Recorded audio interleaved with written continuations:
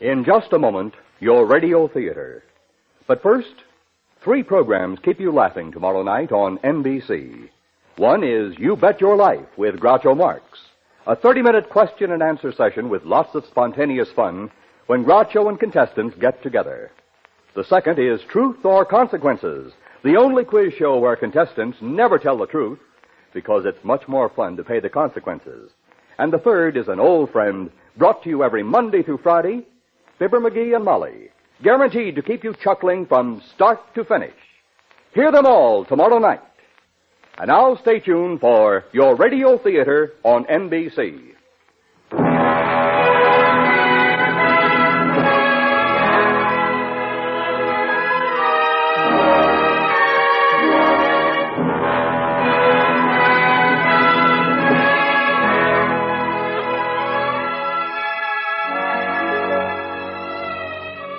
NBC presents Hollywood. The National Broadcasting Company brings you your radio theater.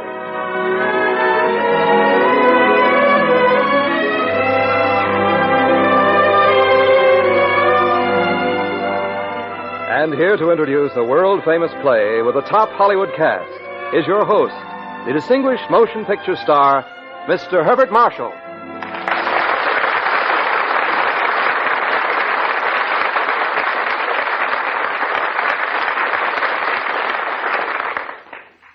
Good evening from Hollywood.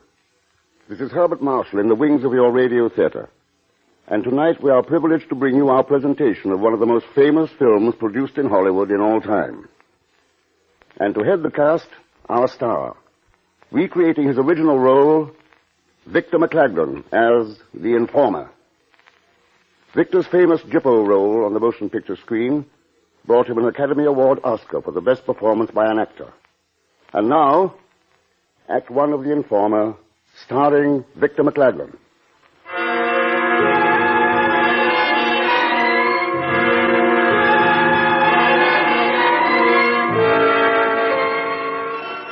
At Easter time in 1916, rebellion flared in the streets of Dublin.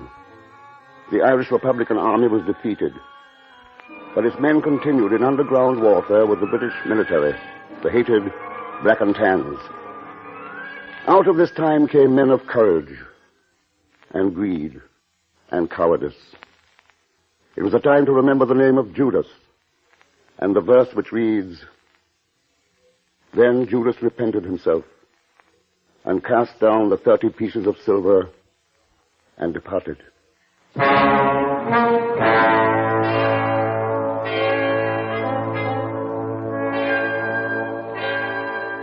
This isn't a long story.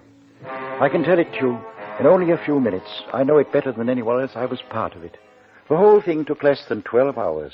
12 hours, but it was as long as a man's life. Did you hear it? It started already. Started ticking off the minutes of a man's life. It began at 5 o'clock of a fog-swelling evening in strife-torn Dublin. That was in 22, when we were fighting for freedom and independence. The Tans patrolled the streets, marching up and down with guns on their shoulders and grenades in their belts. And there were posters on the walls of every building. £20 reward? Wanted for murder? Frankie McPhillip? It was Gippo Nolan, told the poster from the wall. Gippo Nolan, tall as 2 men, broad as 4, and strong as a dozen. Frankie McPhillip was Gippo's pal, you see. His best pal. His only one.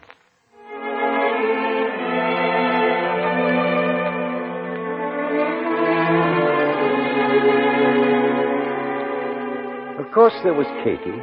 Why, she loved him, none of us ever knew. She was kind, Katie was, and pretty in a tired sort of way, and poor as a tinker's mule. On this night I'm telling you of, with the fog swirling in off the Irish Sea, she was standing on the corner waiting to meet the rich cattle dealer, Michael McCarthy.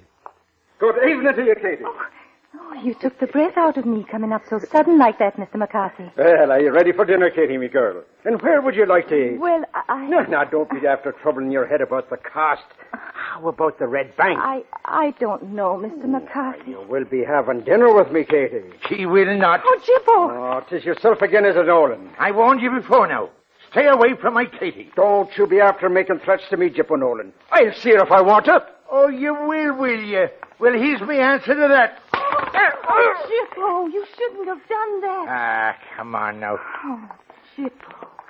Jippo, what's the use? He was only going to take me to dinner, and I'm hungry. Have you the price of a meal on you? Katie, where would I be getting money? Where now? Oh, Jippo, please don't look at me like that. You're all I've got. You're the only one, you know that. But I'm tired of being cold and hungry. Sure, what chance have we to escape? I don't know, Katie. There's nothing I can do. We're stopping. What are you stopping for? What are you stopping in front of a shop? What are you looking at? You see the sign, Jippo. 10 pounds to America. Information within. Money. Some people have all the luck. Look at that thing, handing us the ha-ha. 10 pounds to America. 20 pounds and the world is ours. What are you saying that for? Saying what? 20 pounds? What are you driving at? Oh, Jippo, what's the matter with you? 20 pounds. It might as well be $1 million. Go on. Get your 20 pounds from that Scot I threw in the gutter. Well, Saint Jippo, too good for me, are you? Well, let me tell you something. You're no better than any other man. You're all alike. Oh, Katie, I didn't mean that now. Go along, you and your fine principles. I can't afford them. Katie, wait!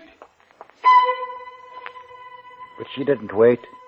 It was angry she was, and her heels kicked away from him. And she left him standing there before the travel agency window. 20 pounds to America. 20 pounds, and the world is ours.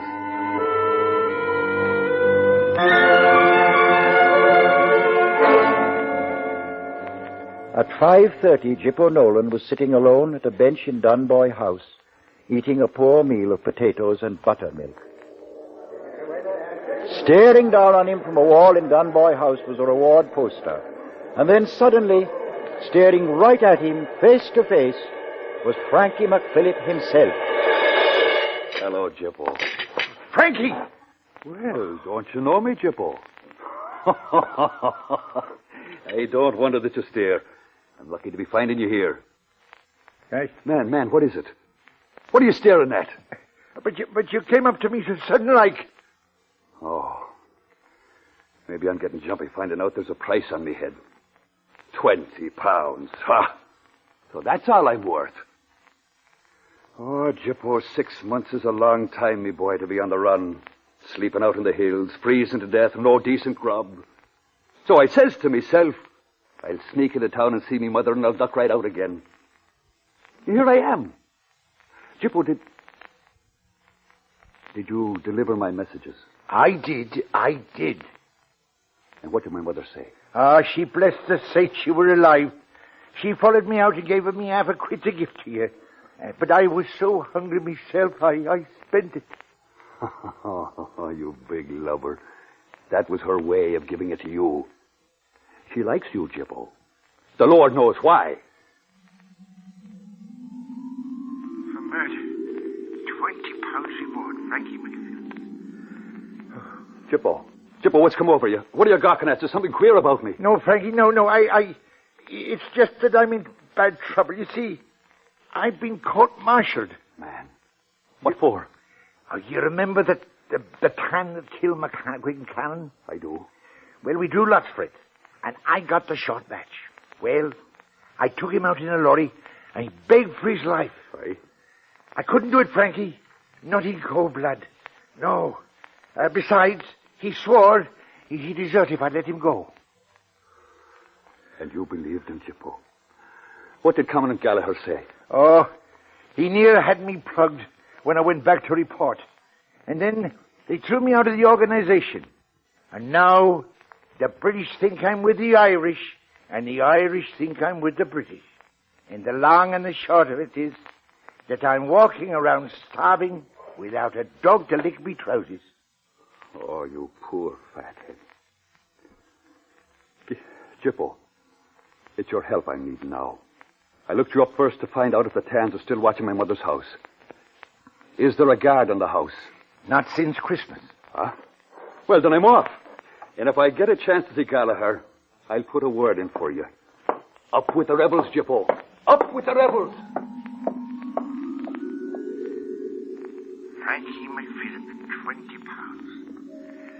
Ah! All the same, it's 20 pounds.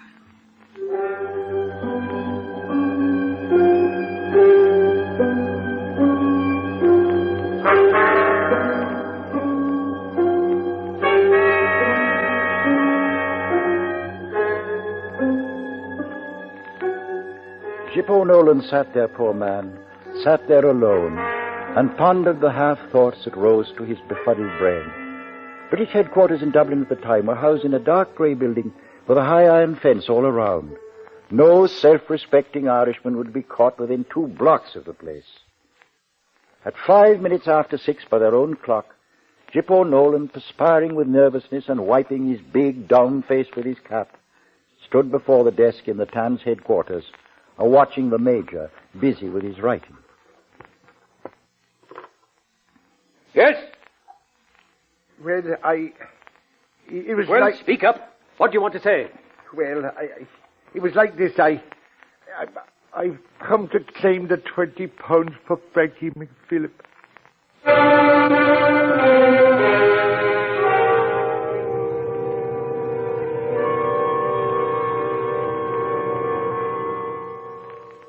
At 6:15, Mary McPhilip, and the bread's not cut yet. Oh, it's that fresh. I can't cut it, Mother. Look at the crumbs it makes. Mary, is that the front door? Hello. Frankie! Oh, me boy! Oh, Mother. Mary. Oh, Frankie. Oh, praise be to God you've come back to us. Now save your praises for this fog that's upon us, Mother. It's the best friend I've had this night, what with dodging down dark streets to get here. Oh, I was so homesick to see you. I walked right down the middle of O'Connell Street just to get a glimpse of the both of you. Oh, musha, my son. Sure, you must be starving. Take his coat from him, Mary. Hang it up. Oh, Frankie, you shouldn't have come home. Oh. It's not safe. Oh, what a long face for a sister. I'm in with the fog and I'm out with the fog and nobody will be the wiser. You sure nobody's seen you? Oh, just my old pal Jippo Nolan. You see, I had to find out if the Tans had a guard in the house. Now, sit down at the table, Frankie. Have a nice cup of tea. You can do all your talking afterwards. Watch out the front door. Come to the back of the house. Soldiers, they're breaking in the door. Machine gun. Get them over there. They're outside, dozens of them. It's the Tans. Frankie, me boy. Where's my coat? No, put that gun back, Frankie. Mary, let me go. Frankie, don't give yourself up. When I can escape. Musha, they'll hurt you. Stay back, Mary. Get away. I can get away now. Frankie, don't. Not here. Get out. Mary, get out of the way and let me shoot. After him. He's going out the window. Frankie, don't. Stop. He's out of the window, hanging on the sill by his hand. Below there, machine guns. Mary.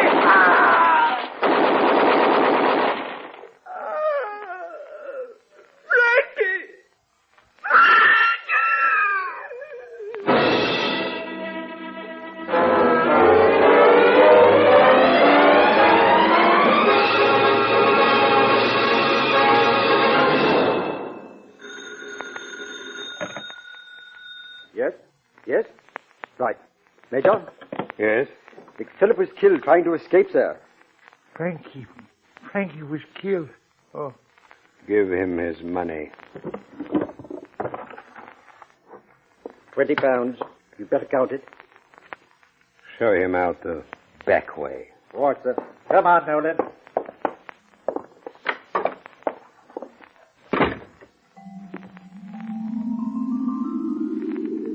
At 7:30, Jippo found himself in the rear of the TAN's headquarters, seeing the fog and the rain through the barbed wire. He glanced about, he did, and then slipped the money into his pocket. As he walked out onto the street, a man seemed to be waiting for him. What are you spying on me for? But seeing as how the man was blind, Jippo took his hands off his throat and let him tap away down the street.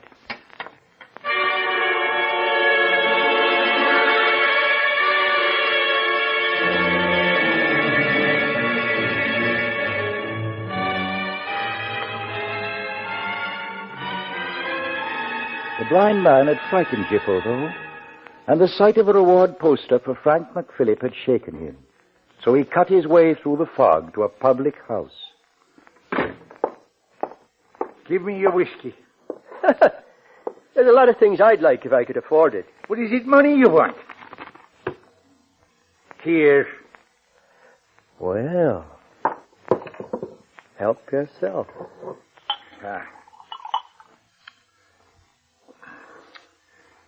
I'll take the bottle to the table with me. Suit yourself.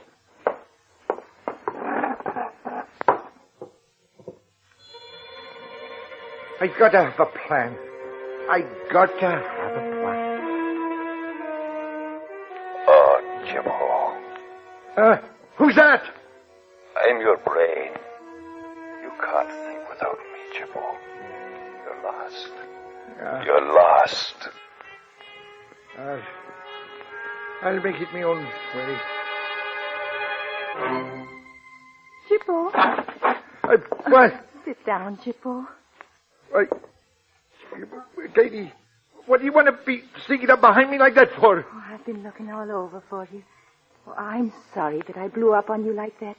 Up in the street, I mean. Oh, Chippo, you know that I love you. You're the only one. You know that. Only sometimes I get so crazy that I don't know what I'm doing. I got it now. Yeah, I did it for you. You did what? The bartender. You forgot your change, me boyo.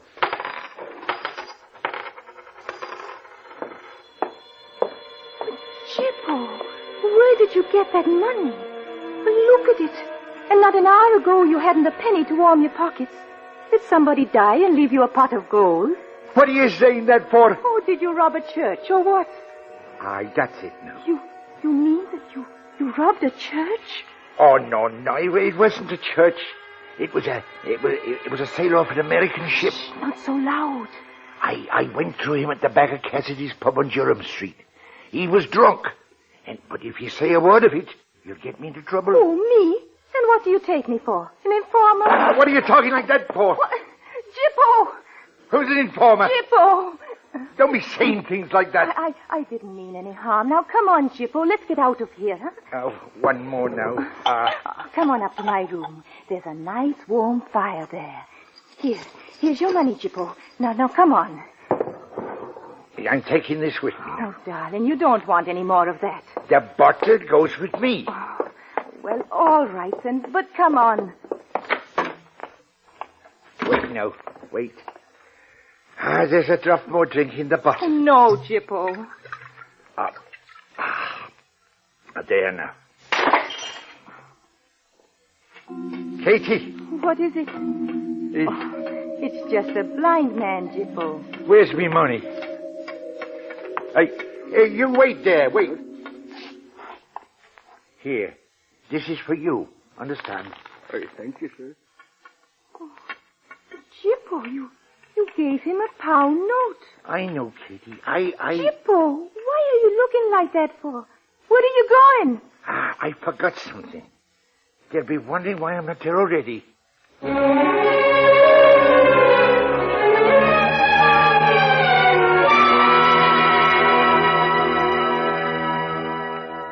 By 8:30 in the evening, the McPhillip house was filled with mourners. 2 nuns and a priest stood by the coffin this side of the candles, praying for the soul of Frankie McPhillip. His mother was a sorrowful sight. Her sitting in a rocker, going up and back, and tears coursing down her face like rainwater into the Liffey. The only words she said were to call out for her son. The rest of us sat quietly. We talked in low tones, as is befitting at a wake, of course. There was only one word on the tongues of us that did speak. "'Tis easy seen to the work of an informer." "'Tis sure. 'Tis the work of an informer." And it was there, in the McPhillip home, that I, Bartley Mulholland, first saw him after it happened. He came staggering up the steps, pulled off his cap, and crept into the room. "Bartley." "Jippo Nolan." I see.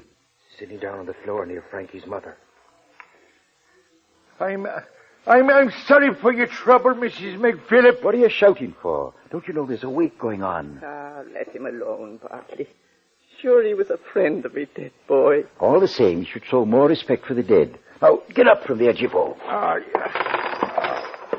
Well, now, will you look at that money? Leave him alone. Sure. I was only going to give your money back to you, Mr. Nolan. I can pick up my own coins. There. Well, what are you staring at? I swear that all that's holy, I want him to keep away from this house. Well, good heavens, man, sure, there's no one suspects you. Sure, that's right, Jippo. No one suspects you. Oh, Frankie, my son. Oh, you've been very good to me, Mrs. McPhillip, and I'm sorry for your trouble. There's something to help you with. Bartley, he's going out. Follow him, Tommy.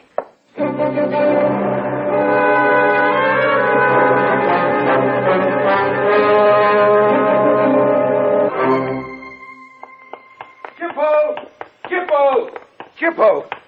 Man alive, what are you hurrying for? Who's in a hurry? What makes you think I'm in a hurry? Oh, no, don't be getting your rag out me, boyo. This is a free country and a man can ask questions without all this gossiping, especially from an old pal. Tell me now, are you working now? No! Well, don't be shouting at me like an aboriginal, will you? You can't blame Bartley and me for taking a friendly interest in you for old time's sake, seeing as how you were one of us at one time. Why do I... Look, Jippo, don't! Jippo! Bartley! Tommy, Jippo. Here, now, none of that. Now, let go of him. Now, what's wrong, boys? What are you up to? He suspects me. He suspects you of what? Oh, I didn't say anything, Bartley. I only asked him to see if... You're a liar, you did. Both of you. And well, I know you, Bartley Mulholland and Tommy Connor. You're Commandant Gallagher's right-hand men, and I'm... Shut up, Jippo, you're mad. Well... You have people listening. Well, don't be accusing me, then. Now, come on, let's get out of here. No! Commandant Gallagher wants to see you, Jippo. Well, I'm not going. Come on, man. He's not going to eat you. Is it afraid of the Commandant you are, Jippo? Afraid? I'm not afraid of the finest man that was ever worked. Well, then, come on then, man. Now, let's get out of here. Keep your hands off me. Come on. I'm ready to see Gallagher.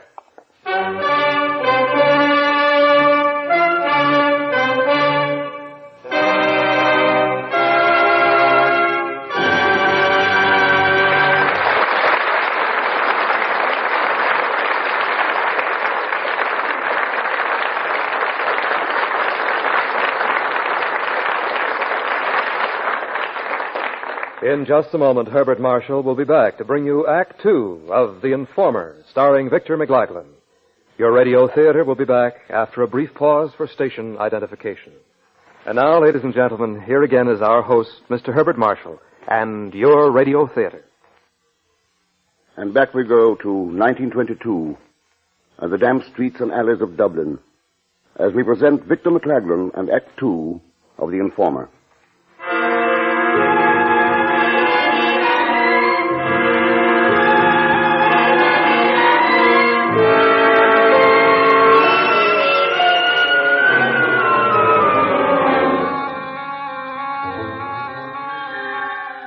Time was running short for all of us. Headquarters of the Irish Revolutionary Organization were in an old warehouse, and it was there that the leader of our organization, Don Gallagher, a fine man, stood and watched the fire in the grate lick at the edges of a McPhillip Award poster and finally consume it. He was engaged to marry Frankie McPhillip's sister, and he was thinking heaven knows what thoughts when Connor and I passed through the guards and saluted him.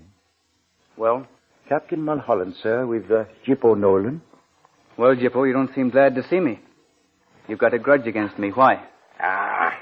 There isn't a thing I wouldn't do for you, Dan. Gallagher. Yeah, but you had me court-martialed and expelled from the organization. You disobeyed orders, endangered the organization. You had a fair trial, Jippo. Only for me, you wouldn't have got away as easy as you did. But forget all that. We've got something on hand now that is as much your business as ours.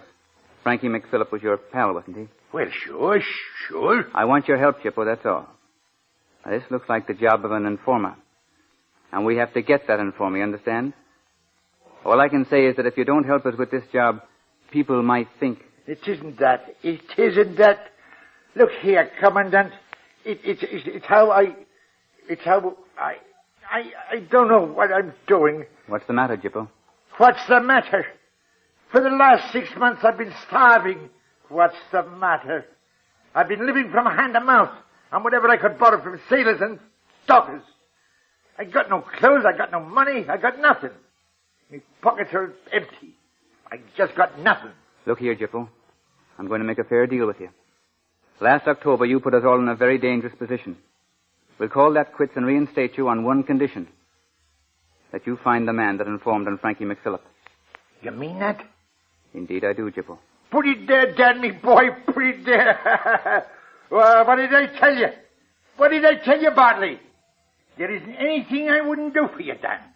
There isn't anything I wouldn't do for you. Can we have a drink on that? Here. Aye. Let's have a drink on that now. Have a drink on the commandment, Tommy, Bartley. And, boy, now here's a drink for you. Who informed on Frankie McPhillip? I'll tell you now. It was that rat Mulligan. Mulligan? Mulligan the tailor? Sure as you're born. How do you make that out? I'll tell you, Commandant. It was the grudge. What grudge? Why the grudge? That grudge. Mulligan had on Frankie. About what? Oh, it's a long story. Long story. There's another little drink in the bottle. Take it. Man alive. You've eradicated the whole bottle. Come on now, Jippo, out with it. What grudge are you talking about? Well, you remember his sister Susie? Whose sister? Why, Mulligan's. What has she got to do with it? What has she got to do with it? Oh, why shouldn't she have something to do with it? Why is she in trouble? Wasn't Frankie the boy that was named? I never heard that. Nor I. Well, now it's true anyway. Well, here, figure it out. Figure it out for yourself now. That's why Mulligan informed. I saw him going into the town's headquarters tonight. What time? What time now? Up at 6. Well, are you taking me back, Dan? If your statement checks up, you'll get back. There'll be a court of inquiry tonight at 1:30 at the ammunition dump. Bartley, you take him up. Arrange to meet him somewhere. All right, Bartley, me boy. You'll find me down at Katie Madden. Right. I'll see you boys later, Bartley. Bartley, me boy. It's him, Dan. I'll stake my life on it. He's the one that did it. Aye, drunk. Drunk? It's a wonder he can walk at all. Keep at Jippo's heels like a potted loo. Find out all you can. And bring him to the ammunition dump at 1:30 sharp. Right. I did as I was told. At 10 o'clock, Jippo Nolan was in a public house in Abbey Street. It was closing time, but the crowd was still clamoring for the drinks that Jippo was buying. Who is he? He's Jippo Nolan, and he's stronger than any bull, eh, Jippo? Am I right? You're right. You see, why not an hour ago, with me own 2 eyes, I saw Jippo knock the scrap of Maloney flying across the road like a man diving off the bolt wall. He's a king, that's what he is. King Jippo, am I right? Usen't he to be pals with Frankie McPhillip, who was shot by the Black and Tans tonight? Hey, when you mention the dead, you might say, the Lord have mercy on his soul. Unity, boys, now unity. Did you hear what he said? I did. May the Lord have mercy on his soul. He died fighting for Ireland to be free. And every man here should do the same thing. And I'll do it when my time's called. And so will King Jippo. So will King Jippo. Am I right, Jippo, me lord? Right, Terry. Silence! Quiet! Silence there, everybody. Quiet. Jippo, you have the floor. I want everybody to come and have some chips. Some fish and chips with me. With King Jippo. Do you hear that? Do you hear that? Fish and chips with King Jippo.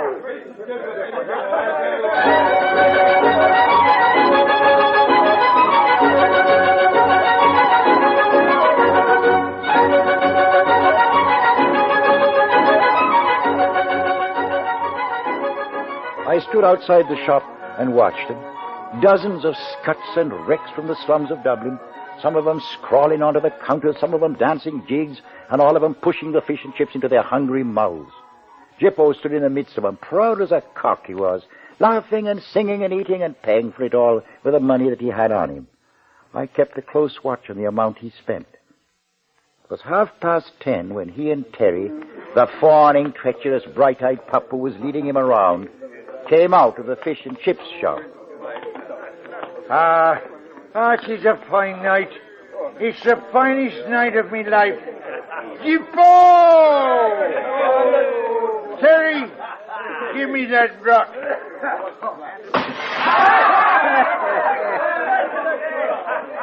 Wait a minute. There's someone waiting for me. You know who I mean. Jippo, me darling, wait for me. And they walked away in the wet darkness, reeling.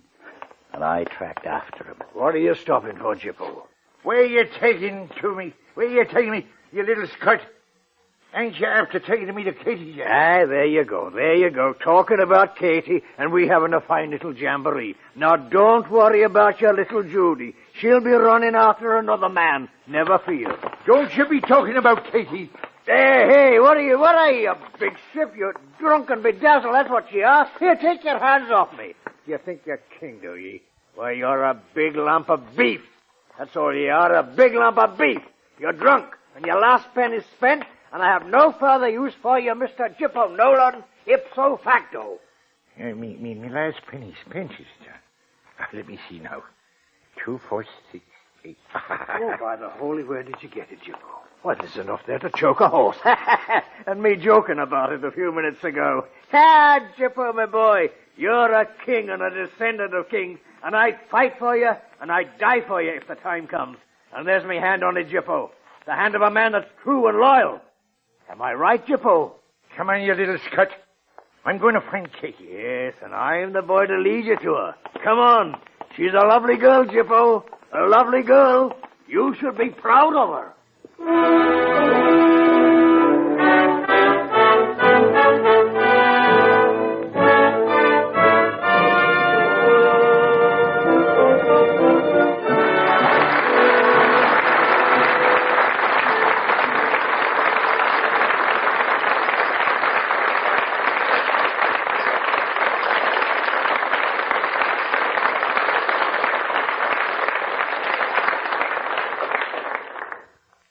This is Herbert Marshall with Act 3 of The Informer, starring Victor McLaglen as the tortured giant Jippo Nolan.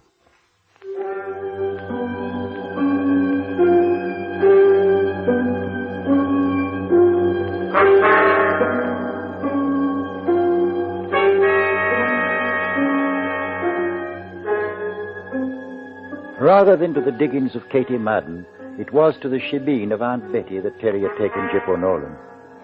As early as 11 o'clock, I stood near a chink of light from the bay window at the side of the house, and I watched Jippo, goaded by Terry, throwing his money away. 2 hours of drunken carousing in a place that should have been too expensive for the likes of Jippo. By then, it was time for me to enter. Barney, me boy! Hey, Barney, come have a drink. Come along, Jippo. It's time to be going now. Ha! Be up with you. Who are you giving orders to? Bash him, Jippo, bash him. Who does he think he is giving orders to me and King Jippo? Shut up. They're not my orders, Jippo. They're Gallagher's. And you've better be careful about disobeying it. You're right, Barty. Is it 1 o'clock? It is. Come on, Jippo. Let's go.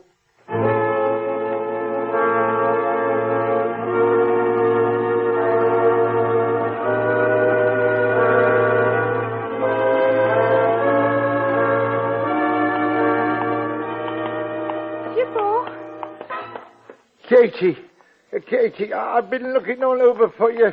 And where have you been? I was in my digs. I waited for you. Why didn't you come? Mulholland. Jippo, what's wrong? Where's he taking you? Oh, Katie, it's all right. Don't worry now. Gallagher is taking me back. Oh. Hey, Bartley. Shut up, Jippo. Now, come along. Will you stop it? Keep your hands off me, will you? Katie, do you remember the 20 pounds I was talking about? 20 pounds? Yes, I got it. I got it for you, Katie. 20 pounds. 20 pounds. Come on, Jippo. I've heard enough of that talk. Oh, come on, this way. This way, Barty, me boy. 20 pounds. 20 pounds.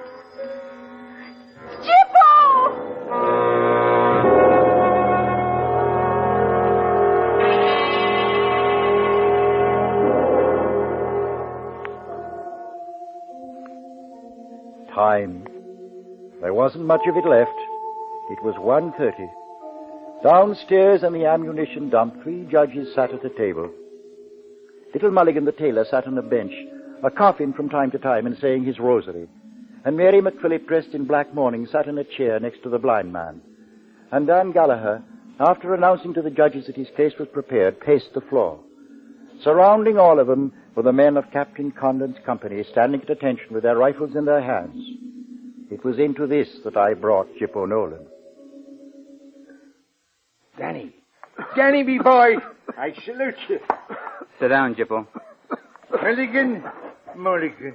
Now, what brings you here? Man alive, you ought to be in bed. This is no hour for a sick man to be out.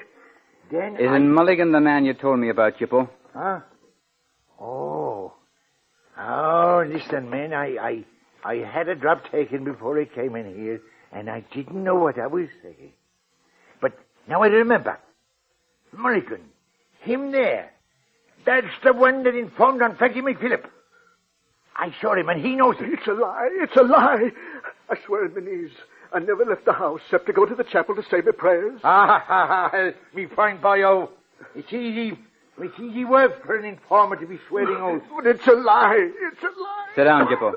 I salute you, Commander. Peter Mulligan, do you recognize the authority of this court? I do, Dan. Heaven knows I do. Will you stand over here, please? Give the court an account of your whereabouts from noon today. Well, at noon today, I was lying in my bed. I had a bad pain in my right side from bronchitis all morning, and I had to stay in my bed.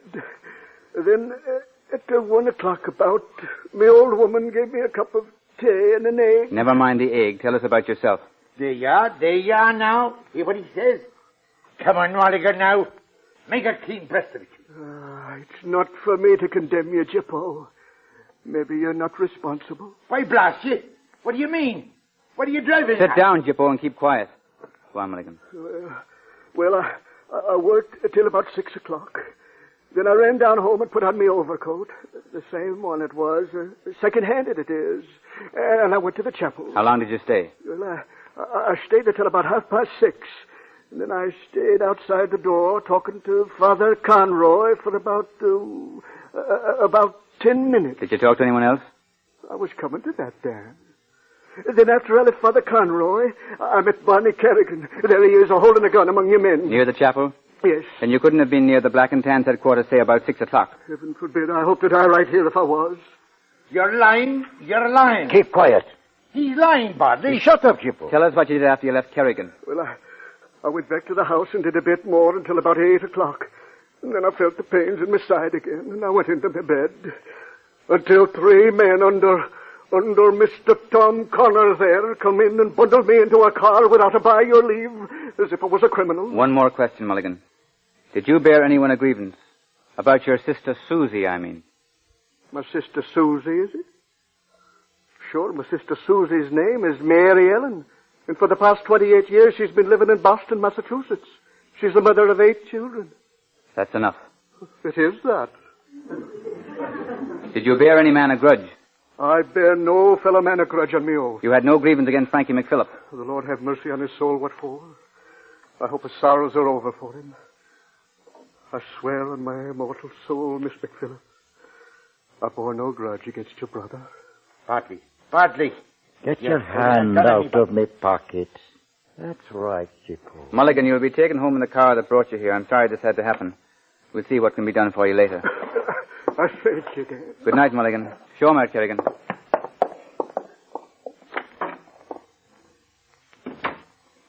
Now, Jippo, suppose you tell us what you did with your time from 6 o'clock this evening until Mulholland picked you up at 1.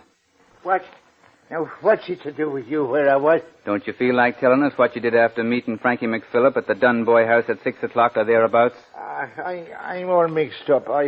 I'm sorry. Mary, will you repeat what Frankie told you when he came home tonight? He said that he met him at the Dunboy house. He said he had to make sure that there was no guard on our home. Is that true, Jippo? If not, why did you shout out at the wake tonight that you had warned him to stay away from the house? That's it. That's it. That's what I did now.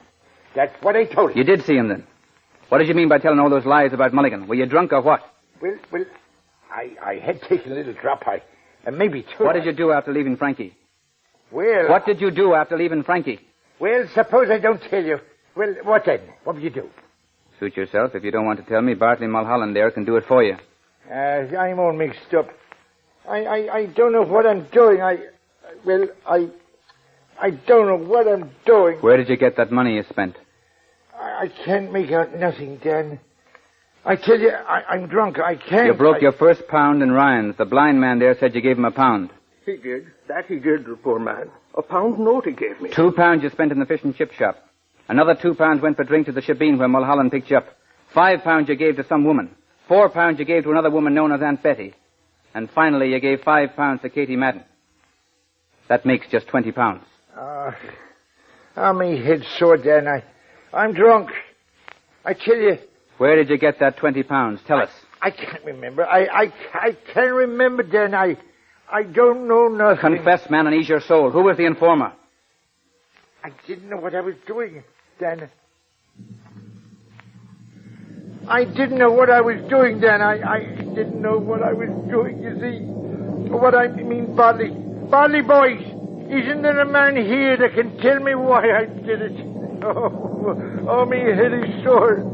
I can't tell him. I don't know why I did it. I don't know why I did it. Oh, Bartley, don't shoot. Dan, don't... Bartley, put that gun away. Lock him up. Come on, Jippo. I don't know why I did it. I don't know why I did it. It's all over now, Mary. Wait outside. I'll take you home in a minute.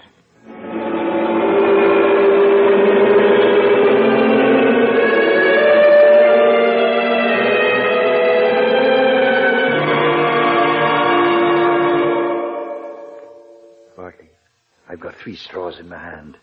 We'll draw to see who takes care of Jippo. While we were drawing straws to carry out the penalty of the court, Jippo Nolan sat in a cell. Drops of water were coming down from the ceiling. Jippo looked up. Only a wooden grating separated him from the street.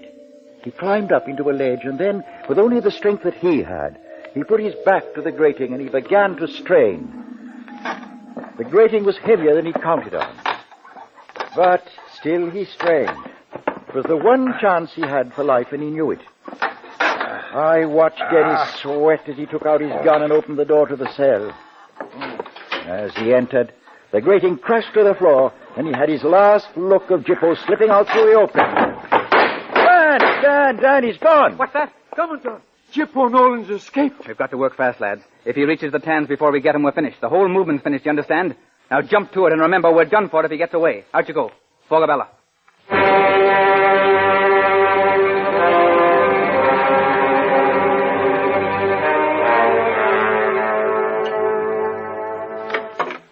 Jippo. They're after me, Katie. Oh, you put the heart crosswise in me. Where have you been? They're after me. They're not going to get me. We'll get away, you and me. Shh, Jippo.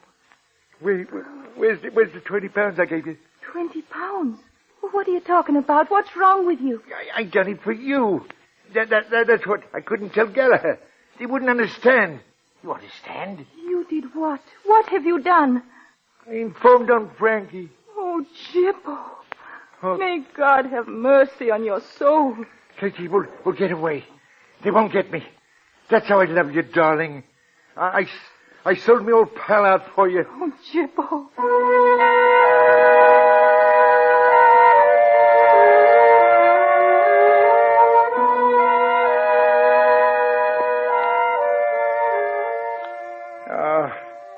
That's a lovely fire. A lovely fire. Lie and rest yourself. Oh, this is good. Good. You don't know what it is to be running around in a fog on a night like this, Katie. Katie, sit down beside me, darling. Here with me, head on your lap. Oh, darling. You're the only one I can trust now. Do you love me? Yes. Yes, I love you, Jippo. I love you when I'm Clay. You don't know what you've done to me. I'd lay me life down for you. You poor blind boy.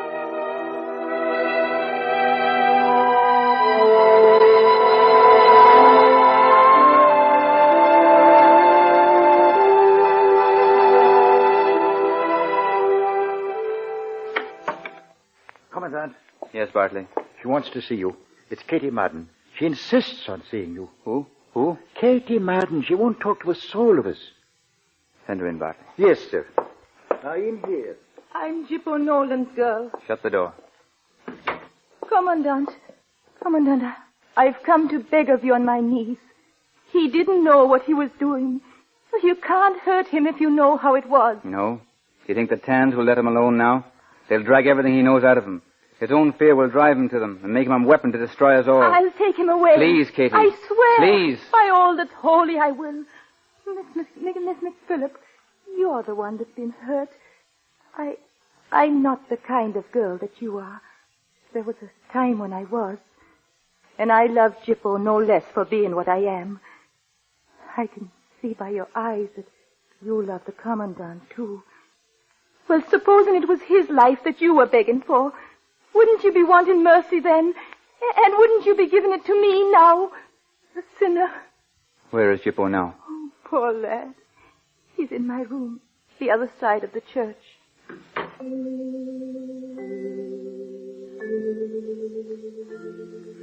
I didn't wait to hear the rest of the conversation. I'd been listening on the other side of the door, and when Katie Madden said Jippo was in her room, that's where I took Tommy and Dennis. I myself covered the front of the house, whilst they crept upstairs to the room to get him. Come on now, Dennis, as you do the short match. I'm not afraid, but the door is locked. Look, I can blow the lock off. Yes. Are you ready now? Yes, go on. And when I do, you open the door and in you go. Get it over. Mother of God! Dennis, look out! He's waiting for you. All right, you boy, do it. Not me, you don't. You blow me throat. I got to take care of both of them. I gotta have a plan now. I gotta get away. Downstairs, outside, and then to the mountains. I'll be safe there.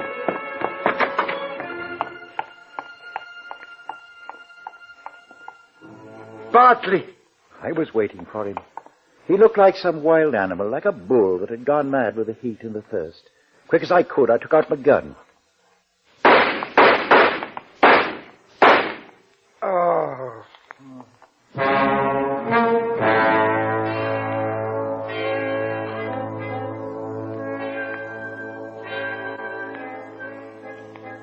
I stepped back into the shadows and watched. He turned left and he started down the street. How he could stand up after what I'd fired into him, only heaven knows. He walked slowly with his feet far apart and his knees never bending toward the church next door. And I still followed him, as I'd done all that evening. But somehow he managed to climb the steps to the church and to get inside. As he started down the center aisle, the strength went out of him and he fell. But he wasn't through yet. Frankie McPhillip's mother was in that church in the first pew.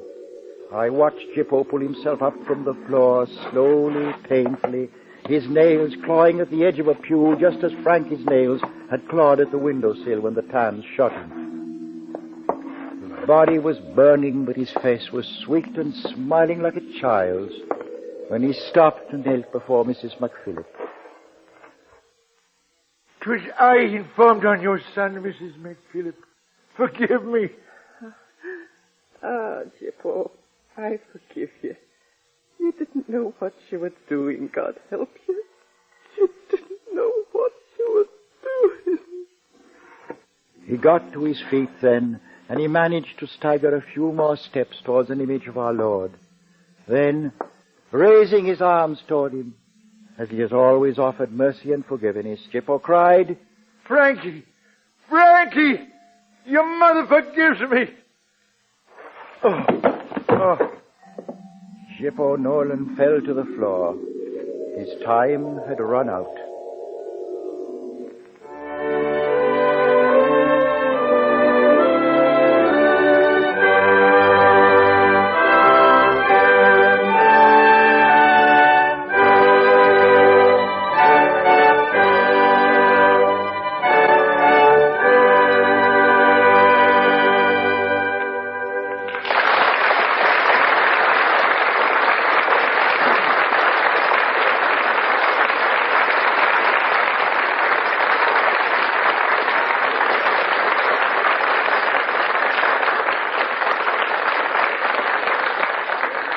And now here is our host, Mr. Herbert Marshall. And our star, Victor McLaglen. Tell me, Victor, how does it feel playing a role years after you first created it? Well, Bart, you don't have to really create Jippo. He's there. You just have to find him again. You found him this evening, all right. Oh, it was a fine performance. Thank you. Jippo is like a favorite old suit of clothes to me. It feels good to get into them again, if you follow me. I do, yes. And there'll be a lot more following you in the next weeks of NBC's Radio Theater. What's planned for next week, Bart? Next week, Florence Eldridge and Frederick March will star in There Shall Be No Night. That's certainly an impressive event. Tell me, how about your season, Victor? Any big plans afoot? Yes, some real big ones, Bart. I'm leaving for Mexico on a fishing trip. Well, that sounds very interesting. Best of luck to it. And thank you for joining us tonight, Victor. Good night. Good night.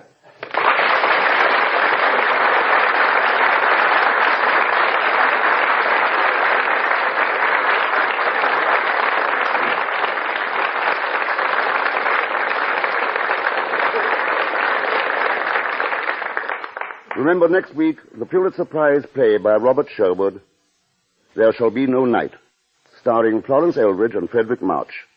Until then, this is Herbert Marshall saying good night for your Radio Theater.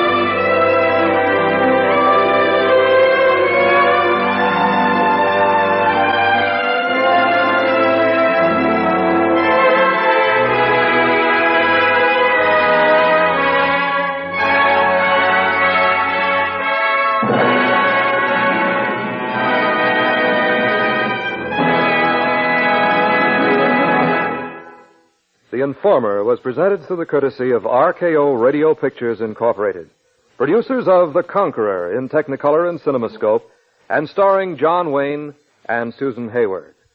This $6 million production will be released early in 1956. Our radio play was adapted by Howard Teichman. Our cast this evening included Ramsey Hill as Bartley, Tom McKee was Frankie, Betty Harford was Mary, Sean McClory was Tommy, Jonathan Hull was Mulligan, George Pembroke was McCarthy, Donald Lawton was the Major, Gil Fry the officer, Charles Davis was Dan, Joe Cranston was Kerrigan, Alma Lawton was Katie, Norma Varden was the mother, Robert Shafto the bartender, Eric Snowden was Terry, and Stanley Fraser was Dennis. Your Radio Theater was directed by Andrew C. Love. Selwyn Tober, Associate. This is Don Stanley speaking. Let's visit with lovable Fibber McGee and Molly tonight on the NBC Radio Network.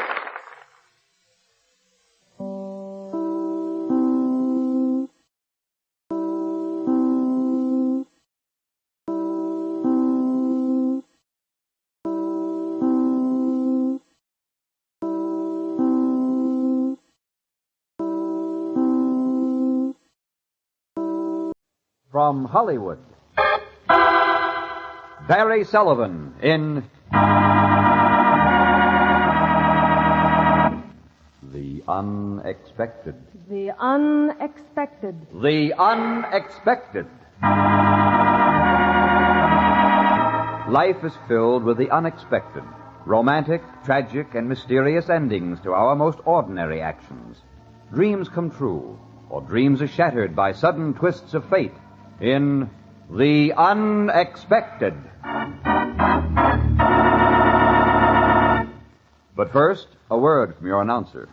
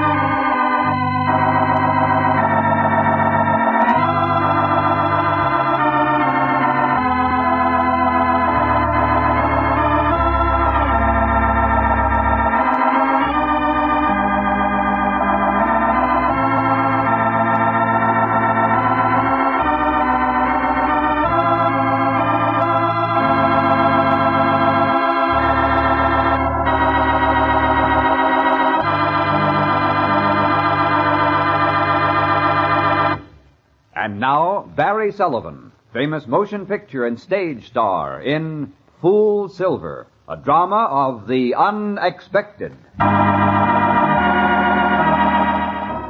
shaded my eyes from the sun and looked hard to make sure it wasn't a mirage. Little spirals of dust obscured my view, and the streets glistened in the bright sunlight, and the metropolis of Peerless, Nevada was real enough. Yet there was something wrong with what I saw. I felt it. I knew it, but I couldn't put my finger on it. And then it hit me. There wasn't anyone in sight. Not a soul on the streets or in the houses. The whole town was deserted and dead. Hello? Hello? Hello? Hello? Anybody around here? Hello? Hello?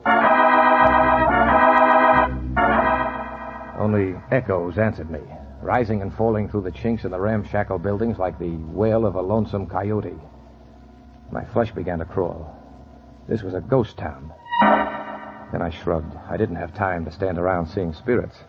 I had a heavy date with a roulette wheel in Vegas, and she was a jealous mistress. I picked up a water pail and lugged it toward the deserted saloon. I figured there might be enough watered whiskey left to keep my radiator perking for at least a few more miles. I took a couple of steps inside and stopped as if I'd been hit by a slug from a .45. Sitting at the long, splintered bar was the village ghost. And quite a vision she was, too, all decked out for haunting. Black high-heeled shoes, black stockings, black shorts and halter, and a mass of black hair. But her skin was creamy, and so was her voice.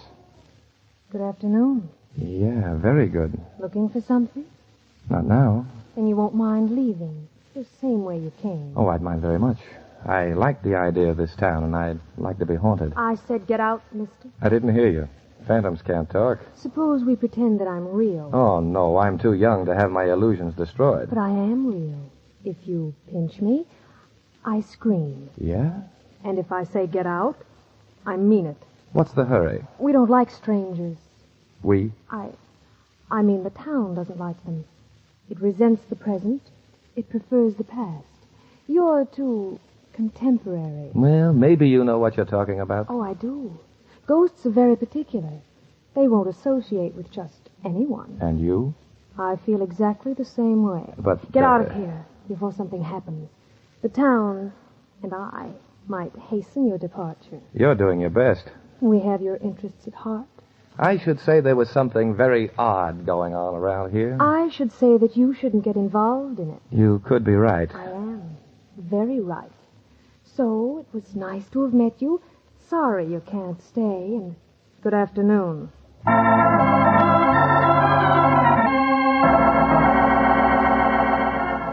She waved a shiny little revolver in my direction, so I made a deep curtsy, backed out the swinging door, and headed up the trail, the empty water bucket banging against my knees. I'd gone about 100 yards past the town limits when I met the other ghost of Peerless, Nevada. He shot a parchment-skinned, white-headed face out from behind a mesquite bush and flagged me to a stop with a heavy gray beard. Where are you heading, mister? Why, nowhere in particular. Well, that's good. Wouldn't like to think you was looking for me. Oh, no. I often wander through abandoned towns in search of buried treasure. Oh, so you did come to spy on me, huh? Come to learn my secret. Well, young fella, it won't work, 'cause I'm too smart for you. Indeed? Yeah, it's just like 'em. As soon as I made a strike, they're all ready to cash in on my claim. They laughed at me for 20 years. They wouldn't give me a nickel's worth of help. Now the vultures come swooping down.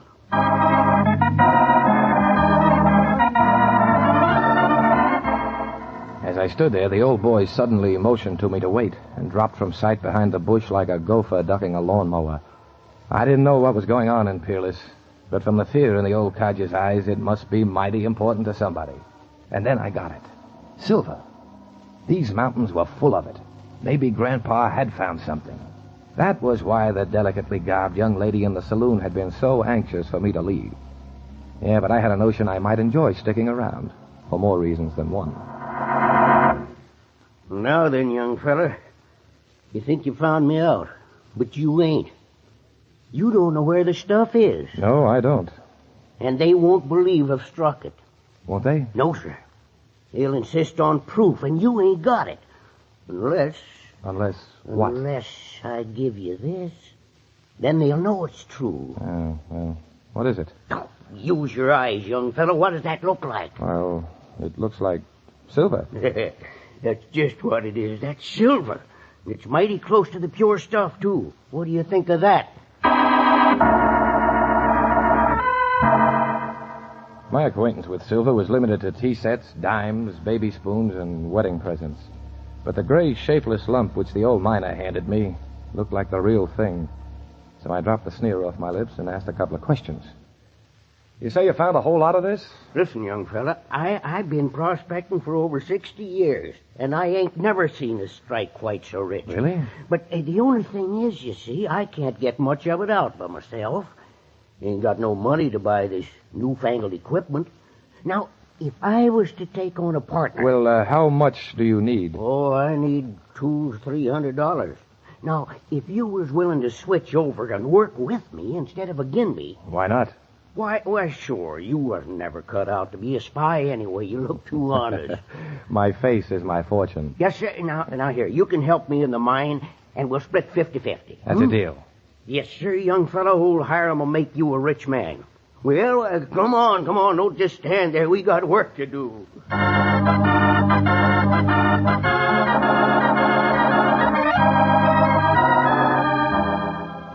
As I followed Hiram through the hollow caves of the old mine, I did some fast mental gymnastics. I'd work with him like he said. Only when the time came to sell the ore, I'd just collect the fee for myself. Then I'd stake out a legal claim to the old Peerless setup in my own name. Hiram could take his mule and go prospecting somewhere else. And I'd make a quick change from gentleman gambler to millionaire.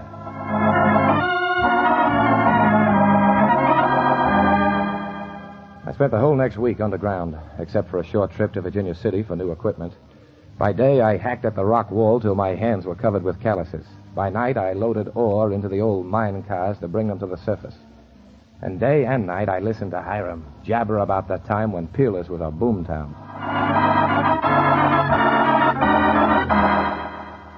Finally, I couldn't stand it any longer.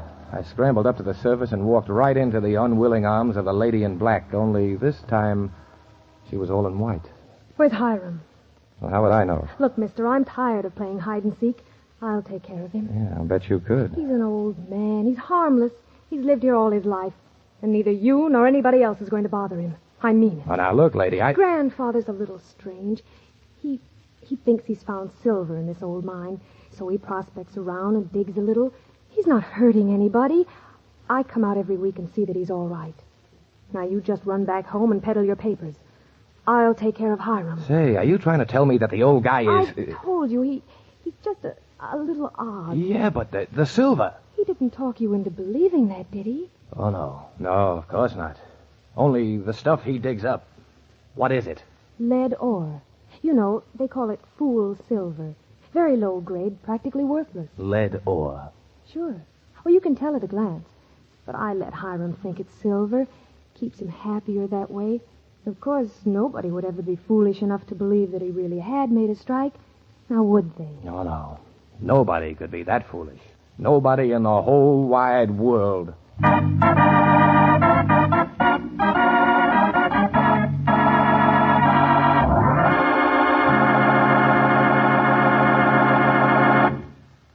You think the story is over, don't you? But wait.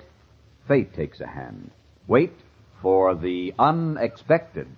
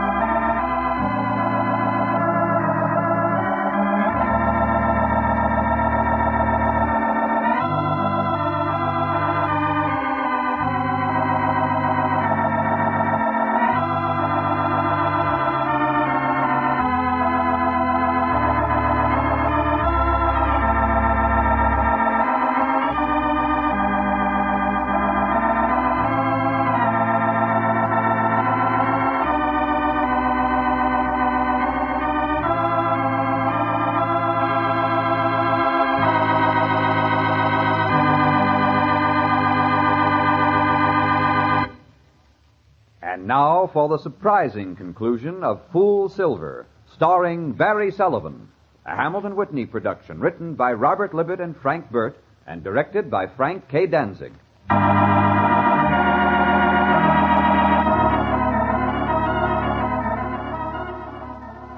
Well, I'd played a long shot and lost. It had happened before. But I didn't like the way Hiram's granddaughter smirked at me as she drew the picture. So I bade her a sad farewell, jumped in my car, and sped into the setting sun.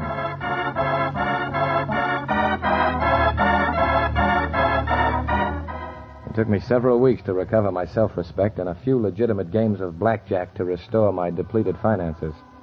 And then, except for the disappearing calluses on my hands, I was able to forget all about the adventure of the peerless silver mine. But that was before I walked into Vegas' biggest hotel and saw Hiram sitting in the lobby. His hair was cut, his beard was trimmed, and a new diamond stickpin glistened in his tie. Well, hello there, young fellas. Mighty nice to see you again. Hiram, I thought... Your granddaughter said that... You thought I was crazy. Well, son, they all did, but I showed them. They're singing a different tune. You mean the peerless did have silver, that it wasn't lead? No, it was lead, all right. It was lead. But something else was in it, too, something awful valuable. Oh, it's too bad you didn't stick it out. We'd have been partners. Government gave me an awful lot of money for that mine. You know, they said that lead was full of, You don't mean uranium, do you? Yeah, that's it. Uranium. Uranium.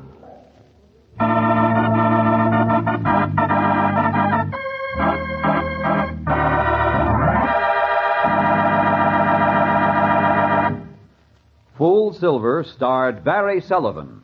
Listen soon for another of your favorite motion picture stars in a drama of The Unexpected.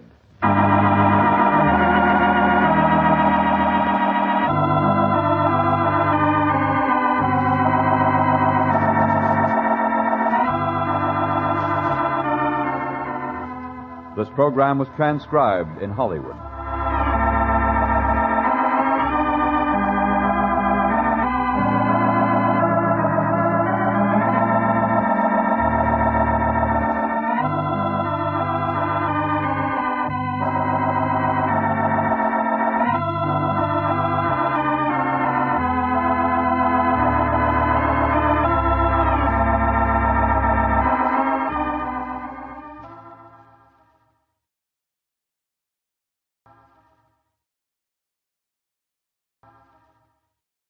From Hollywood, Barry Sullivan in The Unexpected. The Unexpected. The Unexpected. life is filled with the unexpected, romantic, tragic, and mysterious endings to our most ordinary actions. Dreams come true, or dreams are shattered by sudden twists of fate in The Unexpected.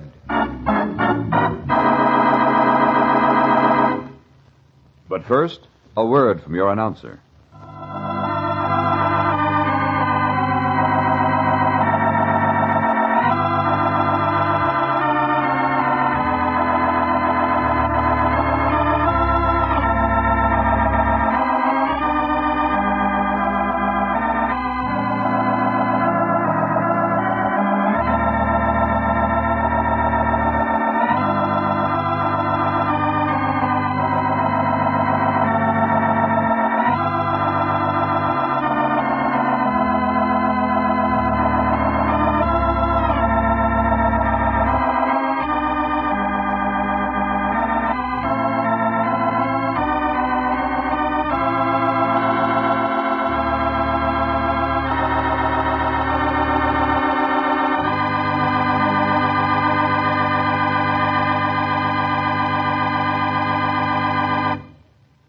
And now, Barry Sullivan, famous motion picture and stage star in Eavesdropper, a drama of the unexpected.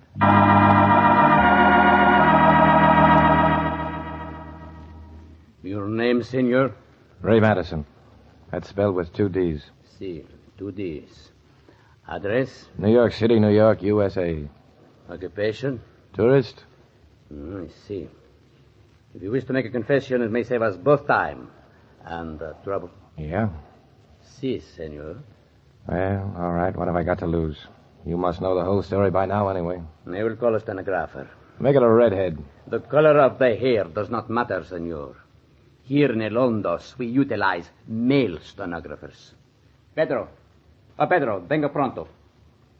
Now, senor Madison, as you say in your native land, sing. Okay, chum. This confession will include a full statement of my connection with the abortive revolution of Colonel Juan Domingo. It will be long and detailed, but you asked for it. I came down to this hot, smelly little country 3 months ago. Partly because things were too warm in New York, and partly because El Hondos was advertised in the travel posters along Fifth Avenue as a land of opportunity.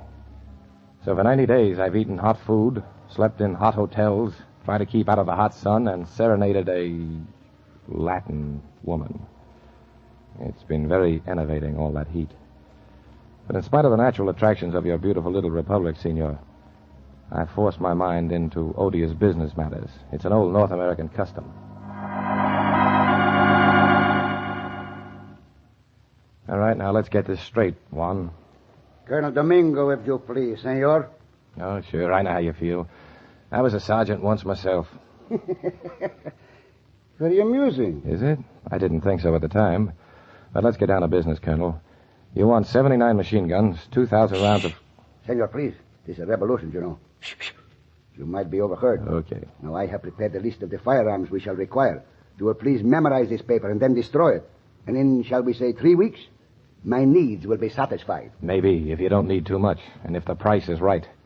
I'm the middleman in this deal, you know, senor, and I wouldn't like to be left in the middle. You'll be well rewarded, amigo, when I assume the duties of government. If you don't mind, Colonel, I'd like something in advance. You never can tell how an election will turn out. In El Hondos, one can predict if one is well equipped. Maybe, but I'd like 5,000 on account. Very well, senor.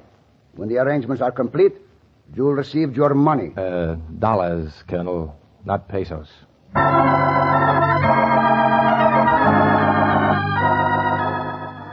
Domingo pulled his chest up out of his stomach, clicked his heels, bowed, and strode off down the street. The cluster of beggars at the far end of the square gave him a wide berth. Colonel Domingo wasn't likely to be voted the most popular man in El Hondos unless he had a 105mm howitzer pointed at the ballot box. But he had friends. He wanted to influence people, and what was most important to me, possessed a very full cash box. 3 weeks later, I had contacted some specialists in the homeland. I always buy American. They agreed to forward a shipment of thunder sticks to be carefully mislabeled canned peaches. I anticipated prompt arrival aboard the SS Night Rose, which was scheduled to drop anchor in a sheltered cove belonging to the current president's current girlfriend. The lady in question, Dolores, was already anticipating a political upheaval and spent her spare time practicing the gentle art of waxing mustaches. So I was ready for my $5,000. Colonel Domingo was ready for his guns, the president's girlfriend was ready for a change of administration, and El Hondos was more than ready for a Grade 1, Class B revolution.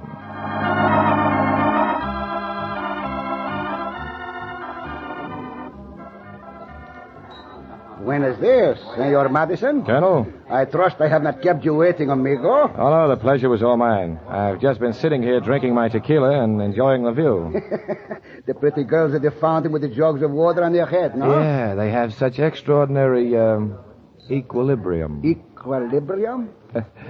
Let it go. Now, let's get down to business, Colonel. Not here, on the patio. There might be eavesdroppers. There's nobody important around. This cafe is as empty as a burlesque theater after a raid. Very well. But caution is the watchword. Remember. I remember. And I may as well tell you, if anything happens, the fact that you are an American citizen will afford no protection.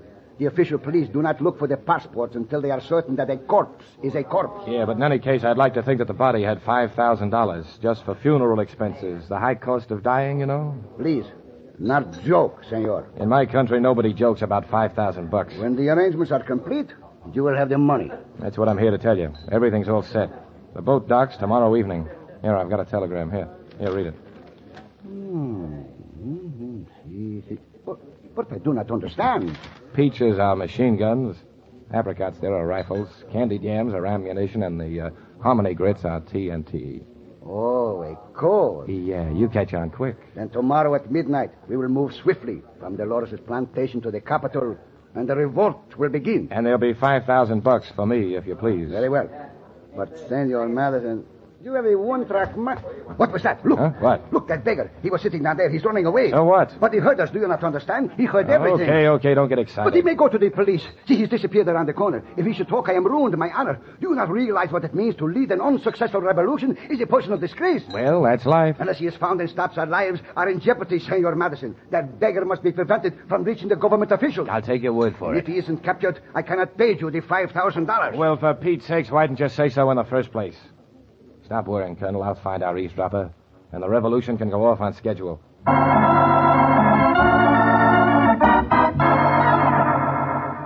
Domingo waggled his mustache with deep concern, but I didn't wait to listen to him. I'd spotted the little beggar limping across the edge of the square, and I took after him like a sailor on his first shore leave. But I was too late. He'd already been swallowed up in the maze of narrow, twisting streets that fingered their way down toward the waterless Hondos River. That beggar had to be found and silenced. I value my neck as much as the next guy. And although I hadn't informed Colonel Domingo, I realized if that little brown stool pigeon ever reached the police, my life was worth about as much as a duck in a shooting gallery. You see, I know that some of these boys take their revolutions kind of serious. In fact, dead serious. So I went in search of my prey. Felipe Roxas, the clerk at the Hotel del Granada, said he knew everybody in El Hondos, and I figured he could be of some help. Yeah, he knew everybody in El Hondos. Si, Senor Madison. I think the man you are looking for is Pedro Gonzalez.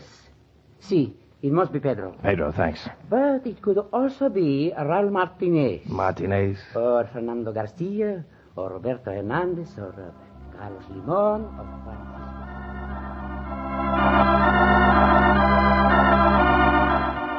Felipe was no help. By now, Colonel Domingo and his hopes for revolution had wilted perceptibly. I decided our only chance was for me to wander the streets and turn our little brown friend up before he turned us in. My meanderings led me into every bar, greasy spoon, flop house, and dance pavilion in the capital. I discovered a total of 17 beggars who limped, wore tan sombreros, had big ears and shifty eyes, but none exactly fitted the picture of the little man who overheard my conversation. And then number 18 did. It was just a few minutes ago when I spotted him. He was coming out of a large white building, his flat-nosed face wreathed in smiles and his sombrero cocked at a jaunty angle. I broke several records for the 100-yard dash as I crossed the street. He saw me, effected a miraculous cure for his limp, and spurted away like a frightened fawn. But I caught him. What do you want, senor? You not do wrong. What Senor want? I took a stranglehold on the little guy's throat and was just applying leverage when a guy in uniform burst out of the entrance of the white building, flashing a large black old-fashioned revolver. What is going on here, senor? Not a thing, officer. Just doing my calisthenics. Finger exercises. Great for the muscle tone. Senor, this is unforgivable. Do you not know where you are? This is the police station. Senor, it is no proper place to commit a murder.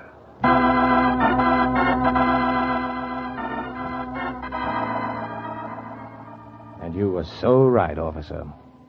I relaxed my grip. No sense wasting energy on such a hot day. And besides, my victim had already squealed. He was coming out of the precinct station, not going in. I was the one that was going in, prodded by your large black revolver. As far as I was concerned, Colonel Dominguez's revolution was finished, and goodbye $5,000.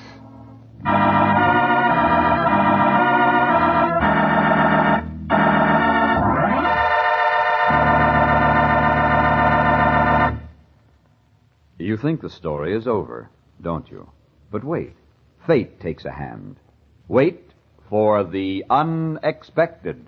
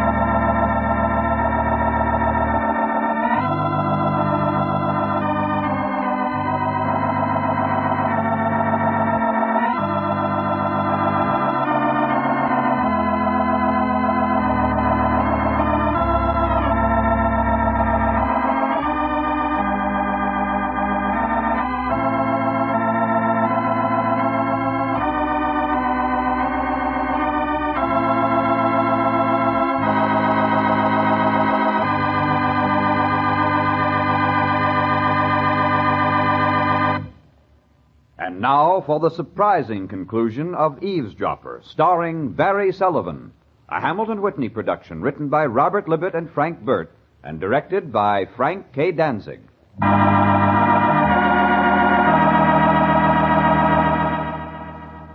Well, that's it. Si, senor. So ends the shortest revolution in the history of El Hondos.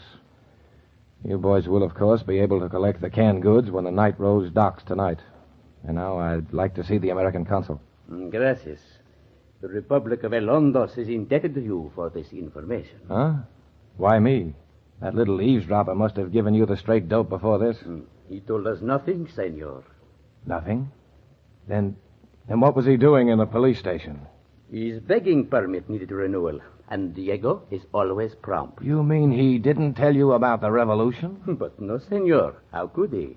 He heard nothing of your conversation with Colonel Dominga. You see, Diego is deaf.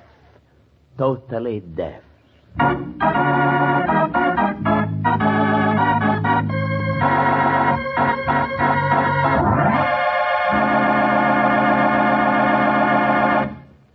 Eavesdropper starred Barry Sullivan.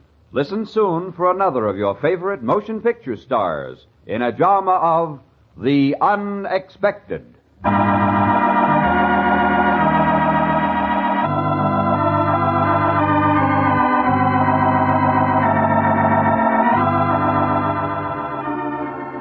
This program was transcribed in Hollywood.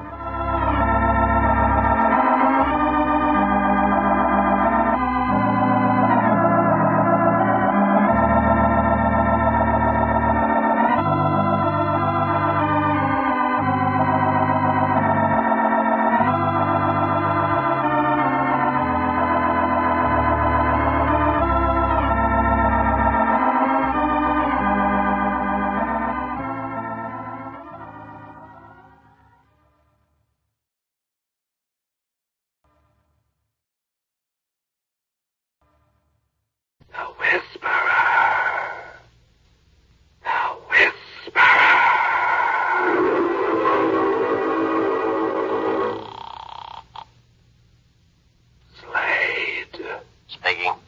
Are you ready? All ready. What are my instructions?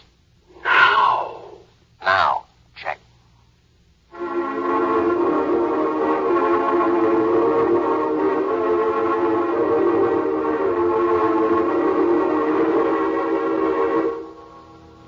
presenting The Whisperer, starring Carlton Young.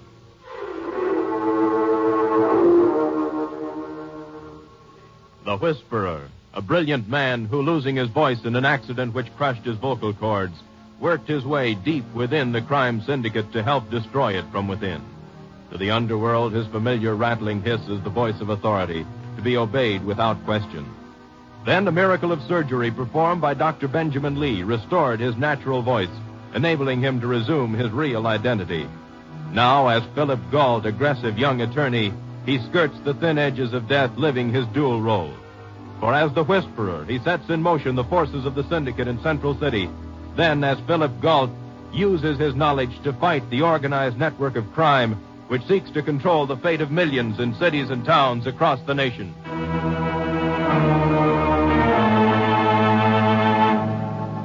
Now, in Dr. Lee's office, we find Ellen Norris, the doctor's nurse and the only other person besides the doctor who knows of Phil's dual identity, watching anxiously as Phil, speaking in the voice of the Whisperer, makes his report to a superior in the syndicate.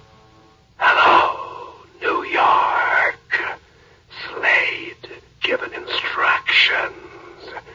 Will report progress. Now? That's right, Ellen. Now. What does it mean, Phil? You mean specifically? I don't know. It's designed to set something in motion right now. Someone's murder. When the syndicate gives that kind of an order, it usually means at least one murder. And you had to pass the instructions on. Just another indication how the syndicate works, Ellen. One hand never knows what the other hand is doing. This Slade is probably from out of town. He has his instructions already. All he was waiting for was the word to start. I had to give it to him. Every other time, Phil, you had a lead of some kind to help. You knew who the victim was, you knew what was going to happen, and you could do something about it. But now... Yes. What are you doing, Phil? The only lead I have is the telephone number where I reached Slade. But how are you... The phone company won't give it to me, but the police can get the address. Lieutenant Denver? Mm-hmm. Excuse me, honey. Homicide, please. I have an idea the lieutenant's already suspicious of your extra-legal activities, Phil. How long... Hi, Lieutenant. Need a favor. Uh-huh. I've got a phone number. I need the address. Cheshire, 1789. That's right. No, it's just a little checking on a client. Yeah, I'm at Ellen's office. Thanks. He must be in a good mood. The lieutenant's plenty smart, Ellen. He knows I wouldn't want the address for any reason that might kick back. Little does he know. In this case, what he doesn't know might save him some grief. If you can stop whatever it is from happening. Yes, if. Sweetheart. Uh-huh. It's kind of late, and I'm going to be on the move pretty soon. How's about meeting you later for supper? You can get a sandwich now, maybe take a show or something, and then I'll join you. Mm-mm. Well, it's past dinner time already, and you haven't had anything to eat since lunch. I know. I'm starving. Well, then. And every time I have an appointment with you for dinner, it's always delayed anywhere from 3 to 5 hours. You see what I mean? The best thing right now is for you to grab a bite and meet me later. Consequently, since I'm a creature of habit, I've got myself into the habit of irregular dinner hours. Well, now's your chance to get regular. I'm staying with you. But don't you... No buts. I'd be wondering about what was happening all the time. Ruin my digestion. I'm with you, lover. No, wait a minute. Hello? Oh, yes. Hello, Lieutenant. Uh-huh. Yes, I know where that is. Uh-huh. Well, thanks. I'll split my fee with you on this case. Got the address? Yes.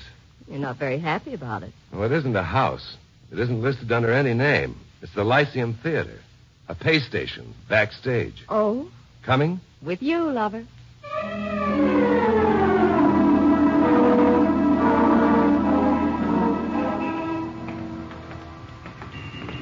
Oh, look what's playing, Phil. Romeo and Juliet. Oh, that would be a nice way to spend an evening in the theater. Maybe it'll be more entertaining backstage.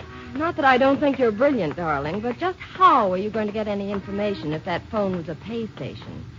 Seems to me this job's just about hopeless. Just about hopeless for the somebody on the other end, too, Ellen. We've got to try. Here we are. Let me do the talking. Don't I always?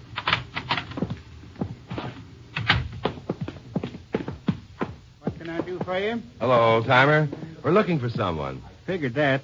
Who? Fellow by the name of Slade. Slade? That's right. Don't know any Slade. Not connected with the company? Nope. Can anybody come off the street and use that payphone on the wall over there? Nope. Anybody use it in the last half hour? Nope. Oh, say, wait a minute. Yeah, there was somebody come along with Judy. Hung around the phone right around 7:30. When it rang, he answered it. Guess it was for him, all right. I see. You say he came in with Judy? Uh-huh. Can we speak to her? Well, if you want to wait around, you probably can. She went out about 5 minutes ago. Went out? With the man who answered the phone? A minute after. She asked me which way he went, and she went out. Kind of in a hurry, too. And she's due on the stage in about 15 minutes. If she don't get back quick, they'll probably have to use her understudy. I see. You don't know where she went, do you, old-timer? Well, she lives across the street and down a block. Hathaway's. Hathaway's? Second-hand furniture store. Her uncle owns it. Living quarters upstairs. She lives there now to be near the theater. Thanks. But she ain't there. Oh? Leastways, she's not answering the phone there. Deauville, the director, called and got no answer. So thanks. Let's go, Ellen.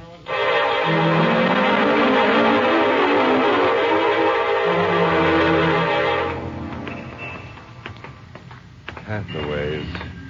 Oh, here it is.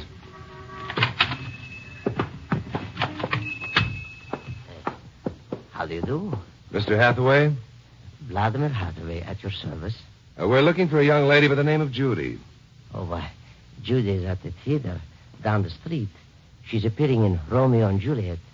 But I don't think you'll be able to speak to her, not until she's off stage. Well, she's not there. She came home. She does live here. Why, of course. Judy's my niece. Of course she lives here, upstairs. But she isn't home. I'd know if she were. She left here almost an hour ago. And didn't come back? No, of course not. Oh. Quite a shop you have here. Thank you. Could I interest you in some furniture? I have a dining room set that's almost new right over here. No, thanks. A lounge chair, most comfortable thing in the world. We'll think of you when we set up housekeeping. Oh, I thought you were... Married? Not yet. Judy has a friend by the name of Slade, hasn't she? Slade? Why, not that I know of. You know anybody by that name? Slade? No, Well, I don't think we can do any good here, Ellen. Is something wrong with Judy? For a loving uncle, you finally came around to getting concerned. I don't know if anything's wrong. But if anything is wrong, I would like to know. We're trying to reach a fellow by the name of Slade, and Judy apparently knows him. Oh, I see. Perhaps one of her actor friends. I don't know them all. It's hard to keep track of. Phil. I heard it. I beg pardon? That was a shot. Where's the stairway to the upstairs? A shot? That's right. Where is it? I am a little hard of hearing. But what kind of shot, you? Pistol, if I'm not hard of hearing. Where's the stairs? But if it's a shot... Stop stalling, Hathaway. Ellen, try that door. Here, Phil. Yes, through that door and up the stairs to the right. It was a shot, Phil. I know. Through here, Ellen. I did it. I did it. Phil, on the floor. I see him. Phil? He's dead. I shot him. Better let me have the gun, Judy. I shot him. Slade? I shot him. All right, you shot him. Is his name Slade? Yes. Better give me the gun, Judy. No. Come on, Judy. No. What's happened? Judy, where's David? Stay away. All of you get back. You can't run away. Stay back or I'll shoot. Quick, after her. Locked. Come on, Hathaway, a little help here. Come on, let's go. Now, let's try this one. It's locked, too. Any other way out, Hathaway? What? Any other way out? Yes, through that back door, but it opens on an alleyway. No, it doesn't matter. She's gone by this time. What's this room? What do you do here, behind the showroom? I do stone cutting, a hobby. Hey, they're gone. Gone? What's gone? My diamonds. You cut diamonds for a hobby? David took them. Whoa, that's the second time David's cropped up. Who's David? He must have taken them. All right, now, who is David? They were going to get married. David and Judy. All arranged. When the show closed, get married. Was he here when we came in? Yes. Upstairs with Judy. And Slade? Yes. You lied to us then? Yes. I was afraid. Slade came in and started talking to me about buying some furniture. Just waiting. And then Judy came running in and they both went upstairs. David was there. Not when we got there. How did he get out? Probably hiding right in this room here when we went upstairs. All right, Mr. Hathaway. You better call the police. Police? Oh, yes. The diamonds. No, Hathaway. The dead man. Homicide. Yes. Yes, Judy shot him. That's right. But he had a gun in his hand, Hathaway. It was probably self-defense.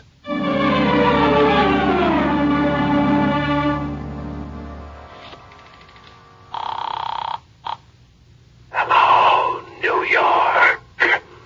Central City reporting. Our man Slade has been killed. We will put Operation X-22 into effect.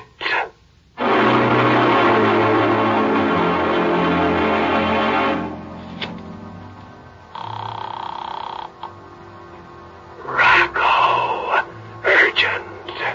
Operation X-22. You will cover the north side of Central City. Use every available man. Find Judy Forrest. She will lead you to David Clark. Shoot to kill.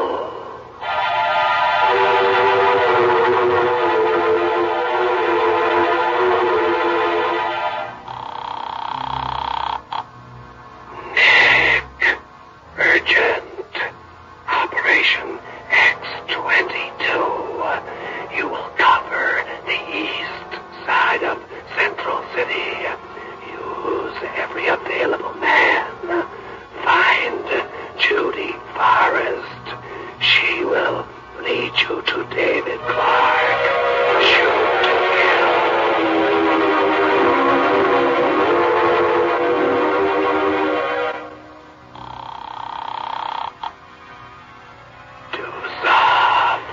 Urgent. Operation X-22. You will cover the south and west sides of Central City. Use every available man. Find Judy Forrest. She will lead you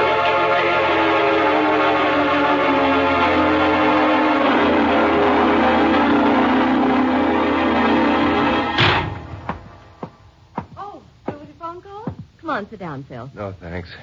What's wrong, Phil? You look as if... Operation X-22. What's that? A dragnet. A syndicate dragnet. For Judy? Uh-huh. Poor frightened kid. To kill her? Her and David Clark. Why? If I knew that, I'd probably understand a lot of things, Ellen. Like why Hathaway is such a confounded liar. What chance does she have, Phil? None. What are we going to do? Try to find her before the syndicate does. Try to find her. All right, Phil. Finish your sandwich. Mm-mm. I've just lost my appetite.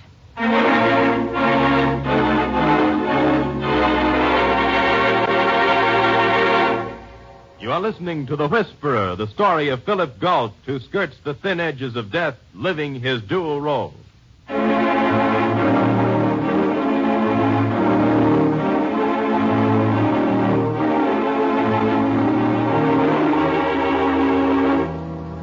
Dragnet, not a police dragnet, but a syndicate dragnet, more deadly, more vicious, with orders to shoot on sight. Philip Galt, in his guise as the Whisperer, has passed along the syndicate's orders, and now, without knowing where Judy Forrest is, he must protect her from the dragnet he himself set in motion. Seems like such a hopeless task, Phil, finding Judy. We have one lead, Hathaway. Seems like such a bewildered kind of man, Phil. Much too bewildered. What do you mean? Those diamonds of his, for one thing. What about them? Diamonds in a broken-down place like that? And first he said they were his stones, a hobby. Then he said it was part of a job and they belonged to someone else. No, Ellen, something's wrong there. You didn't have to take the car if you wanted to go back to a store, Phil. You're going past it now. Uh-huh. Why? In case the store is being watched. By whom? The syndicate, Ellen. This is a logical place for them to pick up a lead, too. We just walk in off the street, we look like customers. We drive up, they take special notice of us and the car. Oh. We'll park down here and walk back. Phil, any ideas why Judy shot that slave fellow? None. Or how David is mixed up in it? No. But I can take a guess. Okay. What's your guess?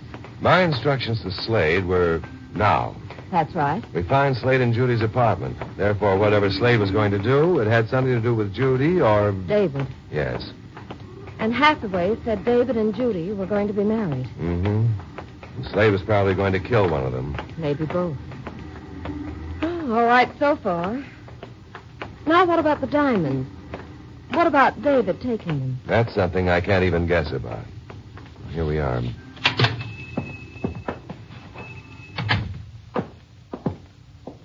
Yes. Can I help you? I thought the police would be here by now, Hathaway. Police? You know, the body upstairs. Body? Upstairs? I don't understand. Oh, so that's the way you want to play. Ellen, Yes, Phil? take a look up there, huh? All right. You must be mistaken. There is no body upstairs. I can't understand what you mean. Who took it away? You must excuse me. I'm very busy. And what about the diamonds that were stolen? Reported that yet? Diamonds? Stolen? I have no diamonds. Now, please, I don't know what that young woman is looking for in... Don't you, Hathaway? My thigh, you're choking. A woman's life is at stake, Hathaway. He's not there. There's nobody upstairs. I know. Well, Hathaway? What do you want? Where's Judy? I don't know. What do you know, Hathaway? Do you know the syndicate has a dragnet out for her? No, I don't. Oh, yes. I don't know where she is. They will kill me. They will. Who will? The syndicate. The diamonds. Cutting them up and passing them along. Part of the syndicate. A small link in the chain. David. What about him? He stole them from me. I'm responsible for them. I don't know what they'll do to me now. What about Slade? I don't know about him. David, part of the syndicate, wanted to quit.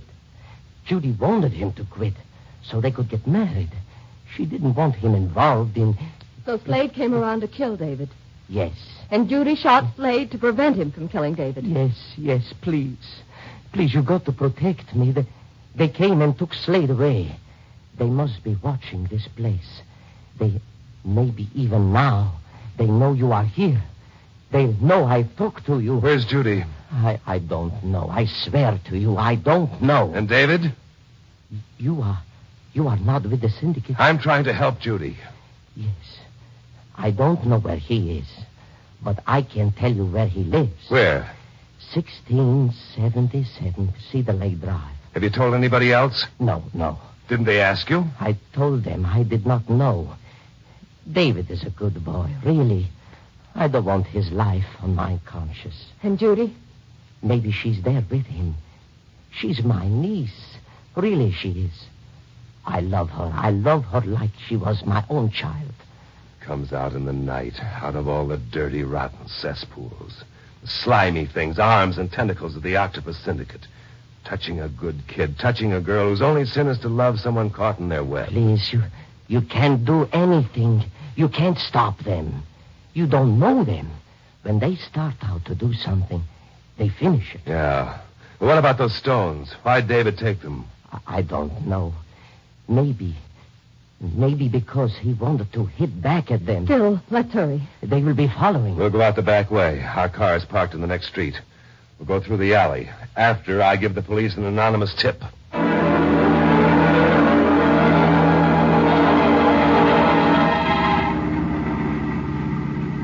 Well, is it clear, Ellen? Does it begin to make sense? Yes, Phil. David wanted out. He wanted to quit the syndicate, and they wouldn't let him. Afraid he might inform on them. So they had Slade waiting and ready, and the Whisperer said now. And Slade went after David at Judy's place, only Judy shot Slade first.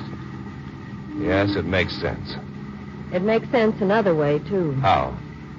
What happens when the Whisperer quits? He won't. They got a dragnet out for him, too. He won't quit. Not until the whole organization is exposed and destroyed. And what happens when they find out the Whisperer is really Phil Galt? They won't find out. You're always so positive. You're always so sure. But one day you'll make a slip, or they'll begin to suspect. All they have to do, Phil, just suspect that Phil Galt is a Whisperer. Now, this is Cedar Lake Drive. Can you spot some of the numbers? You haven't even been listening. Yes, I have, Ellen. Where are we? 1400 block. And it's 2 streets down. Reach around behind you, sweetheart, and take out that package, will you? Yeah, that's it. What is it? Open it. That's right. I'm going to pull up here. We'll walk the rest of the way back. But what is this, Phil? Strings, rubber bands, elastic? Attached. Cute, isn't it? There's nothing cute about a gun. That's a 25, a toy. A toy that can kill. Here. I'm going to put it on under my jacket. But what are all those rubber bands and things? Well, that was originally designed for a card shop, Ellen. You know, to drop aces out of a sleeve at the propitious moment. Oh? But the gun? That's my refinement. Instead of having an ace up my sleeve, I've got a 25. All I have to do is drop my hand fast and the gun falls into my palm. An ace, too. An ace of spades. Phil. I want you to stay here. No. This might be dangerous. I want you to stay here. No. Now, please, honey. No. All right. We got to hurry. I don't think we've been followed over here. They'd have shown up by now. Maybe we can get there before the shooting starts. That's why you've strapped on that contraption. Just precaution. Uh-huh. That's how certain you are you'll be able to get out of this without shooting.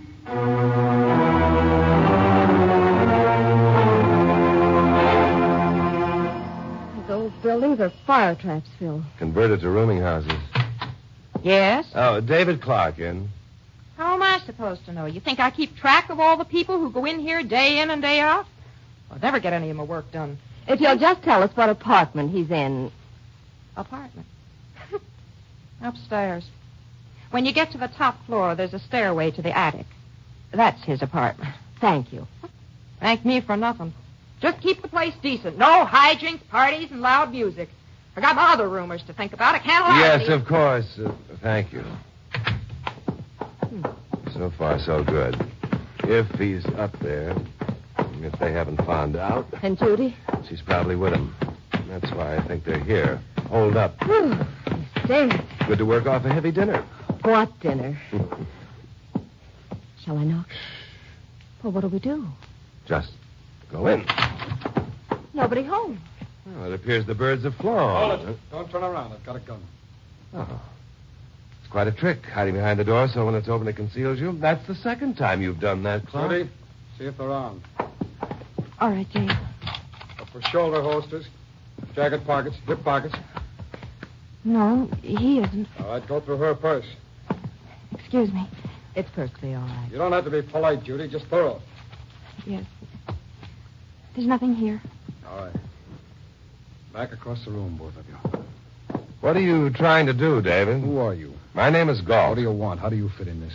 I happen to be following a man by the name of Slade. Knew him a long time ago. A hoodlum, murderer, part of the syndicate. What do you know about the syndicate? Enough, David. Enough to know that anyone who gets wound up with the syndicate has taken a step he can't take back. Enough to know that if they mark someone for death, there's usually no escape. There'll be an escape this time. Not if you go about it this way. I'm here to try to help you. I don't need any help. Now, that's silly. Yes. Please, can you help?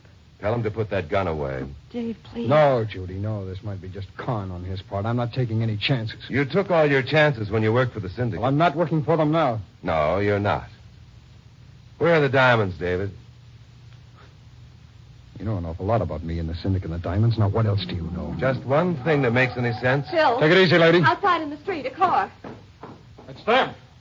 You brought the whole mob. They didn't follow me. How else could they get here? I found out from Hathaway. Don't you think they might have found out, too? Yeah, that's right. Well, David, what are you going to do? Oh, they wouldn't let me quit. Well, I'll see they don't get their lousy diamonds. I'll see to that. The dirty, rotten murders, I'll make them pay. And Judy?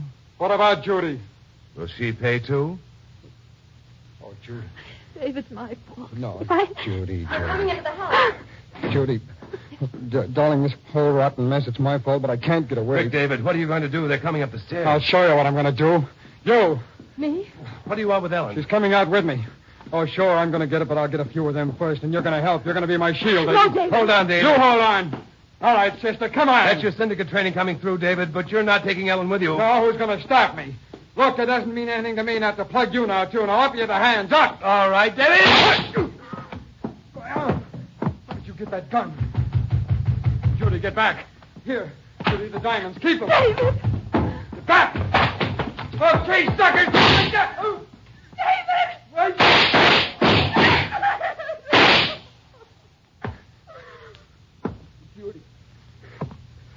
Judy, I made him pay.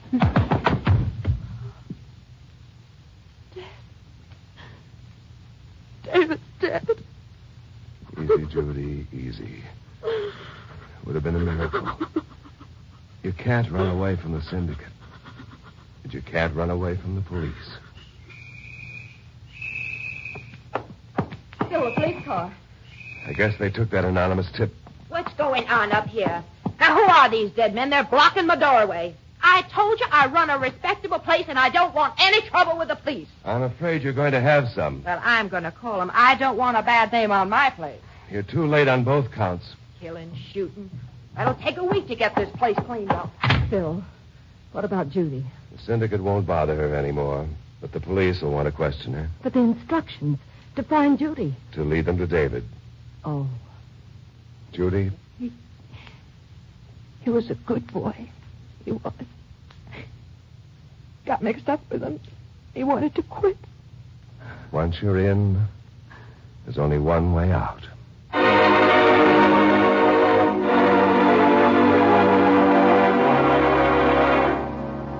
They took Hathaway in for questioning? Yes, in a prison term. And the two syndicate mugs that ran off in the car were killed in a gunfight with the police. You know, Denver's added it all up pretty good for someone who wasn't in on the thing. Slade and 4 other members of the syndicate, dead. David, dead. Hathaway, a fence for stolen diamonds. And where does that leave Judy? Well, the police have the diamonds, so the syndicate won't be interested in her anymore. I had a little talk with her. Oh? While your back was turned. You know, sweetheart, she's a real trooper. Yes, I think she'll get over this. I'm sure she will. I've got her out on bail. You've got her out. I'm going to be handling her case. You know, being an attorney comes in handy at times. Especially when you can have such attractive clients. Hmm? Oh? Is she attractive? I didn't notice. Why, Phil Galt, you may have been busy tonight, but you weren't blind. You sound jealous, Ellen. Worried about my conferences with my new clients? As long as you keep them during business hours, no. Well, as a matter of fact, I have a conference scheduled for 11:30 tomorrow night. Oh? Backstage at the Lyceum Theater, after the performance of Romeo and Juliet. Thought you might like to see it. Why not? 'Tis better to have seen Romeo and Juliet than never to have loved at all.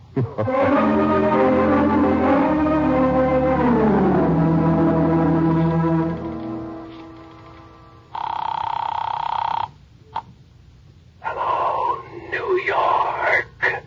Central City reporting. Mission accomplished. David Clark killed, but at great cost to the syndicate. I will check for further instructions with Nashville at midnight. A whisperer.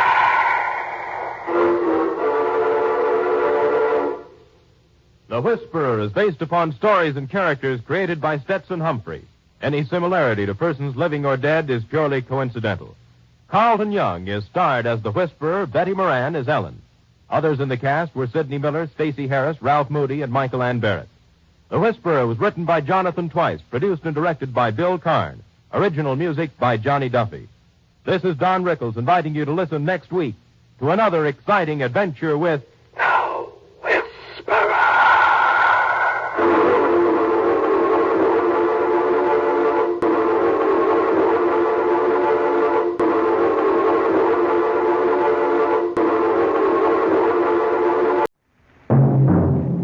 The Whistler, another signal mystery.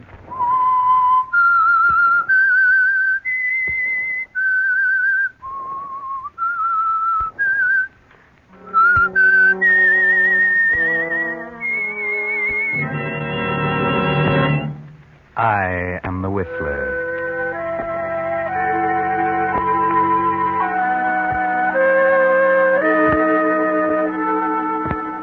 And I know many things, for I walk by night.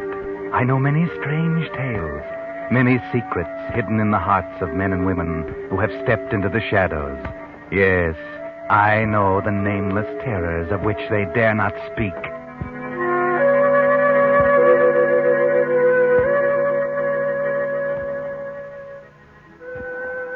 Tonight, the Signal Oil Company, marketers of Signal's famous Go Farther gasoline and motor oil, bring you another in a series of strange tales by The Whistler, a story of darkest Africa and two strangers who brought it no light. listen to Black Magic.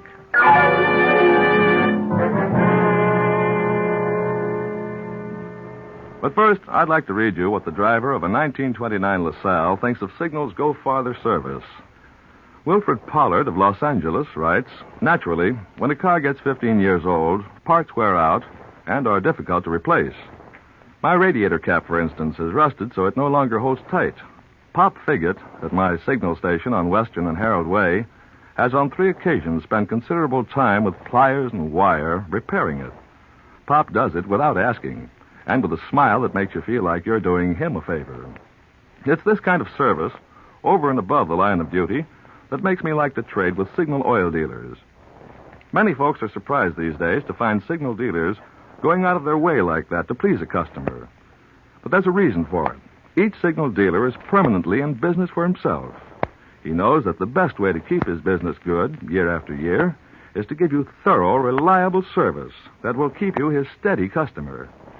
Such service is the reason so many drivers who want their cars to go farther are switching to signal stations. Why don't you drive in and get acquainted with your neighborhood signal dealer this week? Now, the Whistler.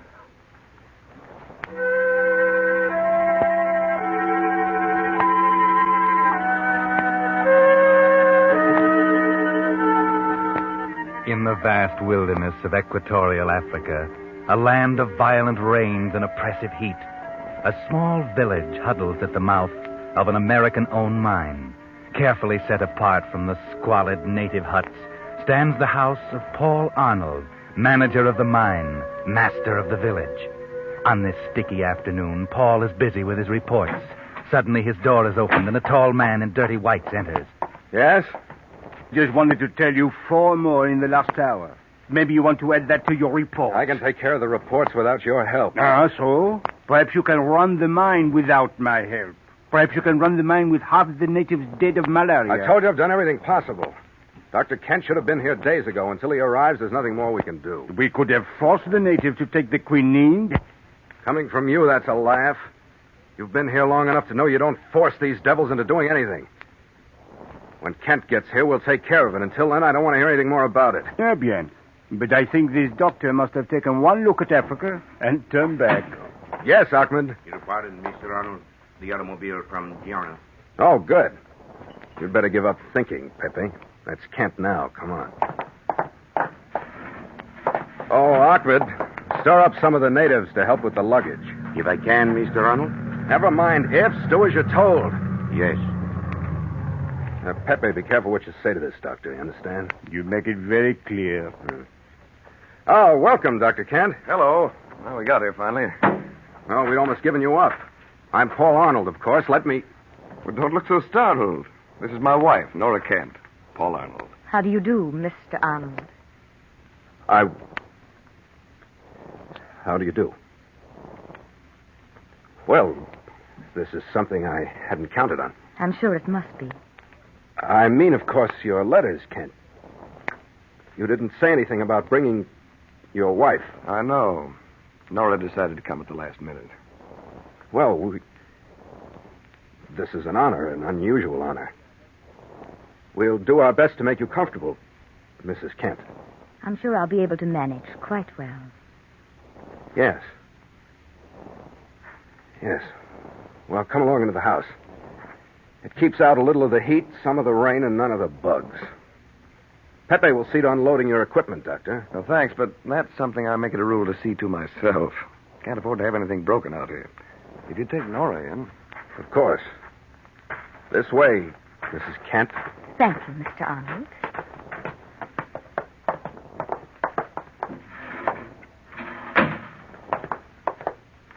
Nora. Nora Martin. Surprised, Paul. Surprised? Good Lord. Oh, Paul, it's worth it. It's worth every unbearable mile of the trip out here just to see the look on your face. Yes, I must be very amusing. Just a clown. Don't have to be nasty. You, married to Kent. When did that happen? When do you suppose? After you ran away so suddenly. I ran away. You're not going to pretend my leaving had anything to do with it. I'm not pretending anything. No, this is all very open and above board, isn't it? Your husband, does he know anything about me? I suppose you've told him all about us? I've told him nothing. I didn't even know it was your mine we were coming to until after we'd left. Otherwise, you wouldn't have come. I didn't say that. You thought it. You hate me, don't you, Paul? What do you expect? To be welcomed with flowers and kisses after the way... That's all past, Paul. Perhaps we weren't just right for each other then. But, well, I know it'll sound crazy to you, Paul, but I need you now. You need me? Well, you have no idea why I'm out here. You couldn't possibly know... Oh, Roger's coming. I better warn you, he's very jealous. Now it's my turn to laugh. Jealous. I pity him. Well, everything's all set. Oh, good, Doctor. I'll see about some coffee. After your wife's description of the trip, you can probably use some. Thanks. Sounds wonderful. Just make yourself comfortable. Right. Seems like a nice guy, Arnold. Very. Of course, this isn't exactly paradise, but I'm sure we'll be able to manage quite well. You're enjoying this, aren't you? Enjoying it immensely. And aren't you, darling? Oh, sometimes I could kill you. Dragging me out to a hellhole like this. When you'd much prefer to stay in New York with your many friends. No, I'm sorry, darling, but you happen to be my wife. Roger, I won't stay in this horrible place. You'll stay wherever I want you to stay. Besides, it's too late to think about getting out now. I'll get out of here more easily than you can imagine. Much more easily. I don't think so, darling. It's really going to be almost like a second honeymoon. Just you and me. Just you and me, Roger. And Mr. Arnold.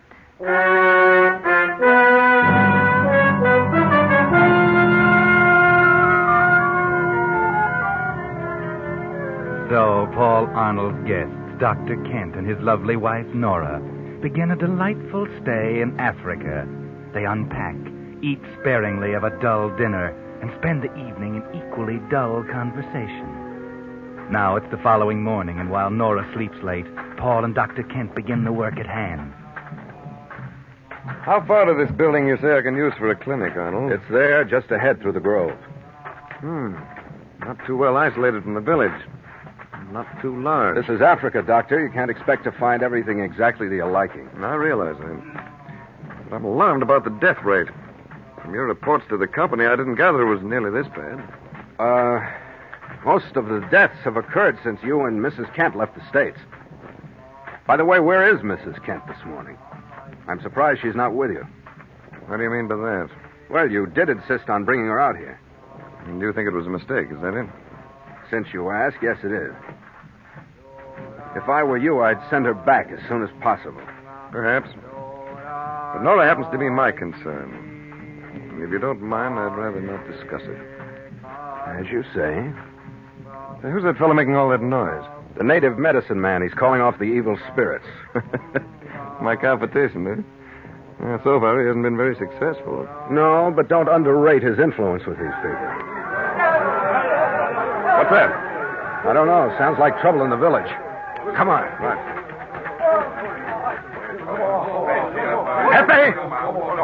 Pepe, what's the trouble? The usual thing. This fellow refuses to work. All right, take care of it. Just a minute. I'd like to talk to him. Go ahead. You others, go on. Get back to your houses. You. What's your name? Me, Nebo. Why aren't you at the mine? Digging in earth evil. Bring curse. Big sick. But we're going to take care of the big sickness. You go back to the mine. Nebo go to Mazaka. Mazaka? What do you mean? No evil in Mazaka. Nebo go. But I'm trying to tell You're you wasting your breath, Kent. You can't reason with them. Take him away, Pepe. Come on, you. What was he talking about? This Mazaka? That's a village on the plateau. They'll all run there if you don't watch them. Why? Oh, some more of their magic, I suppose. He said no evil in Mazaka. What did he mean? The natives have an idea there's no malaria there. It's possible. An area of immunity, maybe. I don't know. Let's get back to the house. Might as well.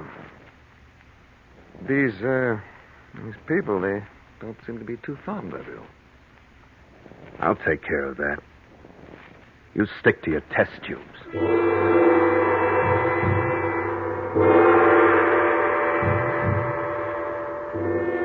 Yes, Kent, stick to your test tubes. There's not time to lose. The mine's output, you know. Besides, Nora is beginning to act strangely. Almost as if some kind of a plan were beginning to take form in her pretty head. And you really can't watch her properly while your job is yet to be done. Can you, Doctor? Still experimenting, eh, Kent? No, hello, Arnold. Glad you're here. Just tried to call you at the mine, but I couldn't seem to make the phone work. Maybe you didn't crank it right. Anyhow, what's up? Find out something? Have you heard of blackwater fever, Arnold? It's a form of malaria, a particularly deadly form. And that's what hit us? No, that'll be easy. I've treated blackwater cases, but the worst of them was nothing like this. What are you getting at? I'm telling you that we're up against something. This is a form of malaria worse than anything I've ever seen before. Frankly, I don't know exactly what it is. But I do know that the usual treatments, quinine, arsenical salts, and the rest don't even touch it. What do you intend doing? I'm going to Mazaka. Mazaka? If it's an area of immunity, as the natives seem to think, there must be some reason. You'll go up there alone. That's what I intend. And you won't find the natives too cordial to white men. I know that. I have to take my chances. It's your funeral, Kent. Maybe. I'm starting for Mazaka this afternoon. And if you should happen to run into my dear wife, you might tell her that.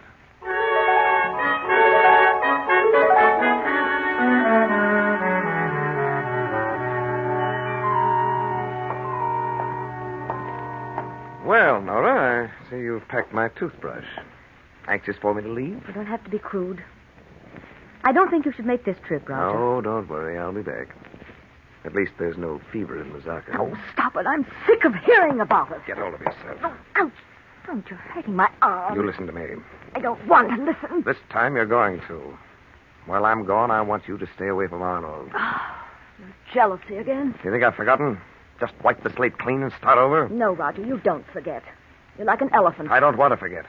Night after night, you running around while I planned how to do away with myself so I could stop thinking. You were always so busy. You resented the fact that men found me beautiful. We'll see how much good your beauty does you out here. Oh, Roger, can't you give up this trip to Mazaka? Can't we both get out of here? I'll change. I'll do anything you say, only let's leave this place. After you've learned your lesson, Nora. All right, Roger, have it your way. You make me glad for every hour I've made you suffer. Yes, come in. The guides are waiting, Kent. Fine, I'm ready. Why don't you give up this insane trip? Still trying to talk me out of it? It's for your own good. I wonder if all you're worried about is my health. You're a stubborn fool. Remember, I told you. You too? That's my second warning in the last few minutes. Well, I'm off. Oh, yes, one thing more, Arnold. While I'm gone, see that Nora doesn't leave this house. Don't worry. I'll be here, waiting.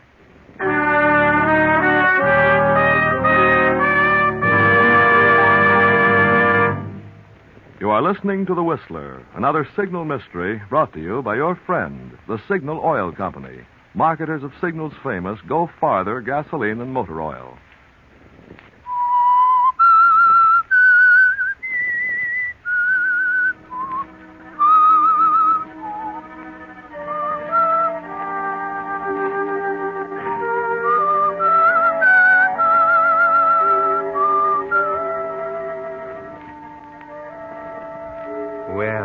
A fine send-off. And Dr. Kent is on his way to Mazaka, leaving two people with very much on their minds. To help things along, rain has begun to fall. Cold, drizzling, clammy rain, falling without stop for 3 long, dreary days. Now it is night. Nora's pacing the room like a caged tigress. Arnold is trying to get something on the radio. With that thing. Static's pretty bad tonight. Turn it off! My, what a case of nerves we're developing. Why don't you relax? Oh, this everlasting rain. You'll get used to it in time. I don't want to get used to it. You had no right bringing me here. Oh, that's your affair. Why don't you try to get some sleep? Oh, sleep. Lie there in my room listening to the rain, feeling the decay that's all around. There's no use getting all worked up again. It's easy for you sitting there so calm. You think for 1 minute that I like it here? 10,000 miles from nowhere, day after day, with nothing but filth and disease? I can't understand why you stay, Paul. I have my reasons. You could go back where there are people. The theaters, the cafes. You could be happy. Let's not talk about it. Oh, Paul. Oh, we meant so much to each other once. You killed all that. We could go away together. Anywhere. Start all over again. Well, I promise I'll make you happy. Like we were before. You couldn't make any man happy. You love me. You still love me. Stop it, Nora. We're meant for each other. Our meeting here again proves... Keep away from me. We'll go away now. Tonight. I love you. I swear it. Very pretty. Fine performance. Paul. You never could love anyone. Men are just something that you fit into that world you've built around yourself. But it's true. I do love you. It isn't going to work this time. Oh, can't you forget what's past? Oh, no, because I know what you're after. You want to get away from here, and I look like a convenient return ticket home. How can you say that? You're afraid. Afraid of being out here with him. No. Roger will do anything I say. I overheard your little love scene when he left. Looks like he's finally onto your tricks. Oh, stop it. And now he's going to make you pay. I'm your last hope, but it isn't going to work. You know everything, don't you? I know you, Nora. You're bad medicine. Just a minute, we have visitors. Who is it? Ahmed, the chief of the natives is here to talk to you. Just a minute. Nora, go to your room. Gladly. All right, come in. Why are you here, Chief Osman? My brother, the fever has him. What do you want from me? The new one. When does he return from Azaka? Oh, 2 or 3 days. You send for him now. Maybe he say my brother. I've got my own troubles. You told me the new one will help us. Can't you understand? It takes time. Too much time. The fever very bad. I'm sick and tired of hearing you complain. Get out. For so long you do nothing, bring no help. I said get out. You tell company nothing. You want my people to die, I know. What did you say? You want mines to be bad. Company, go away. Leave the mines. Shut up. You want to take mines. I will tell the new one. I'll stop your blabbing tongue. Don't. You're choking him. Take your hands on his... Never talk after I get to him. through with you. The curse of Legba on your head.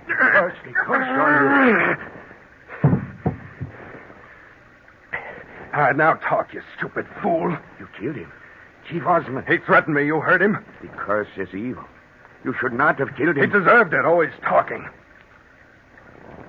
All right, take him out of here. Make sure they won't find him. And if you say anything about this... I shall take him. Remember, Ahmed. Not a word to anyone.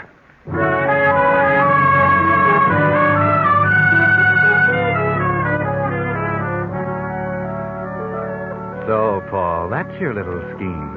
Let the natives die off so the company will abandon the mines. Then you will take over. Very clever, perhaps. Oh, Ahmed won't dare talk, and Osman can't. Now there is only Kent and his beautiful wife, Nora. Another day passes, and still another. Now it is night. The rain is gone, and a quietness has come. The sort of quiet that creeps into the bones and ferments in the mind. But now suddenly the silence is broken. Ahmed, the drums. They're beating the drums. It is the village. They haven't done that for days. I don't understand. What's happening? The natives, something's wrong. It began so suddenly. Oh, they're shouting. Listen to them like wild savages. It's strange. I don't like it. Come on, Ahmed, let's see what's wrong. You can't leave me here alone. You'll be safe. But I'm going with you. I won't stay here. Oh, all right. Look at that glow in the sky. They've got a fire going. Drums. You can see right into your blood. It's the chant of Zora. Some more of their stupid magic. To my people, magic is important. What good does it ever do you? It can save. That we call white magic. White magic? It can also kill. That is black magic. That's enough of that kind of talk, Ahmed. Oh, look there. Through the trees. You can see them dancing around the fire. Wait a minute. This is close enough. Yes, it is better that they do not see you. Oh, I'm afraid. Let's go back. Stop your whimpering. Be quiet. Look at those two. They're tying him to that post. No. It is not a man. Well, what is it? An effigy, a straw image of one who is evil. We call it a legba. A legba? Paul! That effigy. It looks like you. No, you're imagining it.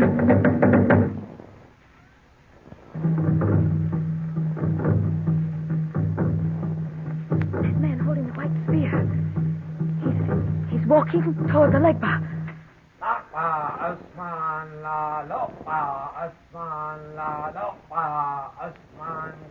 Ahmed, what's he saying? He says, O Osman, great chief, thy death shall be avenged. Osman? They found him.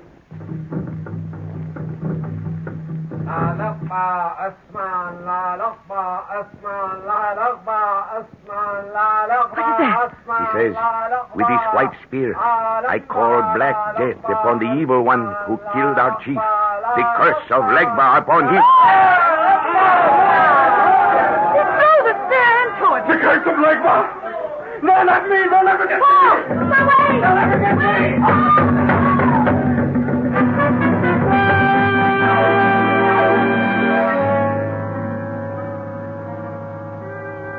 That's right, Paul. They'll never get you, not you. That's right. Hurry madly back to the house. Now get your things together. Hurry, there's no time. You've got to get away. I've got to get away. I have to hurry. There's no time. Who's there? It's us, Paul. What's the matter? I'm getting out of here right now. But there is no boat for 3 days. I'll hide out in jail. Now, hurry, Ahmed. Help me. Oh, listen to me. Don't bother me. There's no time. I'm going with you. You can't leave me here. Don't be a fool. Your husband... My chance. I'm going with you. I'd be crazy to take you. You're poisoned. No use, Paul. You'll never get on that boat without me. Why not? Because I know why you're running away. That effigy. It was you. No, I tell you, it wasn't. You killed their chief. Unless you take me, the police will be waiting for your chair. You tell them? You know I would. Get your things. Hurry. I'll be ready in a minute. Ahmed, bring my other bag. I have it here. And your gun. Good, I may need it. Oh, what else? A car. Someone is coming. Kent, you're back. I heard drums, natives on the road. What's going on here? They've gone mad. I don't know what... Arnold, your bags.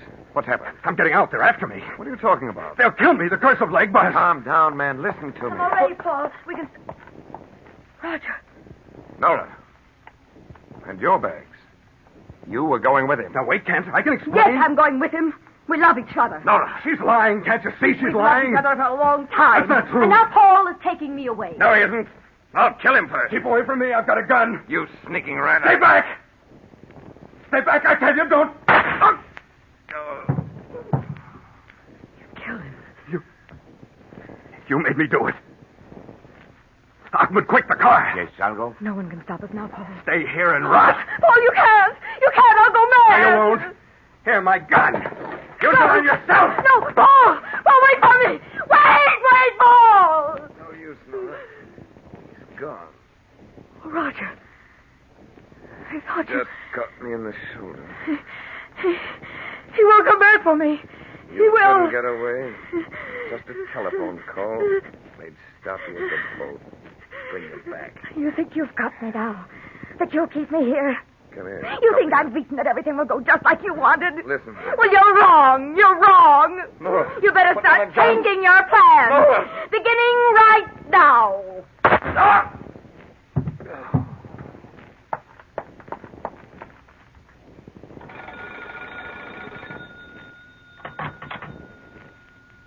Hello? Pepe? Paul Arnold is on his way to Jana. Catch him. He just killed my husband.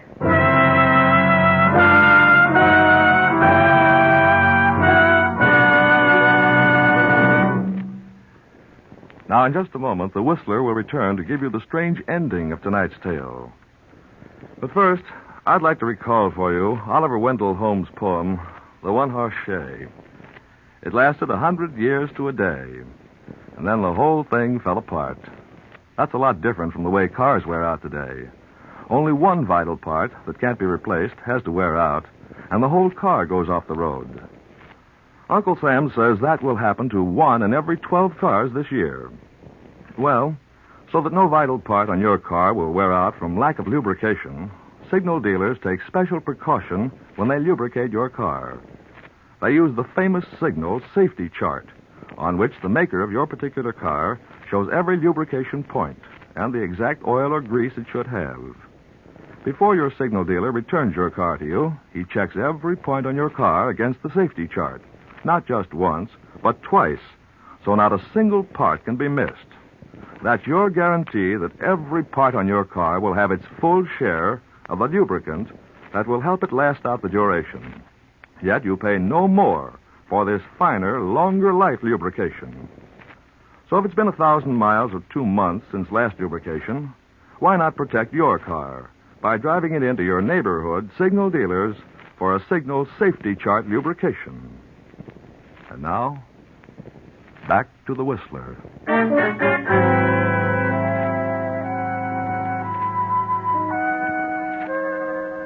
Well, everything has worked out fine, hasn't it, Nora? Only a few minutes now, and you'll be saying goodbye to Africa forever. That's right. Sit down at your stateroom dressing table. Admire your beauty in the mirror. You did get away after all. Of course, poor Paul. But he's getting just what he deserves.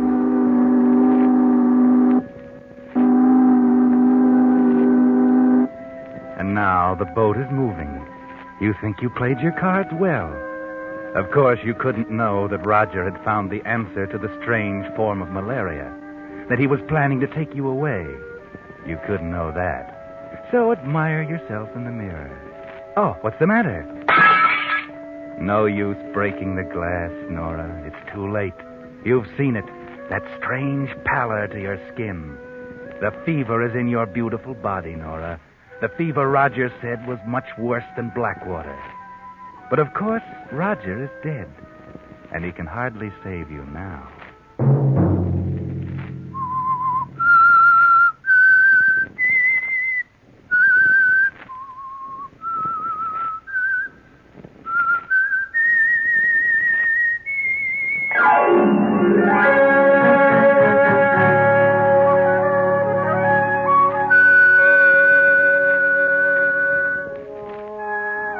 The Whistler is broadcast for your entertainment by Signal Gasoline and Motor Oil and your neighborhood signal dealer at your service to keep your car running for the duration. The Whistler was produced and directed by George W. Allen. The story by Salstein and Martin Ward. Music composed and conducted by Wilbur Hatch. This program is being transmitted to our troops overseas by the Armed Forces Radio Service. Listen again next Monday night at 9 for The Whistler. Bill Pennell speaking.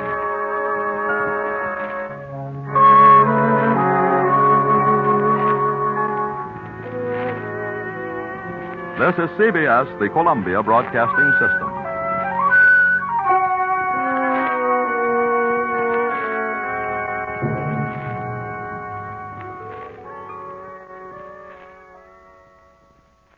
And now we bring you a thrilling crime detection story taken from the pages of the leading detective publication, True Detective Mysteries magazine.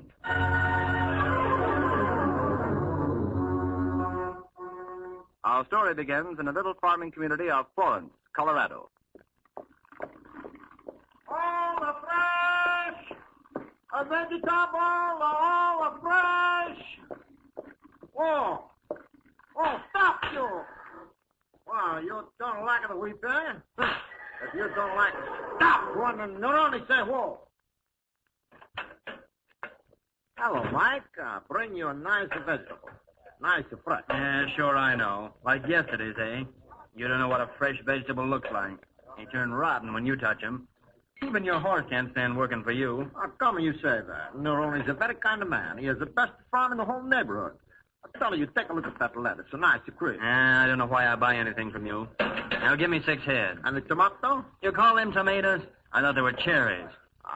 You like always make it the fun when What's the matter? Beautiful. What in blazes are you talking about, Neroni? That the girl over there. She is beautiful. What's her name? Her? Well, she's Antonietta. Works here as a waitress.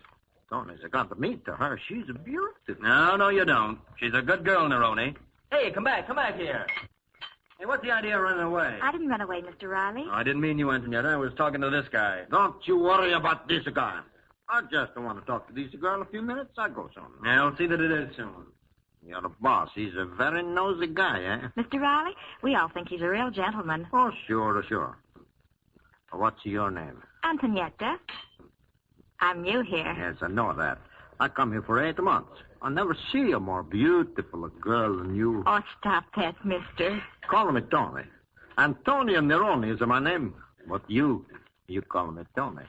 All right. Tony. And I call you Antonietta? Antonietta. That's a nice name. Hey, Neroni, you still in the vegetable business? Sure thing. I'm a coming. I'll see you again tomorrow, Antonietta. Tomorrow, maybe. Goodbye, beautiful. Goodbye. Goodbye, beautiful. Oh, hello, Helen. You kidding me? Who's the new Romeo, and why doesn't he get his pants pressed? I don't know who he is. Well, that is, Mr. Riley buys vegetables from him. His eyes. They're so... Uh-oh. What do you mean by that? You aren't falling for that farmer, are you? Oh, don't be silly. I fall for a guy like that. I recognize a little something in that tone. Okay, beautiful. Far be it from me to come between you and your farmer boyfriend. Come on, girls, break it up. Yes, Mr. Riley, I'll go up front. No, you stay here, Antonietta. I want to talk to you. I get it. So long. Antonietta, I have no right to speak to you this way. It's none of my business, but, Neroni, well, his reputation ain't so good in town. Don't be ridiculous, Mr. Riley. He doesn't mean a thing to me. Yeah? Well, I'm not so sure, see? Remember, I'm telling you this for your own good. Sure, I understand. He has a way with him, like a snake. Now, Mr. Now, Riley, let me finish. Now, he hypnotizes you, and then... Well, now that I've told you, you can do as you please. Thanks, Mr. Riley.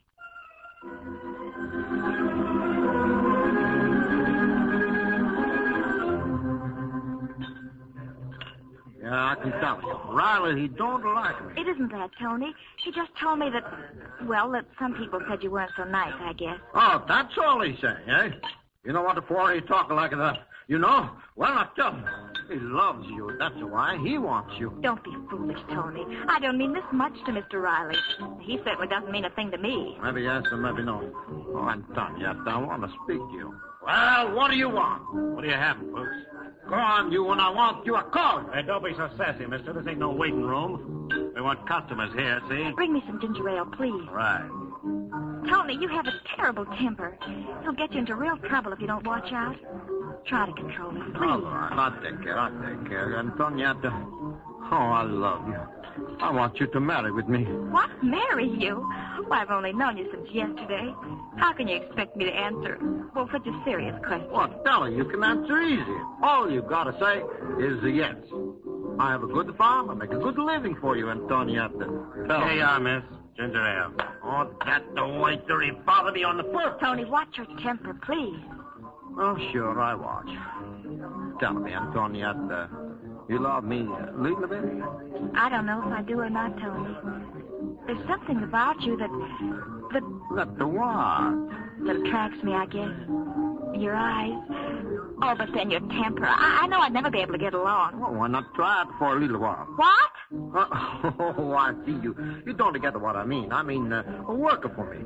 Be cook for me and my partners. And then maybe you see if you love me. No, I couldn't do that. Because why? It wouldn't be right, that's why. That's wrong, Antonietta. You don't have to be afraid of anything. I pay you more than Mr. Riley. And you work, and that's all.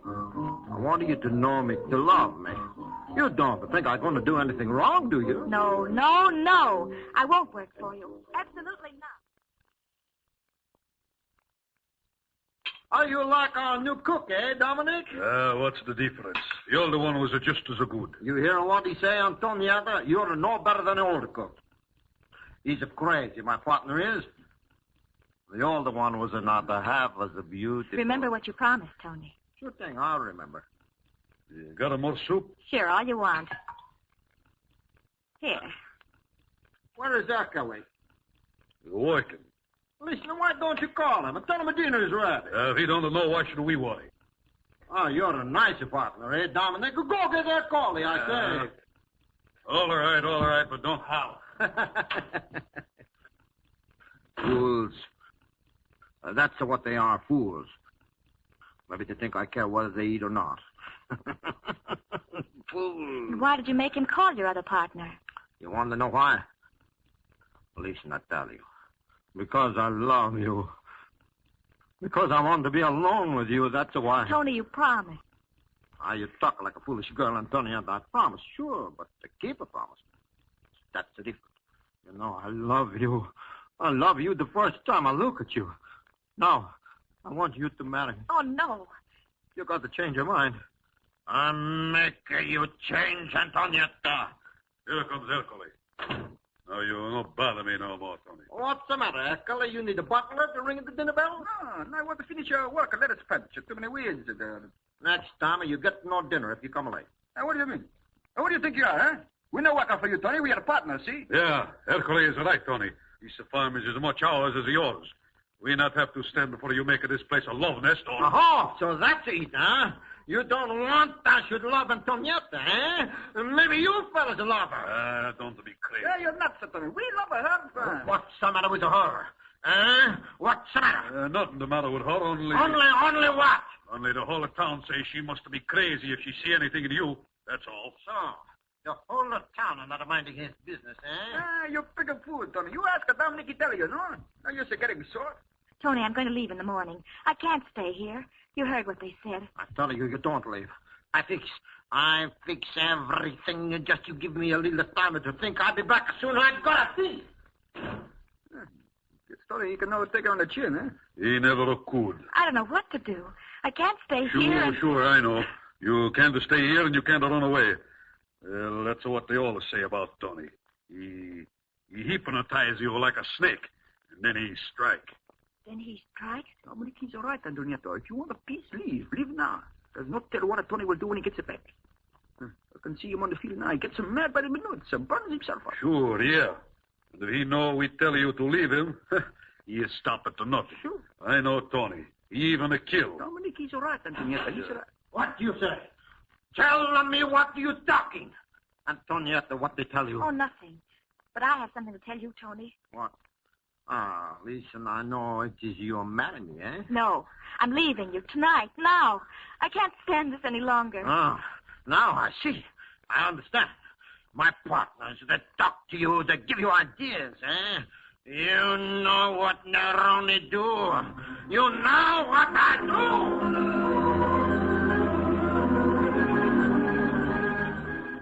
I don't want any letters, I told you. But there's one thing I do want, Neroni.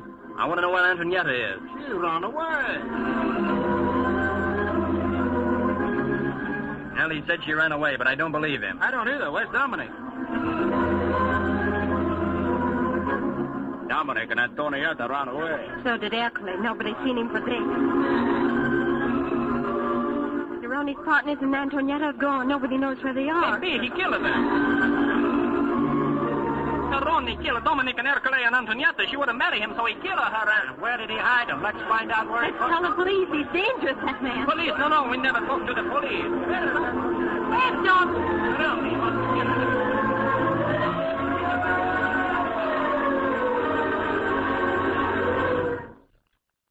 Now, you people know what I'm talking about. Why don't you answer? What do you know about Neroni? What happened to his partners or that girl who's working for him? Well, it's no use, Chief. They won't tell us a thing. They know we're police. I guess you're right, Gail. Come on. I've got an idea.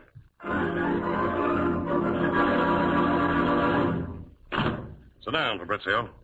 I want to talk to you. Yes, Chief. I don't suppose you know what this is all about, Fabrizio. So I'll give you the whole story in a jiffy. We need your help in a tough case. We think you're the only man that can handle this job because it involves your people. You understand them and they believe in you. We can't get a peep out of them. I'll do anything I can to help, Chief. Well, it sure looks like we're going to need help. Plenty of it. What's it all about? Well, I'll tell you. You know that farmer named Neroni? I don't know him, but I've heard about him. Well, he had two partners named Dominic and Hercule, who shared his home. That is, if you can call that joint a home. Yeah, it's an awful-looking dive. Now, a few weeks ago, this Neroni guy goes gaga over a waitress named Antonietta. He met her in Mike Riley's coffee pot while delivering vegetables. Well, what kind of a girl is she? Was, you mean. We can't find her. We can't find Neroni's partners. I understand. Where does she live? Oh, I forgot to tell you. Neroni induced that girl to live up at his place and cooked for him and his pals. I understand he paid her more than she earned waiting on tables. Well, anyhow, as I said before, the three of them disappeared. We looked everywhere for some little clue, but found nothing. And we arrested Neroni. That's right. And we're holding this guy, but we can't hold him for long without any evidence. It's trying to find a lawyer now who'll get him out for writ of habeas corpus. The looks on your faces, I assume that you suspect... There's no use of us mincing words, Fabrizio. We suspect the worst. Murder. And we grilled him for hours. But all he says is they run away. My guess is he'll never crack. I have an idea, Chief. I thought you would, Fabrizio. What is it? You say he's in jail? Yep. All right. Let's do this. We'll send for...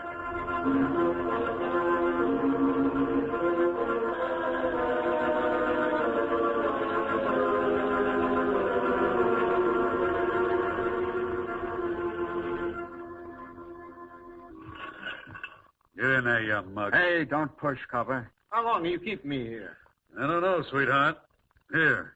I brought you a roommate if you're lonesome. Now, listen, come back and let me get out of this place. I tell you, you can't keep me in a jail for nothing. Hey, pipe down, you punk. You calling me? Now, look here, you crumb. I'm sharing this bunk with you, see? Go on that corner and shut up. I'll wrap this stool around your neck, understand? You're not kind of talking to me like that. I mean, no room. I wouldn't care if you were to set your liberty. Get down there and shut up. What's your name? I'm Tony Nerone. I ain't asking you who you are, and I don't care what your name is. These are police, sir. They arrest you? No, I arrested myself because I wanted to look at your pan. That's what happened. Hey, turn around. I can't stand that mug of yours. You're a tough guy, eh? Wrong again. I'm here for picking daisies. You steal? Hey, what's it to you? I ain't asking you what your line is, am I? Then Donna got an all right to arrest me. Yeah, I know. I didn't do nothing. Hey, listen, pasty face. I don't care what you did or didn't do, see? Keep on squawking. You didn't do nothing, I'll push you through them bars. Why you get arrested? Me? Well, all I did was cut a sailor's throat for $12. They put me here for being so cheap. You killed him? What do you think? But that's a murder, to kill somebody. You're a pretty wise guy to open it all out by yourself. That's all right. They arrest you if you murder somebody. That's so. Hey, what are you here for? For telling kids there ain't no Santa Claus? No, they got no right for arresting me. I don't do nothing. Yeah, that's a hot one. You didn't do nothing. What'd they charge you with? What? They must have arrested you for something. What you here for, your health? Police say that maybe I killed somebody. Oh, maybe you killed. Well, did you? No. You mean to say they put you in this jug for nothing? I no kill. Well, then I can't help you. You can't help. What do you mean you can't help? Listen, you punk. If you're here for doing a man-sized job, I could teach you the ropes. Tricks of the trades order. If you're here for nothing, I don't want to have nothing to do with you. I don't do nothing. Okay, so you didn't. Now shut up and leave me alone. I want to think. Let's pause here on KRLD. Who knows what evil lurks in the hearts of men? The shadow knows.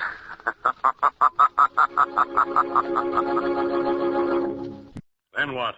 Well, I used every trick I knew, Chief, but he wouldn't fall. It looks like my plan didn't work. No, we must work fast or he'll be out of jail. Nerone has already retained a lawyer. Can't stall much longer. Well, won't be for anything else, Chief? No, you can leave if you want to. If I need you again, I'll call you. So long. Right.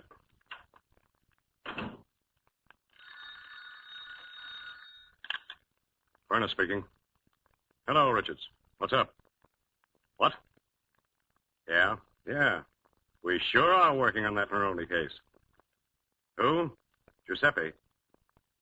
He's who? Oh, brother, eh? That's nice. Yeah, sort of makes it a nice quartet, four of them. When did this happen? Yeah, I see. I get it. Okay. Right. So long. What's the matter, Chief? What happened? Oh, another guy disappeared, and the gossipers charged that to Nerone, too. Well, how could they? He's been in jail the last week. I know, but this man disappeared before we arrested Nerone. Before? Who is he? A fellow named Giuseppe. He's Dominic's brother. Brother? Good heavens, Chief. You don't mean to tell me that Nerone killed all of them? Well, it doesn't seem possible. I don't know what else could have happened to them. Richards reports that Giuseppe told his wife he was going to see his brother Dominic. He never returned. 4 people missing. Missing or murdered? Only we can't prove it. We've gone over his house with a fine-tooth comb. Can't find a single clue. Not even a drop of blood. I've got another idea, Chief. It's a long shot, but I think we ought to try it. I'll try anything. What is it? Nerone knows that we're holding him here as a suspect of the murder of 3 people. As far as he's concerned, we know nothing of this 4th man. That's right. Now, Nerone doesn't know me, but he's heard of me. I've done a lot of favors for his people in town. Yeah, they know of you, all right, and they like you. All right. Now, my plan is this. I'll see this Neroni and tell him I can save him. I'll follow you, Fabrizio. Well, there's nothing Neroni would rather do than leave this country. He'll believe me when I tell him that I can get him a passport because I've done that for some of his friends. I still don't understand. How are you going to find the bodies we're looking for by promising him a passport? I'm going to make him tell us.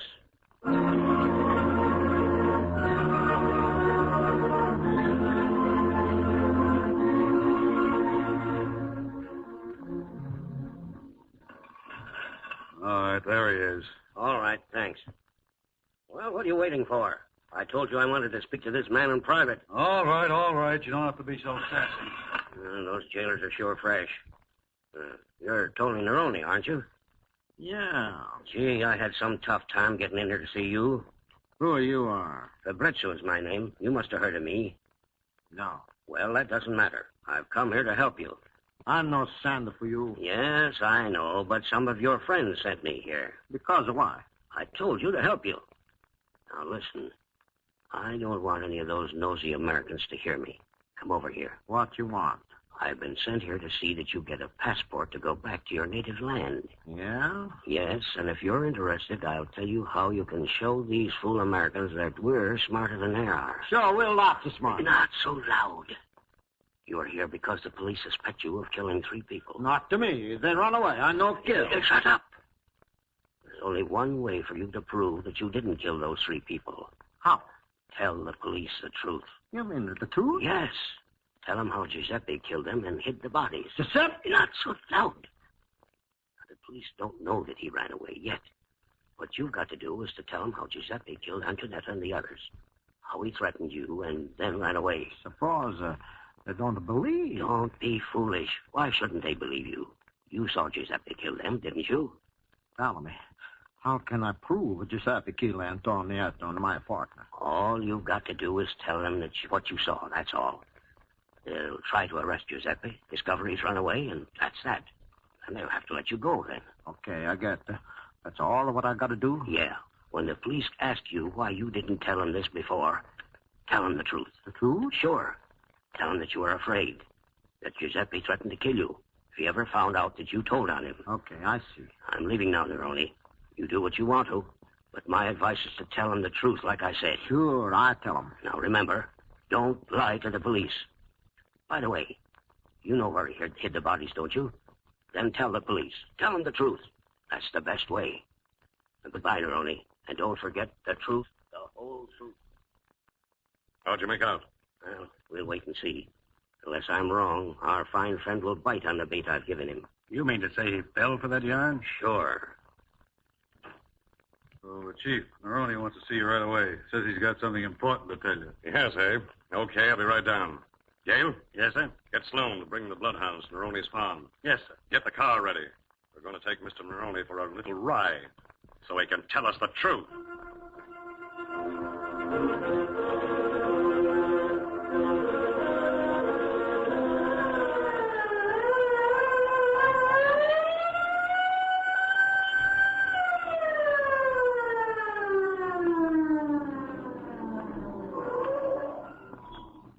All right, Neroni. Come on. Tell us how it happened. Tell him the truth, Neroni. Oh, it's like this. I was sitting in the house with Antonietta and Dominic and Eckerly. We all talk. Oh, Dominic, you so See, funny. Antonietta, Dominic, he say you a good cook. Sure, she make a good wife. That's right. No can be a good wife, Dominic. What? All the wives are bad. Oh, Eckerly, that's You lovely. hear that? You hear that, Antonietta? Eckerly say. Giuseppe, what the for you come? Shut up. I come because I want to come. Ask my brother. He know. Hey, what's the matter, Giuseppe? Why are you looking that way? You don't know it, Dominic? You don't know what for I come? No, I don't know. You lie. Your brother, he's a fool. Sit down, you say. Have some wine. We talk, eh? I don't want to know wine. I don't want to know talk. I come to teach my brother a lesson. What's the matter, Giuseppe? What have I done? Giuseppe, put down that gun. I'm going to kill you.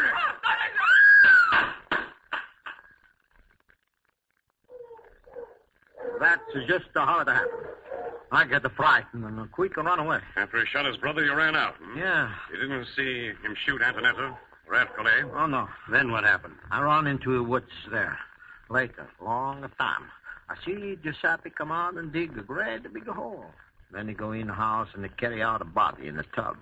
3 bodies, one by one, and they bury. That's why we couldn't find any blood around. He carried them in a tub.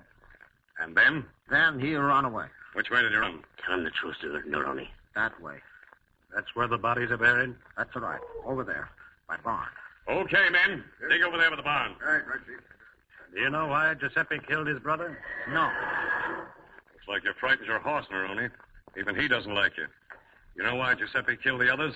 I no can see. You loved Antonietta, didn't you? Sure, gonna marry. Were your partners jealous? Tell him the truth, Neroni. Jealous? No. Hey, Chief. Yeah, find anything? Come over here. Right. Hey, look. Look at that. Merciful heaven. 3 of them. 3 innocent people. Shot through the head, every one of them. Look, there's the tub. One of the bloodhounds couldn't help us. Awful. Terrible. Gale? Yes, sir. Phone the coroner. Have him send up the wagon. Okay, Chief. I okay, a free man now? You what? I a free man. I'm telling you how it happened. I can go away now? You go away? Sure. Sure you'll go away. What's the matter? You laugh. You're telling me you're my friend. I just want to ask you one more question. I want you to tell the truth now. The real truth, understand? I don't get what do you mean. You say I tell. Yes, I know. You told her the story and you think you fooled us, didn't you? We're stupid Americans, aren't we? Well, maybe you're right. We're stupid enough, though, to want to know what you did with Giuseppe's body. You double-crossed me. That's not half as bad as murder, Neroni. You lied to me. You lied. You double-crossed me. I kill you. I kill you. I choke you. That'll keep him quiet for a while. Yeah, almost broke your gun on his head, Chief. Too bad I didn't kill him. Save the country a lot of money if I did. You all right, Fabrizio? Yes, fine, thanks. How are you, wise guy? Oh, he double-crossed. I'm gonna kill him. He double-crossed. What did you do with Giuseppe? He ran away. Giuseppe ran. Let's take him back, Chief. We'll find that other body if we have to dig up this whole farm. Right. Boys, carry this guy to the car. Okay.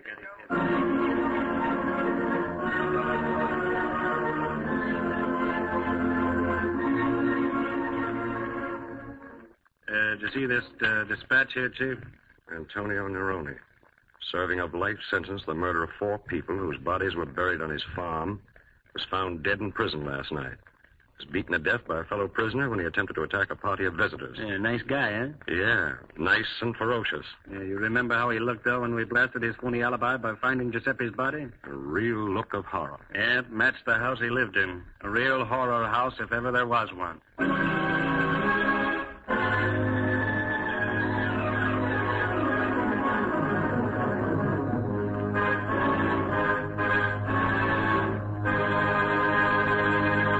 You have just heard a thrilling story taken from the pages of True Detective Mysteries magazine, a McFadden publication.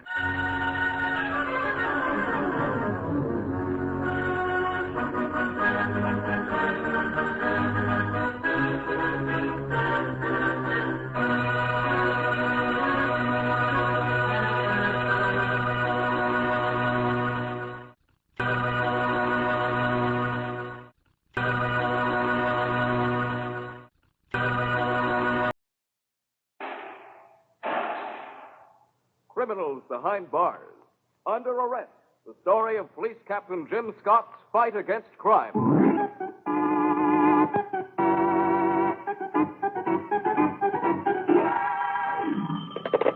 Captain Scott. Harry Gavin, Jim. Yeah? I'm at Madame Cherini's. Great. Aren't you supposed to be on duty? I am. I'm sitting up with a corpse. Has the corpse got a name? Sure has. Jerome K. Wade. Jerome K. Not the gun manufacturer. That's right. The fellow who used to be partners with Sam Carver? On the button. He's been shot. Who did it? Sam Carver. Oh, you're crazy. Sam Carver's been dead for 4 years. Yeah, I know. Now, look, Gavin. From what you tell me, an important man's been murdered. I don't like to joke about such things. I'm not kidding. Madame Cherini's a medium. She swears Sam Carver did it. A medium? Yeah, one of those people who bring back the dead. Looks like she brought back Sam Carver. Cute, huh? I didn't think it was cute. The Sam Carver case had been looked upon as a suicide. Carver was partners with Wade in the gun factory, and it was his job to inspect the guns before shipment. He passed a defective bunch, and they were shipped to the Army. Some of the boys at Okinawa got a rough deal when the guns didn't function as called for, and the incident created quite a scandal. Carver wrote a full confession, then blew his brains out in the library of his home. Only one thing didn't jibe. We never could locate the gun. Madame Cherini's place was located over the Red Parrot Bar and Grill. You had to pass through the bar to reach the back step. Hey, where do you think you're going? Get my fortune told. I have a date with Madame Cherini. Wise guy, huh? Well, if I were... Oh, excuse me. Didn't know you wore a badge. That's okay. Which way is it? Turn right through the door there, and it's one flight up at the head of the stairs. Thanks.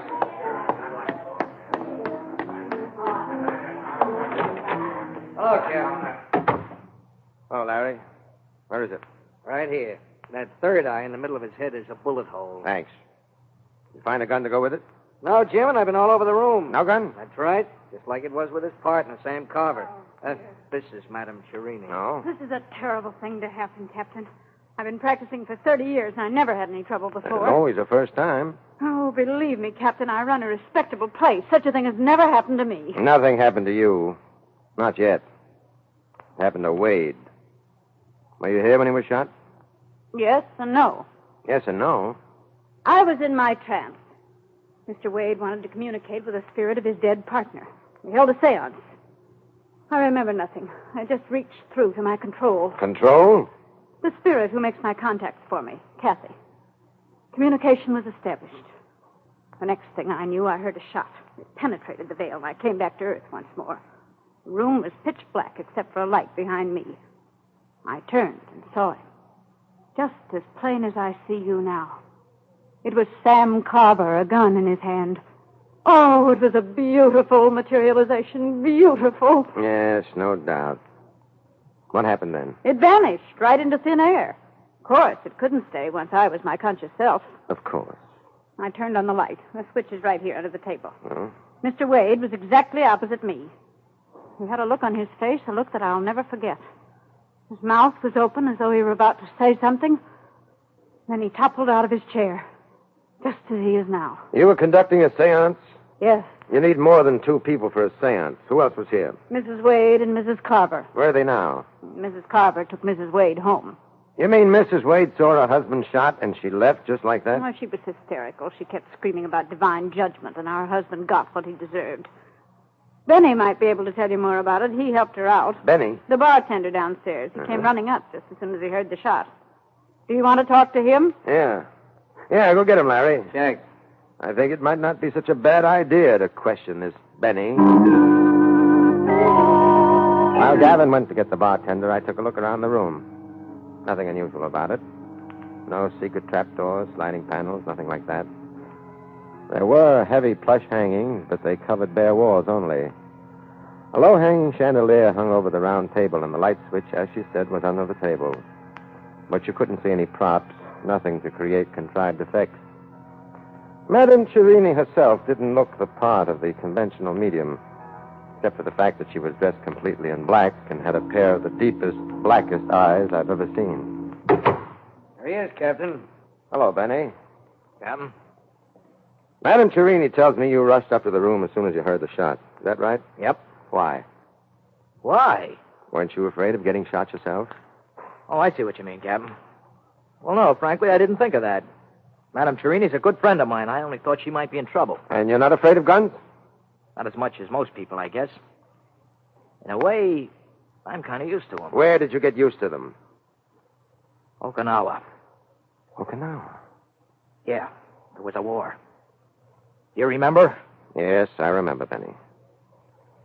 I also remember a certain ugly incident. Bad guns delivered to our boys in a certain company.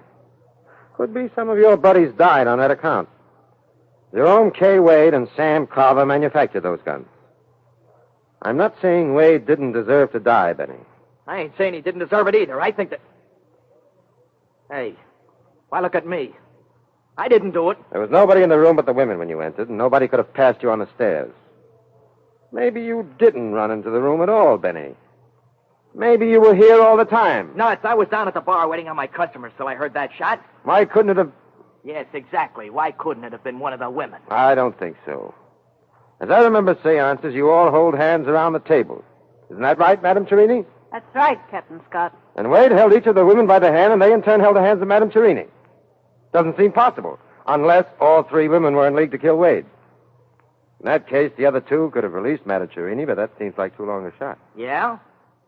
Well, then maybe you can explain how I got to look like Sam Carver, huh? They all agree that it was the ghost of Sam Carver who killed Wade. What do you mean, all? Mrs. Carver, Mrs. Wade, and Madame Cherini here. That's right, Captain. We all recognized him. There couldn't have been any doubt that it was Sam Carver. Sam Carver's been dead for 4 years. Yet you're sure you recognized him. You must have known him well. Very well. Sam Carver was interested in spiritualism. Mr. Wade always used to laugh at him. Yet you claim it was Wade who asked for this seance. And it was here he was murdered. Now, who killed him? Sam Carver. Bunk. Dead men don't go around killing people. In my profession, Captain, you find out that dead people are not quite as dead as they seem. I got a funny feeling as I looked at the corpse. There was something in the expression. Kind of fixed smile. And the bullet hole Larry Gavin had described as a third eye. For a moment in the dim light, I could have sworn the dead man winked. But it's my job to catch live murderers, not ghosts. Jerome K. Wade was killed by a slug from a .32. Nothing ghostly about that. But as far as the gun was concerned, it might just as well have been ectoplasm. I warned Madame Cherini and Benny, the bartender, not to leave town. Lieutenant Gavin went to look up Mrs. Wade and get her story. Myself, I went to pay a call on Mrs. Sam Carver. Captain Scott, I'm so sorry to have kept you waiting. Quite all right, Mrs. Carver. Naturally, you're upset. Naturally. There's Sam and poor Jerry. Would you care for a drink? I think I need one. Thank you. I don't. She looked anything but upset. Mrs. Carver must have been quite a beauty in her day, and her day was not quite past. She moved like an animal with a lithe, sensuous grace. She smiled invitingly and sank down on the couch beside me, sipping her drink. Pity we have to meet always under these circumstances. Isn't it? I won't pretend I'm exactly grief-stricken about Jerry Wade. He was just as responsible as my husband, even more so for that arms shipment. Yet poor Sam took all the blame. What happened tonight? Exactly. Probably just what you already heard. Mr. Wade invited me to attend this seance. I thought Mr. Wade didn't believe in such things. No, but he knew I did. Oh? Sam and I were always great believers in spiritualism, and especially in Madame Cherini. Well, what was Wade's idea? To convince me he had nothing to do with Sam's passing. I've always suspected something peculiar about my husband's death. I could never quite believe that Sam committed suicide, although it was I who found the body and the gun was right next to his hand. That gun? What happened to it? It simply disappeared. Like the murderer disappeared tonight? Murderer? I'm sorry. The truth is, Captain, I don't like my husband being called a murderer. Your husband? Oh, you mean the ghost. I saw it with my own eyes. So did the Wades and Madame Cherini. There couldn't have been any disguise. Well, it was dark in the room. There was a light around him. He was pale and his eyes were burning. He looked straight at Jerry Wade. The same gun was in his hands. The same gun? How do you know? Don't ask me how. I just knew. Yes? Go on. He looked straight at Wade, and I heard Wade say in a strange, broken voice, No, Sam, I didn't mean to do it. I didn't mean to, honest. And then... Yes? My husband uttered one word, murderer, and fired. Madame Cherini awoke, and my husband disappeared. With the gun? Of course. Now, look here, Mrs. Carver. That was no ghostly bullet which killed Jerry Wade. It was a real bullet like the one which killed your husband. By the way, who was present in this house the night your husband was shot? Was shot? You don't think he killed himself then? I'm not sure. In any case, he was shot. I'm asking you who was here. Well, there were Mr. and Mrs. Wade, my son. Your son? John. He'd just come home from college. There was quite an argument between him and his father. It was on account of that scandal about the guns. Where is he now? Away at school at Yale. Yes, go on. Anybody else? Oh, yes, of course. There was Madame Cherini. She stayed to dinner. We were going to have a seance later. Who was the last person who saw your husband alive? Madame Cherini, I think. She had a talk with Sam in the library. Sam was very upset about the argument with John. Madame Cherini was his advisor. You don't look like the mother of a grown son. Thank you, Captain. Are all policemen so gallant? I imagine they would be. With you. Thank you again. Are you sure you don't care for a drink? Quite sure. Too bad, Captain. We could both do with a bit of relaxation.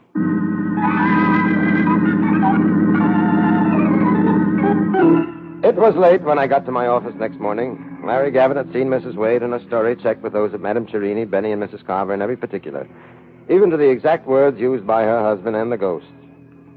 Lieutenant Gavin had his own theory about the crime, and I wasn't too sure he was wrong. Jim, I say it's all hypnosis. This medium sets up the mood, gets them all into a frame of mind where they're ready to believe anything.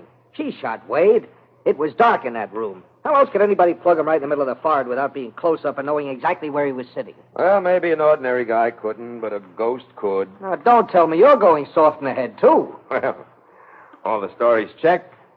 They couldn't all have been in on a plot to kill Jerry Wade. I don't say they were. I'm saying the old gal hypnotized him. It adds up. Maybe. I'd like to check with ballistics first. Captain Scott, get me the lab. Yes, sir. Yes? Captain Scott, did you check the Wade bullet against the bullet in the Carver file? Yes, I did, Captain. Well? It's from the same gun, Captain. There's no doubt about it. Are you sure it's from the same gun? Positive. Thanks. Well, that clinches it. It must be the medium. Why? Wasn't she there the night Carver was shot? Right. Aren't all these mediums pretty good sleight-of-hand artists? Right. Wouldn't it have been a simple matter for a good magician to divert attention and pick up the gun in Carver's hand? Right. And wouldn't she use the same gun to kill Wade? Wrong. Why not? Why should she plan a murder in her own home, where everything points against her? So she could blame it on a ghost. What motive would she have in killing Wade? He thought she was a phony. He was an enemy of Sam Carver's, one of her oldest friends. Not enough. Nobody risks the chair for that. Then what do you think? The ghost did it? Maybe. Oh, have you gone nuts? Maybe.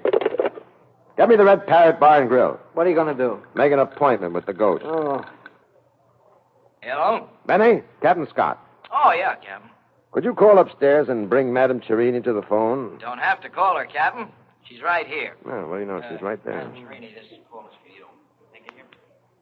Yes, Captain Scott? Madame Cherini, you claim you brought back the spirit of Sam Carver last night. Materialized, I think, is the word you used. Yes, Captain. Then, could you materialize this spirit again for me? I don't think so. Why should you want me to do that? I'd like to remind you, Madame Cherini, this ghost is wanted for murder. Oh, nonsense, Captain. You can't electrocute a ghost. We can try. I won't do it. Madame Cherini, I'm afraid you don't realize your position. If you're a faker, then the ghost killer is something cooked up by you, and you're under suspicion of murder. If you're on the level, it's up to you to prove it by producing the ghost. Spirit materializations are not easy.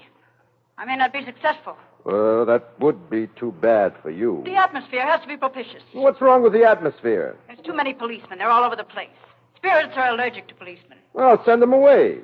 I can't rely upon you for that. You've got my word. All right, then. When? Tonight. Tomorrow morning, rather. Say about 3 a.m. Why so late? I want the circumstances to be favorable. I don't want any noise from downstairs. At 3 a.m., the bar will be closed. Okay, you've got a deal. One more thing. What is it? We'll need at least 2 others, sympathetic spirits. I think I can get Mrs. Carver. Fine. How about Mrs. Wade? Oh, I'm afraid she's too upset. I have it. We'll use Benny. The bartender? Is he sympathetic with spirits? He ought to be. Dishes enough of them out. Shut up. What is that? I'm sorry, Madame Cherini. I wasn't talking to you. Okay, it's a date, 3 a.m. Another thing. You must purify your mind. Oh? Well, how do I do that? Go into seclusion. Seclusion? Goodbye. Goodbye. Larry, who's you got trailing Madame Cherini? Hennessy. Where is he now? Across the street in a cigar store at Maple and Clark. Phone him. Tell him not to lose sight of Madame Cherini for a minute. It's urgent. Okay. Where are you going? Into seclusion. You heard what Madame Cherini said. Where can I reach you? My room. Phone me if it's important.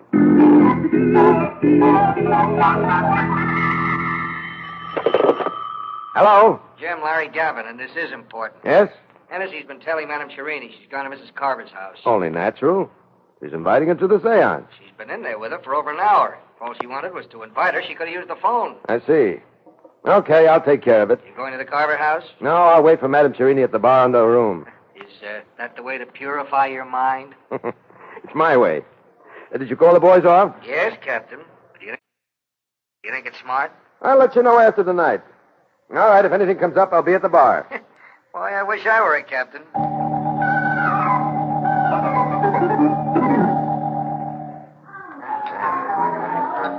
Oh, good evening, Captain. What's your pleasure? Anything with the original label? Madame Cherini told you about the seance? Yeah. Ever been to one of those things before? Yeah, lots of times. I'll have to hold your hand tonight, Captain. Do you mind? Oh, not so long as somebody holds your other hand. Here it is, Captain.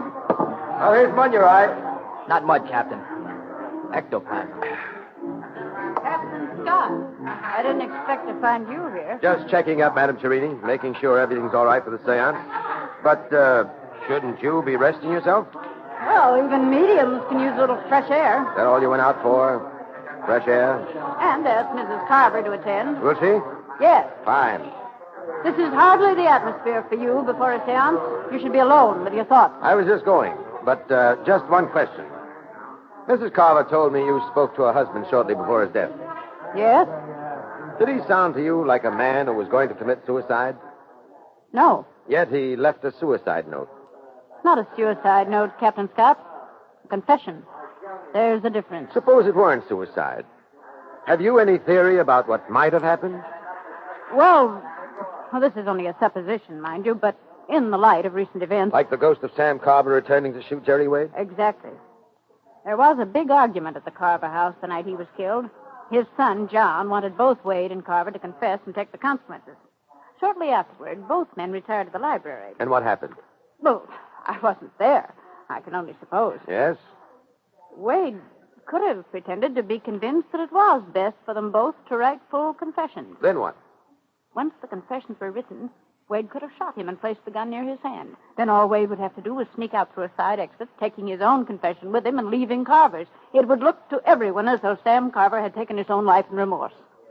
And what could have happened to the gun? Well, Wade would have been afraid of his prints on the gun. He could have pocketed it later while no one was looking. Or someone else could have picked it up. Yourself, for instance. What do you mean? Skip it. Did you tell Wade about your theory? I did make certain suggestions. Enough to convince the unbelieving Wade to attend a seance? Now, this is only a theory, mind you, Madame Cherini, but I'm going to be as generous with you as you are with me. Suppose you were the one who lifted the gun. Suppose you weren't an authentic medium, and suppose you wanted to frighten Wade into a confession of guilt. A confession only you would be able to force. Why should I want to do that? It's an ugly word, Madame Cherini. Blackmail. Well, there's an uglier word, Captain Scott. Murder. If such was my intention, why should I kill the goose that lays the golden eggs? Well, it's only a theory, Madame Cherini. I was only supposing you were a fake. You are an authentic medium, aren't you? Of course, Captain. But you'll find that out tonight. Won't you? I hope to find out a lot of things tonight. It was uncanny. I now understood the purpose of the curtains on the walls and the dark dress worn by the medium was to absorb even the faintest suggestion of light. Try as I would, my eyes could not penetrate the darkness. I sat directly opposite Madame Cherini. Mrs. Carver held my left hand, and I could feel her knee brush mine under the table. Benny held my right hand. The medium held theirs. The circle made a chain of communication that was almost electrical. Through the hands of those next to me, I could feel the medium stiffen as she went into a trance. She began to moan, and then called upon her control, the spirit who was a guide in the other world. Kathy. Kathy. Are you there? Kathy. Kathy, answer me. 2 raps if you can come through. 3 if there is interference. Do you hear me?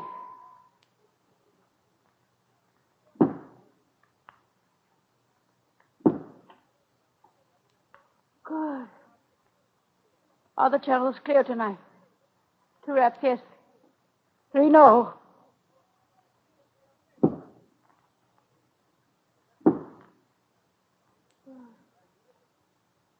I will speak no more. Mrs. Carver will ask you questions, and you will answer her through me. Is that clear?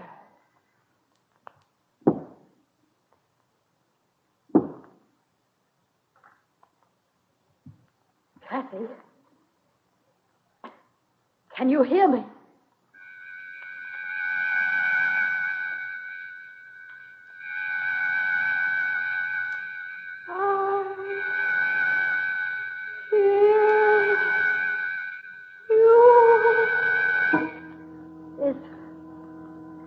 Of my husband with you?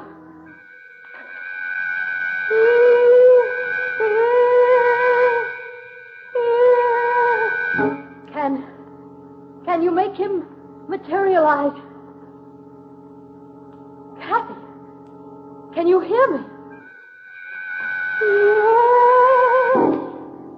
Can you make my husband appear?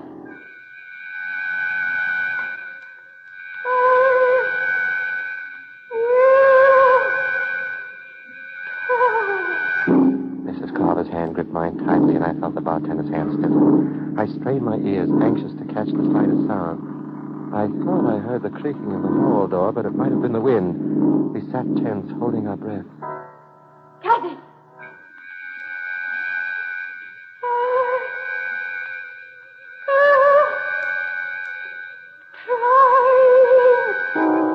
I couldn't believe my eyes. Slowly, a circle of light began to form at the other end of the room. The man's head and shoulders were framed in the light as though suspended in midair. The face was supernaturally pale. The eyes dark and glowing. Sam! Captain Scott is here. He's a policeman. Show him what you did last night. From nowhere, a hand appeared. A hand with a gun. The figure uttered one word. Murder. I heard it click. I crashed to the floor, sweeping Mrs. Carver down with me. There was a flash, and the shot reverberated through the room like a thunderbolt. Under cover of the darkness, I lunged toward the figure with the gun. He seemed to be running toward the fire escape window. There was a crash as the window broke. I pulled my gun and started after him. Too late, I realized I'd been tricked. The so-called Spectre had thrown something through the window, probably the gun, and then made for the hall door leading to the stairs. I heard him go running down the stairs. Madame Serini! Madame Serini! Put on the light! What is it? What's happened? Put on the lights. The switch. Under the table. Mrs. Carver found the switch. For a moment, I could not get used to the glare. When I was able to focus my eyes, I saw Madame Cherini on the floor. Dead? The hole was in the back of the head this time. Ghost or no ghost, our murderer was a dead shot. And then I noticed Benny was gone. Down the stairs. I was about to follow when I heard a noise in the hall. Somebody was coming up. Okay, Chief. Here's your ghost. John. Oh, John. No doubt about it. The ghost was John Carver, Mrs. Carver's son. It explained the resemblance to Sam. The resemblance had fooled Mrs. Wade and trapped her husband into blurting out a confession. John Carver was dressed all in black. The inside of his black topcoat was smeared with phosphorescent paint from the waist up. In the darkness of the room, all he had to do was to open his coat slightly to get the ghostly glow we had all seen. Nabbed him as he came charging outside. He almost got away in the dark. Good thing his coat was open. Good thing you disobeyed my orders and was here to catch him. Well, what have you got to say for yourself, John? It wasn't his fault. He didn't know what he was doing. No, it's all right, Mother. Yes. I killed Wade. He deserved to die. And the medium? Madame Cherini started the whole thing. She knew I never believed my father committed suicide. She came to me with a plan for trapping Wade into a confession. Got me to play the ghost. Was Madame Cherini who gave you the gun? Yes, she had smeared it with some of that shiny paint to scare Wade. That was my idea, too, at first. But when I heard Wade admitting his guilt, practically confessing he murdered my father, something snapped inside of me. I pulled the trigger. I'm a good shot. We know that much. I hid behind the curtain. When Benny took Mother and Mrs. Wade down, I stole after them. The bar was crowded. All eyes were on Mrs. Wade, who was hysterical. They left through the front door. I slipped in, mixed with the crowd, and made my getaway. Why did you kill Madame Cherini? She came to the house. She was furious because I'd shot Wade. Said something about killing the goose who laid the golden eggs. It was evidently her intention to blackmail him. Wade was dead, so she chose to blackmail me instead. Through Mother. John, why did you? My mother had nothing to do with all this. I couldn't stand by and see that woman tortured. I know. And I'm not saying I don't understand, son. But no man is big enough to take the law into his own hands. Ready to go, Larry? All set, Jim. Take your prisoner.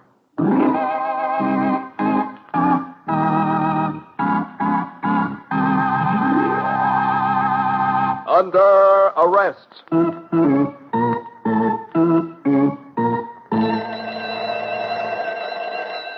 Into your cells.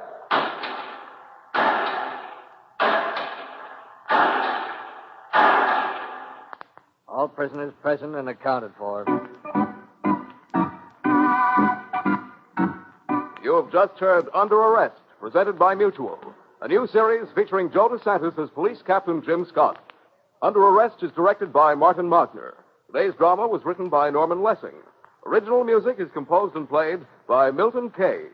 Madame Cherini was played by Virginia Payne, Mrs. Carver by Linda Watkins, John Carver by Leon Janney, Lieutenant Gavin by Carl Eastman, and Benny by Annie Donnelly.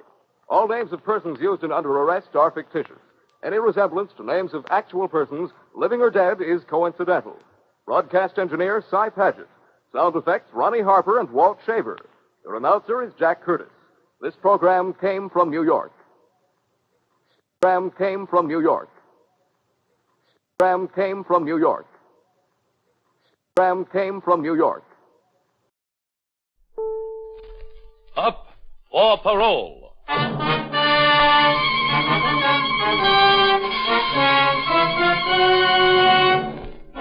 Tonight, CBS presents another in the exciting crime series, Up for Parole. Authentic cases as actually presented before parole boards in your state prisons, reenacted here for the first time. The case of Margo Owens.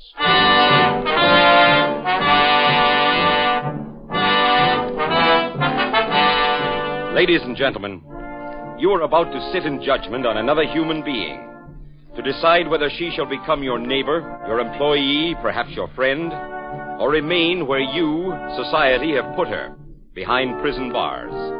Therefore, listen carefully and consider seriously the story you are about to hear, told from the official records of Margo Owens, prison number BP 45-2, now pleading before the parole board and before you for her freedom. State your name and prison number, please. Margo Owens. BP 45-2 is my prison number, sir. How old are you, Margo? 22. Tell this board the charges on which you were convicted. Attempt to kill someone. You mean felonious assault with intent to murder? That's right. And the other charge? Violation of parole. Sentence now being served. 3 to 6 years. Proceed. I served 4 years and 6 months of my sentence, and the prison warden gave me her permission to ask for parole. Why do you think this board should grant you parole, Margo? The main reason, Mr. Chairman, is I want to see my baby. My baby is 4. 4 years and 3 months. She was born in prison. I only saw her twice in my life. Now, there's no need for being upset, Margo. This board's going to give you a fair and just hearing. We aren't your enemies. We want you to know that. Yes, sir. All right, now. Go ahead, Margo. Kane City, where I was born and grew up, has about 3,000, 4,000 people. It's in the farm country north of here. I went to school until I was 8 or maybe 9, and then to work. Pop got me a job where he worked in a carpet factory when I was 12. Ma was dead when I was 2. Sometimes I wish Pa would have died, too. My sister Laverne, she was 4 years older, and... Well, you know how these things happen. Laverne had a baby. And no husband. Where is she? Your own father comes home to dinner, he can't find a thing in the house. Where is she? Laverne went away to a friend's place about, 2 months before the baby was born and had it. She came back that night, leaving the baby at her friend's. Where's Laverne? Where is she? I was getting you supper, Pop. I had to stop by. Stand still. Let me take a good look. Oh, Pa, please. No, let go, please. Did you think I was so blind drunk I didn't even see what was happening to you, huh? You thought you fooled me, huh? Went out and had a good time. Where'd you leave her? I want to see your baby. Let go. I'll get you something to eat. You're all the same, every one of you. Your mother was like that. And this one here, watching and listening with her big eyes. Margo, she's headed there, too. Only I'm going to stop you both, you hear? The both of you. Pa, you're hurting. As soon as you get along 2 minutes, you're in trouble. But you'll never do it again. Not you, and not you.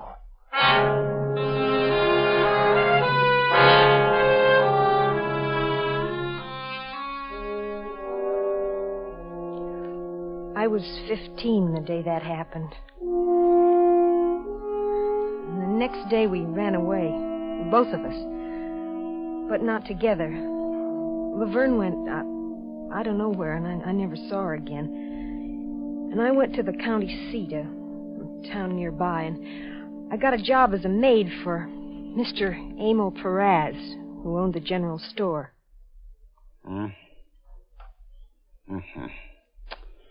Walk across the room. You'll have to do a little waiting on the table once in a while when I have guests. I want to see how you walk. The job was keeping his house clean, serving when guests came, cooking, washing, and taking care of Mrs. Perez, who was sick with the diabetes and high blood pressure, and doing whatever else Mr. Perez wanted. He was about 40, and he always had the same look in his eye. I think you'll do fine. Just fine. I want you down at the store once in a while and get you a nice uniform. You'll help out there, too. You don't have a bad figure, you know that. Thank you, sir. Did you bring your things with you? Yes, sir. You'll find the room down this hall to the left. Come on, I'll show you. I'll find it. I don't mind showing you. Hold still. Oh, Mr. Perez, your wife... Hold still.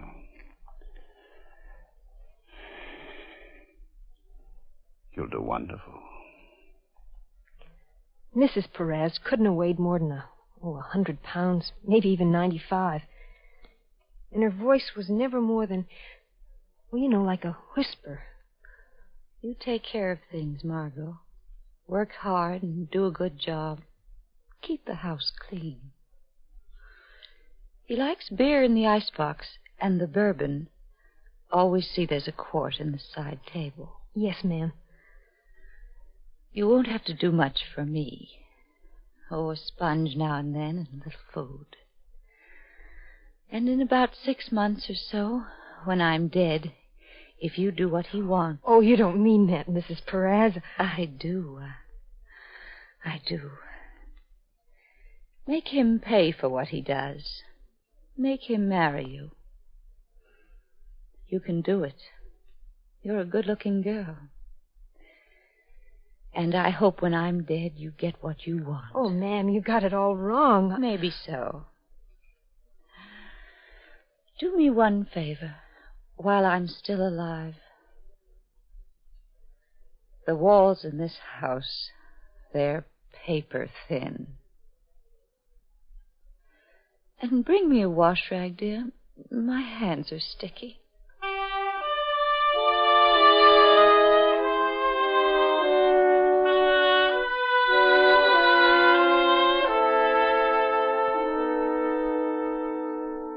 And you lived this way, Margot Owens, for how long was it?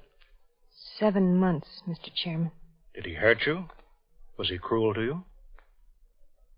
I'm used to being hurt. After all, sir, you got to take the bad with the good. Proceed, please.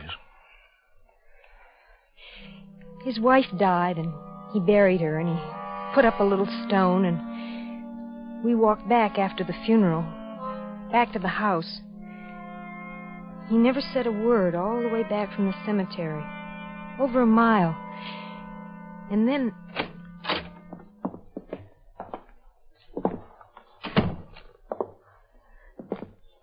Margot, I want you to stay. But, Mr. Perez, Don't you want to stay? We just came from the funeral. Don't preach to me. Margot, I need you. I want you to stay. You mean the way you said it before?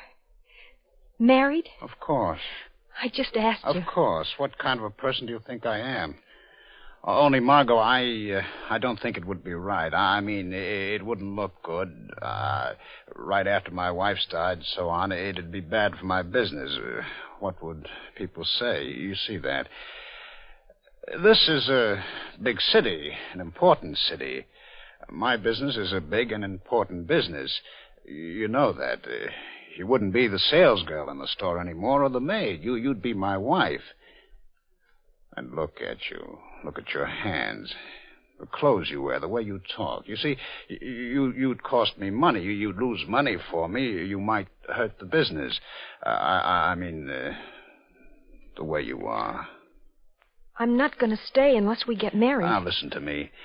The way you are, you aren't right to be the wife of an important businessman in town. Don't you see that? Suppose I brought the judge or the sheriff home for dinner, or those stylish folk from up the hill. Oh, I'd never know what to say, I know. Yes, you see, that's what I'm telling you. Look, you know about my sister who lives on the other side of town. Here's what I think.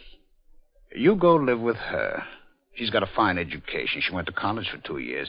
She'll take you in and teach you manners. How to talk, how to walk, how to serve. And then, when you're right, you know what I mean? You can sit down at the head of the table. Be a lady. That's what you want, isn't it? You want me to live at your sister's? It isn't a lot to do, Margot. We're going to have a whole life ahead of us. I want you, Margot. And I am going to marry you.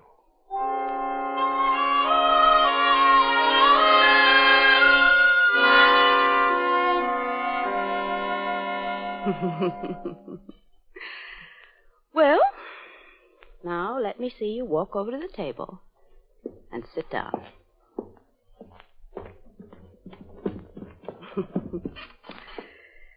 So you're the little... what's the word for it? That he's yearning and whining for. That he sent to me to make a silk purse out of. Emil's growing old. His taste, once upon a time, was for so much more. He said you were going to teach me things, and you aren't supposed to talk to me like that. I'm going to be his wife. I thought I wasn't going to enjoy this, but I think I really am. You know what I'm going to do? You and I are going to do something. Something very, very exciting. I'm going to teach you how to walk and how to sit and how to talk and how to sew. I'm going to teach you how to dress and how to wear your hair and what perfume to use. Will you? Yes, all of it. And I'll tell you why. Because he isn't going to marry you. Oh, but he told me only yesterday My brother is one of the best liars in the world. Now, you listen to me. After I've finished with you, and you know all these things, you're a good-looking girl. But then you'll drive him out of his mind. And that's when you're going to turn him down. Do you hear me? Right now, he doesn't want to marry you. But then he'll want to. He'll want you more than anything he's ever wanted in his life, and you'll turn him down. You're going to make him crawl and squirm and scream. You'll tell him that you won't marry him. He cheated me out of the store. That was supposed to be mine. He's made me crawl and scream, and now with you, I'm going to do the same with him. Now get up from the table and walk to the living room. I said walk!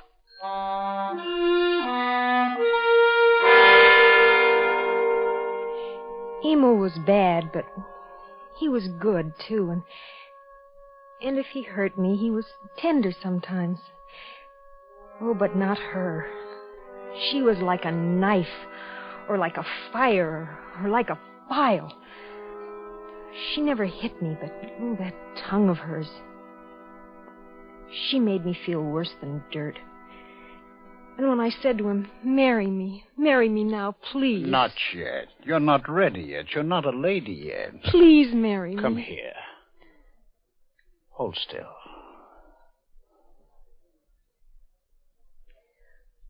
I had to run away. I had to run away from the both of them. So I went as far as I could go, 100 miles to a big railroad city there, and I got a job as a governess with a real nice family. And it happened while I was wheeling their baby in the park. Margot? Mr. Perez! You didn't think I'd lose you, did you? Why don't you leave me You alone? better get back to the house because they want that baby back. They don't trust their baby with you. You're an immoral, delinquent girl. I told them. You got me fired? That's right. Well, isn't it enough that you won't marry me, and now you won't even let me lead my own life? I want you, Margot. But why? Why do you do this to me? Do you hate me so much? Girl, don't you know anything about a man's feelings? I want you. I want you so much I'd do anything. Anything, you hear me? You'll never get away from me again.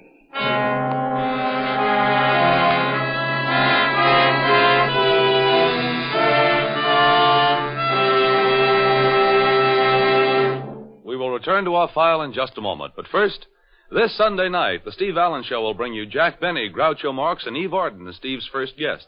Guy Lombardo Time will bring you a half hour of music. The Pause That Refreshes will bring you music with Percy Faith's orchestra and singer Dorothy Kirsten. Lucille Ball, Red Skelton, Coral Asarcha, Horace Height, Dick Haymes, Joe Stafford, and Hit the Jackpot will also be on hand Sunday over most of these same CBS stations. Now, back to the true story of Margot Owens, prison number BP45-2, the woman who is up for parole. Then you went back to this man, Emil Perez, who used, abused, and even tortured you because... Well, why, Margot? Because no matter what he did, he was the only man who was ever kind to me. And because I was going to have his baby. Proceed. When I told him, he didn't believe me. He said, you're making it up to get me to marry you. I told you all along I'd marry you, Margot, but I don't like it this way. You aren't ready yet. You know you aren't ready yet. You can't take over the house and the store. Be my wife, I mean. Emil, I'm not saying I'm going to do anything, but you better marry me. You threatening me? Oh, can't you understand, Emil? I want to marry you. I want to have our baby. I want us to be like a father and a mother. All right. Emil. We'll be married secretly. We'll go across the state line where nobody knows us. Why? You know why. Then you'll go to my sister's, and that's where you'll have the baby. No. I won't have you running all over the county, everybody knowing what's going on. You're going to have the baby quiet where nobody's going to know about it or see it. No. What else can you do? Somebody going to give you a job the way you are? You're going to go off in a barn somewhere? Now, look. I'll talk to my sister Maxine. It'll be different this time, I promise you. You'll see. I'll be over there regular. But we'll be married first. Tomorrow.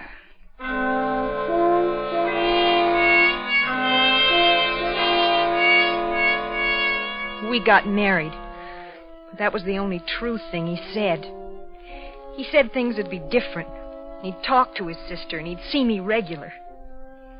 He came twice to see me the whole 4 months before I had the baby. And his sister, she was even worse. I just couldn't stand it. So I ran away. Where was I to go? Only one place. So I went home. Home. Pa drunk in the bed. Same as always. And when he saw me... Just like the rest of them, like I always said. Like your sister and your mother. Now you come crawling here to find a place where you can have somebody Stop else. it! I'm married. Oh, now ain't that nice? Where's your ring, huh? Where's your license? Where's your husband? Right here. You. Come on, Margot. What did you come here for? What did you think, that I wouldn't find you? You're going to blab it all over the county now? Take your hands off that girl. Oh, devotion. Well, watch, Pa. Emil, please. I said to come. Yeah, I'll show you. It's my daughter, huh? I'll show you. Put down that gun, you old stupid fool. It's my girl. Give me that. Aim a gun at me, huh? Oh, maybe it isn't etiquette to hit a new father-in-law in the face. You... Emil, leave him alone. What are you... I've got the gun now. If you don't get out of here, so help me, Emil. Stay where you are. So help me, Emil.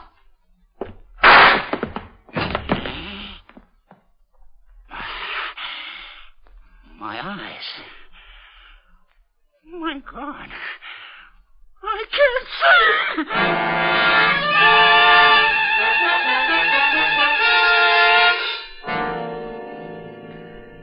see. They came and arrested me and took me to the women's prison.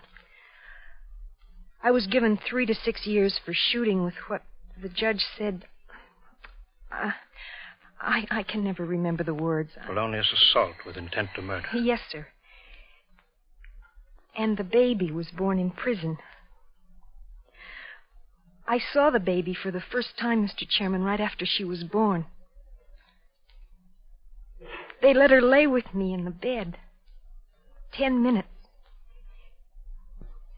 And then they took her away and gave her to her father.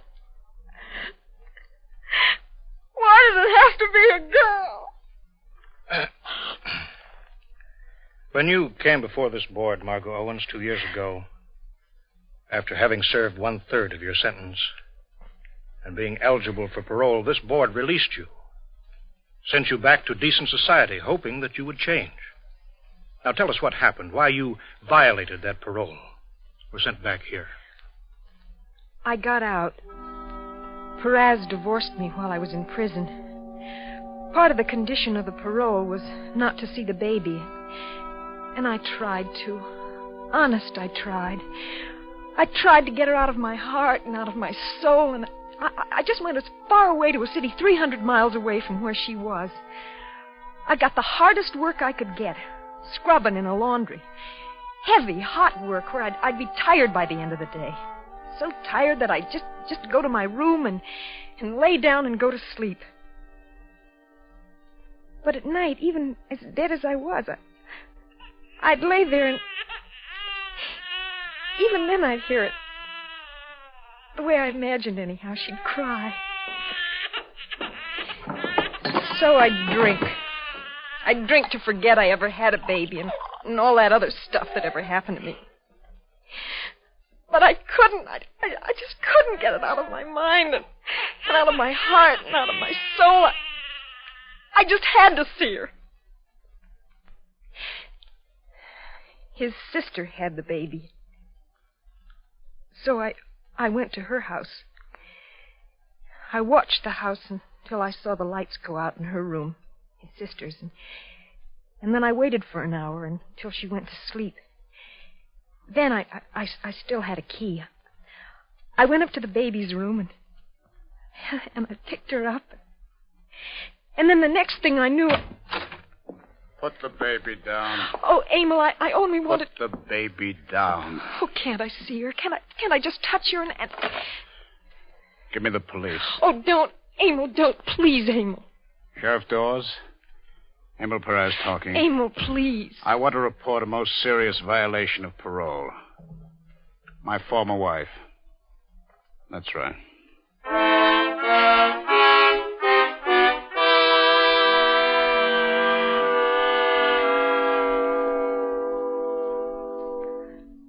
And so they picked me up for parole violation, and here I am. That's all. If we give you the parole, and I'm not saying we shall, would you see your baby? I wouldn't take the kind of parole you gave me before.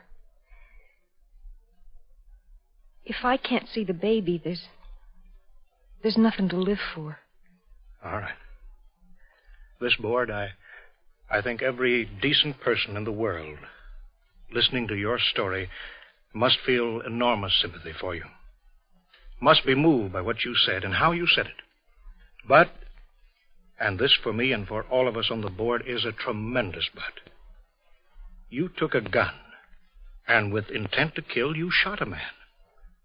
You know, when physical violence is the only solution that a human being sees to a problem, you know, when emotions blast with white heat, how can such a person be trusted to return to decent society? Whatever may have happened to you, and I don't condone it, but in a civilized society, force of arms, the action such as you took, it just cannot be the solution for human problems. It's this, together with the story you just told us, that must be considered here.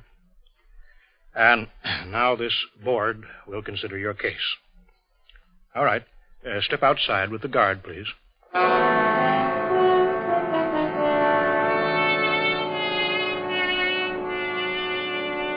While Margot Owens waits and the parole board reviews her story, you too have a decision to make.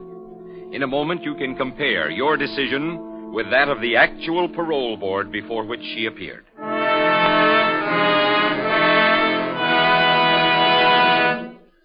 This Saturday on CBS's Gangbusters show, Senator Charles W. Tobey, a member of the newly appointed Senate Committee to Investigate Crime, will give you listeners a glimpse of the committee's gigantic job following Gangbusters' dramatization of The Case of the Prairie Pearl Diver. Listen Saturday for Gangbusters on most of these CBS stations.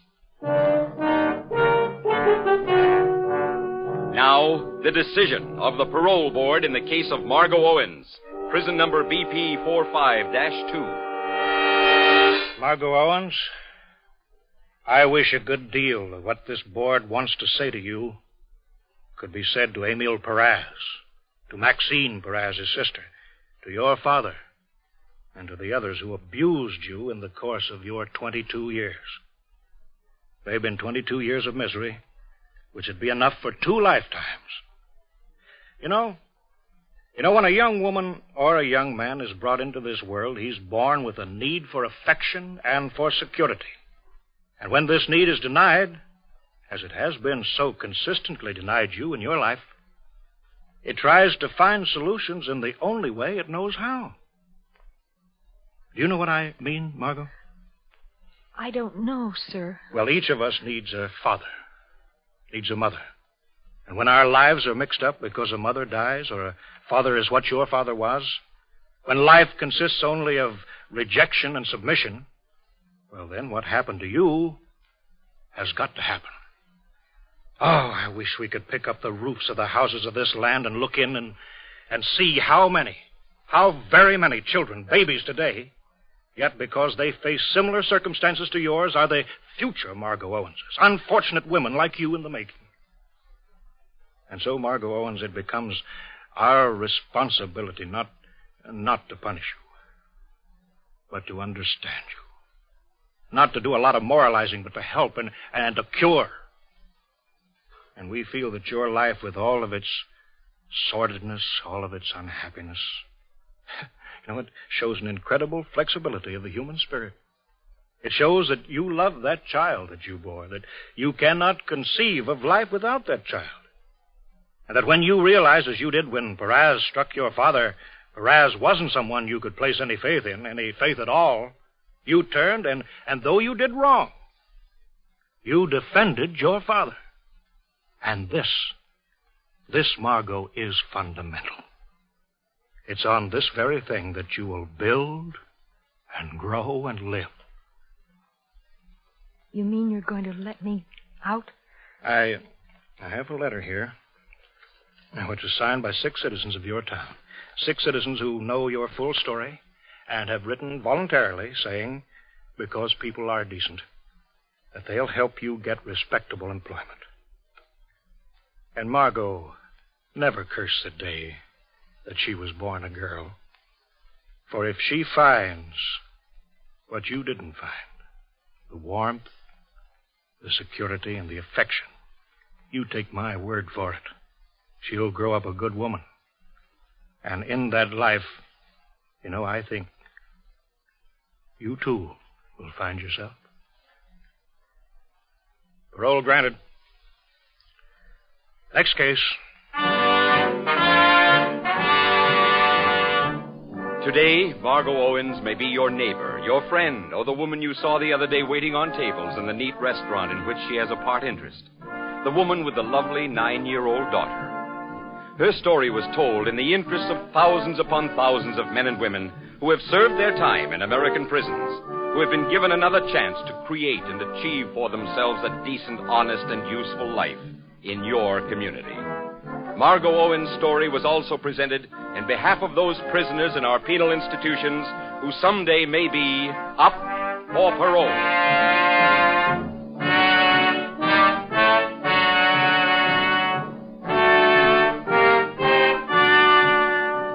You have been listening to Up for Parole with Shirley Blank as Margot Owens.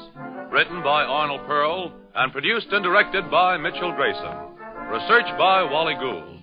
Music was under the direction of Harry Salter. Listen again at this same time next week when CBS will bring you the actual story of case DR-095. Up for Parole.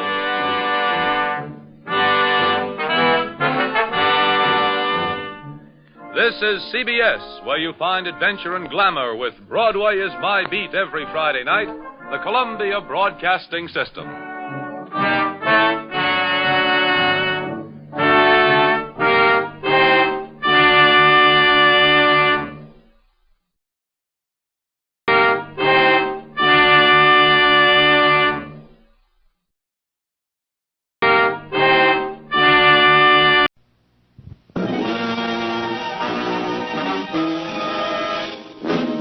Presented in the public interest, this is the program that brings you for the first time on the air a nationwide manhunt in action. This is the program that has led to the capture of 3 dangerous criminals. From the record, hear the on-the-spot reports of the people involved. Real names are used, nothing is withheld, no one is protected. Here are the dramatic eyewitness accounts of a man wanted for armed robbery.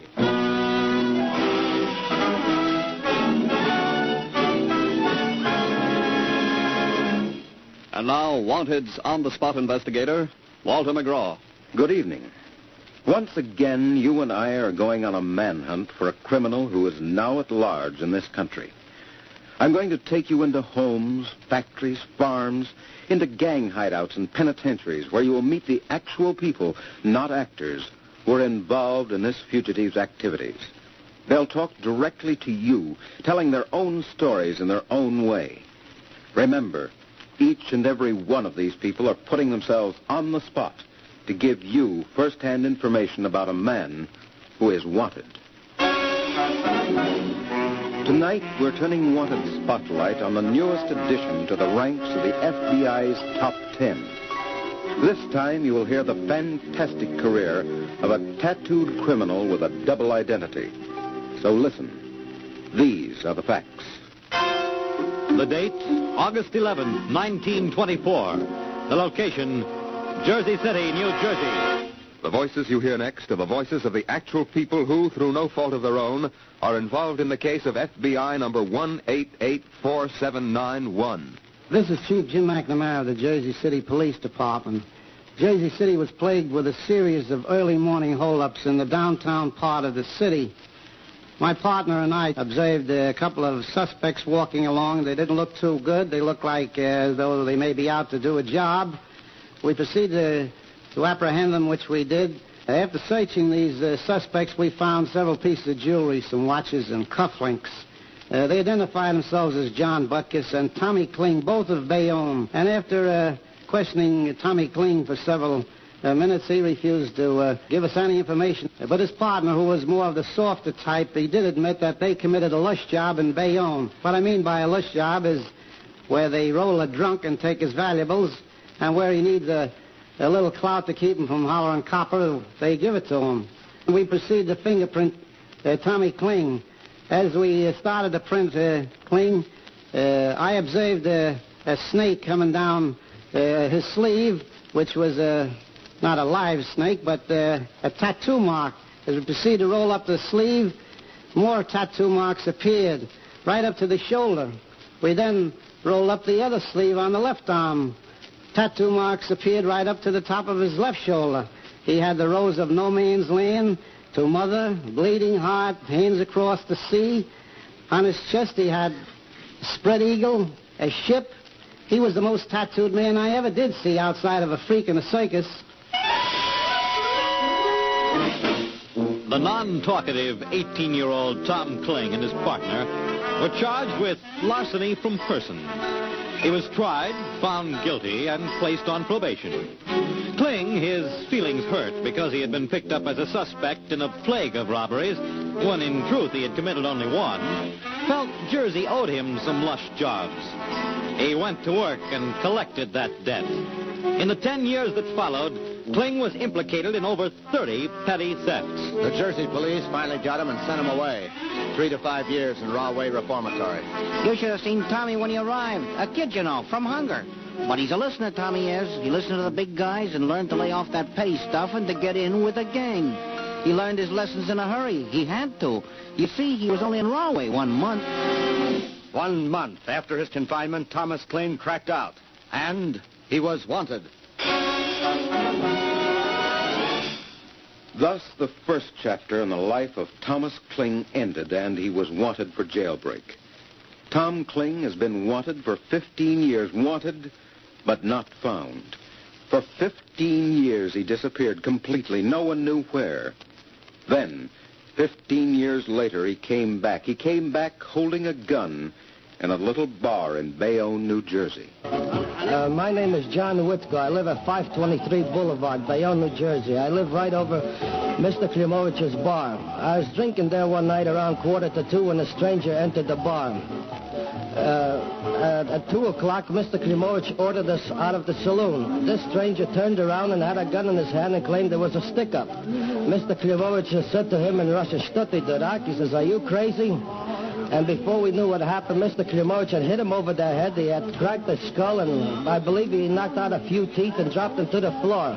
I also jumped in to help, and before we knew what had happened, the stranger had left the place in a hurry. The beaten gunman was identified as Thomas Kling, the same Thomas Kling who was still wanted in the Rahway escape of 15 years ago. Then, on July 17th, 1950, the FBI named Thomas Kling as one of the 10 most wanted fugitives in this country.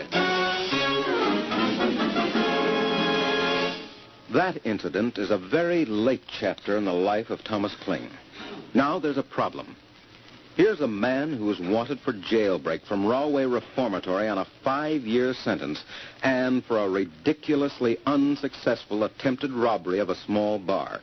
And yet, the mightiest police force of the nation places him among the top 10 criminals at large. This seeming small-time punk occupies a spot in infamy held by such big-time bums as Dillinger, Pretty Boy Floyd, and Babyface Nelson. Why? Well, the clue lies in the 15 years during which Thomas Kling vanished from the face of the earth. The date, September 6, 1939, 4 months after Kling cracked out of Rahway. The place, Bergen, New Jersey. For reasons of my own, I prefer not to mention my name.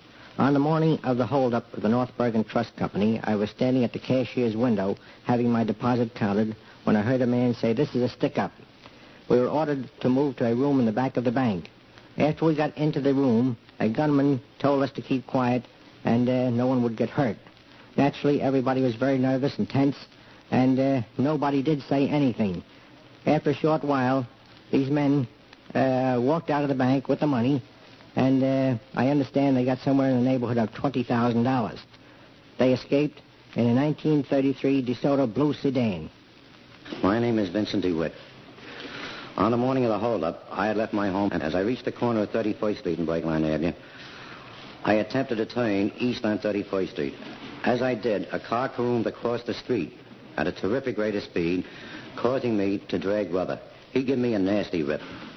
He come across that street so blasted fast that he slammed the curve on the opposite side and come to a dead stop. As he come to a stop, I hopped out of my car, run up to his car, with the idea of asking him just what the idea was. As I approached his car, a hand come out of the back window. Some fellow in the back there reached out and slapped me across the mouth, and he really did slap me. In fact, he slapped me hard enough to knock me out flat on my back. This car started up, and I hopped in my car and proceeded after him. About halfway down the block, a fellow stepped out of the running board of this car and started firing at me with a gat. I didn't realize at that time he was firing at me.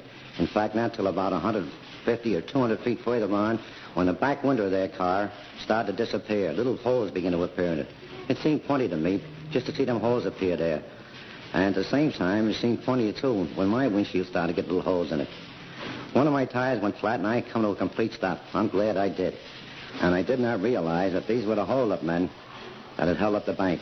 In fact, I didn't realize it for the next 10 or 15 minutes until the cops come down and wanted to know what I was doing there. I didn't know myself. If I'd have known the bank was held up, I would have liked to have been about 100 miles away from that spot that morning. As the bandits sped out of town with a hail of bullets, a crowd gathered back at the bank. My name is Frank Linehan. I saw a lot of people down the street. And I asked my brother what was wrong. And he said, oh, the North Bergen Bank was just held up. So I walked down the street, and in front of the bank there was a lot of people, and I heard them talking about the getaway car that traveled at a high rate of speed. And I told my brother, I said, if that car traveled at a high rate of speed, I can find that car. Being sort of a speed maniac myself, I'd always left traction marks in the road. I'd look in the mirror behind me and see them. So I got in my car, and I picked up the traction marks of the getaway car. And I followed the traction marks through the streets, through the turns, right up to where the car was abandoned. And I rode back to the bank and reported what I found to Sergeant Keck. This is Sergeant Edward Keek, North Bergen Police. Went to examine the car. Noticed there was a 1933 blue DeSoto four-door sedan. License number I-7473. Knew that this car was involved in the bank robbery. Ordered the car taken to police headquarters, where we dusted it for fingerprints and found 2 prints. That first print belonged to a hoodlum known as Davelman. That second print was positively identified as belonging to a Georgie Moore. Dableman and Moore were both well-known New York gang mobsters. Those 2 names were the tip-off that the Bergen job had been pulled by an organized gang. Half the police in the eastern area were on the lookout for this pair when news flashed out of Hawley, Pennsylvania. A second bank job. My name is Thomas J. Oldfield, cashier of the Hawley Bank, Hawley, Pennsylvania. A man came in the bank and stopped at the desk. He kind of fussed around, looked a little bit suspicious, but we didn't think much of it. After which another man came in, went over the window to Mr. Houck, asked for some change. While he was getting it, I went around to the other side. I was going to get a card put up for the Federal Deposit Insurance. And I happened to look up, and I see this man standing there at the window, but didn't think anything of it. In the meantime, the other man had came over from the other window and stopped at the window. I went up to wait on him, and I was looking in a 45. Then another man came in. He came into the door and couldn't get in the door, climbed over the top, unlocked the door for the man that formerly held Mr. Houck, and the 2 of them put the gun on Mr. Houck and took what money there was in the drawer. Then they forced Mr. Houck into the vault, took what money was in the vault, came out, after which the man that had me wished to know where he could lock us up and wanted to lock us in the vault. I said no, we would suffocate. So they decided to put us in the cellar, after which they left with $40,000 in cold cash, and away they went. I'm Myron Skyer. I arrived at the Hawley Bank just as the bandits were speeding down the street in their car. And as I went into the bank, the employees who were locked in the cellar informed me that the bank was stuck up. I had been down at Matter's garage investigating an insurance loss with the aid of Chief Krause of Hawley and Trooper Koval of the Pennsylvania State Police. Knowing they were still there, I jumped in my car and went down to Matter's garage and informed the police of the bank stick-up. This is George T. Krause, Chief of Police of Hawley, Pennsylvania. When we were informed by Mr. Schuyler that the Hawley Bank on Main Street had been held up and robbed, we immediately went to the bank to gain necessary information and commandeered cars to make a roadblock if possible, but later found that the bandits had made their escape. And in our search, we found the abandoned car which had made the exact hold-up at the bank, which was abandoned on Route 590, about a mile east of Hawley. But alongside of this car was tire marks of another car which had evidently been there to make the getaway and to transfer their loot in. There and then, that trail came to an end. Pennsylvania State Police put a Corporal Knight in charge of the investigation. Knight went to work looking for suspects. Meanwhile, Bergen, New Jersey had word of the Hawley job, and they sent Sergeant Keek to Hawley. This is Sergeant Edward Keek of the North Bergen Police Gang. When I arrived in Hawley, I contacted Corporal Knight of the Pennsylvania State Police and told him of my suspicions that the gang that had robbed the Hawley Bank were the same that had held up the North Bergen Trust Company. I gave up pictures with two suspects whose fingerprints had been lifted from the North Bergen getaway car, namely George Moore and Howard Davelman. This is Robert Knight in the State Police. After the photographs of George Moore and Howard Davelman were given to me by Sergeant Keek, I took them to the Hawley Bank.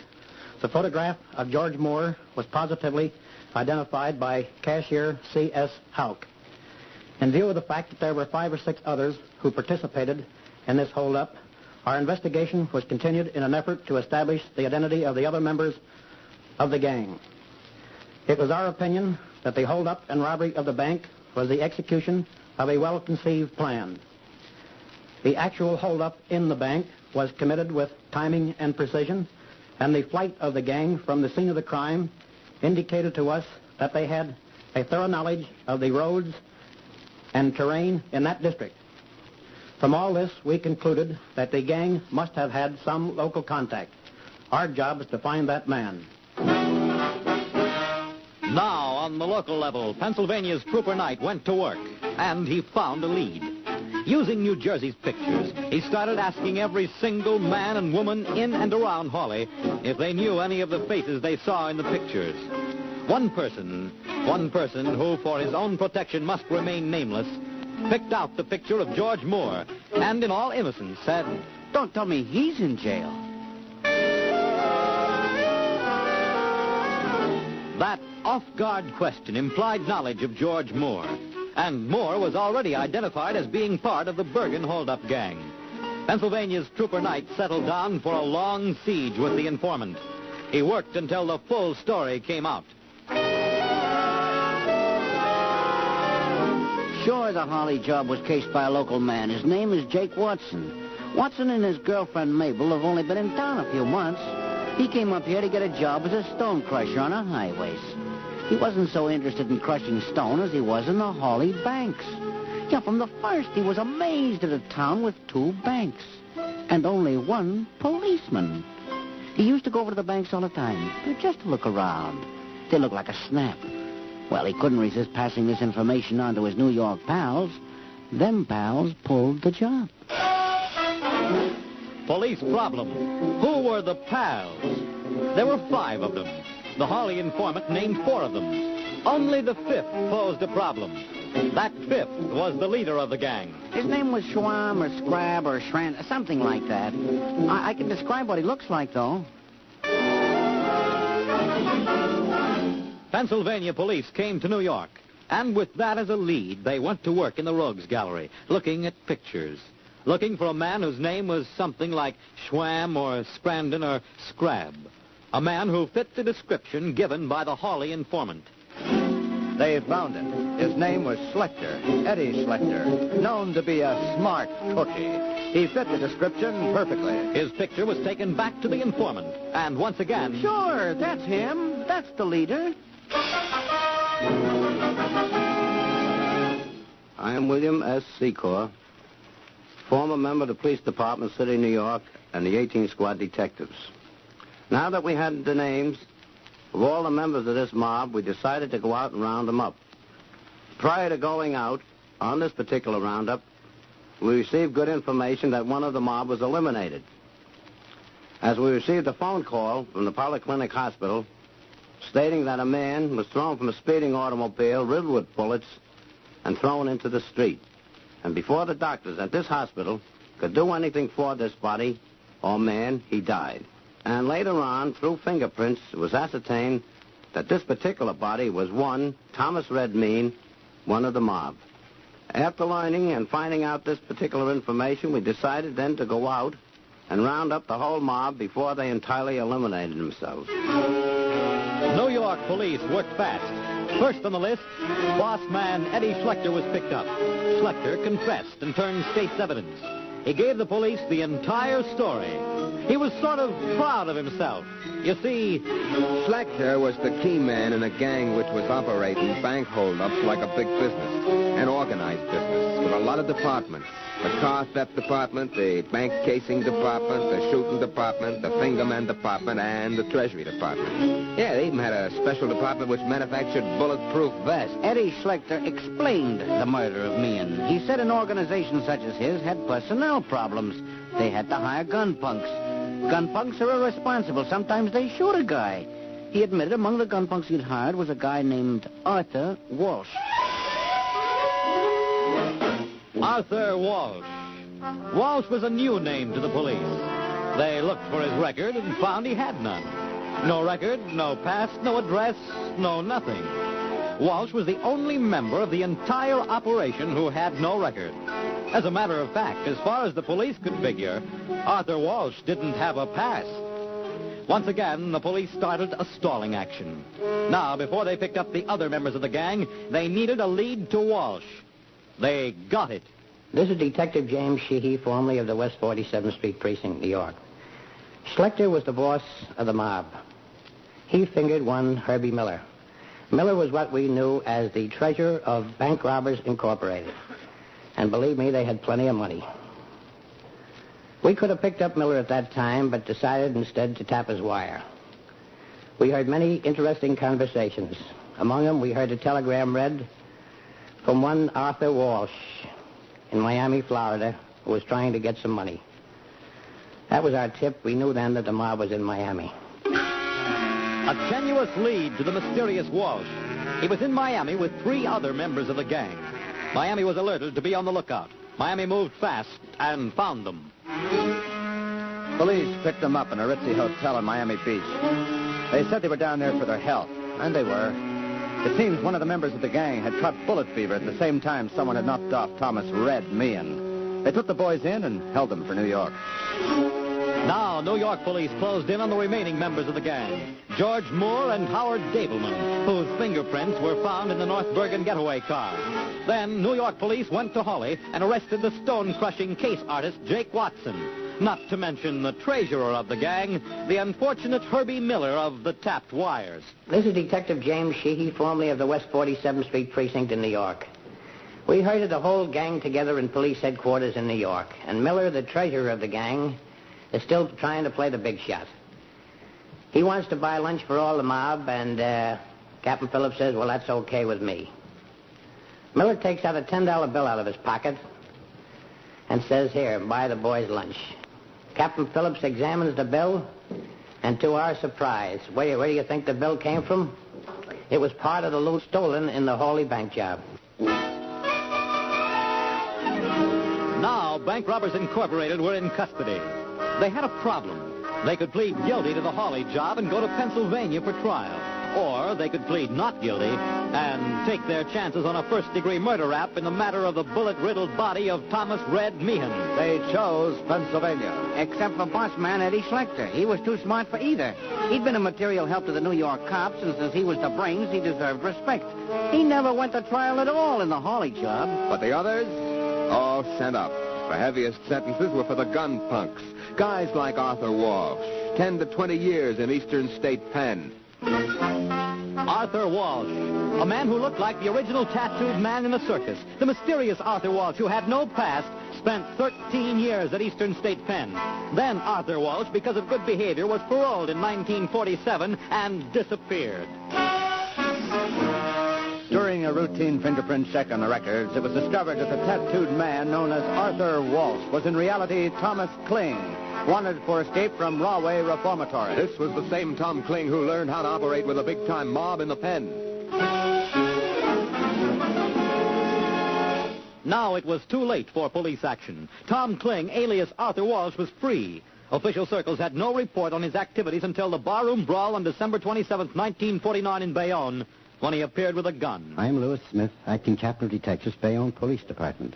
When Thomas from the penitentiary and returned to Bayonne, we felt we had a hot cookie on our hands and he needed to be watched.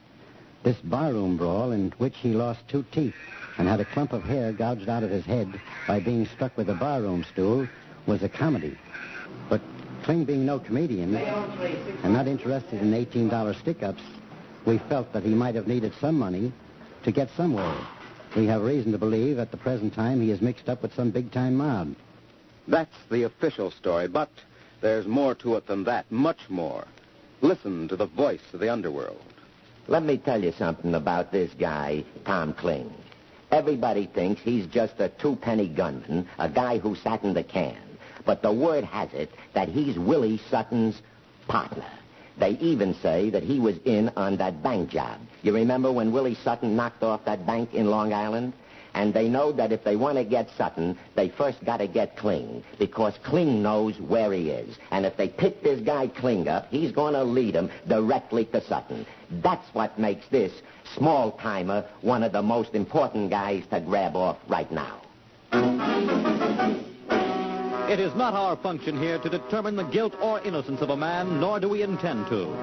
But according to the facts you've heard tonight and or other pertinent material, Thomas Kling is wanted. Wanted for armed robbery. Here again is Walter McGraw. You can help find Thomas Kling. Remember, you, the listener, have run up an impressive record with the apprehension of 3 of the 9 fugitives we've broadcast. But to bring Kling to justice, you must be informed of all the facts. What does he look like? How does he dress? What are his habits? These we will give you. So stand by. How can you recognize him? Listen, and listen carefully. This is Robert O'Connor, Chief of Police, Bayonne, New Jersey. Wanted, Thomas Kling, age 44, height 5 feet 6 inches, weight 124 pounds, hair brown, complexion fair, may have large scar on top of head, heavily tattooed on both arms and chest. Now back to Walter McGraw in New York. If you should see Kling, don't approach him on the street. Simply call your own local police department or the FBI. Give them the fullest possible information. If you have no other way of seeing a picture of Thomas Kling, go to your local post office, a poster with his pictures on the wall. Study that face. Thomas Kling is a short man, 5 feet 5.5 inches tall. He weighs 124 pounds. He has brown hair, blue eyes, fair complexion. Outside of the circus, he is one of the most tattooed men in the country. He's a wise guy, politely defiant, a criminal by choice. Tonight you've heard the details on a man who's a criminal by choice, an accomplice of today's #1 public enemy, Willie Sutton. As long as this pair is free, they will participate in various crimes around this country. According to information I've recently received, Kling may be hanging around the eastern waterfront. He may be working a racket down there, so longshoremen, merchant seamen, stevedores, this is your case. You can spot Thomas Kling and bring him to justice. You've brought in 3 fugitives, so let's do it again. Now, this is Walter McGraw saying, there's no time like now to wipe out crime.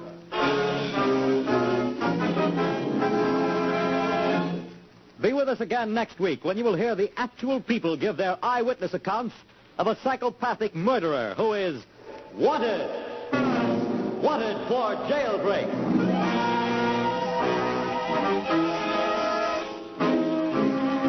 All material heard tonight was factual, from the record. Real names were used. No one was protected. Tonight's report was written by P.L. Mayer. Music was directed by Morris Mamorsky. The narrator was Fred Collins. Wanted was supervised for NBC by Joel Hamill and produced and directed by Walter McGraw.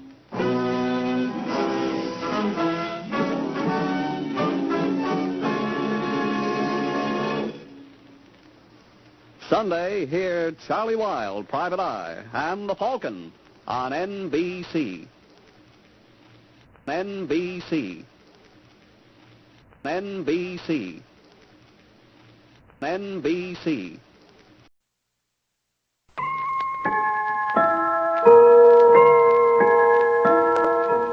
Gruen, G-R-U-E-N. The Precision Watch dedicates to the radio audience of America Warner Brothers Academy Theater. Transcribed from Hollywood.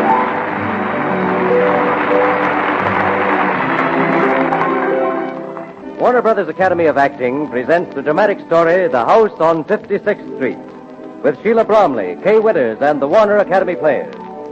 As guest star of the evening, Miss Margaret Lindsay. Yes, once again, you are invited to join our exclusive audience in the Academy Theater. And your host for the evening is Gruen. Now that summer weather is here, the call of the outdoors is hard to resist. Some of us shoot a round of golf right after breakfast. Some strike out for the woods and streams. Some read or just doze in the sun, while others get in a game of tennis or softball right after work.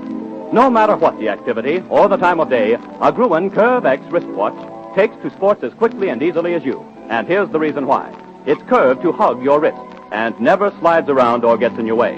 What's more, this streamlined beauty gives you the accuracy of a pocket watch because the movement, as well as the curve, is curved.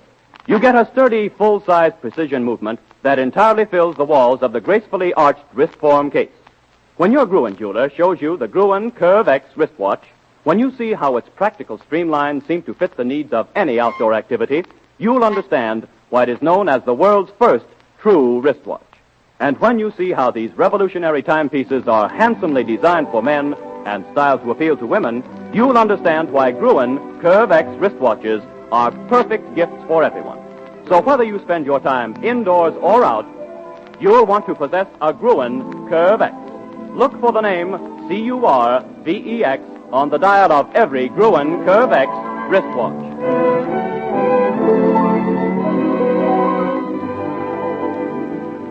The House on 56th Street with Sheila Bromley, Kay Withers, and the Warner Academy Players. The curtain rises.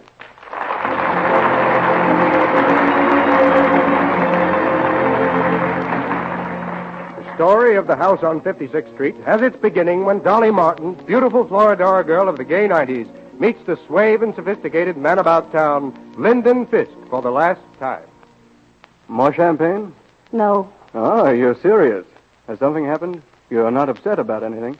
I want to talk to you, Lyndon. And I'd say it's about time. 3 nights this week I missed seeing you. I'm even beginning to believe that patience is my virtue. And I never thought I had any virtues. Well, you better have some more champagne, Dolly, and then we'll drop in at Delmonico's. And... Lyndon, listen to me. We're going to say goodbye. Not for long, I hope. Forever this time. I understand. It's Monty Van Tuyl, He's cutting in on me. Well, he has youth on his side, and youth must have its fling. I'm in love with him. If you'll take the advice of someone who's been around a lot, Dolly, you'll not let your feelings for Monty go too far. I've loved you a long time in my own way, but Monty, in a year he'll be tired of you. Naturally, he'll amuse himself with you until the right girl comes along to marry. Then over you go. We're going to be married next week. Oh. But you'll never make a go of it, Dolly. I know the Van Tuyl family. They'll not let you get away with it. Monty loves me. I know he does. And I'm not marrying his family. I'll miss you. And I'll always be grateful to you for these years. I'm not going to give up. I wish you happiness, Dolly, but somehow I can't give up.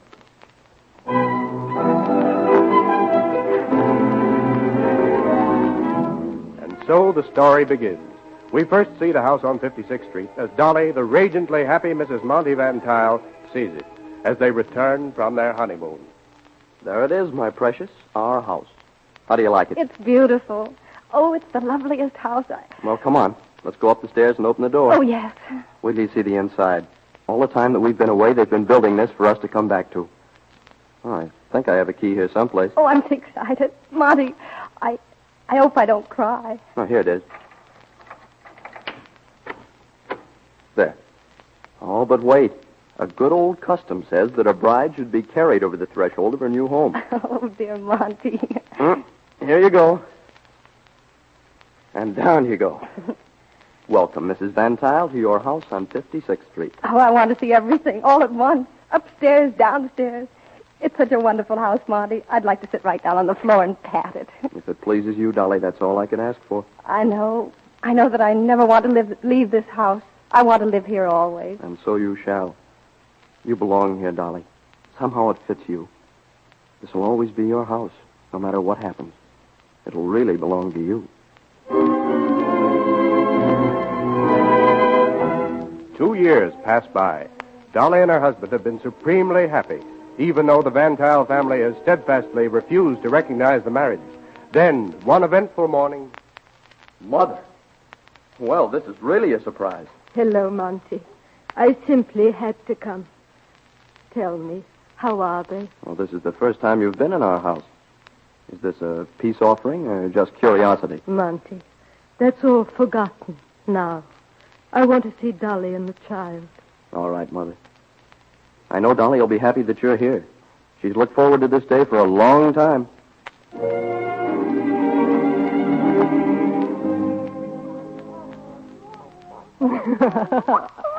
Oh, she's beautiful. We think so, don't we, dear? You bet. Of course, it's a little early to know if she's going to look like me. Monty. As a matter of fact, I can see quite plainly. She's a living image of her grandmother.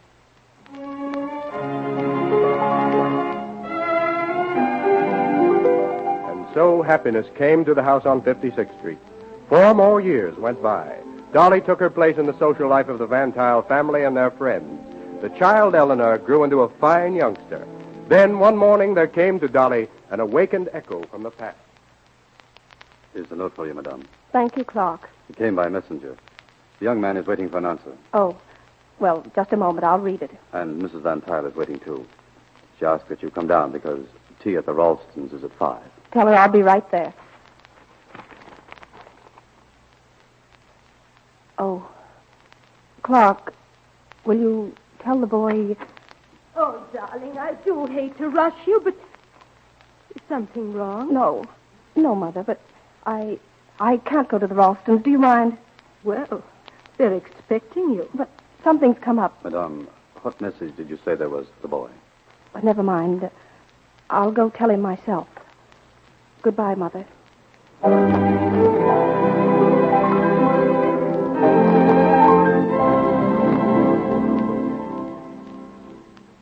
It was good of you to come, Dolly. I knew you wouldn't fail me. But your note said that you were desperately ill. I am. Well, surely the doctor didn't tell you to get well on champagne. Oh, this. Will you have some? No, thanks. This wasn't fair of you, Lyndon. I came because your note was alarming. I shouldn't be here. I hate hiding things. After 4 years, Dolly, you don't give me much encouragement. I shan't see you again. Please. It means so much. I'm old and tired. Terribly tired. I've little enough to look forward to. Some mornings when I wake up and realize there's another day ahead of me, I think I can't go through with it. You mustn't talk that way. Why? Well, because you have all the money you'll ever want. You can go places and see things. I didn't lie in the note I sent you, Dolly. The doctor has given me 6 months, maybe less. Oh, I'm sorry. That's all right. Now it's all right. I've seen you again. But the champagne, you should take care of yourself. Oh, it's the first I've had in a long time. It reminds me of the last night we were together. Are you happy, Dolly? Completely happy. I passed your house on 56th Street. I've stood and looked at it more times than you'll ever know. And I wondered if you were happy. Lyndon, if you take care of yourself, perhaps... When they pass sentence on a man, they give him anything he wants. The doctor passed sentence on me this morning. Oh, what a fool I was to give you up. I could have asked you to marry me. That was my mistake. I know that now. You're the one person on earth I've loved, Dolly. Loved desperately, passionately. Oh, you're being unfair. I'm going, and I shan't come back again. So you're passing judgment on me, too. There is a way. I've been thinking about it, planning it. In this drawer, there is something even more final than your goodbye. Lyndon, what are you going to do? Put down that gun. This gun will do something that you won't. End my loneliness. Stop, you mustn't. No, go away. Lyndon, I won't let you. Stand away from me. You can't stop me. Lyndon!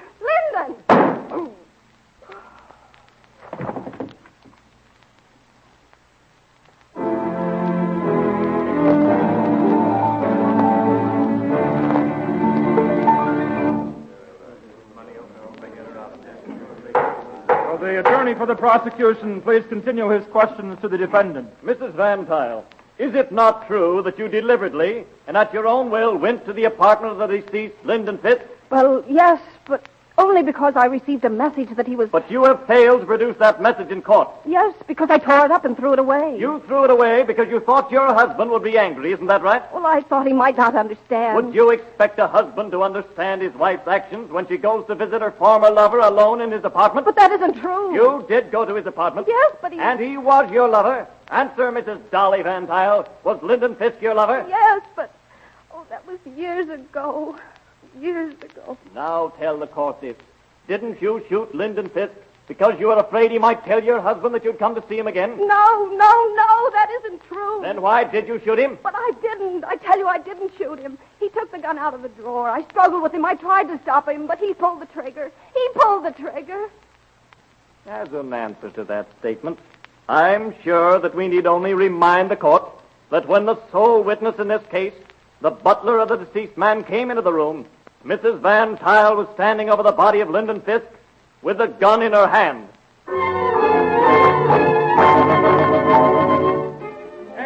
Extra, society woman convicted in big murder. Extra, Dolly Van Tile found guilty. Extra, convicted woman given 20 years in Auburn prison.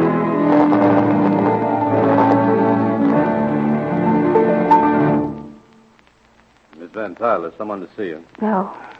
No, I don't want to talk to anyone. It's your husband. Oh. He's through there in the next room. He's arranged to see you alone. You'd better talk with him. We'll be leaving for Auburn early in the morning. I will talk with him. Thank you. Right through there. Hello, Monty. Darling, I've tried to see you before, but they wouldn't let me. I know. They're taking me to Auburn tomorrow. Sit down here. Do you feel all right, dear? Yes. I'm through crying.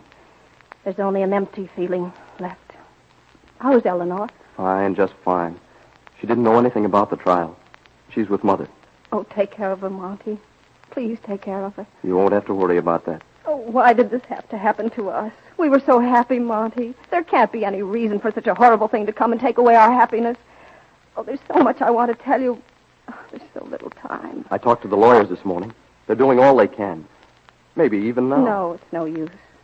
It's sweet of you to give me that hope, dear. But I know. I'll wait for you, darling. No, you mustn't do that. Forget me. It's best for Eleanor. And 20 years, Monty. That's too long to wait. Monty, it can't change things, but it would help if you believed I told the truth when I was in the courtroom. I do. I never believed anything else for an instant. I'm glad of that. You see, I couldn't live through those years ahead thinking that you believed like the others. Oh, I love you so. I always will. Darling. Now tell me about the baby. I have to know that. You have to take care of her, Monty. She's so very little. Mother wants to take her and bring her up. Send her to school in Europe so that... So some stupid fool won't tell her about me. And that's better. But when she does find out, and someday she will... Well, Mother said that we should... You don't have to say it, Monty. I understand. If she grows up into a fine young woman, and I know she will, you tell her, Monty, that her mother, well, that she doesn't live anymore. We're closing up the house on 56th Street. I could never bear to walk into that house again. Sorry, but your time's up. Oh, darling. Darling. I'm going now, Monty. Oh, no, don't say goodbye. You just sit there and look out of the window while I go.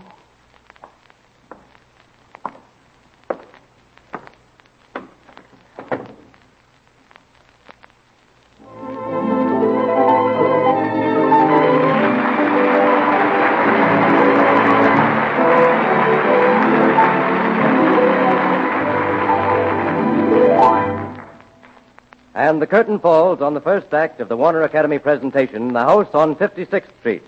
The curtain rises on the second act of The House on 56th Street. Slowly the years roll by. Slowly for the convicted girl who lives in a world of 4 blank walls and iron bars. But the world outside spins at a dizzy pace. The United States enters the World War. The armistice is signed, the 18th Amendment adopted, and still the convicted girl sits quietly in her own locked-in world until one day...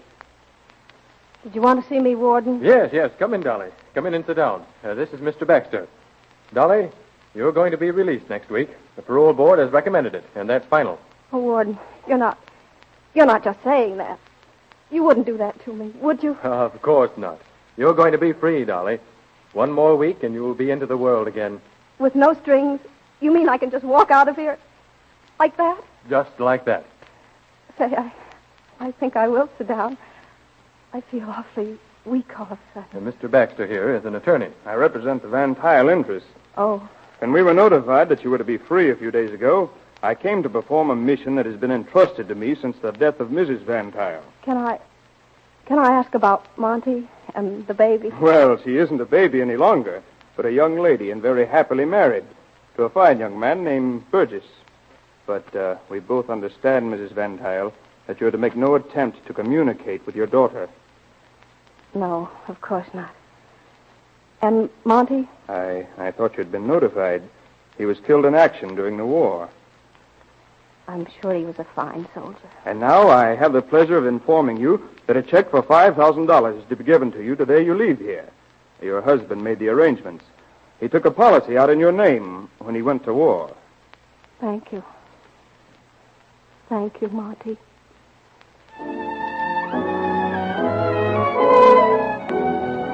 Freedom, and another year passes.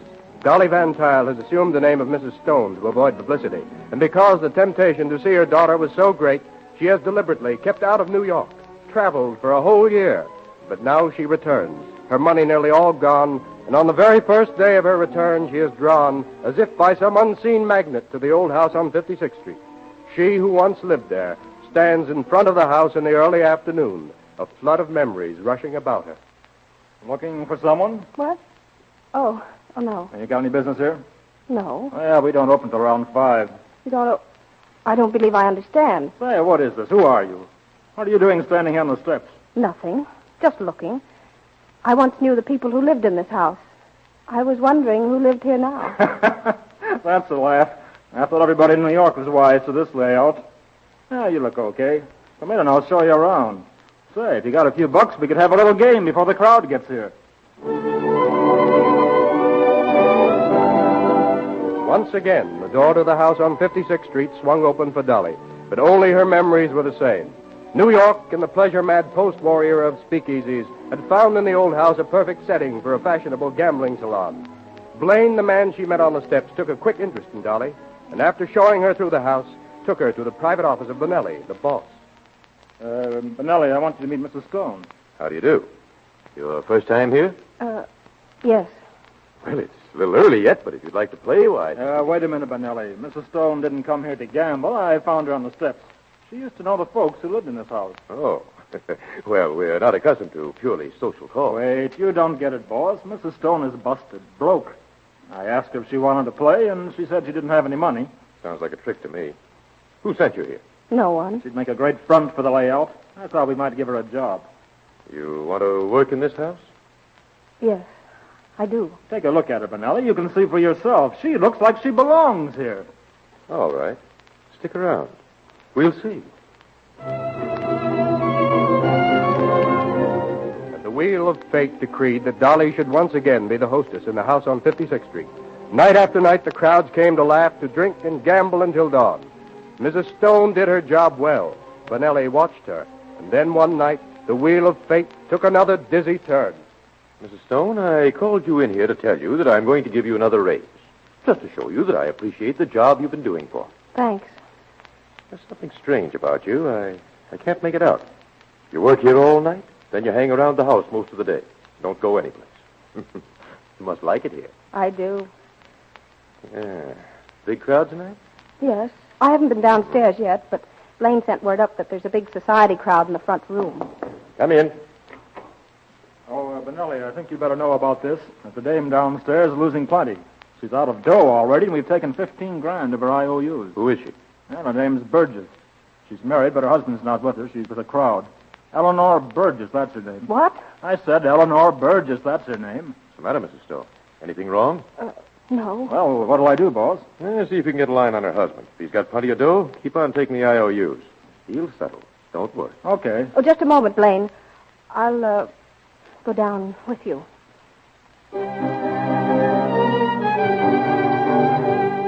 So it was that Dolly saw her daughter once again.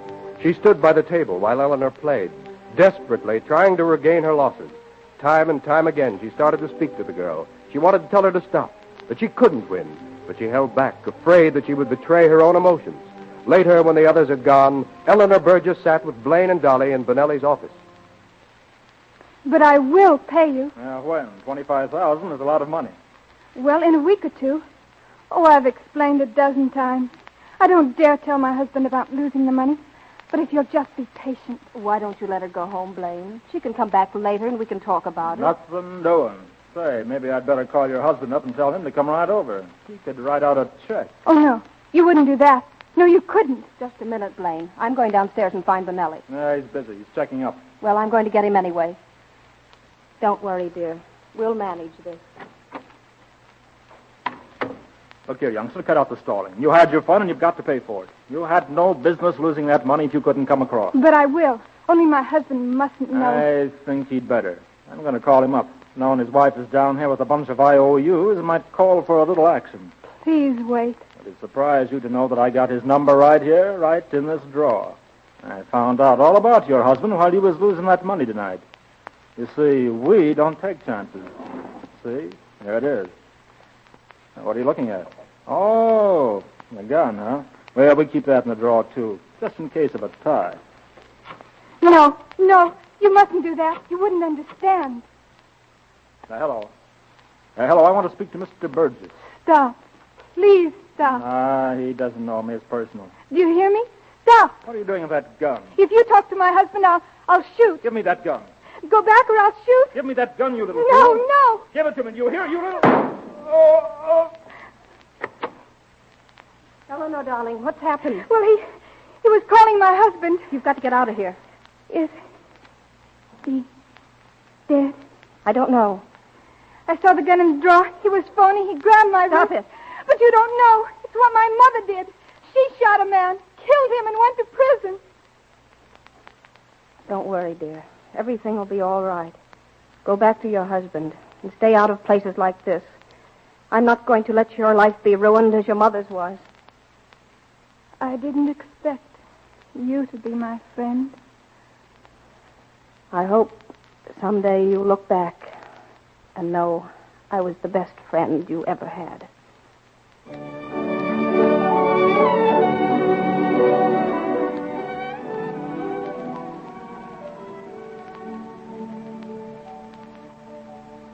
Well, he's dead. Yes, I know. Too bad. How'd it happen? We had an argument and I shot him. You're lying. The girl did it. I saw her running out when I came upstairs. Oh, no, Bonelli, you're wrong. There wasn't any girl here. I did it. I like a woman with nerve. And I liked you anyway from the very first day. I guess you knew that. Well, I don't hold any grief for Blaine. He was just a guy. A couple of the boys can take him for a ride, dump him off someplace, and the cops will say one of the gang bumped him off. Okay? Thanks. What happened to the IOUs? Did the girl that wasn't here take them with her? I tore them up. You're a strange woman. But I guess you're worth it. Anyway, you kind of fit this place. All I ask is that you stay here and work with me. I will. Well, I'll see you later. You drift around for a while I take care of him. Thank you, Bonelli. I'll see you later.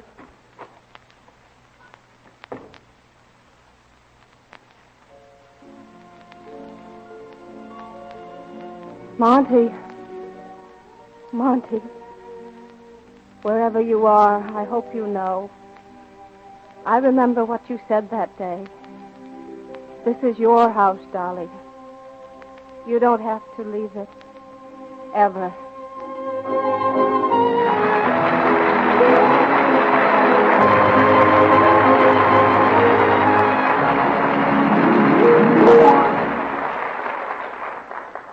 And the curtain falls on the story of The House on 56th Street.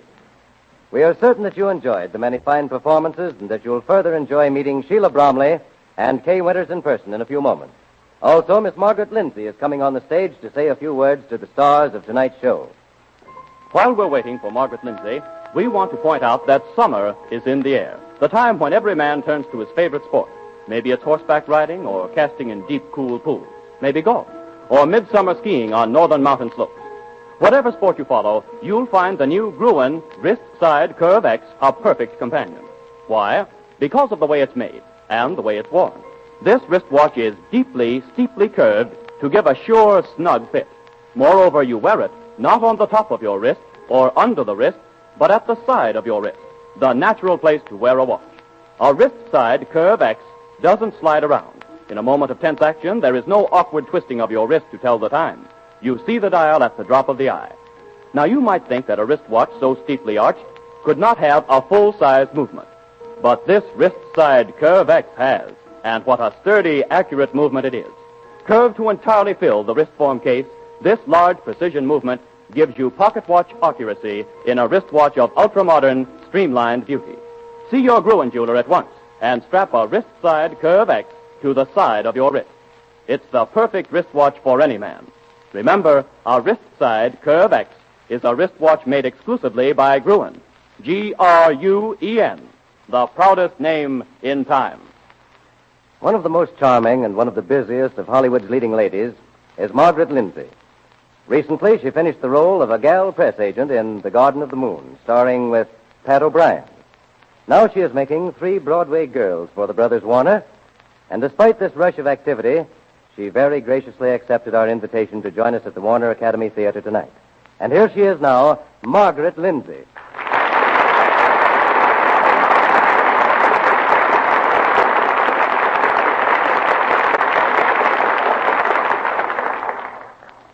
No amount of work could have kept me away from this stage tonight. You know, The House on 56th Street is my favorite picture. And my first role on the Warner lot was that of Dolly's daughter. And Kay Winters, you were grand. I'm sure Kay Francis is listening tonight, and I know she'll be proud of you, too, Sheila. Thank you, Margaret. When are they releasing that picture about astrology that you made? What was it called? When Were You Born? I imagine it should be in the theaters any day now. Oh, that's the picture Manly P. Hall wrote, isn't it? I heard one of his lectures. Do you really believe in astrology, Margaret? I haven't quite made up my mind about it yet. But think of this. Lilly, an English astrologer, forecast the plague of London 6 years before it actually happened. And there was Rossio. He forecast the Long Beach earthquake, and he's an Englishman who's never been in America. I've heard that Benjamin Franklin was an astrologer. He was. But the most astonishing astrological forecast in American history was the James Hope prophecy by another Englishman.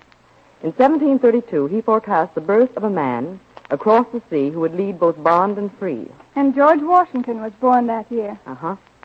James Hope forecast the date of Washington's death, the Civil War, and Lincoln's assassination. He did all this by the stars? So they say. Then there may be something to astrology. I can't wait to see when were you born. Well, my stars tell me that I've got to go now. So good night, and thanks for having me here.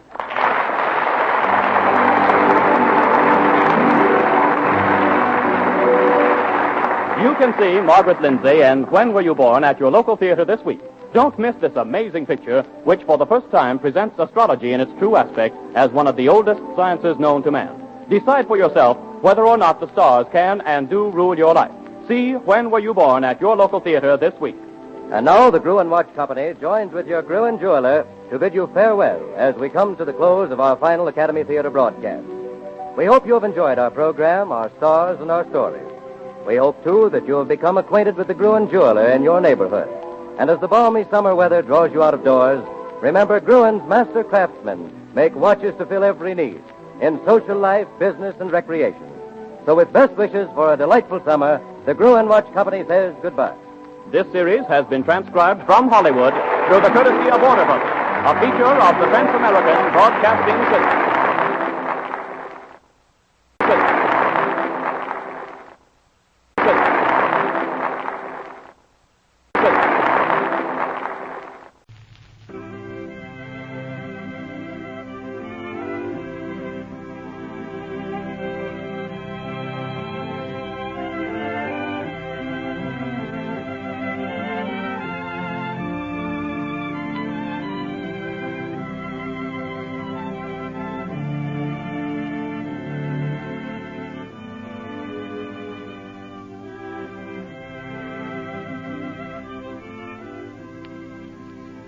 the Chicago Motor Club presents the Wayside Theater.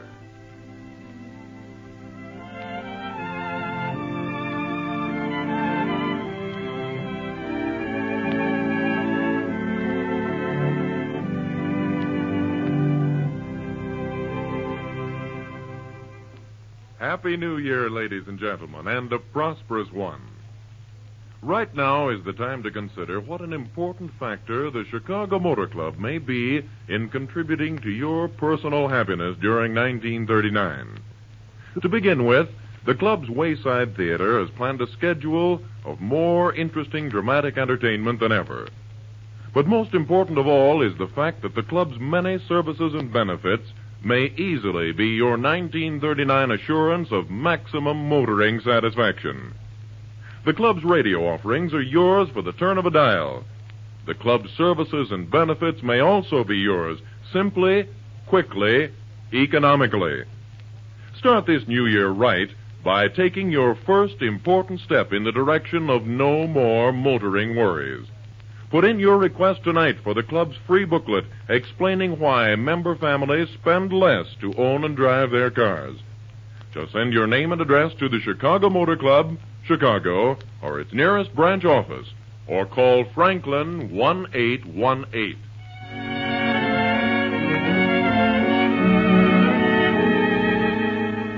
The Chicago Motor Club's Wayside Theater ushers in the new year with a timely presentation of The Adventure of the Absent-Minded Professor, written especially for this program by Addison Simmons.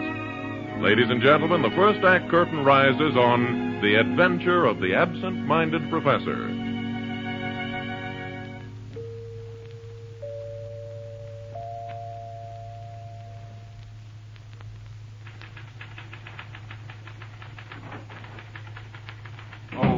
Peggy. Yes, John? Take a letter. Oh, John, look at you. Well, what are you laughing at? Oh, you're silly. Your hat's on backwards. You look like a fireman. Why, don't be foolish. I haven't got my hat on. Oh, but you have. But I've been in class all after... Oh. Good heavens. I have got it on. Oh, poor darling. So that's why the class laughed. Oh, well, never mind. Take a letter, Peggy. Ready and waiting. Dear Mr. Who's I writing to? You haven't said yet. Oh, that's funny. Well, let's see. What was I going to write about? You didn't say that either. Oh, well, I'll think of it sooner or later. I've lots of other things to do, I suppose. You certainly have. Look at your desk. Look at that pile of papers. Oh, well, I'll dig right into them.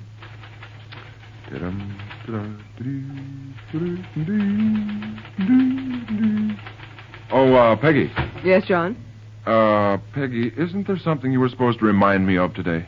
No. Something important, Peggy. Nothing I haven't reminded you of already. Well, now, that's peculiar. Oh, well, it'll come. Where'd those flowers come from, Peggy? Oh, the man in the moon. Peggy, where did you get those flowers? Oh, you idiot. You sent them to me. I sent them? What? Oh, good heavens, so I did. Oh, you know, I've been so busy, I forgot. Yes, dear. Oh, well, busy men can't remember everything. No, dear, I guess they can't. Oh, these papers. Now, let me see.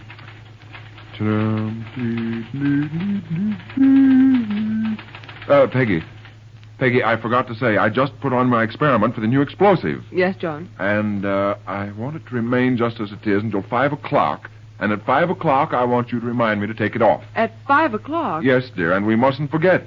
If we do, at midnight, it'll blow this chemistry building to kingdom come. Oh, but, John, you said I could get off early and go shopping. Oh, did I? Why, so I did. Well, you just go right ahead. Go on, dear. Any time at all is all right. Well, what about the explosive? Oh, that's all right. I'll remember it. That's just the trouble. You won't. Now, Peggy, tell me, did I ever forget anything really important? Oh, no, darling. Well, now, did I? Skip it, dear. Look, I'll write you a note. Great big one. Here now. Turn off experiment. 5 o'clock. There, now, you can't miss that. Fine. Put it right here. Suppose I put my hat on it, and then I can't miss it. Say, where is my hat? Still on your head, darling. Oh, yes. Yes, so it is. Well, all right. Here we are. The note, the hat, I pick up the hat. I see the note. I can't miss that, can I? Just be sure you don't, darling. No, I won't. You know, Peggy, there is something I've forgotten for today. If I could only think. Just be sure it's nothing you've asked me to remind you about, dear. Oh, well, I suppose it wasn't important anyway. Well, now you run along, get your shopping done. Go ahead. Thanks, darling. You're a sweet boss. Don't forget your hat. I won't. Bye, sweet. Kiss Peggy. There. Well, toodaloo. Toodaloo, dear. I'll see you later. Oh, yes, dear, of course. Goodbye.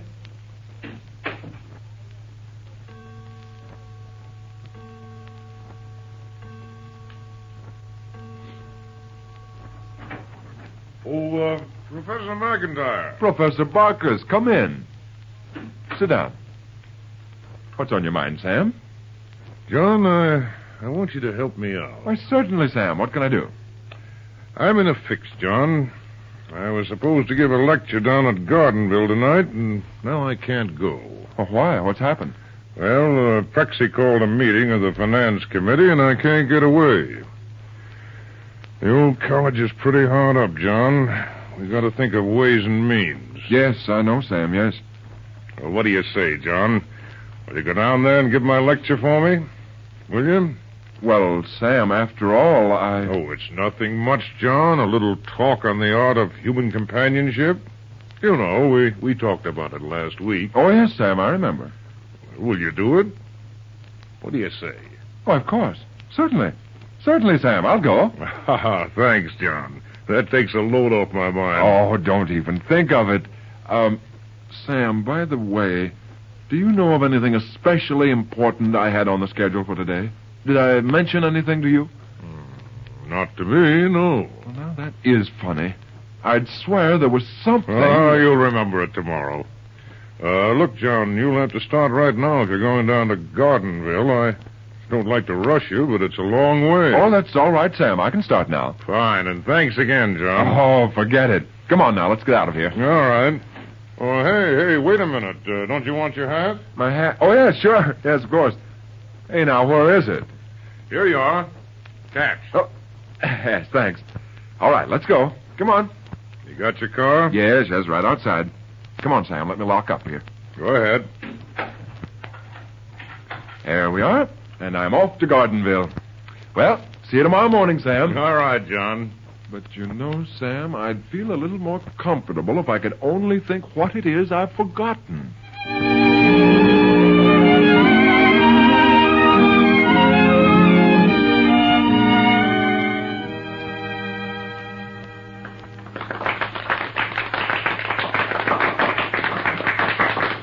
And so, ladies and gentlemen, we are fortunate in having with us tonight as substitute speaker, Professor McIntyre.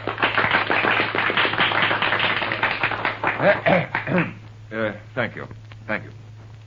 Mr. Chairman, ladies and gentlemen, my friends, human companionship is the very foundation of our society. I want to consider first man's fundamental device for companionship, the institution of marriage. Now, this institution of marriage is, let me see, Go on, Professor. Go ahead. Oh, yes, of course. The institution of marriage is one on which we build... let me see now. The institution of marriage...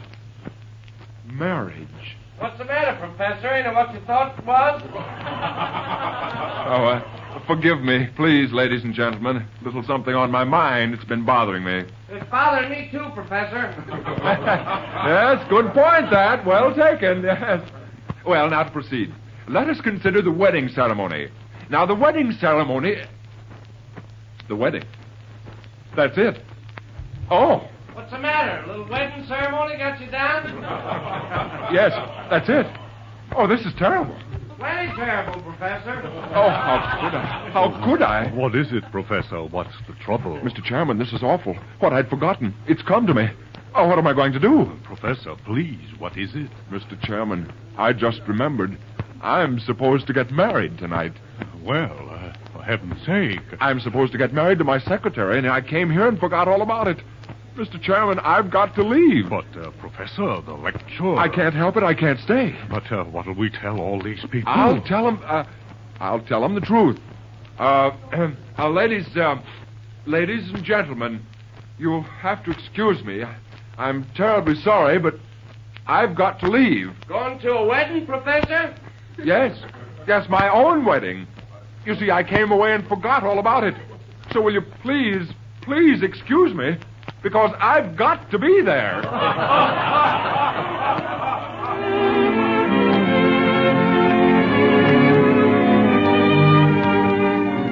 The first act of The Adventure of the Absent-Minded Professor comes to a close.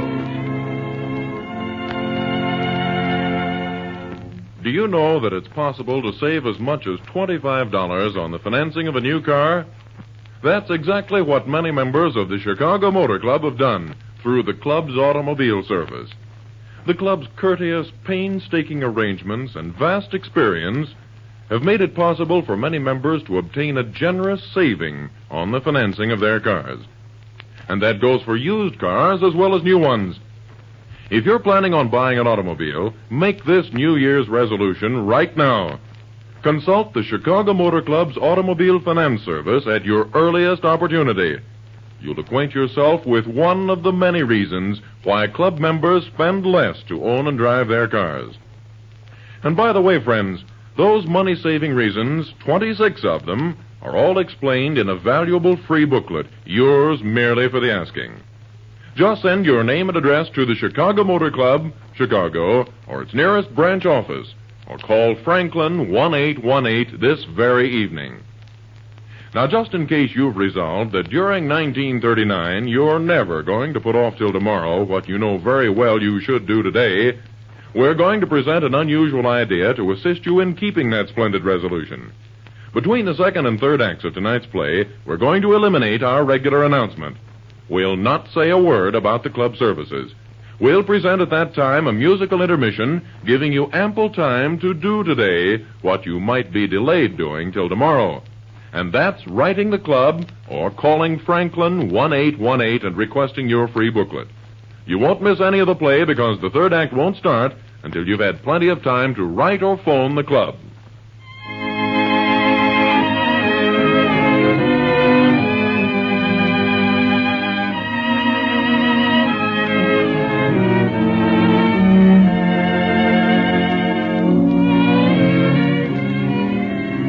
Ladies and gentlemen, the second act curtain rises on The Adventure of the Absent-Minded Professor.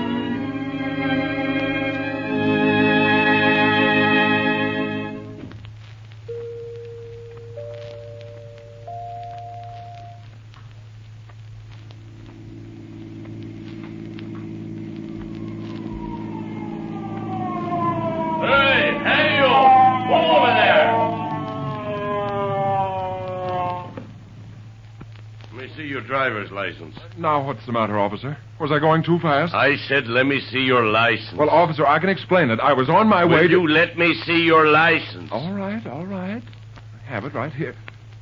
Oh. Well, now, what's the matter? Ain't you got it? Well, I had it right in my wallet. I must have left my wallet at home. Yeah, that's what I thought. A smart guy. You must be a professor or something. Certainly I'm a professor. Yeah, and I'm Hedy Lamar. What are you doing with this stolen car? What do you mean? I mean this is a stolen car. Now, what have you got to say? Say, I won't stand for this. I don't like what you're saying. I don't like your attitude. And I don't like your tone of voice. Oh, don't you now? Well, maybe you like the chief's tone of voice. He took singing lessons.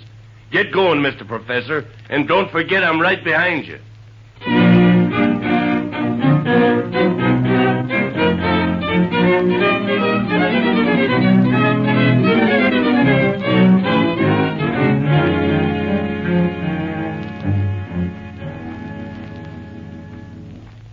Now, you listen to me, Chief. You can't hold me here. Now, hold on, Professor. Well... Yeah, you see, I take your word and call you Professor. I am a professor. I am, he's a professor. Professors don't steal cars. I did not steal that car. I took it by mistake. All those cars look alike, and you know it. The key was in the ignition. I just got in and drove off. Yes, of course. You just got in and drove off. Yes. You've got to let me go, I tell you. I've got to Yes, get... I know all about it. You've got to go somewhere and get married because you forgot about it before. Mm-hmm. Yes. Now, I ask you, Professor, how could a man forget about his own wedding? Well, it happens that I did. Yeah, well, it don't make sense. Now, why would this good friend of yours, this Professor Barkus, now, why would he send you on a lecture the night you're going to get married? Well, he didn't know. Nobody knew. We were keeping the marriage secret till college was over. Yeah, well, all right. We'll soon find out. I've sent for the girl. I've sent for Professor Barkus. And as soon as they identify him, that's all there is to it. Well, why don't they come? Oh, now, be patient just a little. Oh, Murph, go out and watch for him, will you? Yes, sir. Oh, it's getting awful late. 11:15. 11:15. There's something I'm supposed to do with the time. Now, what was it? Now, I wouldn't bother thinking, Professor. Thinking only tires the head. Oh, will you be quiet?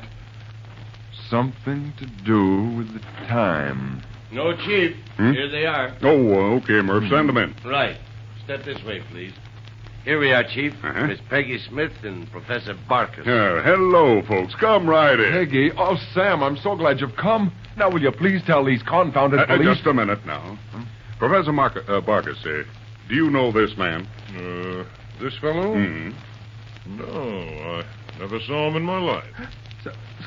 Sam? Uh-huh. Sam, what are you saying? I'm sorry, I don't know him, Chief. Sam, are you crazy? Shush. Young lady, how about you? Do you know him? Why, no. I never saw him before. What? Peggy, what are you trying to do? Now, you ought to be ashamed of yourself. Chief, now, I don't like this. Peggy Smith, I ought to turn you over my knee. Chief. Chief, come over and see us sometime. Come over for tea. Peggy Smith, you'll regret this little joke. Thank you, Miss Smith. Yes, I'll be glad to come for tea. Good night now. Good night. Good night, Chief. All right now, young fella. I want you to sit there and think real hard.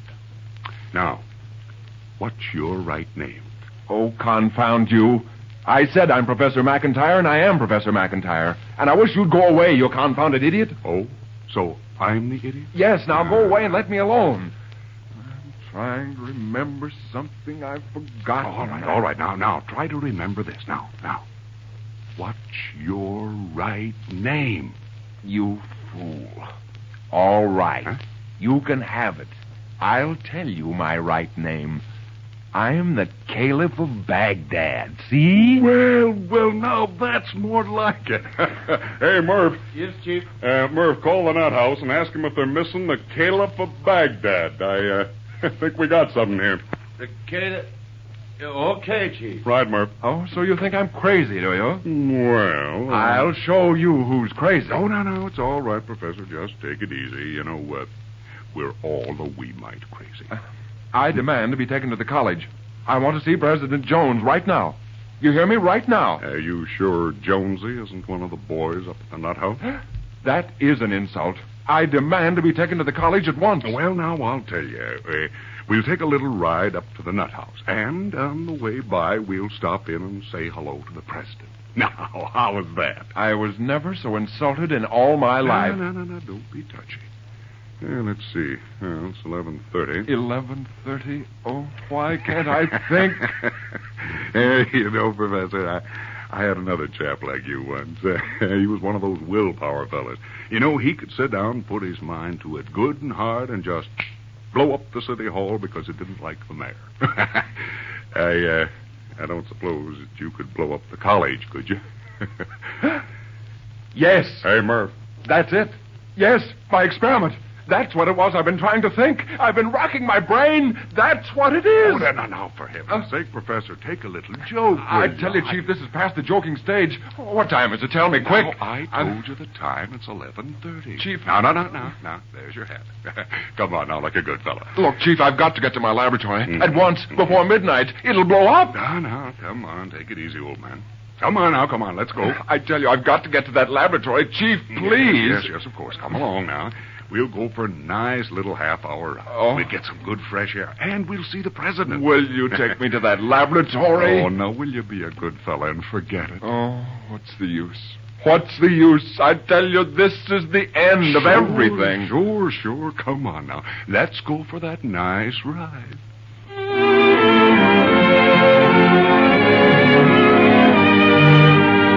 The second act curtain falls on the Wayside Theater production of The Adventure of the Absent-Minded Professor.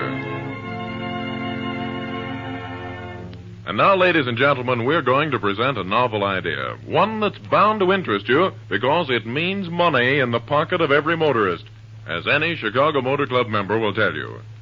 The club is absolutely certain that you'll be interested in the money-saving information contained in its free booklet. So certain, in fact, that we're giving you a 2-minute musical intermission in which to ask for one. And don't forget, this is your immediate opportunity to keep that New Year's resolution about never putting things off till tomorrow. Now, while the orchestra plays, just pick up the phone and call Franklin 1818, or take this time to write your name and address on a penny postcard or a piece of paper and have it all ready to mail to the club. Here we go, friends, a musical intermission while you call Franklin 1818 for your free booklet, and then we'll be all ready for the third act of tonight's play.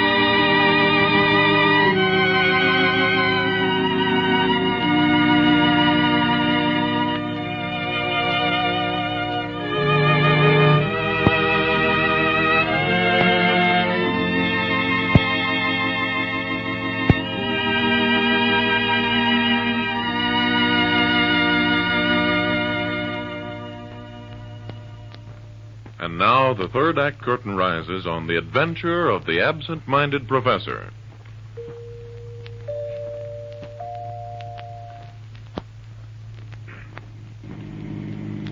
Oh, please, Chief. Please take me to the laboratory. You've got to believe me, Now, Chief. now, we're going to no laboratory. Chief, I beg now, you. Shush, like a good fellow. But... Now, look, if you behave yourself, we'll let you blow up 2 laboratories tomorrow. Oh, all right, you win. It's out of my hands now. I'm through. That's the way to talk. You idiots. Look at the time. 5 minutes of 12. 5 minutes of 12. Oh, there's the house, Chief. Okay, Murph, pull up. Yeah, right. Now, come on, Professor. Oh, you colossal Come fools. along now. That's it. Okay, ring the bell, Mark. Now we'll find out. Yes, you'll find out, all right. You'll find out plenty. Now, easy does it, old man. Oh, good evening, sir. Well, what do you want? President Jones, listen. Quiet, you. President Jones, now I came here. Well, who are you?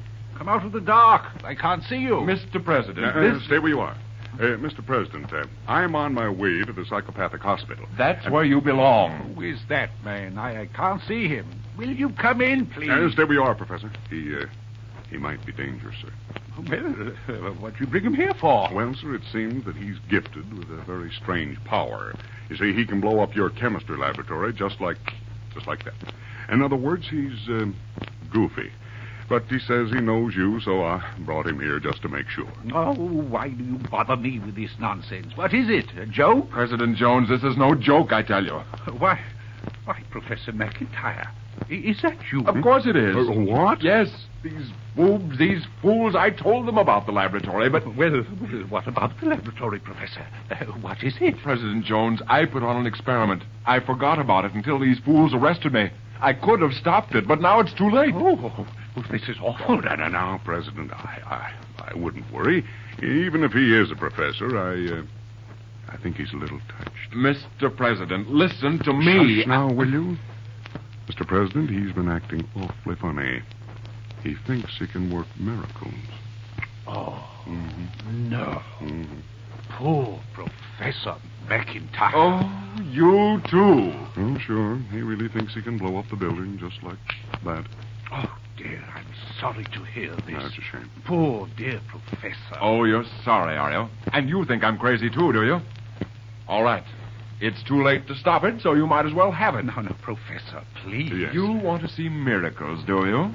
All right, you'll see miracles. There. You hear that? There's midnight for you. Go ahead, Chief. Snap your fingers. You'll get your miracle, all right. Now, just cool off, will you? Go on, snap them. Here now. You heard me. Snap your stupid fingers. Oh, all right. Anything to oblige. Now, all right, here we are, Professor. The magic snap. What good heavens! The laboratory. Look! Oh, my gosh, he done it. Look, the building. It's gone. Look out. Glory be the chief. He's fainted. Yeah? Well, you can all faint. I'm going to pack my bags and get out of town. I know just how welcome I'll be here now. Good night, you fools. John. What? John, this is terrible. Your experiment. Get out of my way. John, I was coming to see the president. Out of my way. We don't even know each other. John, please, listen. No, let go of my coat. John, please, wait. John, do you know what's happened? Oh, Professor Barkus. Yes, I know what's happened. I blew up the lab with my little experiment. Oh, but John, look here. Look. John, please. You, both of you. You could have helped me prevent it, but no, you'd never seen me before. Let go of my arm, Peggy. John, listen. Look, John, it's wonderful. What are you raving about, you half-wit? Out of my way. John, you feel that spray in the wind? What? Look at my face. Look at my hands. That black spray is oiled. There's a gusher where the lab was, John. The spray's in the wind. John, I tell you, we're rich. The college is rich. We can build 20 laboratories. Huh? Oil wells, John. The explosion did it. It's millions. Is that so? Well, that still doesn't explain why you two didn't get me out of that police station. Oh, John, Lord, John, please don't listen. quibble over trifles. You had to be punished for running away from that lecture. But think of it. We've struck oil. I'm going to tell the president. We're rich. We're rich. Rich! Wake up, Chief. We got another customer. Well, I'll be... John. Well, what about you? What was your reason for not knowing me? Did you have a lecture I ran out on? No, John. Well, then what was it? What did you have against me so suddenly? Oh, you poor darling. Don't you really know? Quit stalling. What was the idea? Oh, I don't wonder, John. There's been so much excitement, but have you really forgotten that you forgot to come and get married? Oh, my hat. Of course. That's why you didn't know me. Oh, Peggy, I had it coming to me for that. We'll get married first thing in the morning. Oh, no, darling. Not a chance in the world. Peggy, please. We'll get married right now, dear, before you forget it again.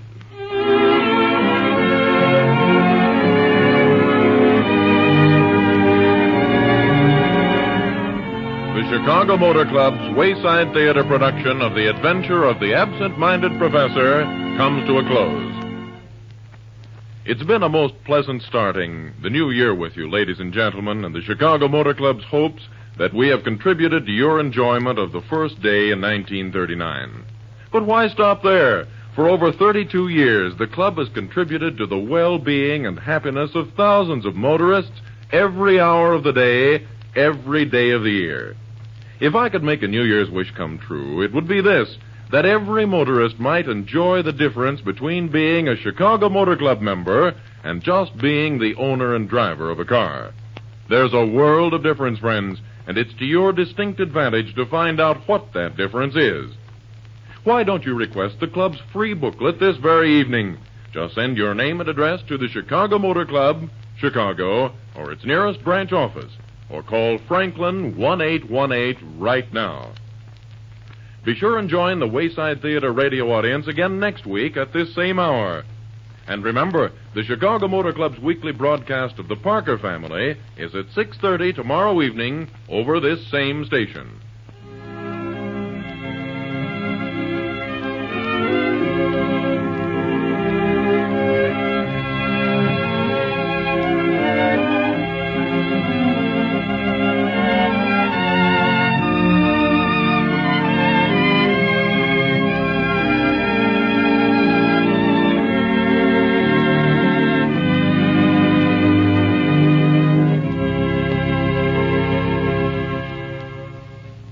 In the cast of tonight's play, you've heard our popular stars, Olin Soule in the part of John and Patricia Dunlap playing Peggy.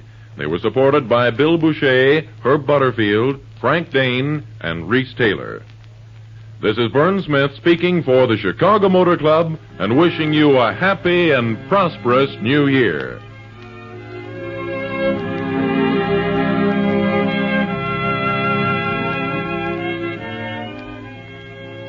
This is the WBBM Air Theater, Wrigley Building, Chicago. WBBM Air Theater, Wrigley Building, Chicago. WBBM Air Theater, Wrigley Building, Chicago. WBBM Air Theater, Wrigley Building, Chicago.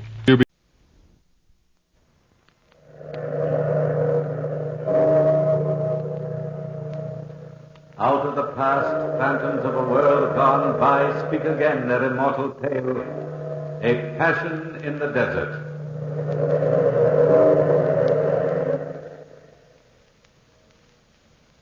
Have you ever noticed how very much a woman is like a beast? The resemblance, no doubt, is due to the fact that they have so very much in common. Any man of us frequently has seen a woman turn into a beast, or a good facsimile thereof, at any provocation. But there is only one man of my experience who saw a beast turn into a woman. He was a Frenchman by the name of Gaston Monet. It all started in Upper Egypt. A column of soldiers with the French Foreign Legion was on the march to join their eastern flank. After 3 months of marching and fighting guerrilla fashion, this particular group came to a small Arab village named Dela Heber.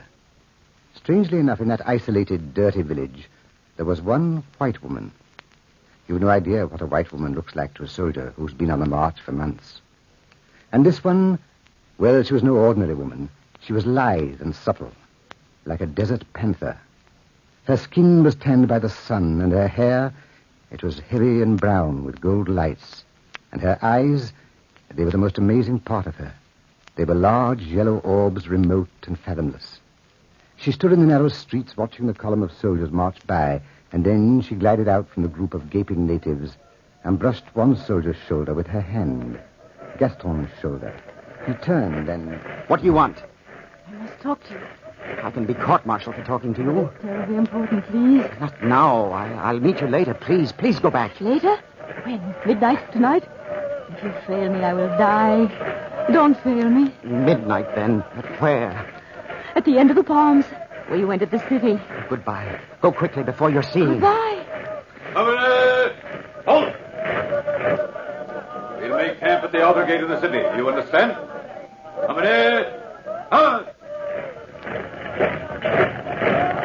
Michel, wasn't she a beauty?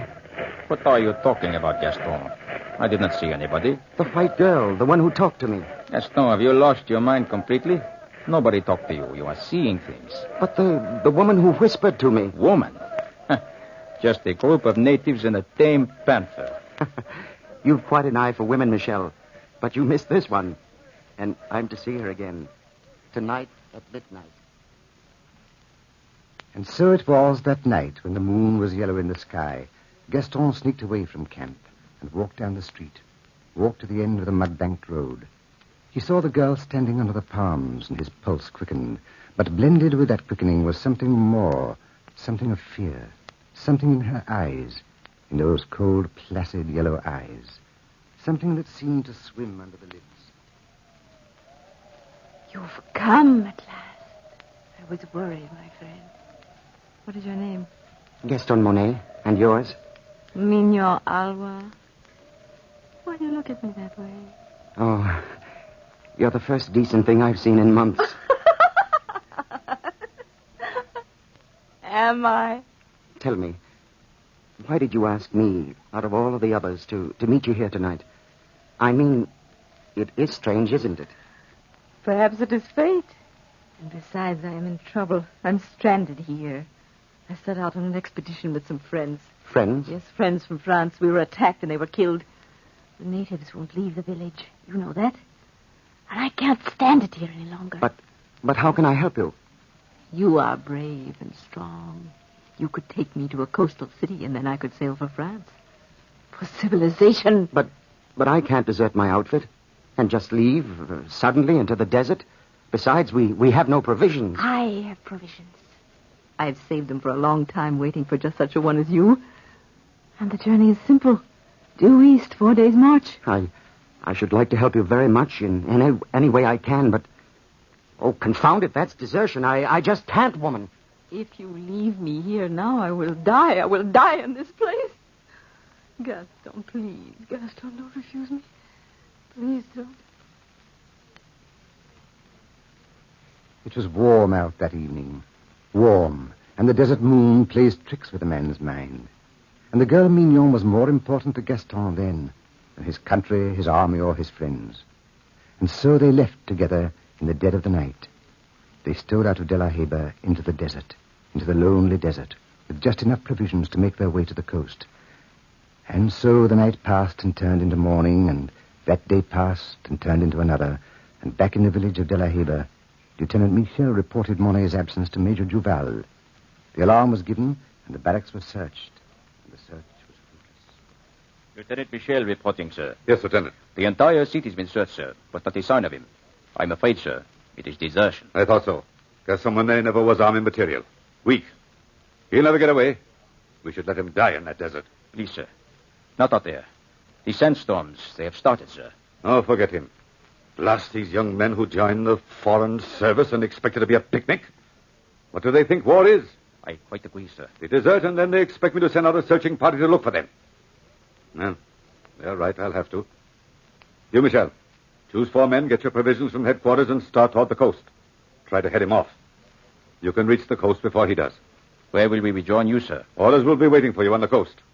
That's all, Lieutenant Michel. Thank you, sir. And so the search party started under the leadership of Lieutenant Michel. But Gaston Monet and Mignon were miles ahead of them. Camping for the night under the yellow moon, completely unaware that they were being followed, Gaston looked at the girl and breathed in the magic air of the desert. I dreamt of people like you, Mignon.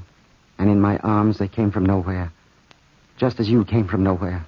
Are you trying to pry into my secrets again? No, I was just looking at you. You're so incredibly lovely. No, I'm glad. Mignon, we're about 3 days' march from the sea.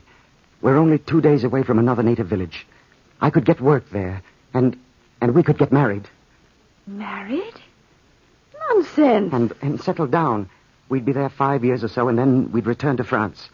The army would have forgotten about me by then, and I'd get a good job. I'd make you proud of me. Being buried out here for another 5 years, honestly, Gaston. But you wouldn't be buried. You'd be with me. Just the 2 of us together. I'm frightfully in love with you. If you loved me, you wouldn't treat me the way you do. If I loved you, I probably wouldn't. But you chose me out of all the others. Yes, I chose you. And now, if you don't mind, let's get some sleep. We're going to be on the march tomorrow morning early. Sleep and march. Sleep and march. 3 more days, and then give myself up to the authorities. You'll probably spend a few days in the guardhouse. Nothing more for this little adventure. stop dramatizing yourself? The army calls it desertion, Mignon. There's only one punishment for desertion. What is that? You know very well what it is. Death. You got away once, you'll get away again. Don't you care what happens to me? Yes, of course I care, but what can I do? What is that? Oh, a desert lion. Don't worry. He won't come near us, not while the fire is going. Fortunately, a beast is afraid of fire, but a woman loves it.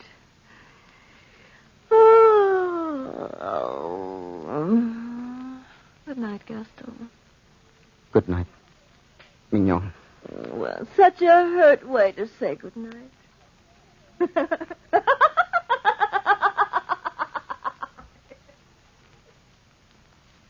And so they slept by the fire, and the fire played tricks with the shadows on the sand as they slept.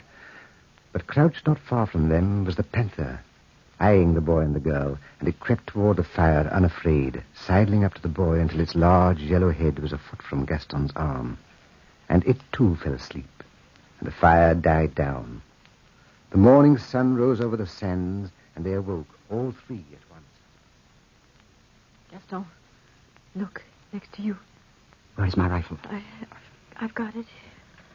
Oh! Don't make any fast move, whatever you do, Mignon. Any sudden action will frighten the animal, and she'll spring on us. We just can't sit here and wait. Move your left arm very slowly toward the rifle. Very slowly.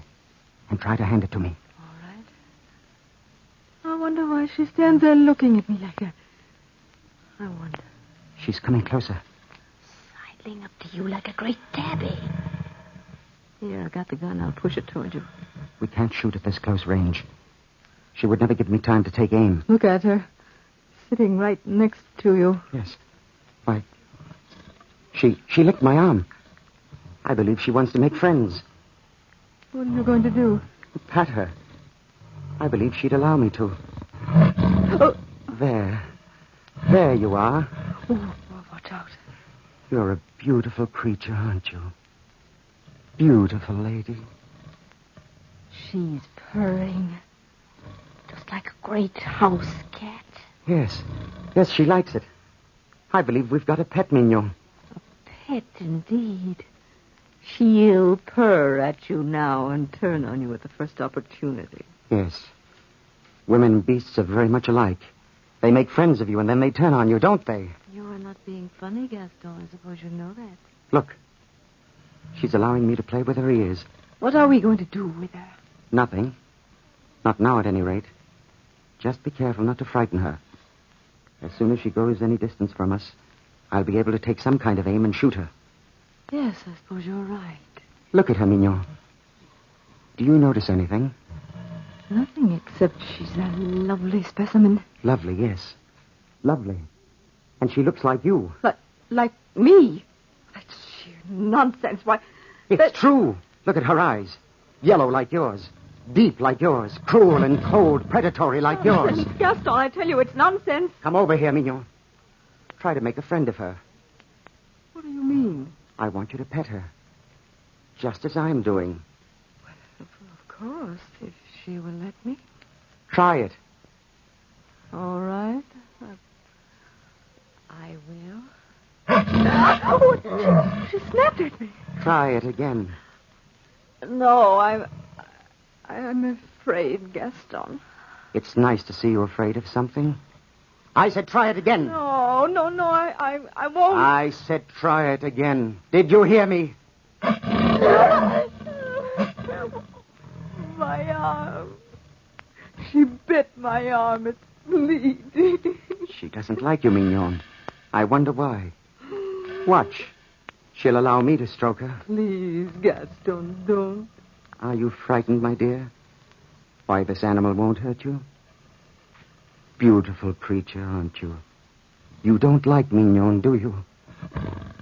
Or perhaps you do like her, to test the sharpness of your claws. Don't joke about it, Gaston. You don't know what you're doing. You have no idea.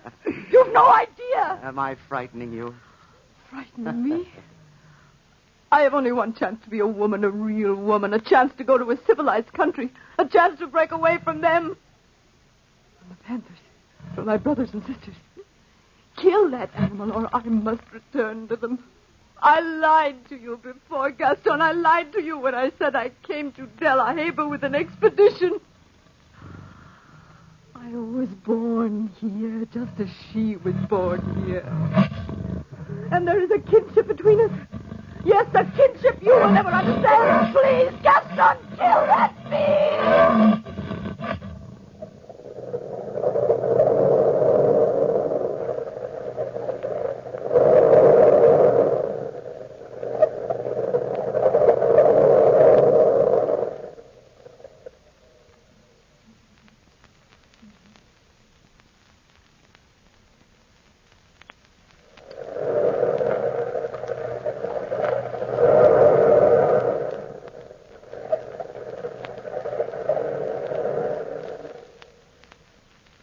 There in the blazing sun, Mignon begged Gaston to kill the panther.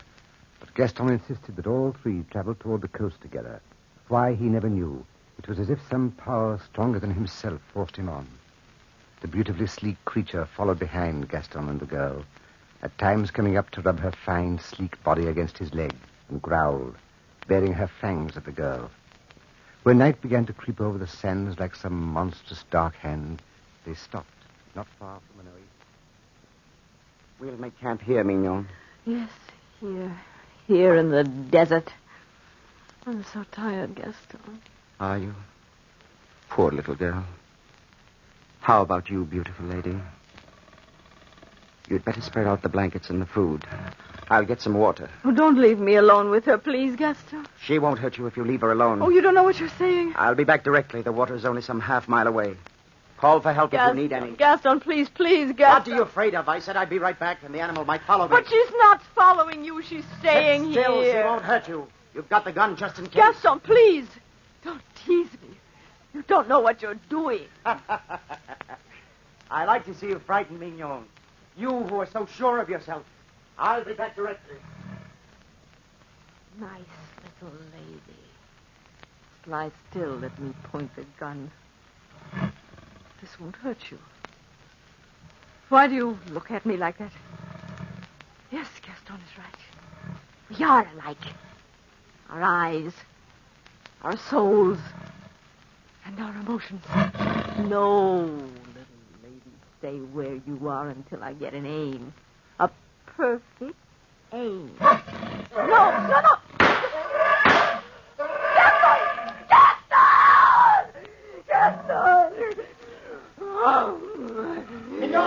Mignon, I'm coming. Mignon. Back, lady. Back. Leave her alone, lady. I said leave Mignon alone. That's a good girl. There, beautiful lady. Oh, Gaston. Mignon.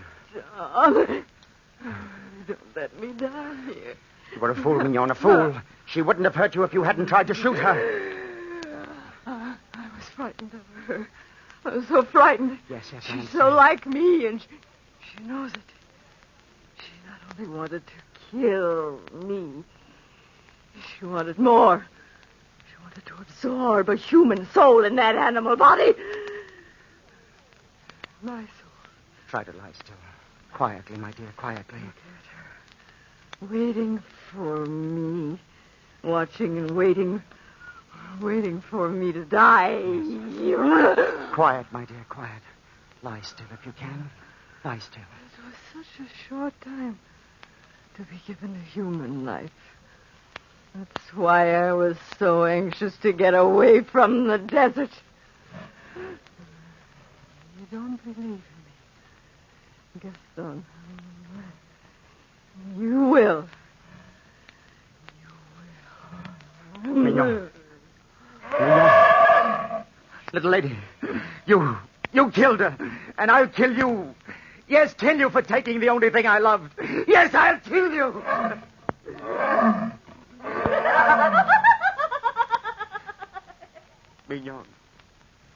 Mignon, where are you? But you're dead. You're dead, aren't you? But I heard you laugh. Or was it the panther? Mignon, your laugh came from the throat of the panther. Can it be the blending of two souls? The soul of a woman and a beast? If I kill the panther, then I kill you. For you live in her, little lady. And you are Mignon. Mignon. Come over here. Come over here, my darling. Yes, Mignon. Now I never have to return to the coast. I'll return to the little native village, and you'll be my pet. You'll never leave me now, will you? Will you, Mignon? My beautiful creature. You're wounded, aren't you? A bullet through your shoulder. Will you let me fix it? There. Lie still, Mignon. It won't hurt you much. It's just a flesh wound in your shoulder. There. Take out my pocket knife and a little water. No, beautiful lady, it won't hurt. It won't hurt at all. Just another minute and there you are. It's a nice, clean wound. How does that feel, beautiful lady? How does that feel? And now, this shell of a woman which was once the soul of Mignon must be buried. A decent burial. Here in the burning sands. And so it was. The panther lay lazily in the sun, while Gaston dug a sandy grave for the body that had been Mignon, and placed her in it. The sun slowly set in the orange desert, and the panther waited sleepily for him. And not many miles back, the search party plodded on in the cool winds over the great rises of sand mountains. Lieutenant Michel and Trooper Jacques walked ahead. Come along, men. I know you are tired, but we will soon catch up with him. How do you know, Lieutenant Michel? He might be going 10 different directions. If we miss him out here, we will catch him on the coast. Jacques, there is only one route to the coast, and that is due east. And that is the way he will go. Don't you think he knows we're searching for him, sir? He left in too much of a hurry. He probably did not think about anything. Yeah. I always thought Gaston liked the army. Jacques, you can never tell what a man is thinking. I always say, cherchez la femme, Lieutenant. You cannot very well chercher la femme when there is not a woman within 30 to 40 miles of De La Heba. You don't know Gaston Monet, sir. Stop talking nonsense.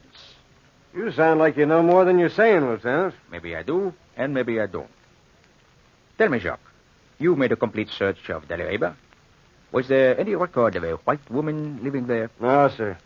Nobody ever seen a white woman in De La Heba. Well, was anybody else reported missing from the village? No, nobody. Just a pet panther that one of the natives owned. A pet panther? I wonder. I really wonder. And well he could wonder. For miles ahead of him, tracking off to another native village, Gaston Monet and the sleek panther trekked through the sand, retracing their steps to a halfway mark, heading away from the coast, away from a world of civilization. And the fourth day of the journey was almost at an end, and provisions were scarce. Mignon. Mignon. We must make camp again. The sun is setting, and night comes fast over the desert. We've only a little fruit left. You're hungry, aren't you? Well, beautiful lady, here you are. How's that? It's all so strange. You and Mignon. Mignon, what were you really? Where did you come from? What happened to that peculiar, distorted mind of yours? So much the beast. So very much a woman. Are you laughing at me now? Yes, I don't blame you. It is funny loving you so much. Loving you and you're being so very far away and yet so close. Are you content now, darling? Content to stay with me forever? Please be content.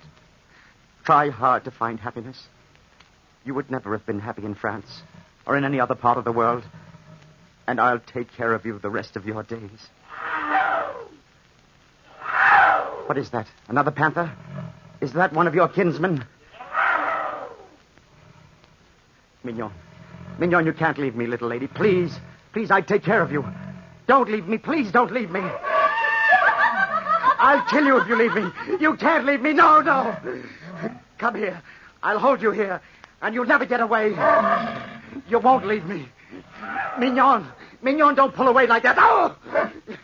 Your teeth are sharp. Don't. Where's my knife? Where is it? Here it is. No, I told you I'd kill you if you tried, and I will. There, the knife. There, and there, and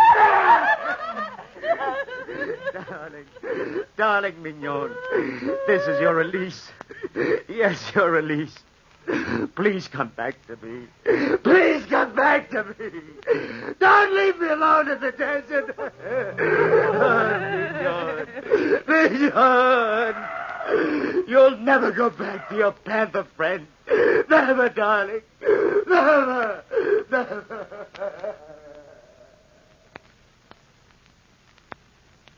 And the blood flowed freely from the wounded beast's heart, staining the yellow sands crimson. And Gaston turned toward the fading sun, his face streaked by tears, stained by sand. And walking away from the beast, he looked toward the sky. Then, falling face forward on the sand, he lay under the hot desert sun. Toward evening, as the sun set in the sky, the four-man searching party reached the blood-stained sand. And then... Lieutenant Michel, look. Eh? The panther. Dead. Sacre bleu. A body covered with knife wounds. Look behind him. Gaston! Oh, it's no use, sir. Gaston Monet's been dead for well over 12 hours. Dead? The panther's body covered with knife wounds, and Gaston's body absolutely unharmed. Funny, ain't it? Not too funny. I wonder if that's the pet panther that disappeared. Probably. Jacques, never mention that in the report to Major Duval. Just write desertion due to insanity. Insanity, sir? Yes, Jacques. Insanity. Caused by desert madness.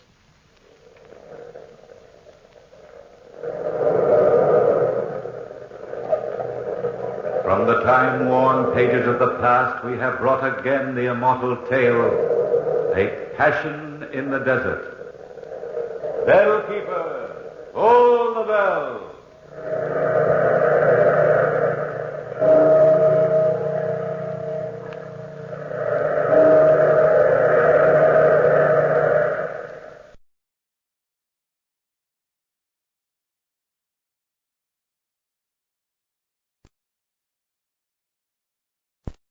My name is Richard Lamparski, and as I promised you a couple of months ago when Al Hodge was on this program as Captain Video, he'd come back and be the Green Hornet. So thanks very much. That was my pleasure. pleasure. You feel more like the Green Hornet today? I am not really sure what I feel like today. Probably a little of both. You were the first, right? The first Green Hornet, that's correct. Which began in 1936? 1936. And you were on until how long? Until 1951 when I went in the service. And then I think the program itself went on until around 1951 or 52 after that. I did go back, though, after I was discharged from the service. And did it for about 5 or 6 months before I came to New York from Detroit. You did the title role again? Yes, I did. Was it always done from Detroit? Yes, always. Right to the end? Right to the very end. Yeah, I remember it very well on WXYZ, which would be the Blue Network or ABC, yes, I guess now. That's right. Well, that, as you well know, of course, was the home of the Lone Ranger. And yes, and Sergeant Preston. That's right, the Challenge of the Yukon. Who was Sergeant Preston? I don't remember. Well, Sergeant Preston originally was Paul Sutton. And then later, when the Lone Ranger went off the air, Brace Beamer, who played the part of the Lone Ranger, stepped in and played Sergeant Preston for a while. Brace Beamer, I think, is dead now, isn't he? Yes, he passed away a little over a year ago. That's amazing. That had enormous popularity in the Midwest because I remember the Lone Ranger was on Monday, Wednesday, and Friday. And was it Tuesday or Thursday that the Green Hornet was on? The Green Hornet was on both days, Tuesday and Thursday, so we had a strip at the same time, 7:30. Yeah, it was a half hour, I remember That's right. that. Gee, the opening, I have a copy of the opening, but it was put out by, two whole programs, as a matter of fact, put out by Special Recordings, which is a firm in Detroit, Michigan. I'm not going to do a commercial, but if anyone wants to write me for the address, you can buy these things. They have an album of the Lone Ranger, which is two original Lone Ranger programs, and one of the Green Hornets. Let's play the opening now, so people get an idea how it began.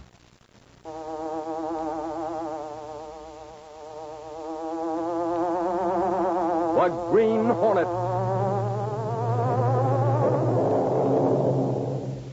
He hunts the biggest of all game, public enemies who try to destroy our America. With his faithful valet Cato, Britt Reed, daring young publisher, matches wits with the underworld. Risking his life that criminals and racketeers within the law may feel its weight by the sting of the Green Hornet. Ride with Britt Reed in the thrilling adventure of A Matter of Evidence.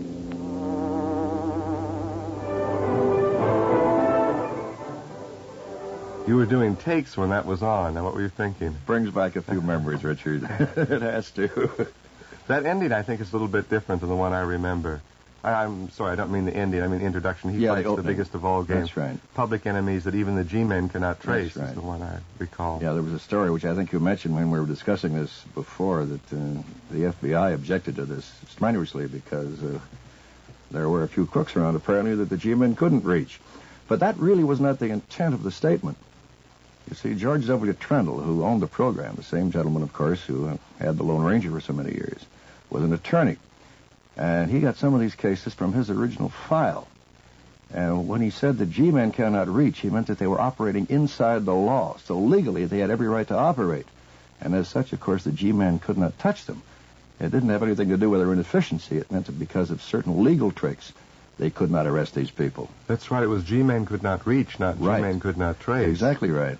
So I rather doubt the authenticity of the story about J. Edgar Hoover or the FBI objecting to this. It's possible. Of course, legends arise as time goes on about so many things. That came from, what was it, the Great Radio Heroes, the Jim Harmon book, I think is where I got that story, that it was a complaint by the FBI that changed it. Could be. I read some things in the book, and it's a fascinating book. Of course, he has 3 chapters on WXYZ, and these 3 programs that came out of there at the time. I didn't realize it was for a while a local program. How long was it just in Michigan? I don't remember, Richard. It started out that way, only on the Michigan Radio Network. They had a 7 or 8 station network. And as I remember, it did go to Toledo, and then eventually, of course, went coast to coast. Because it really was required listening for, I think, any kid who grew up in that era, in that area. Also, you know, the other ones like, Tom Mix and his Ralston Straight Shooters, or Captain Midnight, or Jack Armstrong. You'd listen to either one or the other. I mean, my friend Eugene, who lived next door to me, or my cousin Bob, they would listen to one and I would listen to the other, and we'd discuss it the next day. But in the evening, you would listen to the Green Hornet. There was just nothing else. Like the Lone Ranger. Yeah, that's true. And of course, they were a strip 5 days a week right across the board. And sort of got in the WXYZ habit pattern there eventually. I never watched the TV version. I guess it isn't on anymore, is it? No, Green it's Hornet? not. Yeah, did they have a Black Beauty? I think they are now? doing some repeats on it now somewhere, but no, they're not making anymore. Did they have a Black Beauty? Oh, by all means, a beautiful kind. You know, I always thought the Black Beauty was the Tucker. Remember the Tucker? Oh, yes, with a Cyclops eye in the front. When that first came out, I thought they copied the Green Hornet. Well, we made a picture of it. We did a serial of it in Hollywood. I say we, I didn't. Well, I did in a sense. I did the voice over on the film. Actually, Gordon Jones, who is, pick a name, Jack Jones' uncle, or Alan Jones' brother, was the Green Hornet in the first serial film made of it by Universal in Hollywood. And they had the thing all shot and in the can, and he was excellent as Britt Reed, but he didn't seem to have enough toughness or guts, if I may use that word, in his voice as the Green Hornet. So they asked me to fly out there. This was in 1938. I remember taking a DC-3 and hopping like a barnstormer across the country in this thing to go to Hollywood and do the voice on it. And we did it on 40-foot loops. I never saw the picture. All I had was the soundtrack to listen to with a headset on. Oh, I think I saw all 13 chapters at the Cinderella Theater on Kirchville Avenue. Sure. But I did the voice on the thing then. What were you telling me about the people who own special recordings, the ones that put yeah, that's owned by the 2 front feet of Silver, the Lone Ranger's famous horse. The 2 front feet being 2 gentlemen named Ernest Winstanley and Fred Flowerday, who have special recordings now. And that is their company. It's funny, you know, that a lot of programs, not a lot, but a number of them came from Detroit, Chicago, and Cleveland. I guess none do now. Don McNeil's Breakfast Club still comes from Chicago. I can't think of any other national program that comes from the Midwest. Can you? I'm thinking, and I honestly can't. Either TV or radio. I can't think. Of course, there is so little network radio now, Richard. Yeah. I can't think of a one, frankly. But there's no TV show either that I know of. They used to do the, what's the show that's now out of Philadelphia that came from Cleveland? Mike Douglas. That's right. He came from, I think, Cleveland. But that's a syndicated show. There's nothing coast to coast. I don't think there is at that. Oh. And there were a number of them that came, a lot from Chicago. Yes, more of course. I think the Battle of the Sexes, the one that Julius Sanderson used to do with Frank Crumit, I think was from... Well, that used to be kind of an actor's progression. If you wanted to work as an actor in network radio, you would start out doing a local work somewhere, and then you never came directly to New York. You went probably first to Detroit, if you could, and played bit parts, because, of course, Detroit had its own stock company, and this was pretty hard to crack. It seems amazing going back, to Detroit now, because I was there about a year ago. Because there's nothing that would suggest there was anything like that ever went on. Of course not. It's all gone. Funny, just 30 years. It's over with. I love some of the things that they had on that Green Hornet. I didn't listen to this recording, which you can buy, by the way. If anyone wants it, they just write into me and I'll give them the address of either the Green Hornet or for the Lone Ranger. They're both available. But the gas gun. See, I just remember that they always said, "Take it, rat." Right? That's right. Was that stuff they sell in pencils now, that girls squirt in the masher's face? Oh, I don't know. I think this was probably just as efficient, but... He never killed anyone. He left people out cold for the police. That's true. This happened to me twice. It's very strange, because in the Green Hornet I had a gas gun which simply immobilized people until you managed to either tie them up or make an escape. And later on, when I got into television, they did Captain Video, they gave me the same sort of a gun. I had something like a stun gun, and again, you simply immobilize people. They never let me kill anybody. A stun gun, it was called? Right. That's right. Flash Gordon had the paralyzing ray. That's right. Yeah. Speaking of Flash Gordon, did you look much at that book before we began? A friend of mine named Woody Gelman sent me a book. He's a big nostalgia nut, and this is an enormous book. I wonder what it measures. And it's called Flash Gordon, a classic from the golden age of the comics. It's a beautifully done book in a rather peculiar shape. It's huge, with the old Flash Gordon comic strips in it. It's amazing, all this interest lately in these comic book characters. But this is very nicely done. I guess it's out on in the bookstores now. I don't know who the publisher is. It's by Alex Raymond. And I know Doubleday has it because I saw it in there the other day. Flash Gordon, I guess we just go in and ask for Flash Gordon. You can pick it up there. But it's amazing, all this interest. Now they put the Batman on television, and they had Green Hornet for a while. It's funny. I wonder why that is. Because we're closer to a space age now. You'd think they'd be less impressed by people who could go from one planet to another. Well, that's true. But, of course, maybe the answer is that since we are now really doing it in so many areas, it may have more interest because of that, because it used to be pure fantasy. And now a lot of science fiction is more science than fiction. Yeah, it's funny. I asked when we had the group on did the old Buck Rogers show. We had Buck Rogers and the girl who played his girlfriend and the doctor, always not the mad doctor, the good doctor who was on it. So like Flash Gordon and a Dr. Zarkov. And I said, did you ever think that you'd live to see the day when these things would become within the realm of possibility? And they all said no, they didn't. They thought it would come about, but never within their lifetime. Within their time at all. Yeah, it's amazing how things have changed. Tell me, if you would, the story about Cato, how Cato was changed as the political climate in the country changed. Well, now, there's some argument as to this. Now, in this book to which you just referred, it is indicated that Cato had actually been called a Japanese of Filipino descent as far back as 1940.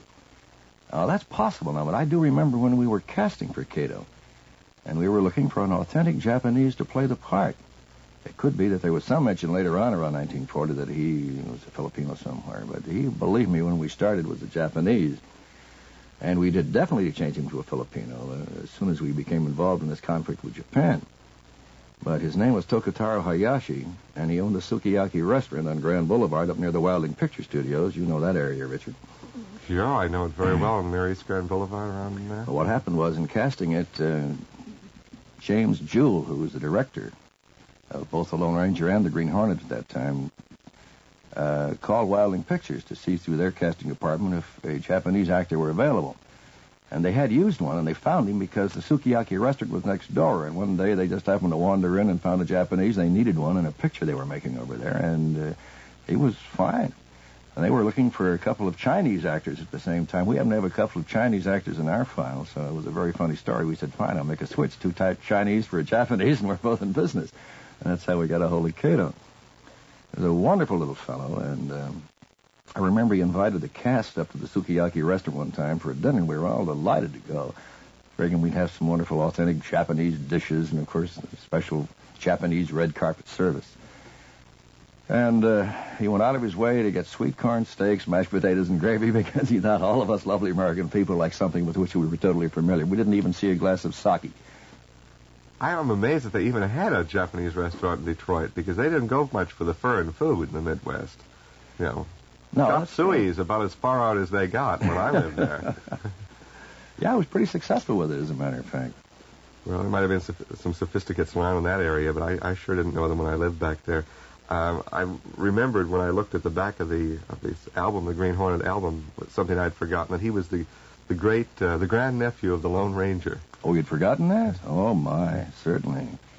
Dan Reed was the Lone Ranger's nephew and Britt Reed's father. He had much more to do with girls, though, than the Lone Ranger. The Lone Ranger had no truck at all with pretty girls. No. Well, this was in the typical Western fashion, you know. He kissed Silver on the nose occasionally. Yeah. Hopalong, Castier, Gene Autry. Oh, no, that you couldn't. Oh, my goodness, no. But Britt Reed, like Brett Morrison, the Shadow, had a girlfriend. Well, no, Brett Reed never really had a girlfriend. Well, she had a crush on him, though. She had a crush on him. In this case, his secretary had a definite Lenore Case. That's right. That's right. That was Jim Jewell's sister, the director's sister, who played the part. But he was, when he was his real self, he was the handsome playboy. Yes, he was supposed to be out and around hitting all the night spots, and although there was never, to my memory at least, a scene in a night spot anywhere that indicating that he did any of this. No, this was his reputation. An awful lot from his mansion. Oh, yes. Yeah. It's funny how we believe that. Of course, I think radio had a great deal to do with it. You were really able to imagine an escape. Well, this, as I've said so many times, Richard, radio was such a wonderful medium in that area because, you could do the fall of Rome on radio. All you needed is a good narrator. They did. What was that wonderful program that CBS had called You Are There? Yes. One of the most exciting things I ever heard. Right. The eruption of Mount Vesuvius. And I remember they had the sound effects of the hot ashes falling on the sound truck. Yeah. But can you imagine trying to do that on television? I mean, it wouldn't be at all the way you would imagine it. But you can visualize this thing totally if you hear it and make up your own idea of what the characters look like. And, of course, your impression of what Britt Reed looked like and somebody else's impression of what he looked like might be two totally different things. Well, as a matter of fact, he looked just like he does on the drawing on the back of this album. That's exactly what he looked like to me, yeah. And Cato, of course, looked Japanese. Yeah. And the detective was talking Michael about Axman. The Hornet. The Green Hornet. Green Hornet. Yeah. What was the paper was the Daily Sentinel. Right. I must say I'm not recalling all these things, and because I have some notes in front of me. But a lot of them I would remember. The Green Hornet seal, I remember he always left that to let the police know that he was the one who did it. And we stamped it on people's foreheads and arms and everything else. Sometimes they'd simply wake up after having a whiff of Hornet gas and see that the seal of the Green Hornet was stamped on their forehead. Was the announcer Mike Wallace when you were on the show? I see he did a turn on that. Yeah, we had a number of announcers. Yeah, Mike did it for quite a while. I didn't really even realize he went back that far in radio. Oh, yes. Yeah. Yeah, we had a number of... Mike was there. I think Doug Edwards had just left, though. Doug was there at the same time. You started to tell me a story the last time you were on this program, off mic, when we were, I think, taking a voice level, and I wish you'd tell it now, about how Mutual was formed. Yeah. Well, the Lone Ranger actually was responsible for the founding of the Mutual Broadcasting System. The Lone Ranger originally went on. It only went again locally in Detroit, and then later on the Michigan Radio Network. But it was sold then to Silver Cup Bread, and they had bakeries in Chicago, Cincinnati, and in New York, and they wanted coverage of some kind to put the program in all 4 stations. Of course, in those days, there was no tape, although we were making acetate recordings of the thing. But in order to get the 4 stations together, they had to have some sort of a cue indicating that the program was off the air. Same reason, of course, that makes you use the chimes, and the other networks have some sort of an identifying cue. So since this was not a network per se, that is an incorporated situation, they did need some sort of a sign to indicate that the program was over, and since it was done for their mutual benefit, they simply decided to call it the Mutual Broadcasting System, and that's where the whole thing started, which included at that time WGN in Chicago, WLW in Cincinnati, and WOR in New York. Or actually in Newark at that time, which was the Bamberger station. That's funny, because I always remember, again, the Lone Rangers being WXYZ, see, which was Blue Network and ABC. That's right. But originally it was on the Mutual Broadcasting System. Then, of course, we did a repeat that showed the West Coast every night as well. And this turned out to be quite a problem because we also made an acetate recording of it in Chicago, which RCA did for us, on the feed to the West Coast. And where we might take a break in the script for a middle break while we were doing it ourselves, we could take it at any time we wished. That is, any time within a limit, somewhere in the middle of the program. But since you were limited to somewhere near 14 to 15 minutes on an acetate disc, we had to sometimes rewrite the middle of the program in order to find a break at the right time so we could get it the whole half hour on 2 acetate discs. Acetate, now, describe to me how they work. Well, that's simply an aluminum disc with an acetate coating on it. And from this, of course, you can go ahead, and then you can make a master or a mother and a wax impression like you would, but the actual recording was done on an acetate disc. Was it like wax? Would you have called it a wax disc? Because Jim Amici was telling me, as you probably know, he was Jack Armstrong for a number of years. He told me that the earliest recordings he remembers were on wax, and if you made any mistake at all, you began again, and they would put was a large razor which would shave, so much of the top of the disc off. Is this a different recording? This will be a little different. You can do that with a wax. Now, you might be able to do it with acetate. I'm really not that familiar. This was very early. I think about 32, 33 he's talking about, when he did the Jack Armstrong out of Chicago. I think is where that began.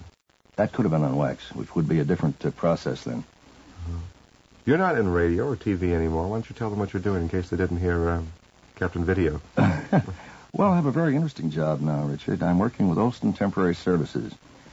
And as a matter of fact, I meet a tremendous number of actors and old friends of mine in New York who, either between shows or because they need to pick up some extra money here and there, come into Olson and take part-time temporary assignments, either office work or clerical work. And a lot of the gals with whom I used to work are with our Sales Boosters division, which is our marketing services. And we send them out to trade shows and conventions where they act as demonstrators and hostesses.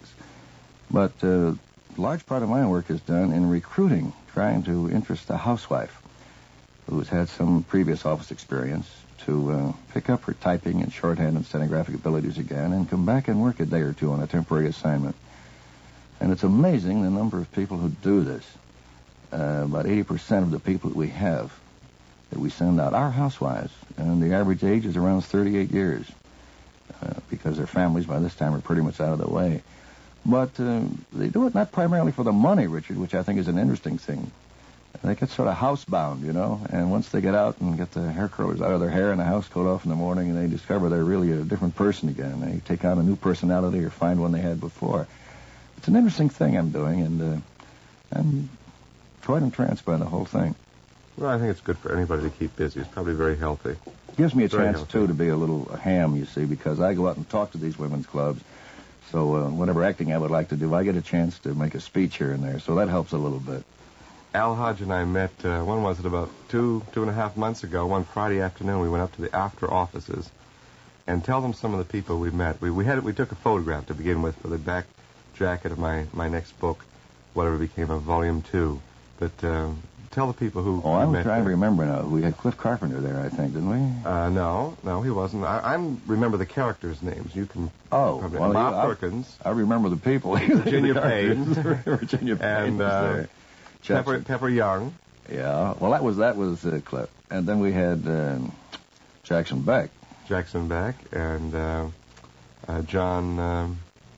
Isn't that awful? He played Ethelbert. John Gibson. Ann Elsner. Casey, crown photographer. That's right. Stotts Cotsworth. Ann Elsner, who was Stella Dallas. Right. The only ones I think we missed were Helen Trent, who couldn't make it that day. I think her little girl was sick. And our gal Sunday, who had some other appointment. But there were 13 of them there, which is, I thought, a pretty good turnout. It wasn't a bad turnout at all. I had more fun than a circus with people with whom I used to work and hadn't seen for years. How long had it been since you've seen some of them? Oh, golly, I don't know. Because, you see, after I finished working the Green Hornet, I spent a great many years in New York doing soap operas and practically everything that, well, not only soap operas, but anything on radio that came out of New York. I think I was on at one time or another. So a lot of these people were so familiar to me. And, oh, golly, I don't think I'd seen Ann Elsner in, 10 or 15 years anyway. She's an amazing woman. You know, I always think she really halfway believes that she's Stella Dallas.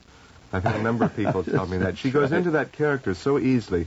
In her restaurant, she has a restaurant in Lambertville, New Jersey. Have you been over there? I know she has. Oh, yes, one. it's a delightful restaurant with very good food. It's right on a river, on the Delaware, faces, and it has a big glassed-in porch, and you can look at the river. There's an aviary inside of the restaurant, so you can have your table around the aviary. It's all glass, and look at some very beautiful exotic birds.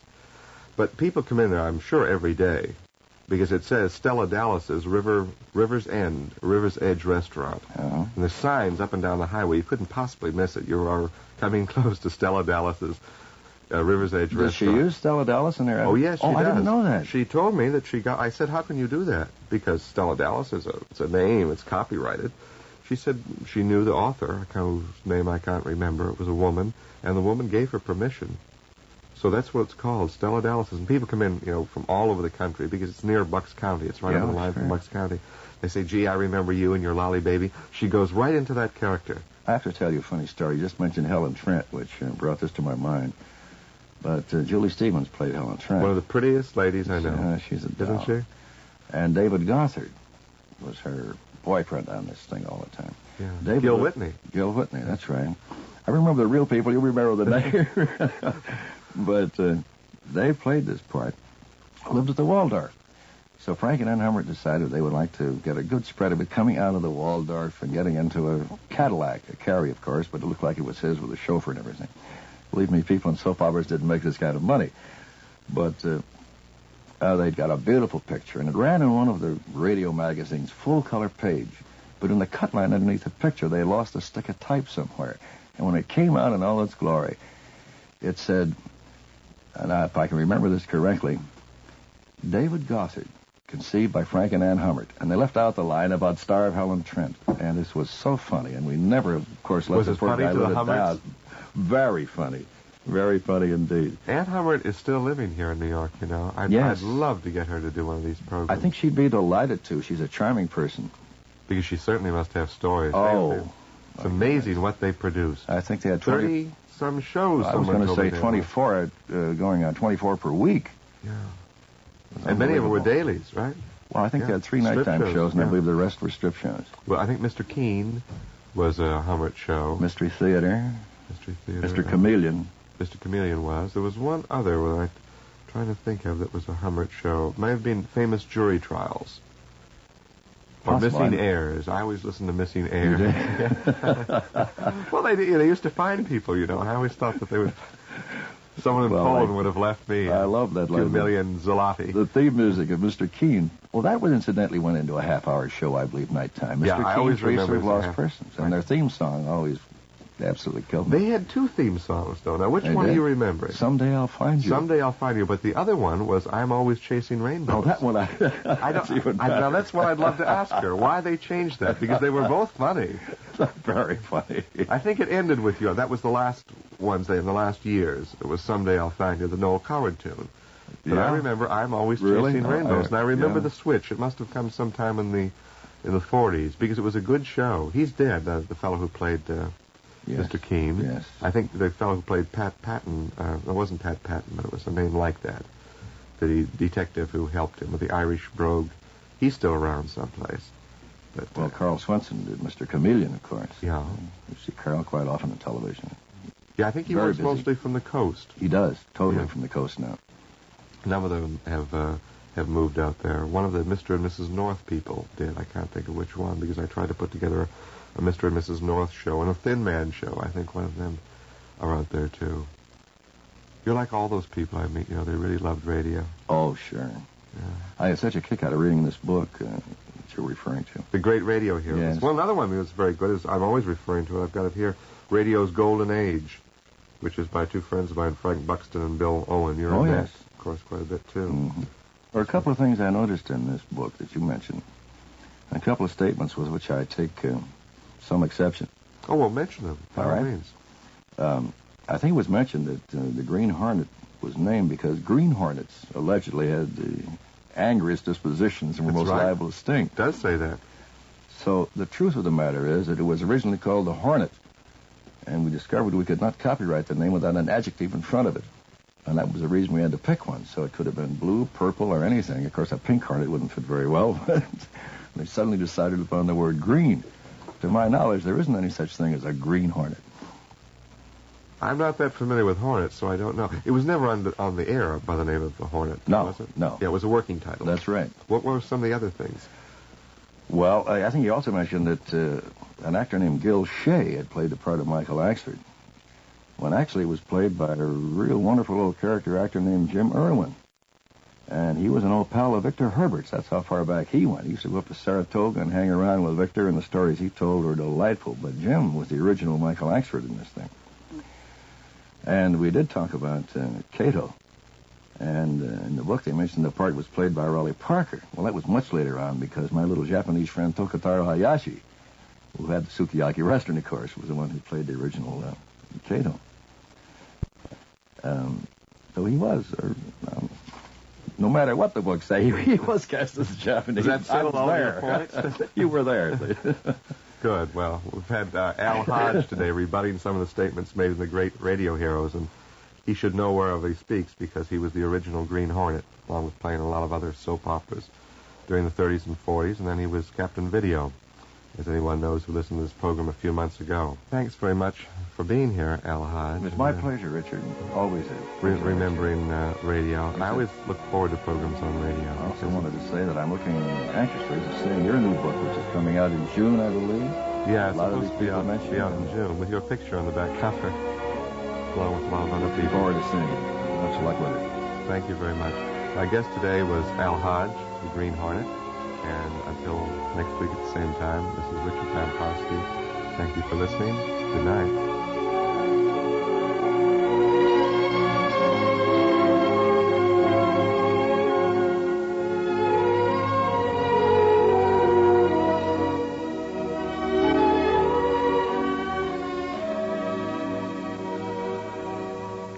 Whatever became of the Green Hornet? The original Al Hodge with Richard Lamparski, can a tape broadcast. Can a tape broadcast. Can a tape broadcast.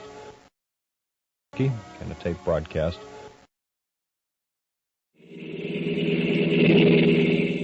Rod, did you see anything? Nothing. But it was a car, all right, Max, going like blazes, too. I couldn't see it. I couldn't see anything. Look, Rod, there can't be any such thing as an invisible automobile. And yet... The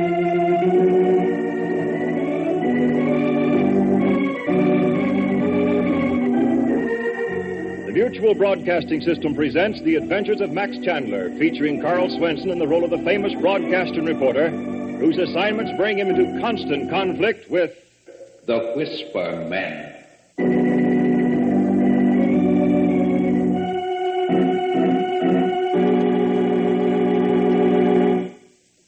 In the city of Geneva in Switzerland, Linda Jones, official photographer for Globe magazine, is waiting in the restaurant at the railroad station for Max Chandler and his assistant, Rod Buchanan, who are arriving in the Constantinople Express with plans for a 2-week vacation.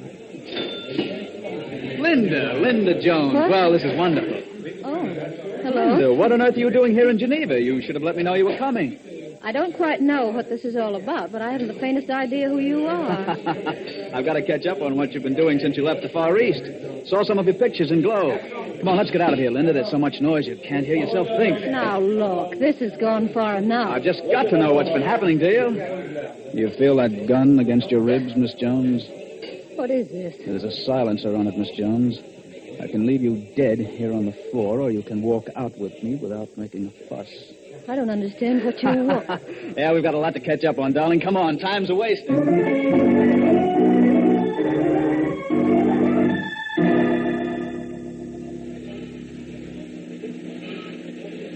I don't see Linda anywhere. Do you, Ron? Well, being the dame, she's probably late. Yeah, but she wired that she'd meet the train. What are you going to do? Spend the rest of your life here in the depot, or should we go on to the hotel? Yeah, I suppose you might as well go to the hotel. Probably something connected with her job held her up. You'll learn, brother. You'll learn. Learn what? I keep telling you, you can't depend on dames.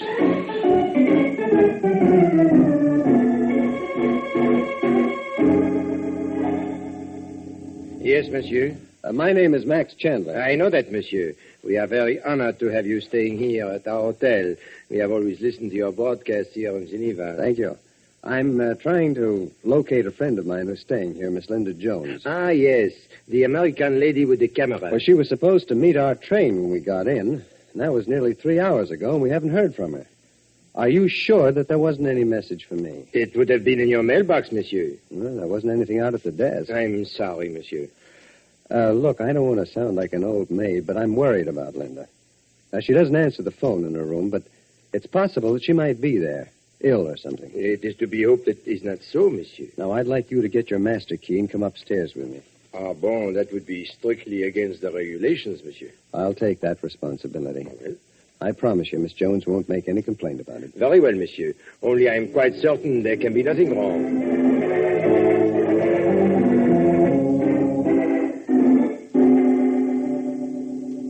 This is the room, monsieur. Numero 19. Well, open the door, please. Oui.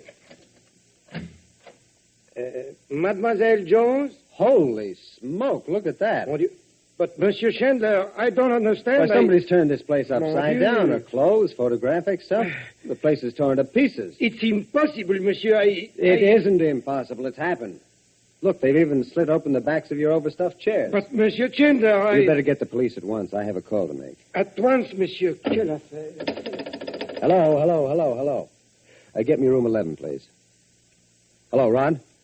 Come down the hall to Linda's room. It's number 19. No, she isn't here.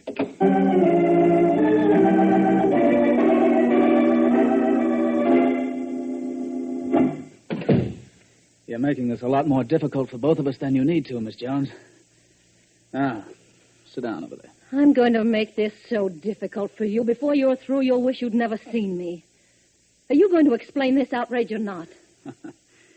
Perhaps I'd better begin by telling you that you can call me Dick.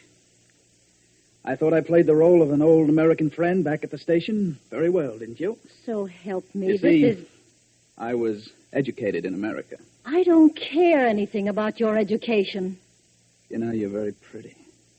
Get away from me. You might just as well take it easy. Somebody here wants to see you, that's all. Cigarette? No, thank you. Don't mind if I do. Do you mind telling me where we are? Do you think we'd have had the shades pulled down in the car when we brought you out here if we wanted you to know, Miss Jones? Look, I don't know how the Swiss law looks on kidnapping, but I promise you... Don't make promises you can't keep, Miss Jones. Oh, I think your interview is about to begin. Here she is, Dr. Brenner. So, this is Miss Jones. You can leave us alone, Wrangler. Look out for her, Dr. Brenner. She's something of a spitfire. Bit my thumb clear through to the bone coming out in the car. You'll find iodine in the laboratory. Now leave us. Better watch out for her, all the same. I think we'll get along together. I don't know who you are, Dr. Brenner, and I don't know why you brought me here. But you realize, don't you? I'm not concerned with anything but the realities of the situation, Miss Jones. You're here, and we are going to talk. When something comes of that talk, we'll deal with that reality. This whole thing is insane. I don't know anything about you. What have we to talk about? You are a photographer, Miss Jones. That's right. During the last week, you have been taking pictures of the Swiss countryside. An assignment from your magazine, I suppose. Yes, that's an assignment. Well, the problem is a very simple one. I want the pictures you have been taking. Why on earth do you... All you have to do, Miss Jones, is to tell me where those pictures are. And when I say pictures, I mean any prints you've made and the negatives. What possible value can those pictures have for you? Let me point out to you that those pictures are so important to me that I have searched your room and have risked kidnapping you. I like to get out of this without any further complications. Just tell me where they are. And then you are perfectly free. You can go on taking pictures to your heart's content. What particular films do you want? I want all the films you have been taking since you came to Geneva. Those films are my job. If there's one particular one you want... My dear Miss Jones, if I were to tell you which one I wanted, you might start trying to guess why I want it. Then suppose I did. Then, Miss Jones, you would not be taken back to town and allowed to go free. Let me make this clear. Turn over the films to me. Ask no questions, and there will be nothing for you to worry about. I'm afraid you're going to have to be a little more explicit, Dr. Brenner. Those films technically belong to my magazine, not to me. Well, the minute you're free, you can go on taking the same pictures over again if you like. This is crazy. You mean to say you've no objection to my taking exactly the same pictures again? None. I simply don't get it. Don't try, Miss Jones. Just tell me where the films are. Does this business have anything to do with Max Chandler, Dr. Brenner? Chandler? Who is Max Chandler? You don't know. Should I? Come, Miss Jones. Where are the films? I don't think I'm going to tell you, Doctor. That's foolish, very foolish. You see, Dr. Brenner, it's fairly obvious that you and your friend, Mr. Rankle, are involved in something criminal. Is it? Otherwise, you wouldn't go to the lengths you have to get the films. Without knowing it, I must have taken a picture of something that would give you away. I warned you, Miss Jones, that if you happened to guess right, your position would become much more dangerous. I think I'm already convinced of that. I'm trying to use reason in dealing with you, Miss Jones. But after a little while, I'm afraid I may have to use force. Think about it. And, by the way, you'll find that there's no way out of this room, Miss Jones. And I promise you that screaming or creating any kind of disturbance won't attract attention.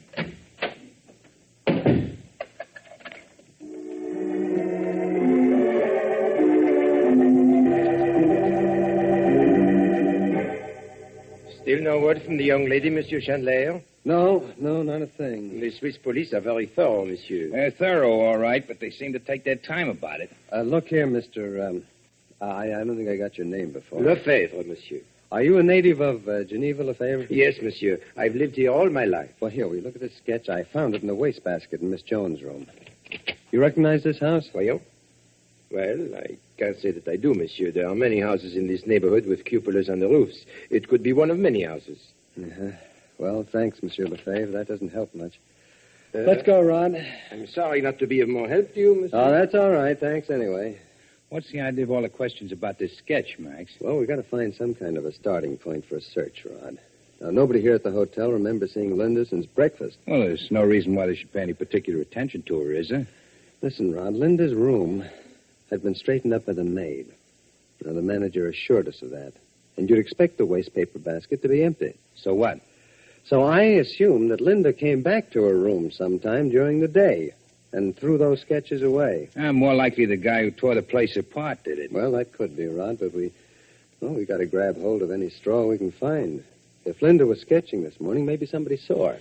How are you going to find a house with a doodad on the roof? We're going to hire a car and do a little touring of the countryside. Go ahead, Rod, you first.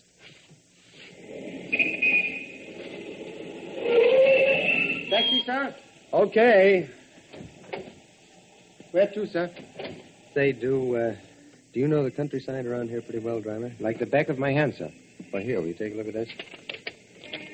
You recognize it? Looks like a lot of houses on the outskirts of town, sir. Well, I want to find that particular house with that particular shed in back. You think we have any chance of finding it? We can only try, sir. Okay, let's get going.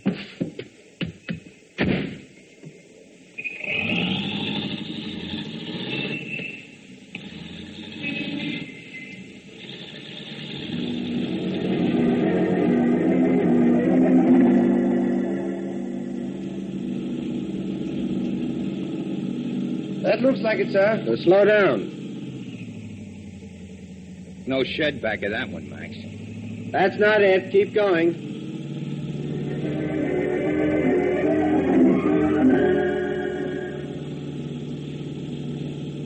Don't look like there was a break coming our way, Max. We must have covered 50 miles back and forth. It has to be somewhere. Linda sketched it. Maybe she invented it. Hey, how about it, driver? Any more possibilities? There's this one back road, sir. If we don't find it there, I don't know what to say. Well, let's try it.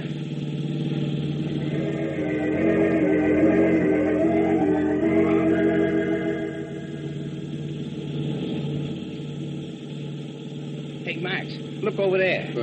Slow down, driver. That's it, Rod.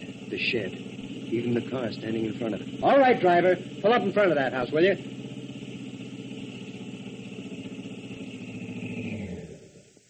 Wait for us, driver. Yes, sir. What are you going to do? Somebody here may have noticed Linda sketching. Uh-huh. Not much sign of life around here, Max. Well, there must be somebody home. There's a car there. Try it again, Ron. You'd have to be stone deaf not to hear that. Yeah. Yes? I'm sorry to bother you. I'm looking for a friend who seems to be missing. Oh. My name is Max Chandler. Well, maybe you don't have a radio out in this neck of the woods, huh? I'm sorry. I am a doctor, Dr. Brenner. I don't have much time to listen to the radio. Well, the point is, Dr. Brenner, a young lady I know has disappeared. And we found these sketches in her room, which are obviously of your house. Oh, it's really rather good. Huh? It certainly is a sketch of this house, isn't it? Well, we thought that perhaps you might have seen her sketching. And we have reason to think that it might have been early this morning. I'm afraid not. You see, I start out on my rounds quite early. Oh, I see. Well, I was hoping... But why do you think your friend is missing? Perhaps she's away visiting friends or something. Well, I just got in from Constantinople this afternoon. My friend was supposed to meet the train, and she didn't. And when we got to the hotel, we discovered that someone had searched her room. Looks as though she were in some kind of trouble. I can see why you're disturbed, but I'm afraid there's nothing I can do. I see. Hey, what was that? I'm afraid I must excuse myself, gentlemen. There's a patient in the surgery. Abscess of the ear. Very painful. Yes, thank you anyway, Dr. Brenner. I'm sorry we took you away from your patient. Good evening. Good evening. Boy, that scream ran up and down my back like an icicle. Say, that's a funny thing, Rod. You'd think a doctor would have someone to answer the door while he's treating the patient, wouldn't you? Or else that the door would be open. The more I travel, the more I figure out that people do things screwy every place except at home. Yeah. I wonder if there's someplace around here where we can find a telephone. Yeah, probably. I'd like to phone the hotel just on the chance there may be some news of Linda. Say, driver, is there a public phone anywhere around here? There's a small inn about a mile down the road, sir. You know, Ron, it sounded as though someone stopped that patient of Dr. Brenner's from screaming. Well, maybe he's got a nurse or an assistant. All I can say is the sound of it gave me butterflies in my stomach. Yeah, me too, Ron. Well, I guess it's just that we've both got a case of frazzled nerves over Linda. Come on.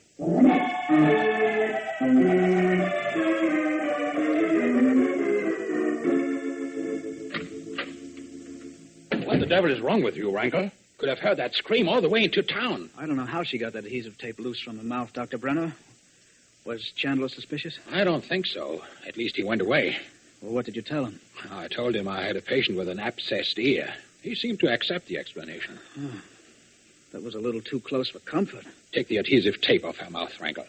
We can't delay this thing any longer. All right, Doctor. If you'll hold still, Miss Jones, it won't hurt while I pull it loose. That was Max. You said you didn't know who he was, and yet... I know who he is, Miss Jones. It seems that we were stupid, Wrangler. Huh? In addition to photographs, Miss Jones has made sketches of the house. Chandler found them in the Wegstrasse. He was right here, right outside the door. I heard his voice. I don't think he'll be back, Miss Jones. But I'm not going to risk it. Your time has run out. Now, where are those films? You sent Max away. You sent him away, and he was right there at the door. Do you really think I'd ever tell you what you want to know? Oh, yes, I think you'll tell me. You can't let me go free now. You know that. Max has located the house. You know that the minute I see him... That's quite right, Miss Jones. But if you'll answer my question and not make too much trouble, perhaps in a week or 10 days... Am I supposed to believe you? Well, I tell you how it is, Miss Jones. It's not going to matter very shortly whether you believe me or not.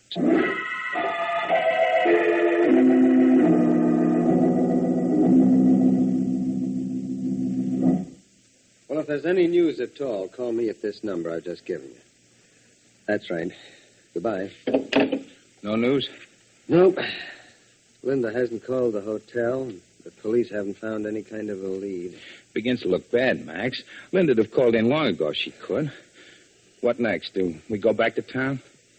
Yeah, I suppose we ought to, Rod, but for some reason I've got a great resistance to leaving this place. Why, Max? Well, I hate hunches. I feel like a sucker when I follow one. What's a hunch? Well, there's something about that doctor, Rod. I ought to accept his story about the patient with the abscessed ear. There isn't any reason to doubt it, and yet... Well, what do you want to do? Pay off the taxi driver, Rod. Then after we've had supper, we might walk back down the road to the doctor's house. What do we do when we get there? How do I know? I just have this crazy feeling about him.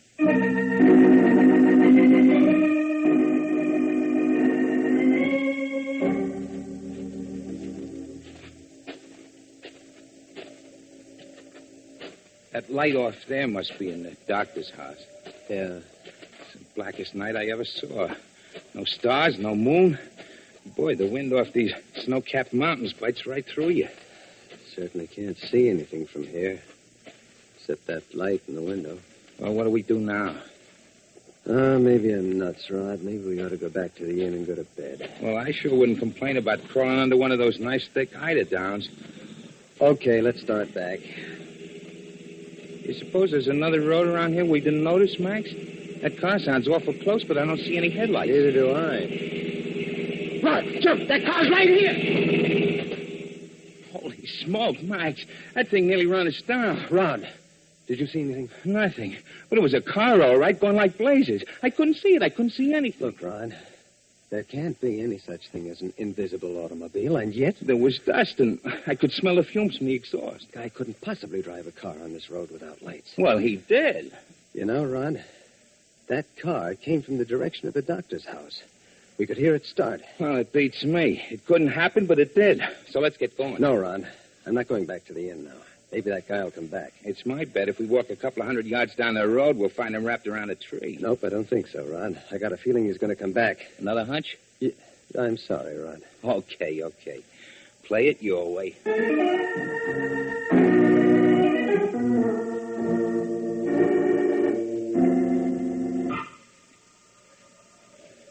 Look, Max, I'm frozen right clean through to my backbone. We've been waiting here 2 hours. Yeah, I know. Couldn't we risk just one cigarette, Max? If anyone's on the lookout, he'd spot it right away. Boy, I always knew it was a mistake to leave home. The day I got mixed up in this crazy stuff with you... Listen, Rod. There's a car coming, all right. See any headlights? No. Get back off the road, Rod. With pleasure, and I'm not kidding. It's that same guy. No lights. How can he drive in the pitch dark? Listen.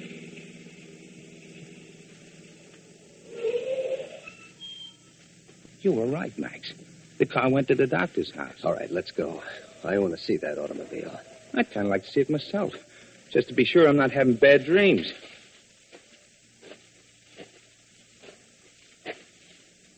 Gee, it's a wonder we haven't broken our necks. The car ought to be in the shed. It's off to the right here somewhere. Here it is. Yeah. Boy, that radiator's hot as a frying pan. Max, the guy that drove that car must have had cat's eyes. I think so. Stand over here, Rod. I'm going to snap on my cigarette lighter. Here, get between me and the house. Okay. Hey, Max, that's crazy. The headlights are painted over black. You couldn't see any light from them even if they were turned on. Stay where you are, Rod. I'm going to get in the car and turn on the lights.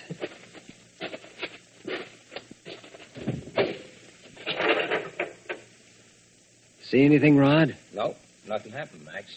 Come around here and get in the car. The other side, Rod. Max, it's bright daylight. You better turn those lights off or they'll see them from the house. I haven't touched the lights, Rod, since you were standing in front of the car. But you must have. You can see plain as day. Listen, Rod, I've heard about this before. The Germans used it during the war to keep their transport rolling in spite of Allied planes. They called it black light. I don't get it. How's it work? Those headlights that look as though they were painted are actually specially prepared glass. Now, this windshield is also specially prepared glass.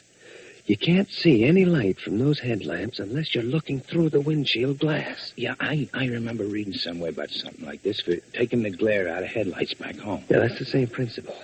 Now, we couldn't see any light from that car when it passed us on the road, but the driver could see perfectly. What's the gag? He's not hiding from any bombers now. Not bombers, no, but something else. What? That's what we're going to find out, Rod. Max, somebody coming from the house. Quick. Get out of the car, down behind it. And, hey, don't close the door.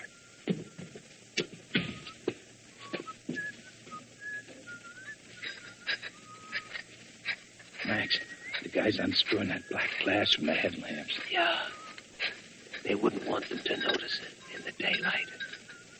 That's the guy that we've got to talk to, Rod. You take him from this side. I'll go around the other way. Now, for Pete's sake, be quiet about it, Rod.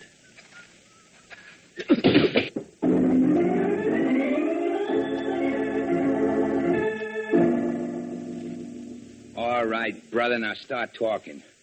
You're Max Chandler, aren't you? Yes, I'm Max Chandler. So Dr. Brenner didn't fool you? Where's Linda Jones? Oh, you know about that, too? Why, you dirty rat, so you have got her, huh? Where is she? Look, suppose I help you. Suppose I tell you what the score is. Will you give me a break? That's all I ask. Just give me a break if I help you. We'll give you a break if you don't help us, bud. Right in the middle of your back. Miss Jones is in that house, isn't she? Yeah, but look. Where? What room? Well, by now, she's in the doctor's waiting room. Where's Brenner? Well, he's in the laboratory now, but in a minute he'll start to work on her again. What's your name? Rankle. Dick Rankle. I'm Dr. Brenner's assistant. But I swear, I was forced into this. Rankle?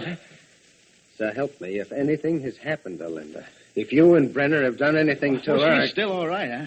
I promise you. But Brenner's losing his patience. She won't talk. She won't tell him what he wants to know. What's he want to know?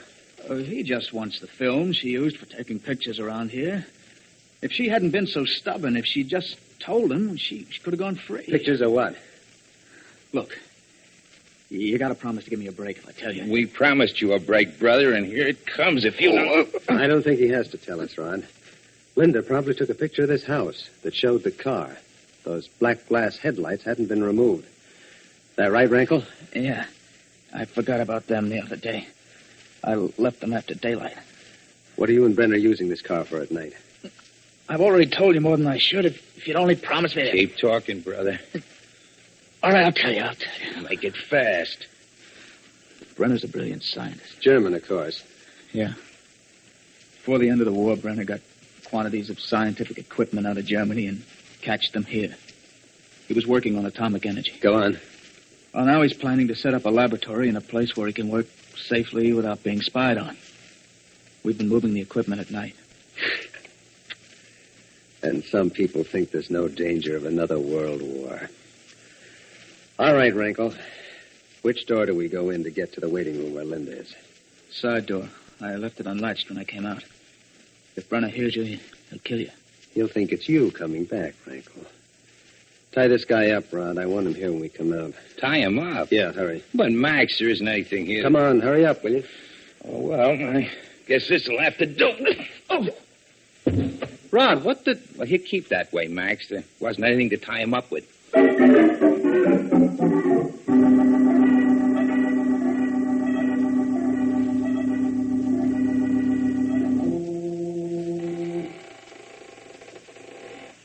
There's a light showing under the bottom of that door at the end of the hall. It must be either the waiting room or the laboratory. Come on.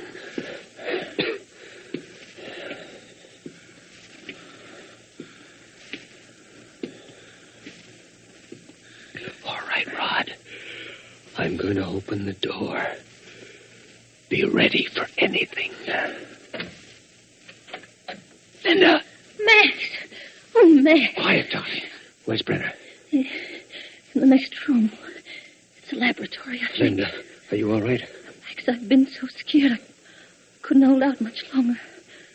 I don't know why he wanted the darn films. I don't know why I didn't tell him in the first place. Never mind that now. I can explain it later. Has he hurt you? Look at her No. wrists, Max. They're all bruised. That jerk must... No, it's all right, Max. It's really nothing. I just want to get out of here, that's all. Well, we're going to take you out. But first, I want Brenner. I could hear you talking when you were here early this afternoon. I tried to scream. Yeah, but... well, we heard you and went away like a couple of dopes. He said he had a patient in here that was sick, and we fell for it. Rod, take Linda out the way we came in. I'm going in to get Brenner. Well, two can live as cheap as one. I'm going You're with you. staying with Linda, just in case it doesn't come out right. I won't be long. Max, please. Chandler. I've come to get you, Dr. Brenner. The authorities are going to be very interested in your operations here. So, that's the way it is.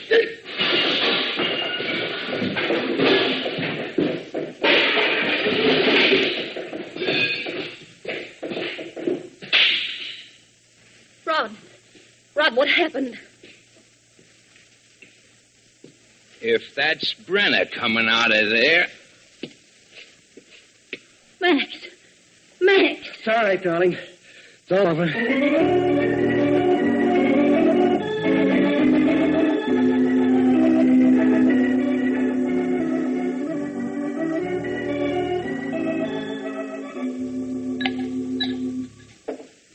You can pour me a double one, Rod, and I won't be annoyed. You're the boss. Say, Linda, there's one thing that I still don't know. Where are those films? I took them to a place here in town to be developed. Dr. Brenner didn't have any chance of getting them without an okay from me. You know, Max, the people back home ought to be put wise to what these rats are cooking up over here. Well, we're going to have a chance to tell them, Rod. That telegram that was waiting for me at the desk was orders to come home. Oh, boy. At last there's a decent cup of coffee in sight. And maybe a little peace and quiet. You're an optimist, Rod. Peace and quiet don't seem to go together with this guy.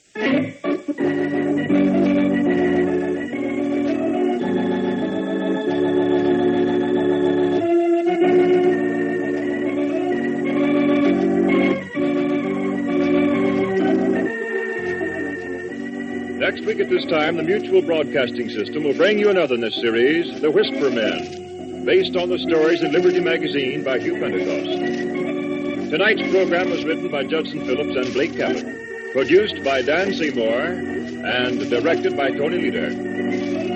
Carl Swenson was Max Chandler, and the music was by Chet Kingsbury.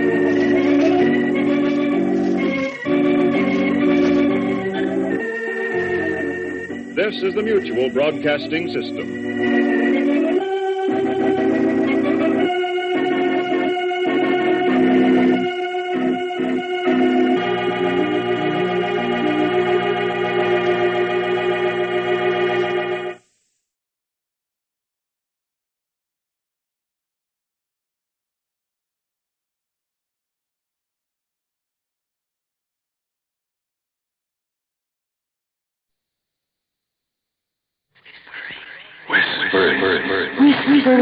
Whispering Streets.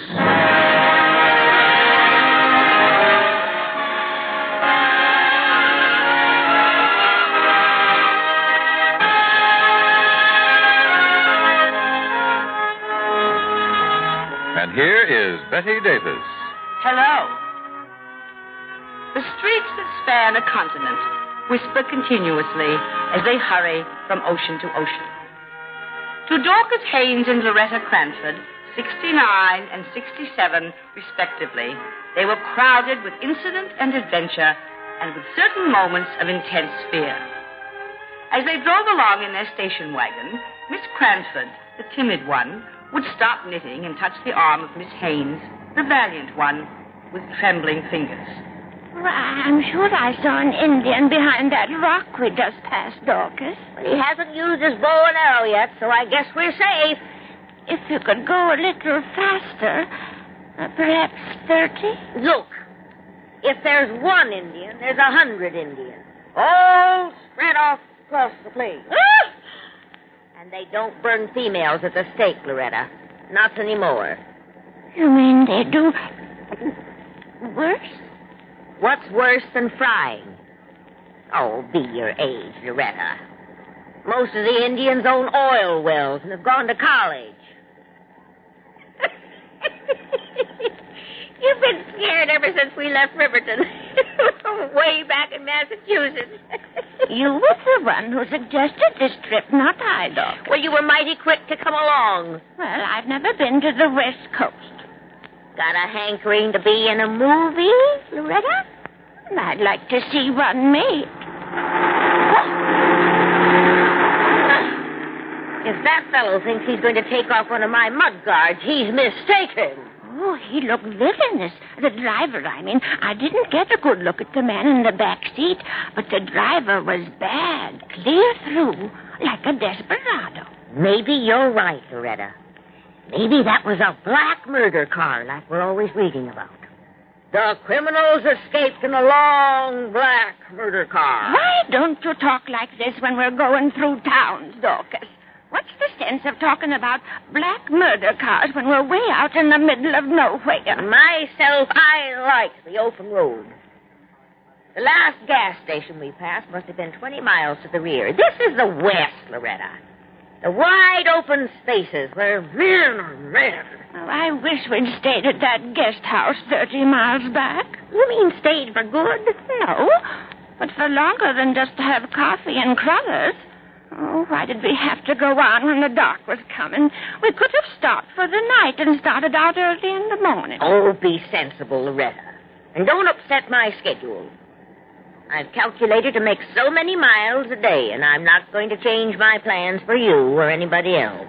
But when our lives may be forfeited?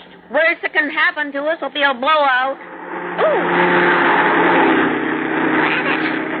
My eyes are full of dust. Why do folks have to go so fast on a road like this? I'll never... Dorcas, it was the same convertible that passed us a while ago. It was going in the other direction, and now it's coming back. Oh, nonsense. I recognized the men's faces. The one driving had the same villainous features, the same black mustache, and I got a good look at the one in the back. A well-set-up man with gray hair about my age, and I think he's being kidnapped. Kidnapped? Oh, you've been reading too many Wild West stories, Loretta. Going as fast as that car was, like as not they overshot their mark by a couple of 100 miles, and they're driving back to find their turnoff, that's all. How many hours of twilight do you think we've got left? Just about 1/4 hour. Well, then don't keep me talking. If I can't make time, we'll have to camp out in the wilderness. Under the circumstances, I'll put her up to 35.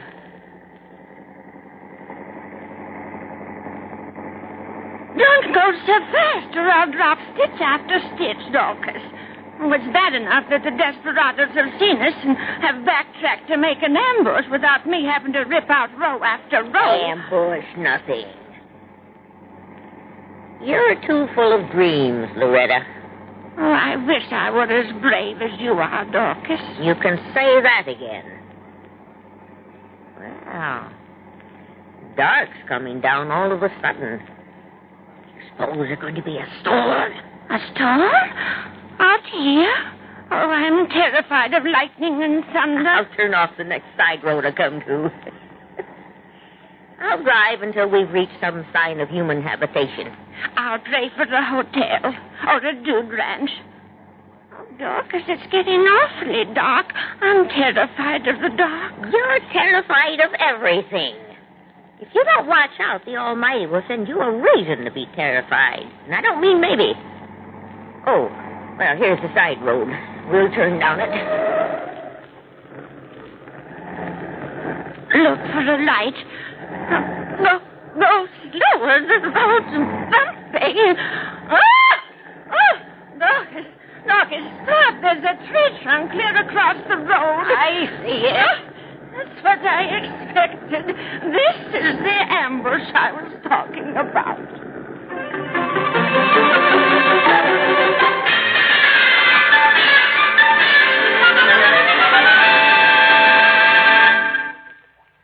In just a moment, Betty Davis will be back again. But first...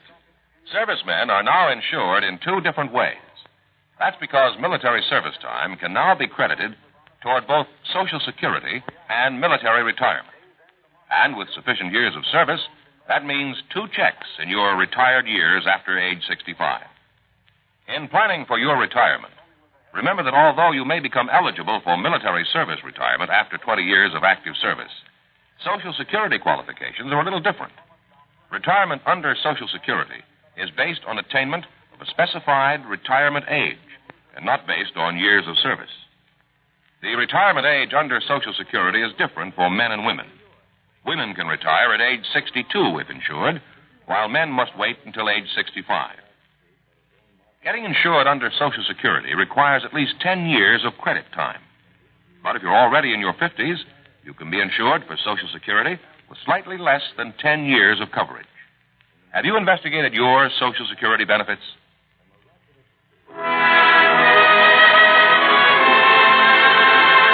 And now, back to our story with Betty Davis. Dorcas, leaning out of the window, scrutinized the tree trunk that lay across the road. She pulled her vehicle to a stop. Well, this is odd. No sign saying private road, or I wouldn't have turned in. I guess I'll climb out and see what's going on. Oh, don't you dare climb out. Turn the car and go back to the highway. Not a chance, Loretta. When there's a mystery, I want to get to the bottom of it. You know me. I'm going to examine this tree trunk. It's been cut down recently, Loretta. The sap is still running from the raw wound. Raw wound? You make it sound bloody. Sap is tree blood. Well, I guess I'll climb over the tree trunk and walk down the road a few. Oh, don't leave me in the car alone. Long then. But that dark road. Well, take your choice. I'm going anyhow. I'll see you in church, Loretta. Wait for me. Wait for me. Bring the car keys. And the flashlight. Oh, yes. Yes. Wait for me, Dorcas. Please wait for me. When you go fast, I can't keep up with you. Wait for me. I'm waiting.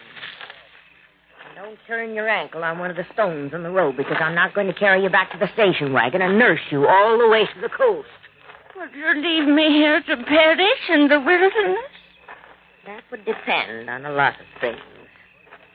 Oh, give me that flashlight. Your hand's shaking so the beam wavers.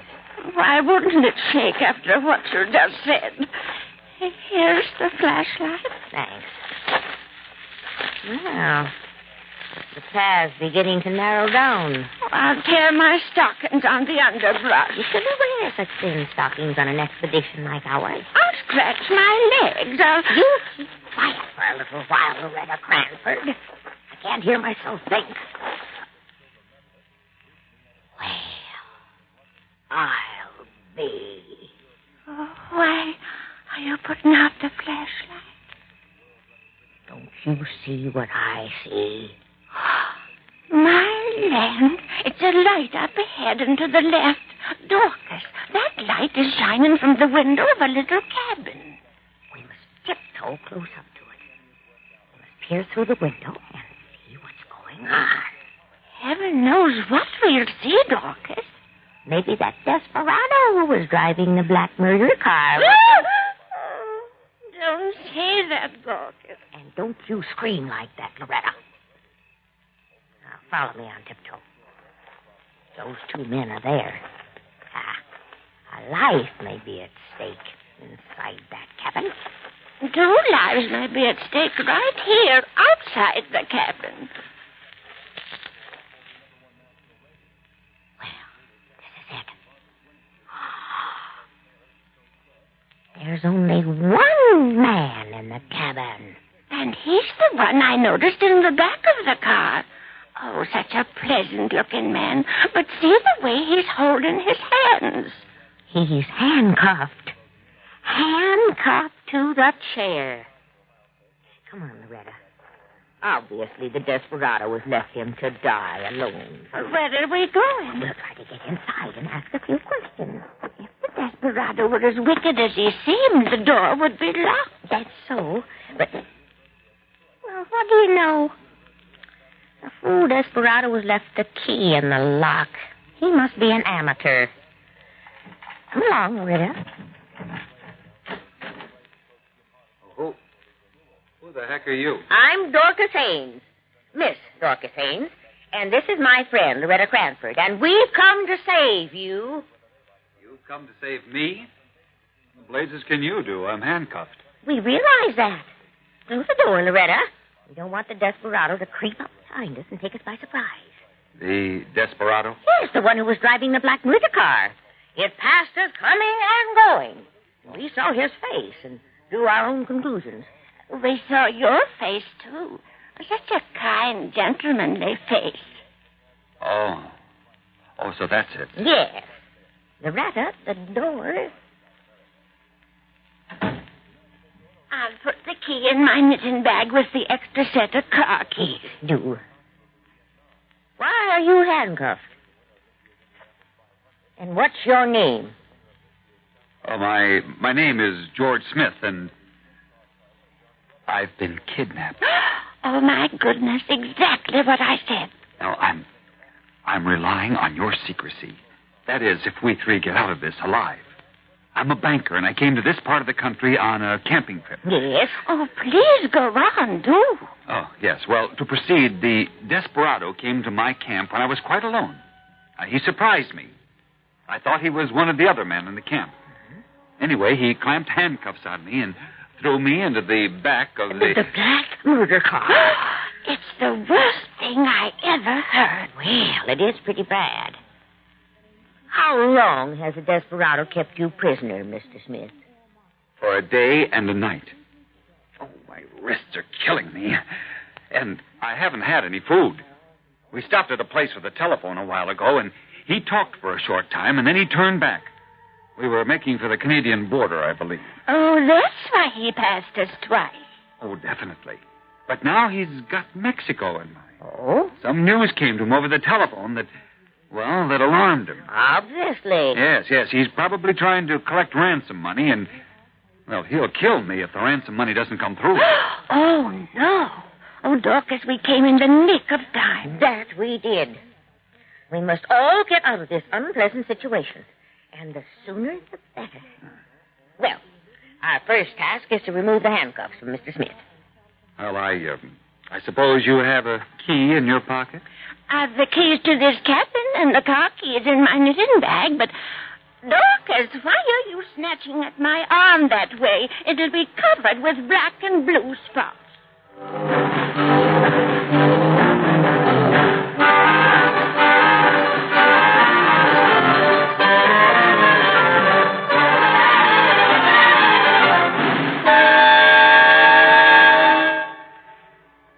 In just a moment, Betty Davis will be back. Not long ago, a United States Army major from New York State showed the forgotten people of Korea, 45,000 shunned and outcast lepers, that somebody still cared and remembered them. Major Frank Jaworski began by collecting nearly $30,000 in food, bedding, and clothing for the needy lepers and their children. He learned of the lepers' plight from Catholic missionaries in South Korea, and then began an amazing one-man campaign to help them. The major collected woolen jackets, sleeping bags, and any other equipment he could scrape up. Then, during the Christmas season, he asked the men of his unit, Headquarters Detachment 8th Army Special Troops, to contribute whatever they could for the afflicted children. The response was tremendous, showing the true American spirit of sharing and giving to those less fortunate. Before the men were finished giving, Major Jaworski found himself with 700 packages, each worth $5 of food and clothing for the lepers' children. With the windfall created by his men's generosity, the major continued to give many of the packages to Korea's unregistered lepers, of whom there were an estimated 25,000 living in caves and under bridges. Yes, the major had an axe to grind. He believed that in spite of race, color, creed, or disease, people are worth living for, working for, and sharing with. And he certainly accomplished a lion's share in upholding this belief. Through his unselfish act, he gave us all a thought to remember. We are Americans. As we go, so goes America.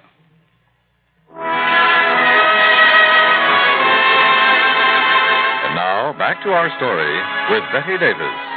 There was a gleam of hope in the eyes of the man who wore the handcuffs. It was a faint gleam, but it was there. He watched as Loretta Cranford passed over her knitting bag reluctantly. He saw Dorcas Haynes reach into it and fumble around. He saw her hand emerge with a long steel knitting needle in it. He saw her lay the knitting bag on a convenient table. This knitting needle. I've heard of folks opening handcuffs with knitting needles. You're crazy. Not as crazy as you might think. If you bend that needle, Dorcas, I'll never be able to finish my bed jacket. If I don't open these handcuffs before the desperado gets back, we'll all have wooden bed jackets. Now, give it here. Oh, I should have stayed home in Riverton, Massachusetts. I knew it. I put up every known objection. No time to talk of that now. Oh, those handcuffs are cutting ridges in your flesh, Mr. Smith. Yes, I'm in agony. Yes, well, I'll try to be careful, but I may jab you with the knitting needle while I'm at work. Well, one jab more or less won't matter. Once I heard of a prisoner who escaped from his handcuffs with the aid of a file. I wish we had a file. If wishes for horses, beggars would ride. And I've heard it said that a woman can do more with a knitting needle or a bobby pin than most men could do with a completely fitted toolkit. Oh, please, don't rattle on that way. You make me nervous. She makes me nervous, too. Well, you'll be worse than nervous if I don't succeed, young man. Modern handcuffs couldn't be opened with a knitting needle. But these are quite archaic. And I think I have something. Mr. Smith, you are free. Touch your wrist. What do you think I'm doing? Help him, Loretta. Massage his wrists.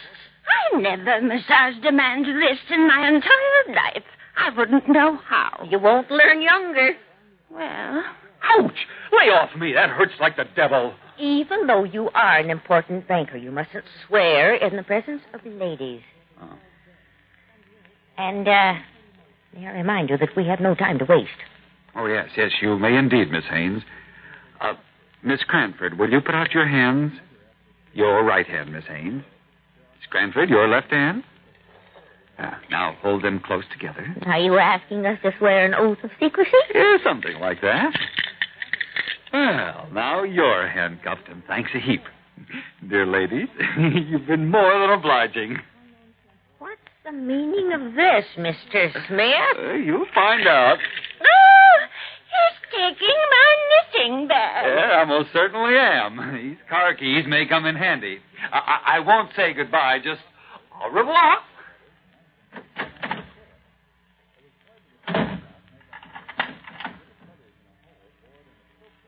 Well, this is a pretty kettle of fish. What do you make of it all, Dorcas? What do I make of it? I don't know what to make of it.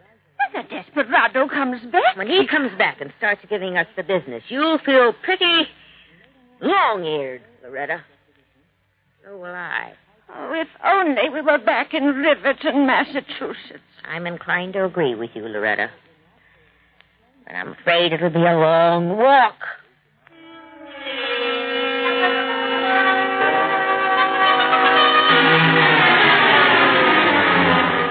They were back in a quiet town in a quiet state. Two elderly ladies who had learned by experience, but who were fortunately none the worse for wear. Dorcas poured herself a cup of tea and sat rocking as she sipped it. I sure felt long-eared when that sheriff came back and showed us his silver star. But he had to admit himself that he looked like a desperado. And the way he went back and forth in that black car. He was looking for the spot where Mr. Smith had told him he'd hidden the money. Mr. Smith, indeed. Gentleman George Smith is the name.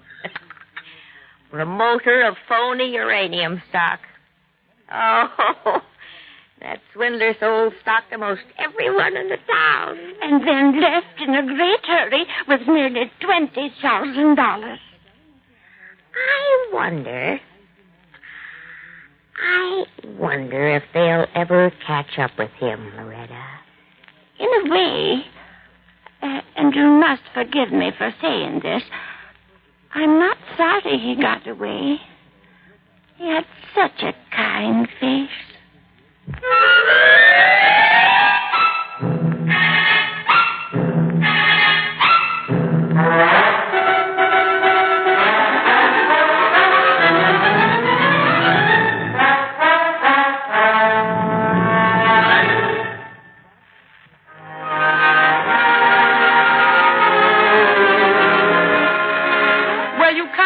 By appearances.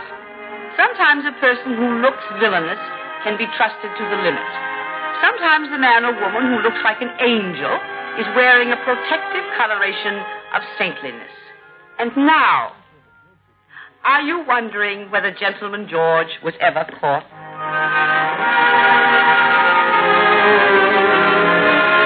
And now here again is Betty Davis. Well, Gentleman George did have a certain elusive charm. It was felt by Miss Loretta Cranford, and Miss Dorcas Haynes felt it too, although she'd never admit it even to herself. But there was one woman who was impervious to that charm, and you'll hear about her when you meet Gentleman George under different circumstances. Until then, this is Betty Davis saying goodbye from the Whispering Streets.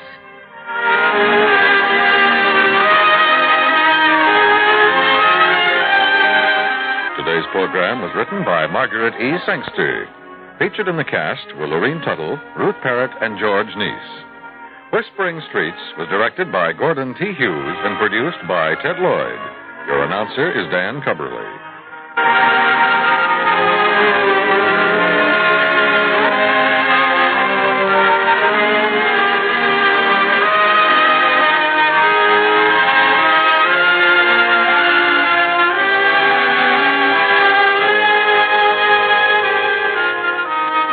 Whispering Streets has come to you through the worldwide facilities of the United States Armed Forces Radio and Television Service.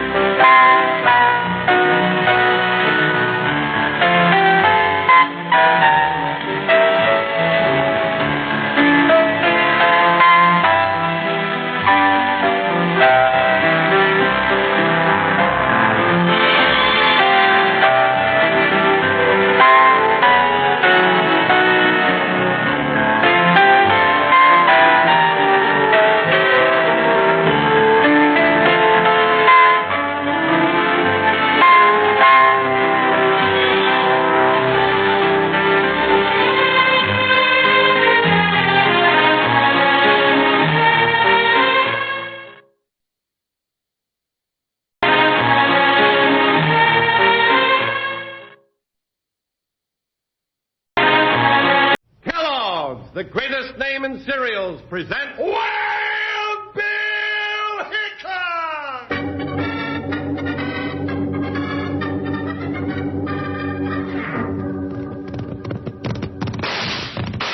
Hi, you folks, hold on to your hats and gallop along with Guy Madison as Wild Bill Hickok and his pal Jingles, which is me, Andy Devine.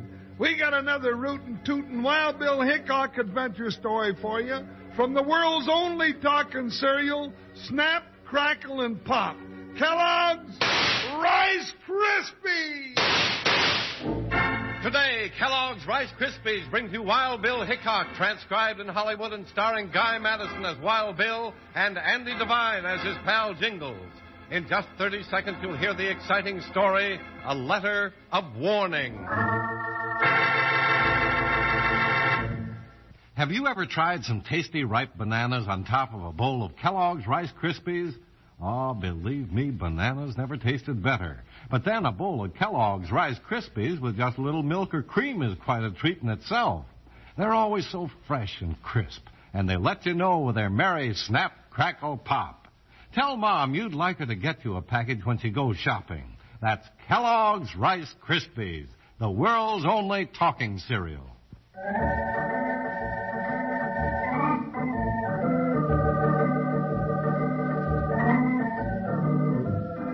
United States Marshal Wild Bill Hickok and his mountainous deputy Jingles had stopped in the town of Mossy Bend to refresh themselves after a long ride across the Arizona desert.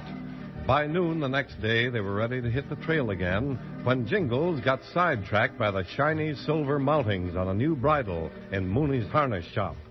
The delay was just long enough for Adventure to catch up with Wild Bill and Jingles, a smashing adventure which began with a letter of warning.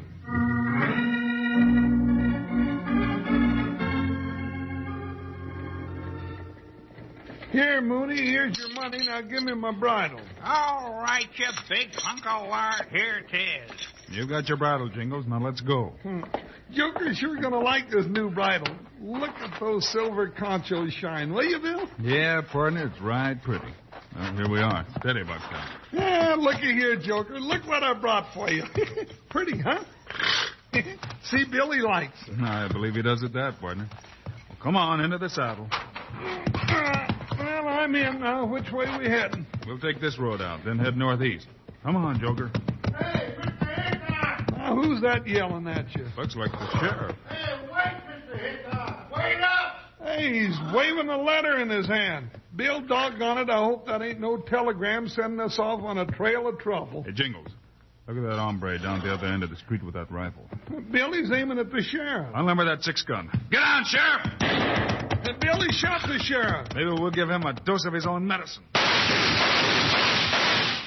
Doggone it, he's too far away for these 6 guns, and he's hightailing it out of town. I think I nicked him.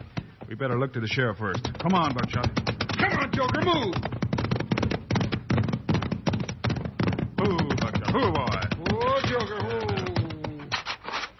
Bill, the sheriff looks like he's done for. He sure does, partner. That bushwhacking coyote. We should have taken off after him, Bill. We'll get him. What about the letter? Yeah, just looking at it, Jingles. Is it for you, Bill? No, Jingles, it's addressed to Mr. Millard Weston. Millard Weston? Hey, Bill, we know him. Ain't he the big rich rancher that lives about 20 miles north of here? That's right, Jingles, but his place is only about 10 miles out on the northeast road. Well, what do you reckon he'd want to kill the sheriff for? Easy, partner. You're off on the wrong track. Well, then who did it? Who was that, Jasper? I don't know, Jingles, but after we get the coroner to take care of the sheriff, we're going to deliver this letter and see if it'll lead us to the killer.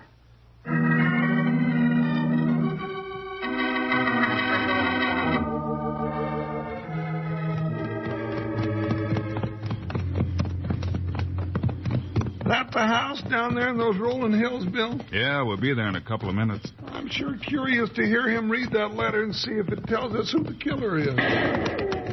Looks like we got some bushwhackers out here, too, Jingles. This country's getting right unhealthy. Maybe we should have stayed in Abilene. Come on. Let's find out what those shots were. Hi, Buckshot. Hi. Head straight for the house.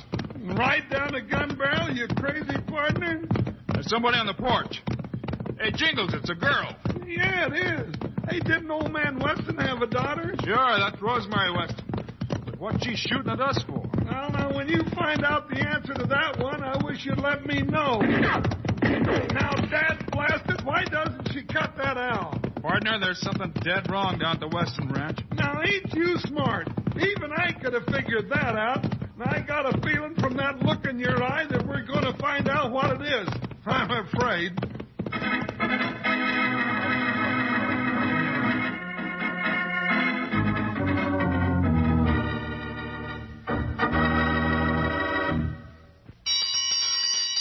Hear that, kids? That's what the cook on the ranch uses to call all the cowboys to eat. Oh, it's surely a mighty welcome sound, isn't it, Slim? You bet your boots, Charlie. Especially when it's a calling all of us cowpokes to a breakfast of big, heaping bowls of Kellogg's Rice Krispies. Right you are, Slim. Take a bowl of Kellogg's Rice Krispies with a little milk or cream, and you've got a breakfast that everybody enjoys. Then, if you're like me and have a soft spot in your heart for peaches, you just see how wonderful those peaches can taste spread over a bowl of Rice Krispies. Oh, there's a real lip-smacking treat that I like having most any time. I think you will, too. Try the world's only talking cereal, Kellogg's Rice Krispies, that way tomorrow. Kellogg's Rice Krispies, Kellogg's Rice Krispies. Let's march right up to the table now. Rice Krispies taste the best, and how? Snap, crackle, pop. Kellogg's Rice Krispies, Kellogg's. Kellogg's Rice Krispies. You'll like 'em. It'd be a good idea to see if there's a package on your family shopping list right now. Oh, and say, be sure that Mom and Dad are listening later on in the show because we have a very important message that they'll be interested in. Now, let's get back to Wild Bill and Jingles.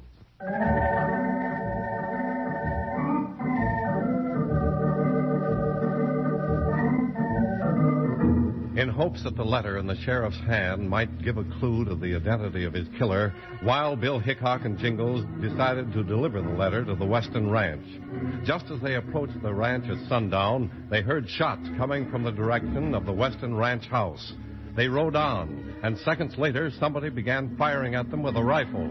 Bill made the discovery that it was Millard Weston's daughter, Rosemary. What do you reckon's got Miss Rosemary all riled up? I don't know, partner, but we'll soon find out. Who are you? Doggone it, Miss Rosemary, it's Wild Bill and Jingles. And I don't like the way you're making us welcome one little bit. Wild Bill and Jingles? Oh, Wild Bill. Oh, Wild Bill. Jingles. Bill, she sure is excited. Looks more scared than excited, partner. What is it, Miss Rosemary? Oh, Bill, You catch her, Bill, she's fainting. Yeah, easy now, Miss Rosemary. Rosemary. Now, doggone it, ain't that just like a woman? Here I am busting with curiosity, and right when she can tell me what this is all about, she has to go and faint. Well, come on, let's take her in the house, Dingle. Oh, I'll take her. Hey, she's lighter than a feather. Yeah, right in here. Poor little gal, she sure went out like a light. Hey, Bill, wonder where her paw is. We'll look around. Better put her on the couch here, Jingles. Then you might get her a glass of water. Sure. I think the pump's out back, if I remember right. Yeah. I'll go out and get her some fresh water. Bill. Hey, Bill. What is it, Jingles? Bill, look. No wonder the poor little gal was spooked up like that. Billy's dead. Her paw. Yeah, it's Millard Weston, all right. Well, I guess that's the shots we heard, Jingles. Well, this doggone mystery's getting thicker than bears around a honey tree. Hey, Bill, she's coming around. Yeah. Now, take it easy, Miss Rosemary. I'm sorry I fainted. Dad wouldn't have liked that. No, but it's all right. You want to tell us about it? Bill, I don't know anything. That's the honest truth. Dad and I were just sitting here, and I was about to get up and go fix something for dinner when I heard a shot, and the window crashed. Yeah, it is broken. Dad fell out of the chair there just like that without a word. Oh, Bill, who'd want to do a thing like that to Dad? Now, I don't know, Miss Rosemary, but I may have something here that'll give us a clue.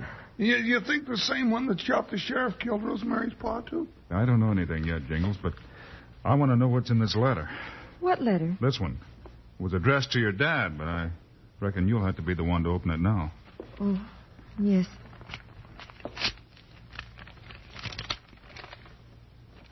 What? It's from Uncle Bob. Your father's brother. Yes, he's back east. Oh, a dude, huh? Jingles. Oh, sorry. Bill, Jingles, listen to this. What? It says, Millard, this is a letter of warning. Rack was released from prison a week ago. He's changed. He's a real hard case now. He's coming west. Watch out for him. I'm afraid he's out to kill you. Signed, Bob. Who's Rack, Rosemary? Rack is Dad's other brother. He and Bob were in partnership back east until 3 years ago. Then what happened? Quiet, Jingles. Oh. Well, there was some shady deal, and Uncle Rack was sent to prison. Dad never talked about it or about Uncle Rack after that. Well, that settles it. Your Uncle Rack killed your dad. We don't know that, Jingles. Oh. Rosemary, have you seen your uncle out here? Not that I know of. I never saw either one of them. They've never been west. Hey, Bill, there's somebody coming. Yeah. You know who it is, Rosemary? No, it's a stranger. Looks like he's had some trouble. He's got a bandage on his left arm. You'd better get it, Jingles. Well, howdy, stranger. Good afternoon. I'm Bob Weston. I'm looking for my brother, Millard. Uncle Bob, come in. We were just reading your letter. Well, you just got it? Yes, but it was too late. Too late? What do you mean? Dad was killed about an hour ago. Oh, that Rack beat me out here. I guess it was him that ambushed me after I got off that stage yesterday. Oh, Uncle Bob, I want you to meet United States Marshal Wild Bill Hickok. And this is his deputy, Jingles. How do you do, John? How are you? Well, Mr. Hickok, I don't know a better man to be here at this time. If anybody can find Rack and bring him to justice, I guess you can. Yeah, you're doggone right we can. Yeah. Well, Jingles, if we're going to find him, we better get started. We're following a cold trail. I just can't believe my own uncle would do such a thing. You don't know how Rack has changed, Rosemary, honey. Well, Miss Rosemary, I guess you'll be all right now that your Uncle Bob is here. Sure, I'll take care of everything now, gentlemen. Just leave it to me. All right, that's what we'll do. Come on, partner, we're cold trailing a killer.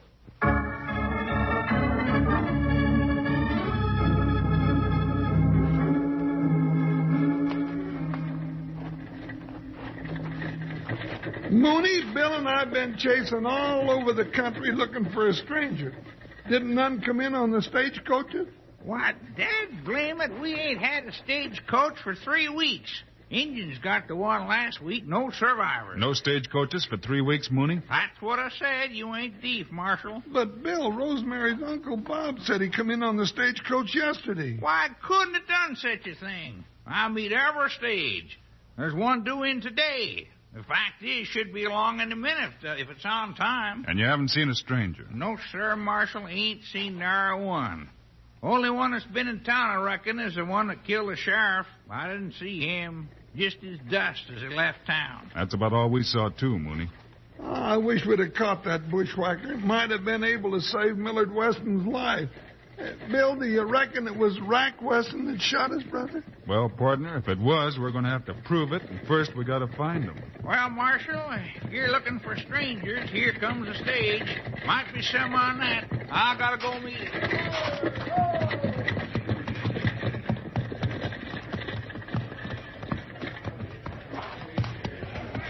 Bill, there's a man getting off the stage. I ain't never seen his face before. Hey, he's walking over here towards us. Howdy, gents. I just got off the stage.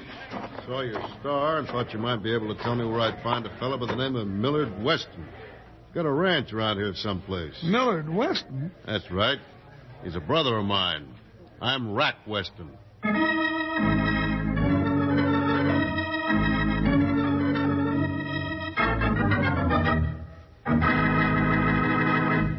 Now here's Charlie Lyon with an important message that Mom, Dad, and the whole family will be interested in. Charlie? When you were in the grocery store recently, you probably noticed some of the signs announcing that this is National Better Breakfast Month, a month set aside to remind us all to live better, work better.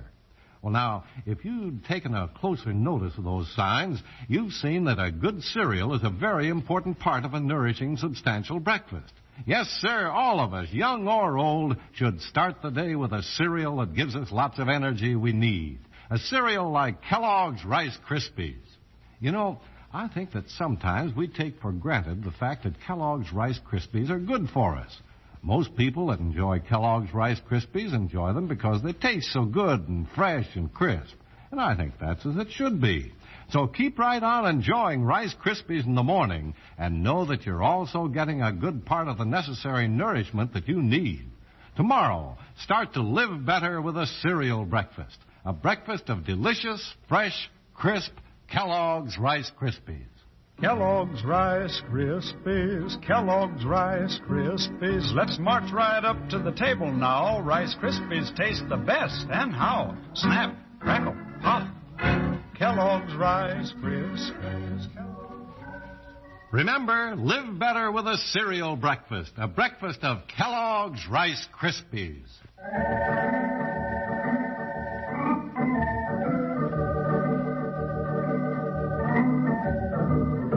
Wild Bill and Jingles, in search of a two-time killer, are very much surprised when the very man they suspect steps off the stage in Mossy Bend, walks up to them, and announces that he is Rack Weston. Rack Weston? All right, reach for the sky, you Gila monster. I've got you covered. Hey, what is this? Jingles, put that hog leg away. But, Bill, we've searched all over the country for this varmint. Now he falls right in our laps, and I'm not letting him get away. You've been looking for me? What for? I guess that'll come out in time, Rack. But right now, I'd like to ask you a couple of questions. I've got some questions to ask myself, but go ahead, Marshal. Where did you board this stage and when? I took it at the railhead day before yesterday. But Billy couldn't have. That's easy to check, partner. Sure it is. Ask the driver. I reckon that won't be necessary. You figuring on going out to the Western Ranch this afternoon? Yes, but first I'm going over to the hotel and get a room and clean up. Well, Bill, you ain't letting him get away now. Never mind, Jingles. Bill, you're gone local. Now, wait a minute, Jingles. Marshal, you're making things mighty confusing. Well, I'll clear it all up for you before sundown, Rack. Just keep right on with your plans of going to the hotel, and then right out to the Western Ranch by 5 o'clock this afternoon. It's 10 miles northeast of here. You take that road down there, right on out of town. You can't miss it. But, Bill... Come on, Jingles. We've got some riding to do.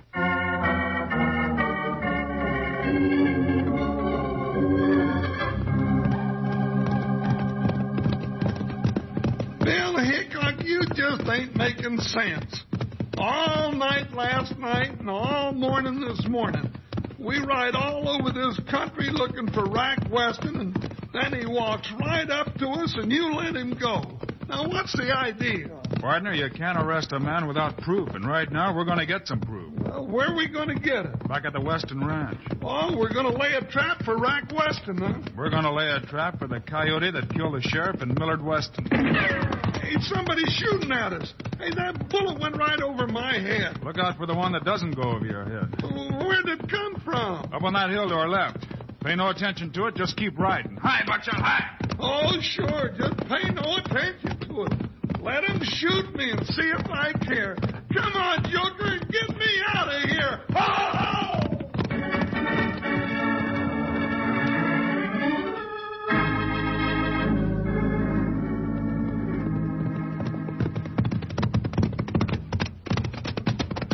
Whoa, Buckshot, whoa, Joker. Well, at least we got here all in one piece.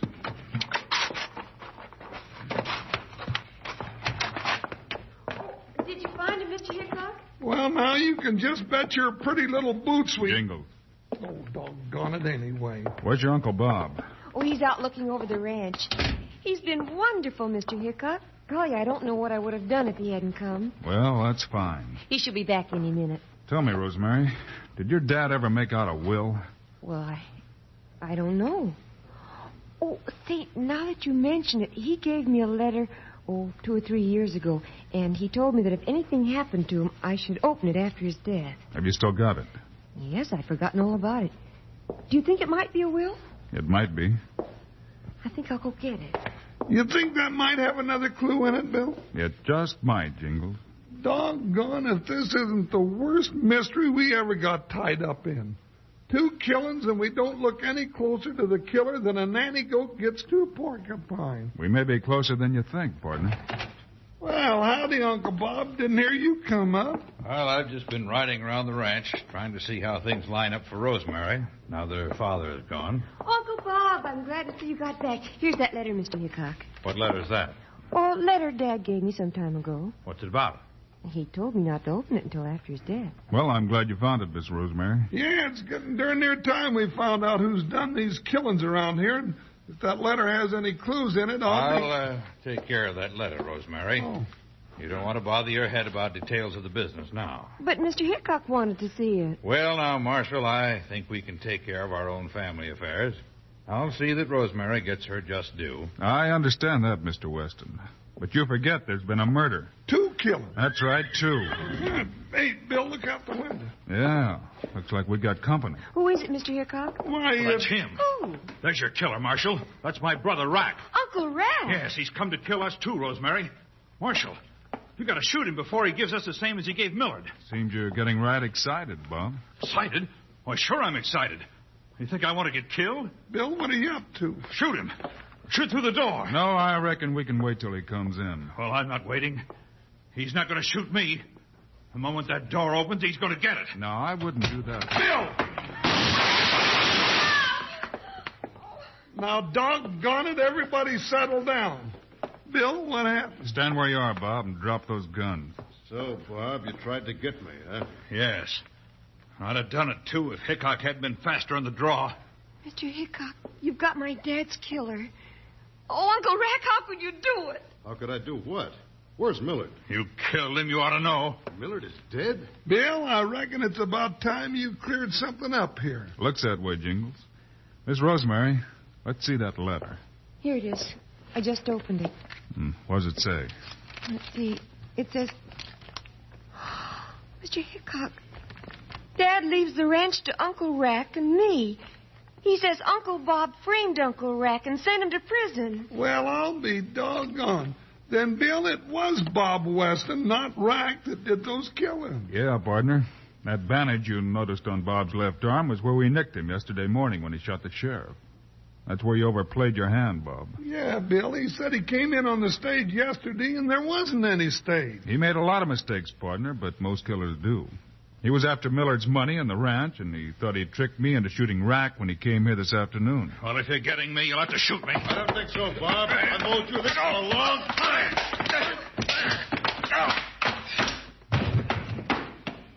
There he is, Mr. Hickok. Take him away. He's made a mess out of my life. Well, he won't be troubling you again, Rack, and we want to wish the best of luck to you and Miss Rosemary. We can't thank you enough, Mr. Hickok, and I guess the best luck we could have would be for you to come back and see us real often. No, now, Miss Rosemary, you don't know what you're saying. Having Wild Bill Hickok around is just inviting trouble. That's what's made such a wreck out of me. This rate, I may not live to be 100 years old.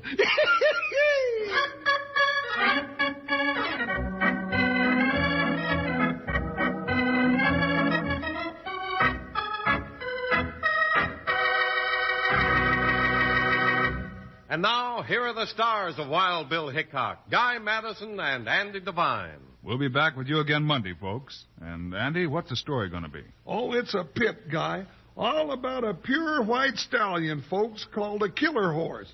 The story is White Fury. Don't miss it. Meanwhile, Andy and I hope you'll remember to get Kellogg's Rice Krispies. Right. It's the world's only talking cereal. You bet it is. Andy and I think Kellogg's Rice Krispies are great. So long. See you Monday.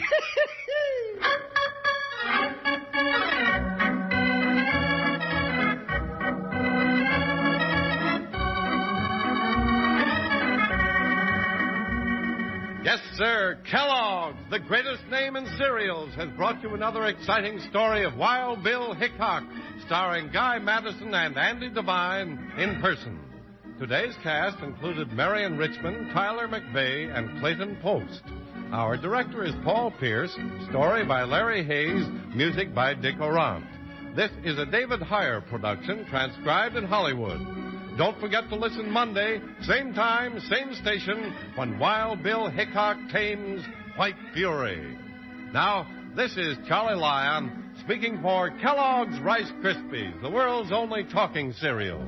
Kellogg's Corn Flakes, America's favorite ready-to-eat cereal. And Kellogg's Sugar Corn Pops, the cereal with the sweetening already on it.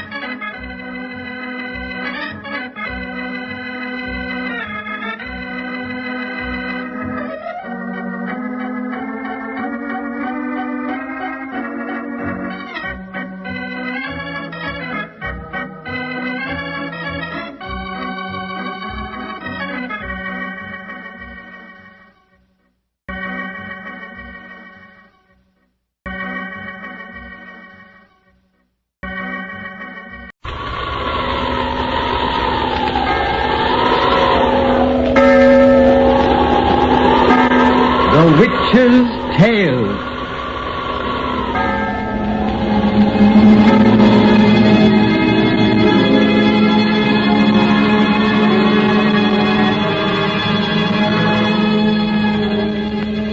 The fascinations of the eerie, weird, blood-chilling tales told by old Nancy, the witch of Salem, and Satan, her wise black cat. They are waiting for you.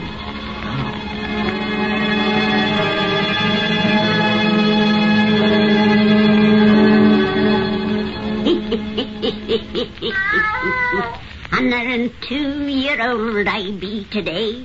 Yes, sir, 102-year-old. Well, Satan, now it's time to spin these folks another of our cheerful little bedtime stories.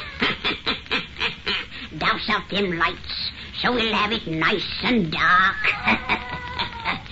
When you listens to our tales, sitting in the gloom, it helps you to have purty dreams. Now, draw up to the fire and gaze into the embers.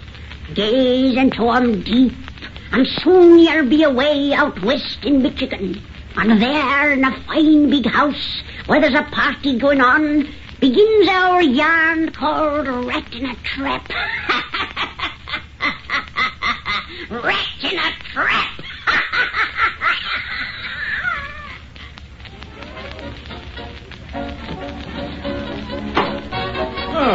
Didn't know you were out here on the veranda, Denny. Enjoying the night air, Mr. Carver. Oh, it's as hot as blazes inside. But young fellas like you should be in there dancing in spite of the heat. I'm afraid I'm not much of a dancer. You mean when the only girl you care to dance with doesn't happen to be around, eh? Son, you're certainly a model for husbands. Too bad Lucy didn't come in with you this morning. She'd have enjoyed this. I wish she had come along the way things turned out. But you know I expected to return on the late afternoon train. I'm glad you missed that last train, so we can have you here tonight. Yes, it's nice to be here, but this is the first night Lucy and I have been separated since our marriage. Nowadays, ladies have the vote. One of the first things a rising young lawyer with political ambitions must learn is not to appear too much married. I forgot that you're trying to make me president someday. I may, but right now we'll compromise on United States Senator. Seriously, son, you have the stuff, and people have begun to talk about you. You're pretty young for the job, but I've about decided to run you for prosecutor next election. Think you can make good? I? All I can say is that I'll do my best. That's pretty fair from what you've shown so far, but, Dan, you have a couple of faults that won't fit so well in the district attorney's office. Oh, what do you mean? You know, you've shut off your mouth a lot about certain disagreements you have with our criminal code. Well, I've said that our laws are unfitted to the crimes they were designed to control. I've said that because I think it. Our penal code is wholly unsuited to cope with the 1,001 types of crime, the varied individuals who commit it. If I had the power, I'd amend that code so that it would cease to be a makeshift of political expediency and instead would truly serve the cause of justice. Doggone, that's as good a piece of campaign propaganda as I ever listened to. Oh, I meant what I said. Maybe you did, but you said it like a politician, and that's what interests me. I take back what I said about your faults. Develop them. But it's getting late. Come and dance with some of those pretty girls inside before the party breaks out. I'd better telephone Lucy first. I feel a little uneasy. That summer place of ours is so isolated back in the woods, and... Lucy's not alone there. No, Pete Lorillard and his wife are with her. Or if she'd been alone, I'd have hired a cab and driven back tonight instead of waiting for the morning train. Over those roads, you'd arrive tomorrow afternoon. Come on, let's go inside. All right. Oh, there you are, Dad. Oh, we've been looking for you everywhere, you and Abner. There's a lovely little blonde simply dying to meet you. Oh, well, I've come gladly to save her life, but I really think I should call up Lucy once more, if you don't mind. I do mind. And so will Lucy if you call her at this hour. Daddy, she'll be sound asleep. I suppose you're right, but somehow Speaking of telephones, hello? Who do you want? Daniel Miller. Oh, for me? It's Lucy. Lucy? Dan, she's crying. There's something the matter. Something the matter? Yeah, give me that phone. Lucy? Yes, dear, this is Dan. What's wrong, darling? You sound hysterical. You say the Lorillards were called away this afternoon? You're alone? 3 men are breaking in the house? Lucy! Lucy! Oh, my God!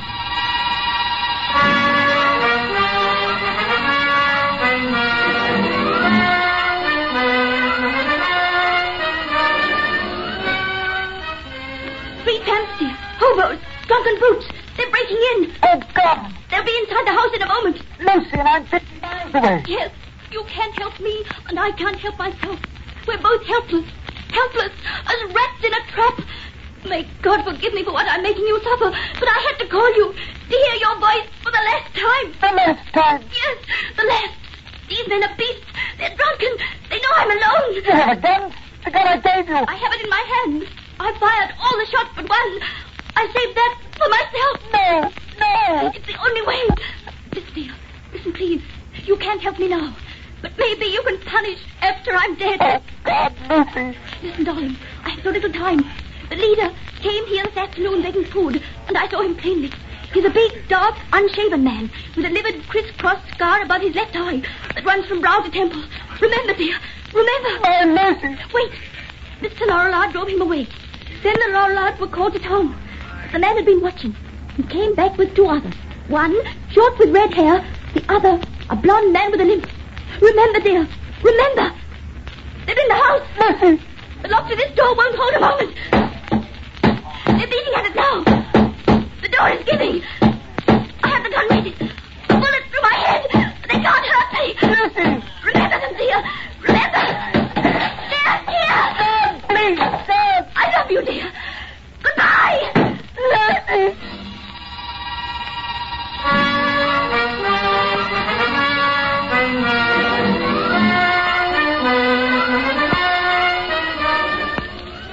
And, boy, you shouldn't have come to my office today. A man who's just spent 6 months in the hospital has no business to even poke his nose outside of doors. I'm quite strong now, Mr. Cowper, and I had to come and have a talk to you. While I was in the hospital, out of what you thought was kindness, you censored all police reports to me. Now I want you to tell me whether they honestly expect to ever find the creatures who caused my wife to put a bullet through her head. Danny, I want the truth. All right, son. I won't lie to you. I've kept the cops working on this case as they've never worked before. They haven't fallen down because they've never had a single worthwhile clue to work on. When they arrived at your house in the woods that night, the men who broke in had disappeared. We assume they were hobos of the most depraved type. But that's all we know about them. We found no fingerprints. We have no clue to their appearance even. Except the meager description of poor, frantic Lucy. Yes. The meager description of poor, frantic Lucy. A big, dark man with a livid, crisscross scar above his left eye that runs from brow to temple. Remember, dear. Remember. One a short man with red hair. The third a blonde man with a limp. Remember, dear. Remember. Son, the cops have picked up hundreds, whom they've been forced to turn loose again. There's no evidence of any kind. If we had the guilty brutes before us in this room, we couldn't prove it without their own confessions. As a lawyer, you know what we're up against. An impossible job for lawyers and police. And if our law could catch them in its net, the code provides no punishment to fit their crime. Goodbye, Mr. Cowper. Goodbye? Why, you say that as though we mightn't meet again. We may not. I'm leaving town tomorrow. I've got a job to do. Say, look here. You haven't the crazy idea that you can find those men yourself? Dan, to locate those three brutes and secure evidence against them, a man might have to search the hobo jungles of this country an entire lifetime. I know how bitter you feel, son. But the past is past. And grief and hatred won't unmake it. I've got big things in store for you, boy. Pick up the threads of your normal life again. Think of your future, your career. My future's to remember. My career's to repay. Goodbye, Mr. Cowper.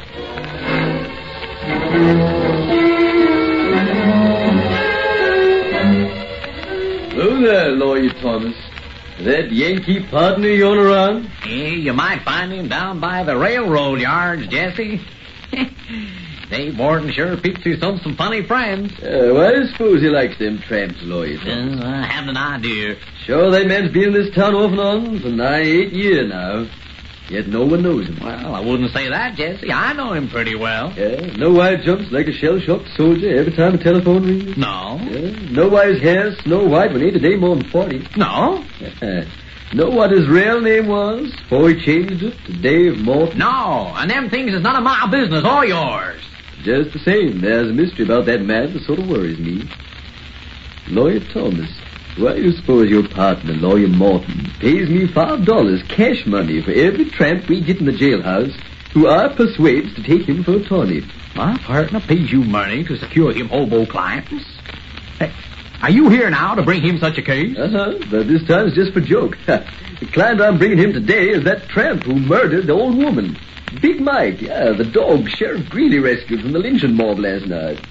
Big Mike asked me to get him Mr. Morton for his lawyer. Yeah, said a pal of his had told him about him. No partner of mine is touching his case.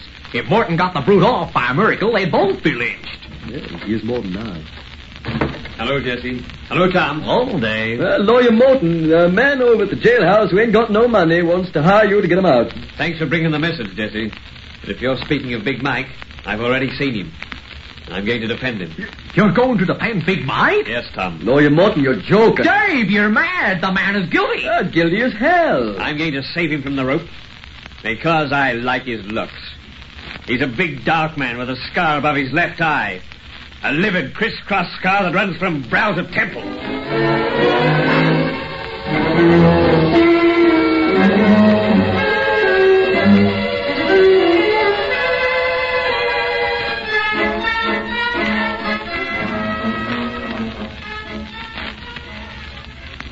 Extra payer, murder goes free. Big Mike not guilty. Extra payer. Morton wins acquittal. Jury frees Big Mike. Extra payer. God. Look at the people buying them papers and then standing round reading and talking about me. If you hadn't have sneaked me here to your house, boss, they'd have had me swinging on the lamppost by now. Come away from the window. You're safe here, Mike. Gee, I hope so. But you gotta get me out of town quick. They look for me here and string me up. They'll never lynch you, Mike. I'm taking care of you now. Better have another drink. When I draw those curtains tighter. Yeah. I do need another hooker, boss.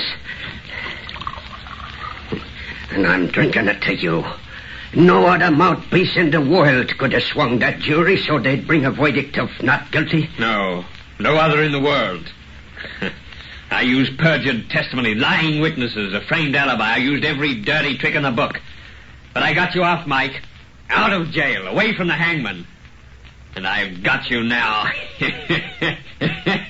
Alone with me. See, you're acting a little crazy, boss. Say, I'll have another. You know I can't figure you out, boss.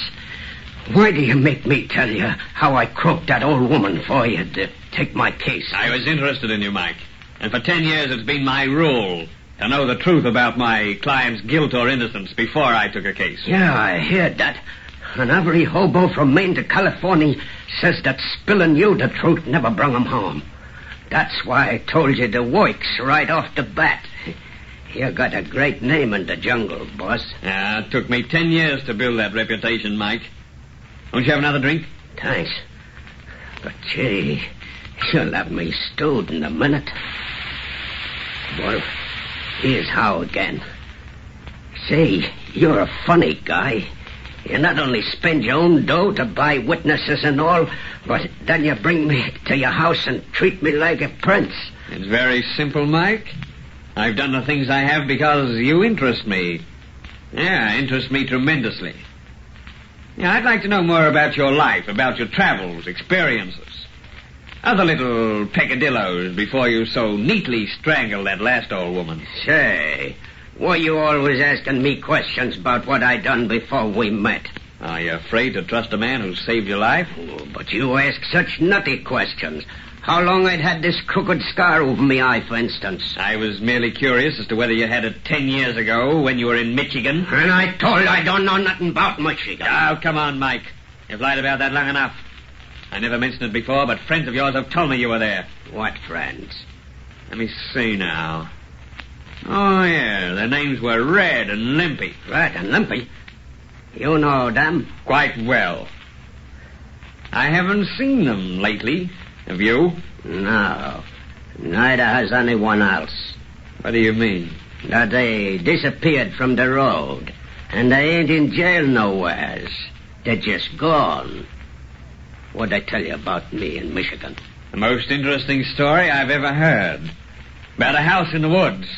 And a woman. They told you that, eh? Yes. Have another drink. I'll open this fresh bottle and join you. Suppose you tell me about your Michigan adventure. I didn't have no part in it. I didn't... Here's your drink, Mike. I must be off my nut to be afraid of you. I got reason to trust you. And I need help about that Michigan job. Need it bad. Listen, the word's gone round that dame's husband has been searching ever since it happened.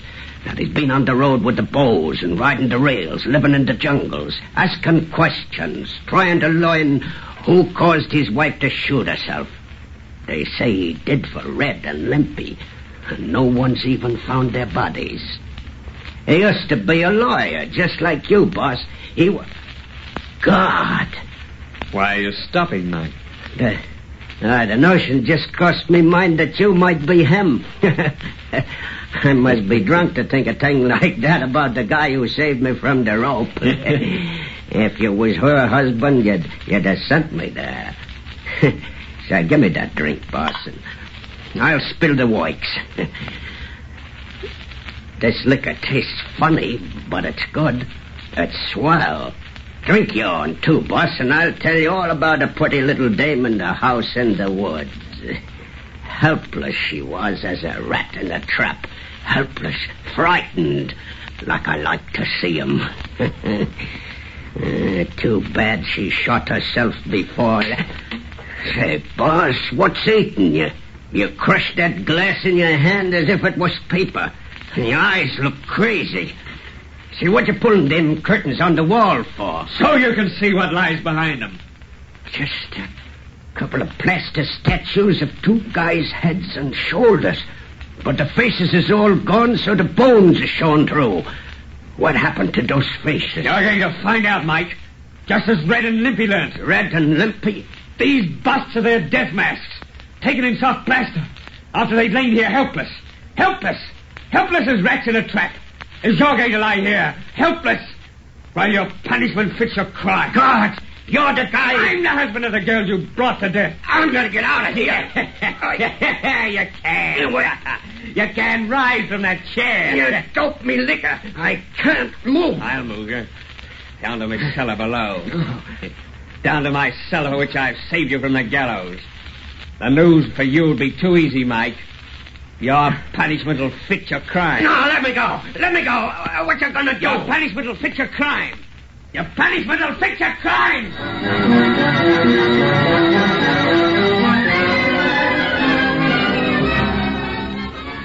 You can't see a thing in this cellar, can you, Mike? And no one's so helpless as when they're in the dark. I want you to be very helpless, Mike. More helpless than a rat in a trap. Helpless as a woman alone in the house in the woods. Helpless as a man who loved her and who heard you 50 miles away. Helpless as a man who heard the shot that killed her. He couldn't raise his hand to save her. What you gonna do to me? Hey, you got me tied to stakes and spread eagled on the floor. But how you gonna kill me? What you gonna do? You're struggling, Mike, but your bonds will hold. I tied them very tight. What did you do to Red and Limpy that you're gonna do to me? In them plaster busts upstairs, what happened to their faces? Guess, Mike, guess. If you don't tell me, I go nuts. Nuts, I tell you, raving nuts. Oh, no, you won't. Not for many hours. I've investigated the length of time required to drive men mad. Your brain's undeveloped, so it'll take you longer than most. Help! God, if I could only see you. You're putting something over me head. Yeah, part of a little apparatus that made Red and Limpy featureless. Use your imagination, Mike. You may guess how it's done. Oh, God, why don't you curse at me, beat me, kick me, do something I can understand? What are you going to do to me when you leave me? How am I going to die? When I reach the top of these stairs, you'll know. When I open the secret panel, it will soon be the door of your tomb. Then you'll have a moment's light. Just enough for a quick, short glimpse around you. Two skeletons beside me. The bones of Red and Limpy.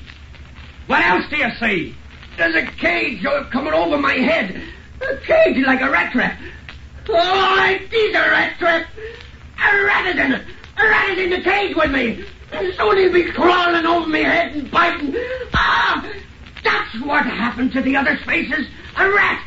No! Don't leave me in the dark waiting helpless, guessing when that rat's going to start a bite. That's your punishment, Mike. Oh, goodbye. Ah!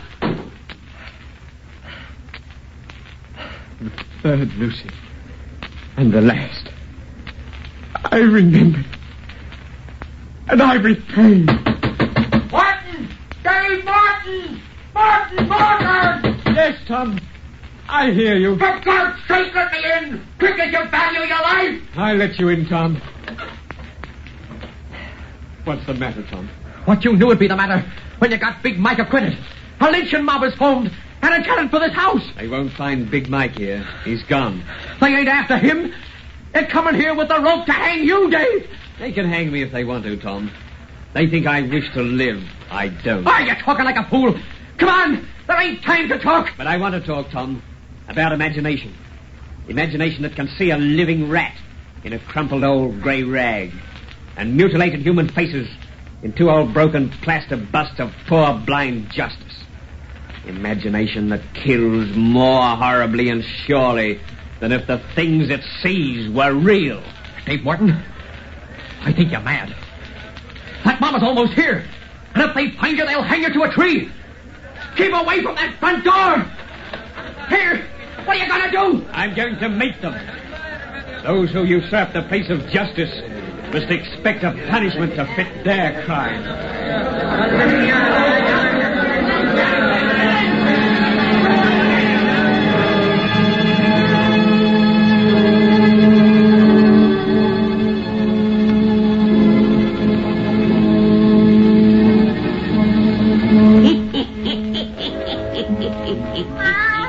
Well, that's the end of that, Satan. Next time we'll have another purty yarn to spin these folks. A very purty yarn.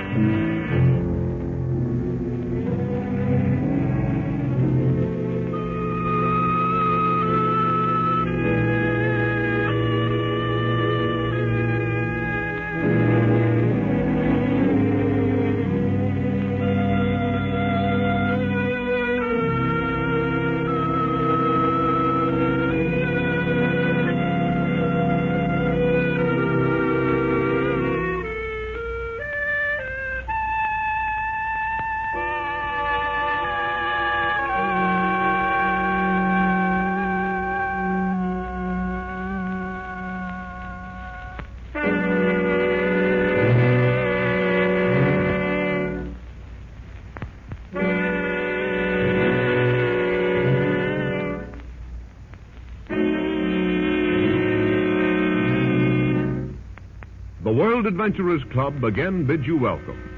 As you know, every one of its members is a man of action and courage. All have colorful pasts, but in each man's life, there is an adventure that stands out above all others, and at every meeting, such an adventure is related to the others. Let's join these soldiers of fortune and see where they carry us tonight.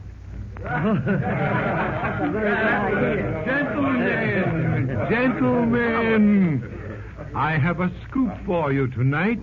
The skipper has finally consented to tell us his strangest adventure. Not Andrew. None other. Great. He's evaded us before, but I finally cornered the old rascal, and here he is. All right, you old sea dog, the floor is yours. Aye, mates, but right now I'd rather have a heaving deck under my feet. Man and boy, I've sailed the seven seas and been in all sorts of tight places. But I don't know but what this is one of the worst. Skipper, show us what an old tar can do. Don't give up the ship. Well, I never deserted a ship yet, and I'm not starting now. But you'll have to sit tight if you're shipping with me, mateys. We're on an old sailing vessel, you see. Several days out of Singapore. A sailing vessel? Aye. Aye, she's a beautiful-looking hulk, my lads. And I'm taking her to Madras for her owners. They have some idea of mooring engines in her innards and making money off her as a treasure ship or some such nonsense. I have a nice cargo of coffee and tobacco stowed away, trying to kill 2 birds with 1 stone. And we're making grand headway until we run into a storm warning off the Andaman Islands. The wind is starting to rise, and the stars are blotted out by dirty clouds. And then the thunder starts talking, and it looks as if we're in for some excitement.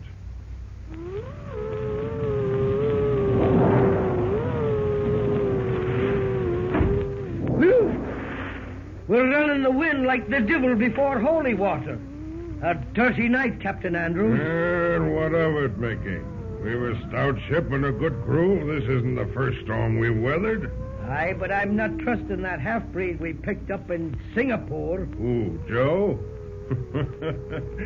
He doesn't look like he'd be harming anyone. No, but the storm is putting a scare in him. His eyes are looking funny.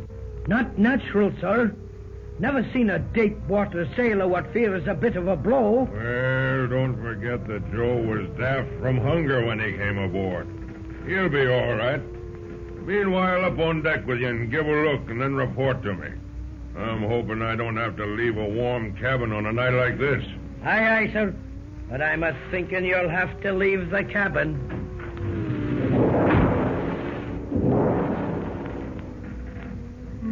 Well, might as well light my pipe and start the entries in the log.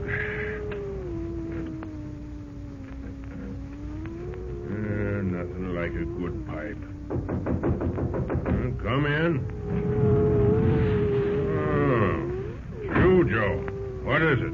Why aren't you up on deck with the others? Me, I not stay da, Captain Andrews. I want for speak with you. Oh, man, you're trembling like a leaf. What's wrong? The storm is rising. The storm is rising. Well, what of that? You told me you were a deep-water sailor. You should be used to weather, Joe. Ah, once I was. Once. But now the storm is evil. Oh, come now. You're acting like a child. What the devil ails you? When I was on the deck, I see great sheet of foam rush by the rail. The wind is howl, same like 1,000 fiend. The night is black, much black. When the storm is stopped, the sea will suck us down, down, down. See here, my hearty, I've had enough of this gibberish. Get up on deck along with the rest of the crew. No, you're wrong. I not go on deck. What? You not make me go. I know. You want for make me follow my brother. I seed him die in same storm like this. The sea sucked him down. Down. Oh, stop it. If it weren't for that sick brain of yours, I'd have you thrown into the freight. Maybe you'd be safer there anyway. I'll call Mickey. You're wrong. You not call someone. See this? It make you stop still. Where did you get that knife, Joe? Why you think? Maybe it save me from storm. If I kill you, maybe I not drown, same like rat in the brig. When the ship goes down, down, down. Here, give me that knife, Joe. I think I like for see you die. You are one who make us run in this storm. Ah, easy now. Give me that knife. Right in the heart, eh? Now, so you not kill all the man. There! No, you don't. You madman, this is the way you repay me, huh? Now I stick deep, so I slit your heart. Down! Down! Captain Andrews! What's, Are you all right, Captain? His knife's in the corner. Aye, Mickey. Joe's completely mad. We've got to get him in the brig before he harms anyone. Look out! He's got a gun, sir! God, Mickey. We've got to stop him. He'll murder the crew. Come on. Let's go before he starts shooting. Get around and warn the crew. I'll go to the man at the wheel. For God's sake, keep your eyes open, man. That I will, sir. I'm not one to be a-wanting to carry any lunatic's lead in me back. Here, you lubbers. Joe's gone off his head. He's got a gun. Watch out for him. Holy macaroni, ain't we got enough of this law without watching out for a sniper? Must be carrying an arsenal. Tried to knife the captain in his cabin. Aye, you did, ain't you? How's the wheel holding, Mike? I tried to hold my ever force, sir. We still try to ride the wind. Those spars are overloaded with cattle. We'll ride her out, Mike. There's a better chance of getting caught in the middle of it. Shot. Oh, sounded like gunshots. Yeah, that's right, Mike. Joe's lost his mind. Run him up with a gun before I could stop him. Yeah, the boys must have him cornered somewhere. That bloke couldn't have picked up a worse time to lose his head. The wind's changing too, sir. Yeah, hold her steady as you can. Here comes Mickey now. What's up, lad? You look like you've seen a ghost, huh? I'm beginning to think I have, sir. Joe's climbed the main spar to the crow's nest, shooting at the wind and singing like a blasted nightingale. Watch the wheel with your life, Mike. Aye, sir. You're out of range here. I'm going with Mickey. You bet, sir. But watch for heavy seas. The wind's beginning to veer. I'll straighten her out soon as I can. There. Still shooting at the wind, eh? I'm going to try and talk to him. You, Ben, get out of his range in case he turns his gun this way. I hope you get him down, sir. He'll sink ashore if you boys can't handle the canvas. Oh, there. Joe, come down here. I'm not afraid no more, Captain. My brother is with me. He say not be afraid when he took you down. Down! Brother, is me eyesight gone? I can only see Joe up there. Hey, his brother's dead. Swept overboard in a storm. Oh! The devil is shooting at us, Captain. He's got me in the arm. For God's sake, man, hide yourselves there. I'm not partial to being shot at from a crow's nest, that's all. The wind would have blown any sane man into the sea long ago.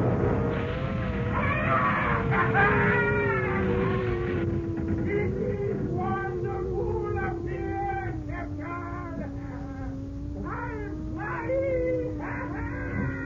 Flying. My brother's flying with me. If I have to listen to that much longer, I'll be flying too. Look, he's fallen out of the crow's nest. Where's he headed for? He's looking for something on deck. The wind will get him now, sure. Hanging there as he is. My God! He's aiming at Mike. Quick, man! If Mike lets go of the wheel, now we're doomed. I'm going to the wheel. Don't, sir, you'll be killed. It's worth a try. He's falling. He's falling. He's gone, Captain. The wind got him at last. And like his brother, Joe of Singapore is going down, down, down.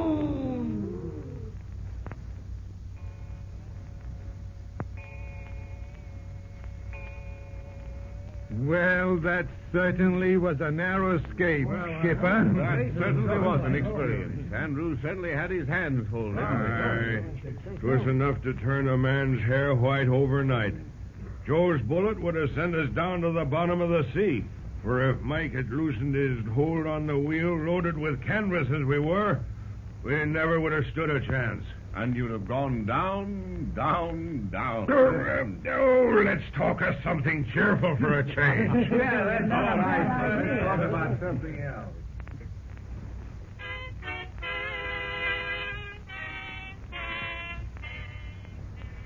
Another exciting tale is ended. As we leave the skipper and his fellow members, don't forget, they are always eager to extend the hand of welcome to you. They hope you will join them at the next meeting and thrill with them to another story of a strange adventure in strange lands.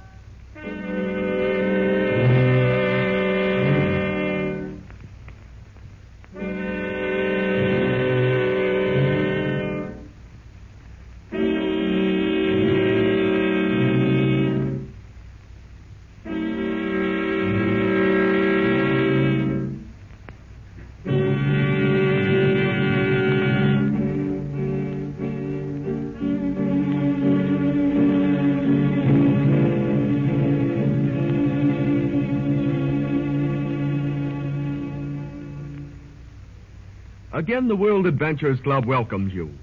Its members, men of courage and daring, have heard many strange tales at these meetings. But at this particular time, they sense a new element in the air. Mysterious, uncanny. Let us join the group around Benjamin Sharp, who has but recently returned from Haiti. And so, Mr. Sharp, you say that Haiti has left her mark on you. Yes. Haiti is a dark mother of mysteries from Port-au-Prince to Cape Haitian.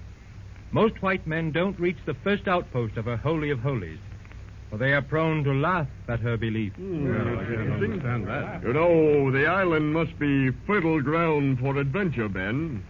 Some parts of it are fertile, Mr. Jones. Haiti is a land of opposites, a geographical Jekyll and Hyde. I don't understand that. In parts, she is a tumbling, towering mad land of paradise and inferno. In one mood, she shows you the unearthly beauty of coral strands cooled by emerald combers. On the other hand, there are her terrible jungles of tangled growth and stark deserts where cacti squirms from the parched earth like tortured snakes. Good heavens, what a description. Ah, but it is Haiti. Once you've seen her, spent some time in her mysteries, you can never forget her. Never forget her. Oh, that sounds like there might be a story lurking in those memories. Well, I should say so. Come on out with it. Have it. I have a grim one for you, gentlemen. I warn you. Oh, fine. The grimmer, the better. Very well, then. We shall go to the heart of Haiti, Mount Noir, or the Black Mountains. The scenery is startling, to say the least. Ebony canyons drop a sheer 2,000 or 3,000 feet. That sounds like a good location for murder. Strange rumors brought my superior, John Lansing, and myself to the Mount Noir country. There were whispers that a half-breed landowner, Monsieur Gounod, was mistreating the natives who worked for him. This gossip spread so quickly that the government sent us to investigate this man.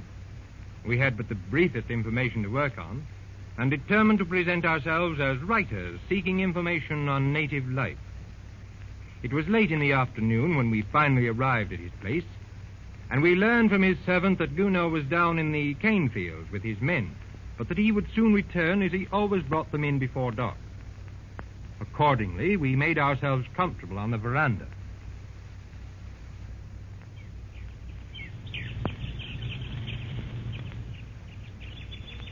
From all that I hear, this Gounod is a pretty tough customer, Ben. We must be careful just how we approach him. Remember, we must have actual proof before we can arrest him. In other words, be ready for anything. By the way, where is that servant? Oh, don't worry about him. I think he's back in the kitchen. Besides, I doubt if he understands English, working for Gounod as he does. Gounod. That name has haunted me ever since we left Port-au-Prince. It's very familiar to me. He's well known there. A bad reputation. No, I don't mean in connection with this job. There's something else. Mount Noir brings a faint echo of it to my memory. Grim, forbidding. Nonsense. Now you're letting your imagination run away with you. Can't do that in Haiti. The truth is strange enough. What do you mean, Mr. Lansing? Oh, I've heard all sorts of tales during my years on the island. Voodoo, white magic, black magic, and necromancy. Necromancy? Yes, a peculiar cult. Author of the Legba and of Petro Voodoo won't have... It all sounds the same to me. No, necromancy is black magic. In other words, it's the use of a corpse for magical purposes. What? Gruesome, isn't it? But the natives claim that a sorcerer can rob the grave of a newly buried body and give the corpse a mechanical semblance of life, so that it will become his slave, either commit some crime for him or else work in his cane fields. They call these soulless bodies zombies. Zombies? Cane fields? Gounod! For heaven's sake, what's wrong? That's the story I heard about this man, Lansing. They say he's a sorcerer and is using zombies as servants. Oh, come now, boy. One old woman said that she recognized her recently buried son working for Gounod, walking about doing his bidding. Take it easy, Ben. Haiti has gotten under your skin. It's new. Now listen to me. As long as I've been here, I've never seen anything that even approached a zombie. Do you understand? Not once. But that doesn't prove anything. Your duties have confined you to Port-au-Prince. But can't you see that back in here, there may be mysteries that we know nothing about? And besides that, if there are no living dead, why did that old woman recognize her son? Here comes Gounod and his men now. See? Heads down and feet dragging. Poor devils. The rumors of mistreatment must be correct. They're moving like automatons. Look, one is raising his head. Good God, Lansing. Look at his eyes. Staring, unseeing, and the others. All of them like dead men walking. For God's sake, keep your head, boy. Gounod has seen us. Arrested. Who are you? Monsieur Gounod, Lansing is my name. This is Mr. Sharp. We are writers and understood that you could give us a good deal of valuable information about Haiti. The fine egg or the fine blanc? What is that? The affairs of the Negro are not for the white. Furthermore, you are lying, Monsieur Lansing. What do you mean by that? Exactly what I say. You and this boy have come down from Port-au-Prince to investigate my treatment of the natives. The natives. Well, now at least we won't have to conceal our hand, Monsieur Gounod. Very true. And that is why I allowed you to reach me. I am king of Mount Noir. I could have stopped you before, you know. My spies are everywhere. But I need 2 more workers. What do you mean? I mean that I am going to make zombies of you. Zombies? You see, Lansing, I told you. Those poor dumb brutes over there. He's going to make us like them. Bravo, bravo. You evidently know what zombies are. You are a madman, Gounod. Now listen to me. Enough. Louis. Oui, compère. You have the Blancs' guns quite safe? Oui, compère. Our guns, they're gone. My holster's empty. Mais oui.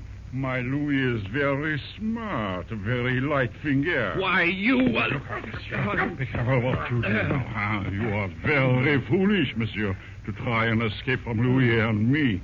Besides, there are my zombies to stop you. Oh, he's insane, Lansing. Mad. Not as mad as you are foolish. But no matter. Your brains are of no use to me. Nor your souls. I will remedy that. And when your bodies are empty of soul, life, then you will work for me. I will teach you to work for me. If you are planning to murder us, Gounod, slaughter us for some insane idea, the police will have you in a fortnight. They have allowed us so much time to return in. If we don't show up, they'll come after us and find you no matter where you hide. Me hide? You give my intelligence scant credit, my friend. If the police come, my zombies will be far away, working, and you amongst them. Oh, let me see. Perhaps I shall stain your skins with walnut juice, so that you will not attract attention. Ah, you fiend. Ben, try to free yourself. Anything is better than to hear this madman. Louis, his scarf here on the throat. Quick! No, I'll try. I don't want those others to hear. Mon Dieu! But these blanks die hard. I tell you, fool, before the others yell too much. Ah! Compère! The dead men are walking behind you. The zombies! The zombies! No! No! Marchez! Vite allons! Laissez-moi! Keep away from me! Keep away from me! Why you attack me? Lansing, the zombies are killing Gounod. They're living men, Ben.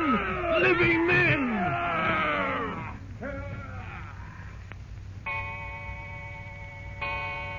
Great Scott, it's horrible. And were the zombies living men, Mr. Sharp? I think so. Nothing could stop them when they came to our aid. My brain reeled as I saw them shuffling toward us, expressionless, staring. They had terrific strength, for they killed Gounod and his servant like a terrier kills a rat and then tosses it aside. Then they turned toward Mount Noir and left us without another look. Well, why do you think they turned on Gounod and saved you? Yes, that is why. Well, that is an important link in the mystery of the origin, gentlemen. Remember, Gounod ordered his servant to kill us quickly. He may have surmised that our cries and struggles would strike some responsive chord in the hearts of the workers. You mean? Yes. Since our cries did move them, it is almost conclusive proof that they were not zombies, but idiots. I remember the face of a dog I had seen in the histological department of the museum. Its entire front brain had been removed in an experimental operation, but the animal still lived, and its eyes were like those of Gounod's workers. Then the madman, Gounod, took advantage of these poor people and made them his slaves. Exactly. But in spite of all explanations, I can never forget that the islanders swear that they sometimes recognize their dead working in the cane fields. Why else does one see graves by busy thoroughfares or under solid tombs of masonry? The Haitian believes in necromancy. He tries to protect his dead. But of course, that's all nonsense. Ignorance on the part of the natives. Perhaps. But we all know that we are surrounded by mysteries and imagine that by giving them names, we explain them. But aren't we fooling ourselves? Mr. Sharp has certainly left a question in the minds of his listeners. He was right in saying that Haiti is the dark mother of mysteries. Join these soldiers of fortune at their next meeting and listen to another strange adventure in strange land.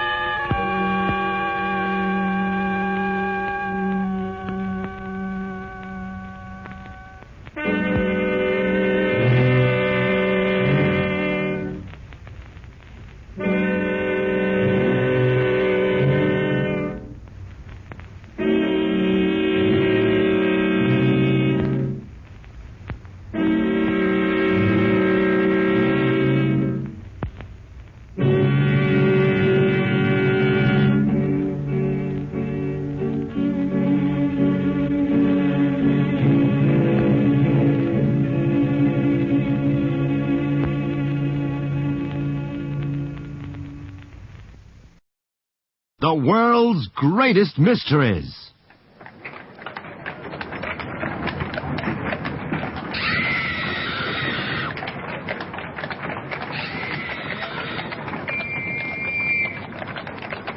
Over here, at the bottom of these steps. Watch your feet. Oh, there's blood everywhere. Blimey, what a mess. She's been cut to pieces. It's the work of a madman, that's for sure. I don't know who it is. She's been done over proper, I can tell you. Now, come along, you lot. Move along now. Haven't you all got homes to go to? On a stifling summer's night in 1881, amongst the dingy streets and dark alleys of London's East End, began a sequence of the most gruesome murders. As each victim was brutally hacked to pieces, no one knew who would next fall prey to the world's most infamous murderer, Jack the Ripper. Hello, darling. Buy a nice girl a little drink, then? Some other time.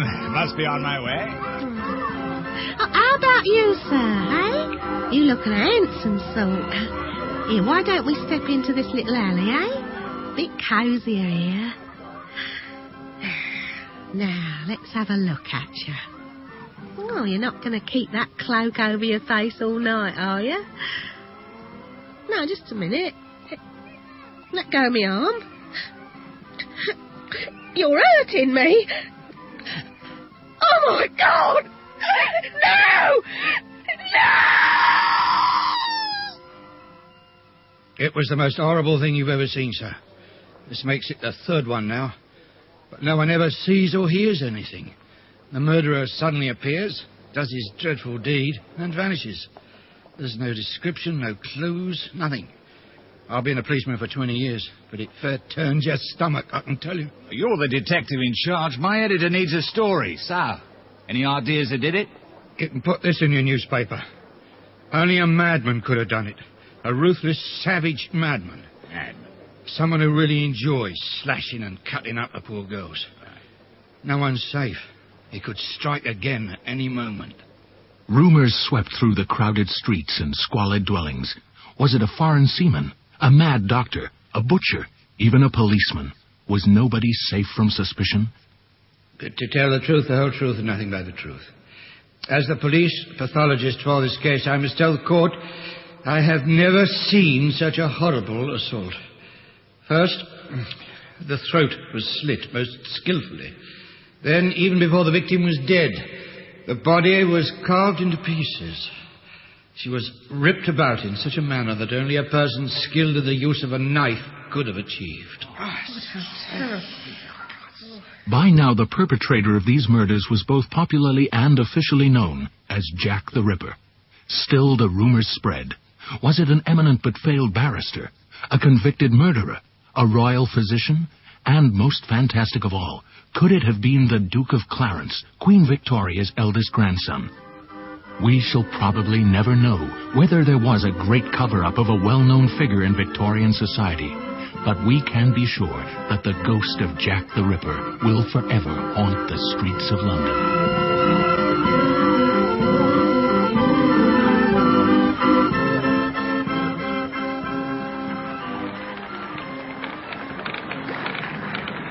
The mysteries of the sea are many and baffling, as one Captain Morehouse of the brigantine Dei Gratia found. Ship's log, 4th day of November, in the year of our Lord, 1872. We are today exceedingly puzzled. Indeed, some of the crew speak of a curse, for we have encountered an extraordinary sight. A brigantine with sails set, but in tatters, the ship lurching from one course to another, as if the helmsman had partaken of too much liquor. As she drew closer, we saw that there was no one at the wheel. In fact, there was no one on deck at all. Brig ahoy! Brig ahoy! What name, bosun? Where's she from? New York, Captain. She's the Marie Celeste. There ain't a single sign of life. The first and second mate made a most thorough search of the ship. Below decks, everything is in perfect order. But it is exceedingly mysterious. The crew's quarters are tidy and shipshape. A child's toys are neatly stowed away. There is a meal, half eaten, on the table. There is not a single trace of the captain and crew. No clue, no sign, nothing. The Marie Celeste is a ghost ship. Everyone was completely baffled. How had the Marie Celeste managed to sail 500 miles since it had left New York 10 days before? Arguments raged on after the inquiry. Had the crew been captured by pirates, seized by a giant squid, perished from yellow fever, marooned on an iceberg? Or had the captain gone completely mad and abandoned the ship? What happened to the occupants of the Marie Celeste will never be known. The secret lies with many others buried far below the surface of the sea.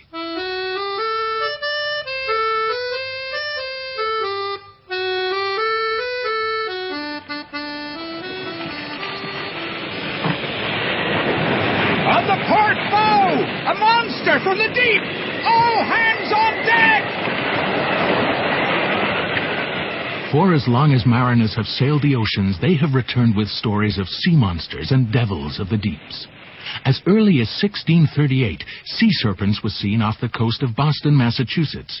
But in 1817, no fewer than 11 eyewitnesses gave sworn testimony to a terrifying monster. It was nigh on 70 feet long, dark brown and snake-like, with hideous head shaped like a huge turtle, and it made its way through the water with great speed. Sea dogs' tales, you may well say. But when the captain and crew of the British warship Daedalus sighted a shaggy monster off the coast of Africa in 1848, a full report was made to the Admiralty. Would an experienced captain of the Royal Navy make up such a tale? The serpent kept head and shoulders about 4 feet out of the water. It was at least 60 feet in length. It had no fins, but something like the mane of a horse washed about its back.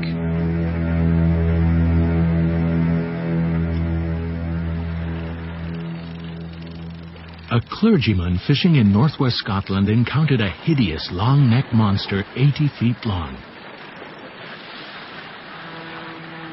At Llandudno in North Wales, a solicitor and a justice of inquiry had the crew been captured by pirates, seized by a giant squid, perished from yellow fever, marooned on an iceberg? Or had the captain gone completely mad and abandoned the ship? What happened to the occupants of the Marie Celeste will never be known. The secret lies with many others buried far below the surface of the sea.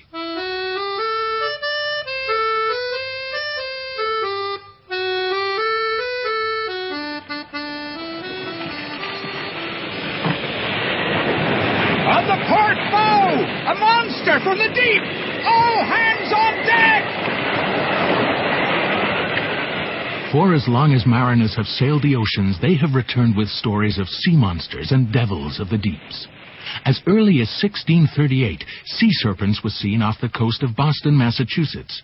But in 1817, no fewer than 11 eyewitnesses gave sworn testimony to a terrifying monster. It was nigh on 70 feet long, dark brown and snake-like, with hideous head shaped like a huge turtle, and it made its way through the water with great speed.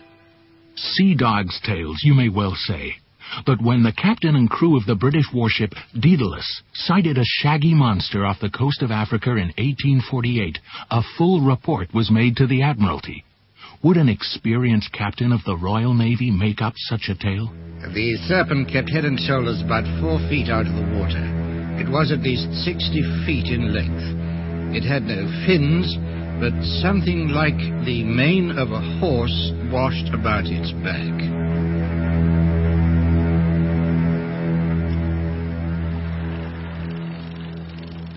A clergyman fishing in northwest Scotland encountered a hideous long-necked monster 80 feet long. At Llandudno in North Wales, a solicitor and a justice of... A single sign of life! The first and second mate made a most thorough search of the ship. Below decks, everything is in perfect order, but it is exceedingly mysterious. The crew's quarters are tidy and shipshape. A child's toys are neatly stowed away. There is a meal, half eaten, on the table. There is not a single trace of the captain and crew. No clue, no sign, nothing. The Marie Celeste is a ghost ship. Everyone was completely baffled. How had the Mary Celeste managed to sail 500 miles since it had left New York 10 days before? Arguments raged on after this saw a dark, undulating creature as big as a steamer crossing the bay. In different parts of the world, similar creatures have appeared to terrorize and sometimes attack witnesses. One of the most fantastic occurred off the California coast in 1962, where 5 U.S. Air Force divers were working from a floating pontoon. Okay, boys, we'll take a break now. Nothing we can do until this damn fog lifts. Can you smell anything, Chuck? There's something real bad around here. Oh, it'll just be a hunk of rotting fish. Or your socks, maybe. Oh, my God! Look out! Oh! It's right above us! It's huge!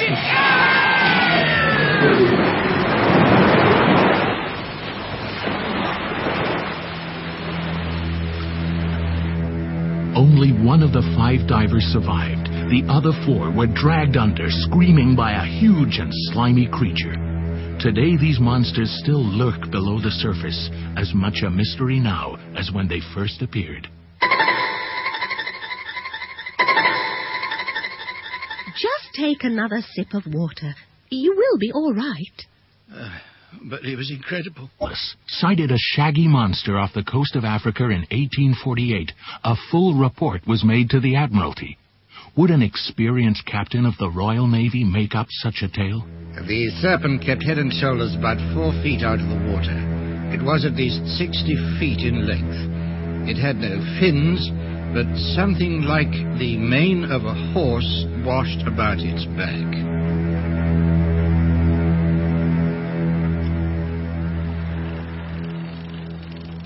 A clergyman fishing in northwest Scotland encountered a hideous long-necked monster 80 feet long.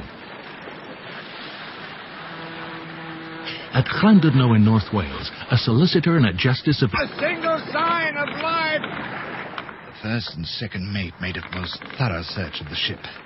Below decks, everything is in perfect order, but it is exceedingly mysterious. The crew's quarters are tidy and shipshape. A child's toys are neatly stowed away. There is a meal half-eaten on the table. There is not a single trace of the captain and crew. No clue, no sign, nothing. The Mary Celeste is a ghost ship. Everyone was completely baffled. How had the Mary Celeste managed to sail 500 miles since it had left New York 10 days before? Arguments raged on after this saw a dark, undulating creature as big as a steamer crossing the bay. In different parts of the world, similar creatures have appeared to terrorize and sometimes attack witnesses. One of the most fantastic occurred off the California coast in 1962, where 5 U.S. Air Force divers were working from a floating pontoon. Okay, boys, we'll take a break now. Nothing we can do until this damn fog lifts. Can you smell anything, Chuck? There's something real bad around here. Oh, it'll just be a hunk of rotting fish. Or your socks, maybe. Oh, my God! Look out! Oh! It's right above us! It's huge!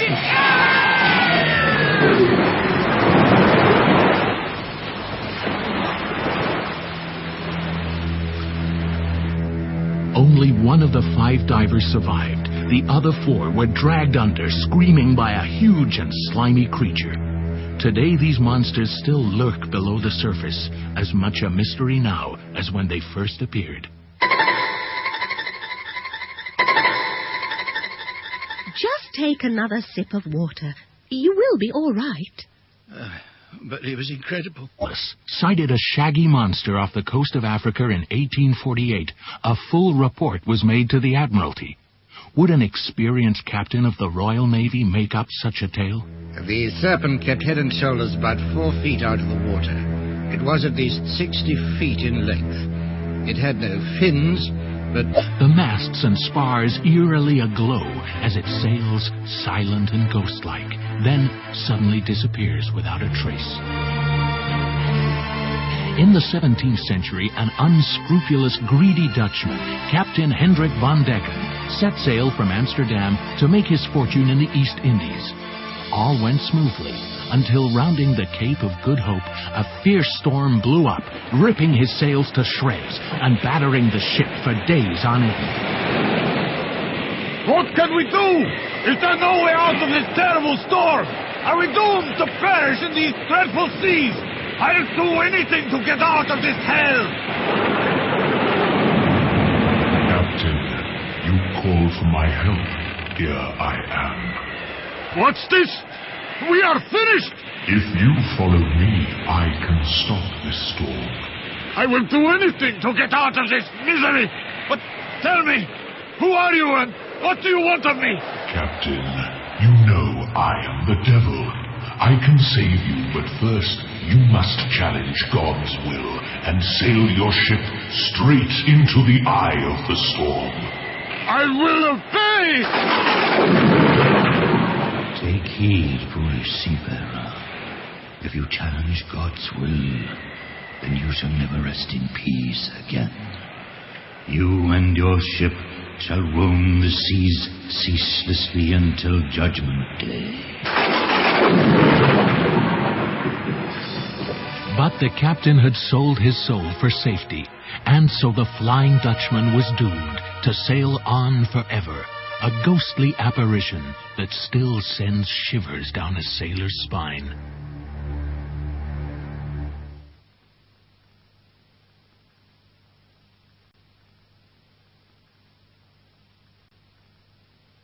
This is Harry Marble, CBS, London, July 29th, 1588.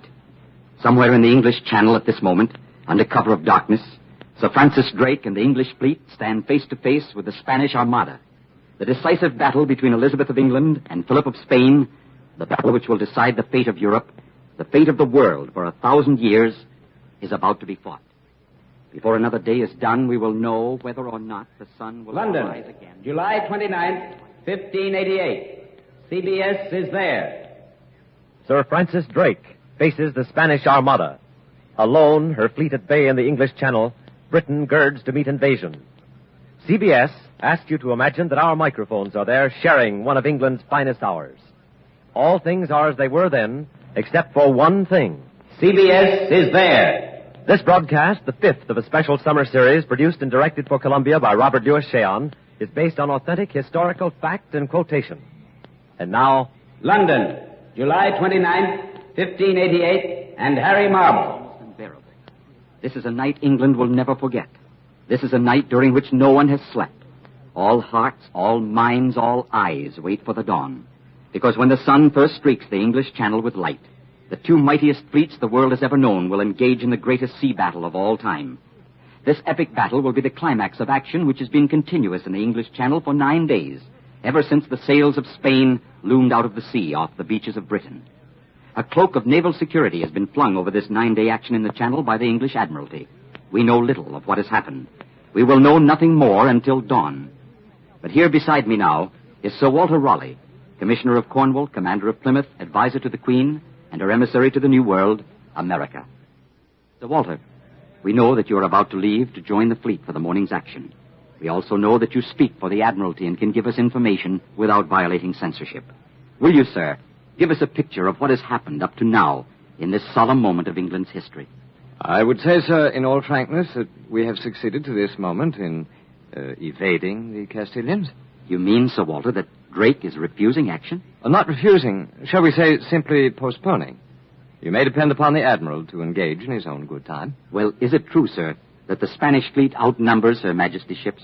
Well, that, sir, is restricted information. But we have conflicting estimates, Sir Walter. Some reports put the Spanish fleet at 90 to England's 22. Others say the Armada has 130 to Drake's 90. Would you care to comment on that? Well, let us simply say that Philip of Spain has considerably more tonnage, but that we have considerably more speed. Well, isn't it also true, Sir Walter Raleigh, that the Spanish Armada is really a floating army? Well, the Spanish galleons literally swarm with thousands of fully armed and armored soldiers. Once their ships have grappled with ours, it is their intention to board us and overcome our crews at close quarters. But Drake's strategy is to avoid this, isn't it? To keep his distance, to seize every advantage of wind, and to smash the Armada with his guns. Is that correct? Well, that is, shall we say, a rather interesting assumption.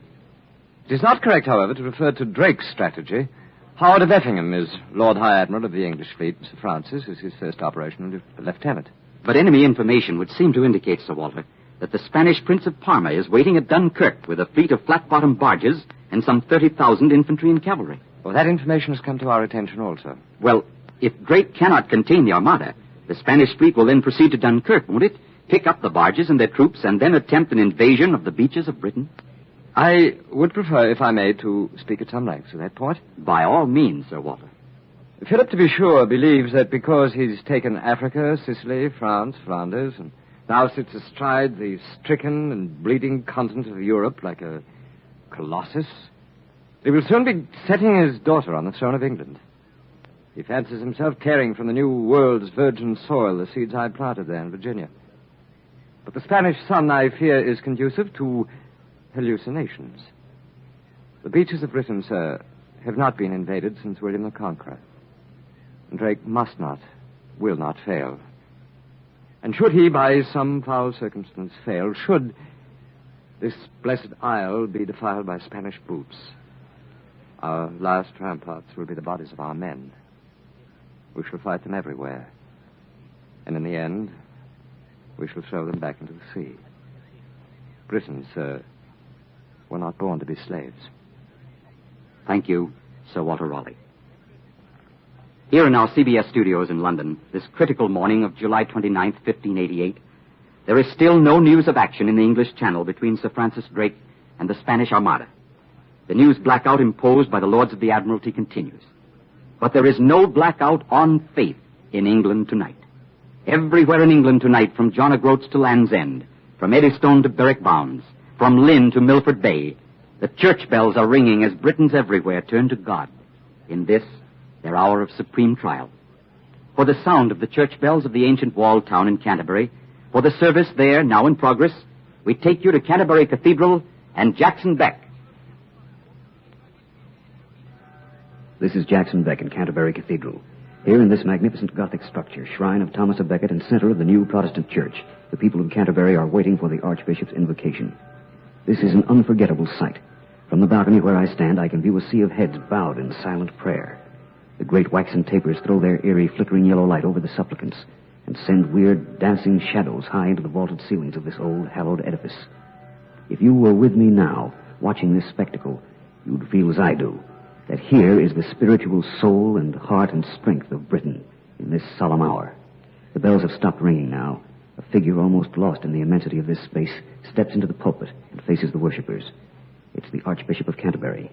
His face is set, sober and stern, and tonight he reads from no text. O merciful God, the Archbishop speaks. In this our hour of travail, we turn to Thee for deliverance. We of England have sought to worship Thee in our own way, and according to our own conscience, as free men should, as Thou hast given us the right. But there are those who in their pride and lust for earthly power would chain and fetter us. We did not wish to sound the trumpet of war. We did not wish to take up the sword. But having the issue thrust upon us, and treasuring freedom to worship Thee more than life itself, we rise to meet the hosts of the invader. We know that Thou wilt hearken to our prayers, O merciful God. We know that under Thy benediction and guidance, the enemy will be vanquished, and that we shall continue to worship Thee in Thy sacred house. Amen. How perfect is the Lord, His covenant is sure. The Archbishop of Canterbury has concluded his invocation. His words strike the keynote of England's stake of religious liberty in this war with Spain. The service here in Canterbury Cathedral continues with the singing of the Canterbury tune from Estes Psalter. This is Jackson Beck in Canterbury, returning you to Harry Marble at CBS London. This is Harry Marble. Still no word from the Channel, but England knows that her ships are ready for anything that will come. And in a shipyard now, somewhere in the British Isles, is a man who can tell us about them. He is Master Shipbuilder Andrew McTavish, and our CBS correspondent Ernest Chappell is standing by to interview him. Come in, Ernest Chappell. This is Ernest Chappell. Standing beside me in this shipyard somewhere in England is Master Shipbuilder McTavish. Aye, but I'm not a man for words. I build ships. So I'm told, Mr. McTavish. You had a hand in building Drake's flagship, the Revenge, didn't you? Aye. I had a wee hand in it. I helped put down her keel and set her beam, and I shaved her masts and hammered her planks, and I had to fling it to the spars and rigging. Here are the calluses on my hands to prove it. But I wouldn't have you think that I did it all alone. Nay, man, those other good lads here in the yard had a bit of her, too. Well, what does the Revenge look like, Mr. McTavish? Can you describe her? Well, I'll give you what information the census will allow. And like all the ships of the line, the Revenge is painted green and white, the colours of the House of Tudor. Mm-hmm. And she has the royal arms blazoned on her stern, and gilded British lions carved on her bow. The hungry lions this morning, hungry for Spanish meat. And how do you think she'll stand up to the Spanish men of war, Mr. McTavish? She'll dance. A bunny heel and fling around them. Now, you mark my word, though. And so the Triumph and the Ark Royal and the Swift Shore and the Victory and all the rest of Drake's beauties. They're faster and surer and swifter than the floating Spanish castles with their poop decks high out of the water. They're no ships for slaves, but for free men. And we, the men who built them, say this to you. Have no fear. They're no failing when this morning. Thank you, Master Shipbuilder Andrew McTavish. This is Ernest Chappell returning you to Harry Marble in CBS London. This is Harry Marble. Still no news from the English Channel. 4 million Britons in British homes are waiting for news, but none waits more anxiously than a Welsh mother in the village of Nantiglow, Wales. We take you now to Nantiglow and Michael Fitzmaurice. This is Michael Fitzmaurice in the home of widow Agnes Montgomery in Nantiglow. Nantiglow is a remote inland town in Monmouth Borough, far away from any city. And widow Agnes Montgomery's house is a humble one, with whitewashed walls, hard earthen floor, and thatched roof. How many sons do you have, widow Montgomery? 3 I had, and now but 1. This night he serves with Drake. And the other 2 boys? They were Bert and Hal. They too sailed with Sir Francis in bygone years. What happened to Bert and Hal? From Plymouth Sound, Bert sailed with Drake and good ship Pasha at Whitsuntide. He has never come back. He was found dead on the plaza at Nombre de Dios. A Spanish knife was through his heart, but his hands were clasped about a Spanish throat. And Hal? Hal fought, same as Bert, for Drake. He was taken of tropic fever at Dominica, aboard the Elizabeth Bonaventure. And so now is left to me only my last, my Alfred, who this day stands with Drake on the Revenge. Would I myself could take a pike or pull rope, but I am an old woman and weak, and I have naught to give, except my sons and my tears. And those I give. I hope Alfred comes back to you, widow Montgomery. God willing, let it be so. But if it be or not, he will not be found wanting when the time is come. He is a brave lad, and he sails and fights for a brave captain. Thank you, widow Agnes Montgomery. All England shares your faith in Admiral Drake. And in the Green Mermaid Tavern in Plymouth right now is a man who can tell us more about him. This is Michael Fitzmaurice in Nantiglow, Wales, switching you to the port of Plymouth and Frank Gallop. This is Frank Gallop in the Green Mermaid Tavern, Plymouth. The Green Mermaid is a typical English waterfront tavern, a pleasant and friendly place with its oak panels and deep bays, and the cavernous fireplace on which the great wood fire always burns. Here there is the smell of mellow ale and the salty sound of seaman's talk. And here, sitting across a rough-hewn table from me, is an old sailor, Boatswain George Spry, late of Her Majesty's Navy. You say you sailed with Drake, Boatswain Spry? I sailed the Spanish Main with him and through the Indies and to the New World of America. I fought the Spaniard with him at Calais de Lima and sacked Valparaiso with him till our ship was ballasted with all the doubloons in Castile. And were it not for the fever which took my leg, by God's grace, I'd be in the Channel with him tonight. Well, then, Boatswain, it follows that you know the Admiral well. What can you tell us about him? The Admiral has a nose for the wind and a heart like a rock and the hate of a Spaniard. Well, Boatswain, I understand that you were here in Plymouth when the Armada was sighted and Sir Francis Drake was first told about it. I was standing on Plymouth Hoe when the news came in. The Admiral was playing at bowls on the green. Sir Francis Drake was bowling, eh? Aye, he and the other captains, Frobisher, Hawkins, Howard, and Sir Walter Raleigh, too. They were here for a council of war. and having a bit of fun playing this match of bowls as pretty as you please when the news of the Spanish sail off the Lizard come in. What do the admirals do? Why, Frobisher and Hawkins and Howard and Raleigh, they were all for hurrying down to the water, but not the Admiral. No, not Drake. What did Drake do? Oh, steady does it, says he, calm and cool like. Let's finish the game. There's plenty of time to win the match and beat the Spaniards, too. And, did they finish the match? Aye, they aimed their last bowls, the winning cast was made, and then they went aboard and prepared for action with their hearts as light and their nerves as firm as they had been on the whole bowling green. Well, thank you, Bosun Spry. This is an anecdote to inspire all England this anxious morning. This is Frank Gallup in Plymouth, returning you to CBS in London. This is Harry Marble in London. We have had a report from our CBS observer on the cliffs of Dover overlooking the English Channel. He reports a dull red glow somewhere in the direction of the two fleets. It is impossible to tell what this glow means. It may be an action. We don't know. On the other hand, it may be without significance. We repeat, our CBS observer on the cliffs of Dover has reported a dull red glow on the English Channel somewhere in the direction of the fleets of Spain and England. But there is no official indication that... Just a moment. I have been advised that you have been hearing another voice conflicting with mine. Yes. That is the Spanish radio. Radio Spain intruding on our shortwave transmission. This intrusion comes from the powerful shortwave transmitter at Barcelona, with regular enemy propaganda broadcasts directed at the British Isles. The voice you hear is that of the British traitor in the service of Spain, Sir William Stanley. Fortunately, we can cut out this interruption in a moment, but while we're shifting our shortwave transmission frequencies, you may be interested in hearing what Sir William has to say. Thank you, Mr. Marlowe. I can now announce with complete accuracy that the Revenge, flagship of the English fleet, is on fire in the English Channel. The battered remnants of Lord Effingham's much-vaunted naval squadrons are fleeing northward in cowardly flight. The intolerable affronts which the seamen of England have offered Spain for 30 years are at an end. The capture of Philip's treasure ships, the raiding of his colonies, the open assistance to his rebels are finished. Britons, lay down your arms. Do not resist. In your very midst we have many friends. Yes, friends, Englishmen who will welcome us with open arms. Surrender and renounce heresy, and Philip II in his kingly mercy will be disposed to treat you with charity. If you insist upon reckless, mad intransigence, his regal patience will be exhausted. Your queen will be publicly beheaded. Shiploads of scourges will be sent to scour your backs.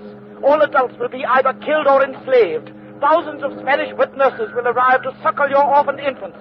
That is the mean... This is Harry Marble, CBS, London. We have now succeeded in clearing up the Spanish interruption. The British Admiralty has asked us to declare unequivocally that there is absolutely no confirmation to the report which Sir William Stanley, the British traitor, just gave you. The report is just another clever enemy propaganda trick by the Spanish to cause confusion and dismay in the ranks of England's defenders. As far as we here in CBS London are concerned, there is still no news of any action whatsoever in the English Channel. And now, after this unexpected delay, CBS, with royal permission and in cooperation with the British Broadcasting Corporation, takes you to a military camp somewhere in England where Her Majesty Queen Elizabeth, on this fateful morning of July 29th, 1588, is about to address her people over a national hookup of the BBC. The next voice you hear will be that of Bud Collyer, our CBS correspondent on the scene. Go ahead, Bud Collyer. This is Bud Collyer. I'm standing on the balcony of a castle, which is the headquarters of this rallying point of the British Home Guard. The Queen is expected momentarily. A flourish of trumpets will announce her appearance. She will come out on this balcony and speak to all England via the BBC microphones, but the great crowd below will also hear her voice through loudspeakers spread around the grounds. On those grounds now are thousands of the Queen's men in cassocks of pale blue, Kentish and Yorkshire broadcloth, and buckskin jerkins and canvas doublets, their helmets glinting in the light of the sun. It's the Queen, Queen Bess Gloriana. She's just come out on the balcony. The Lord of the Castle is with her, also her Secretary of State, Lord Walsingham. The crowd has seen her. They're cheering. Listen to that ovation.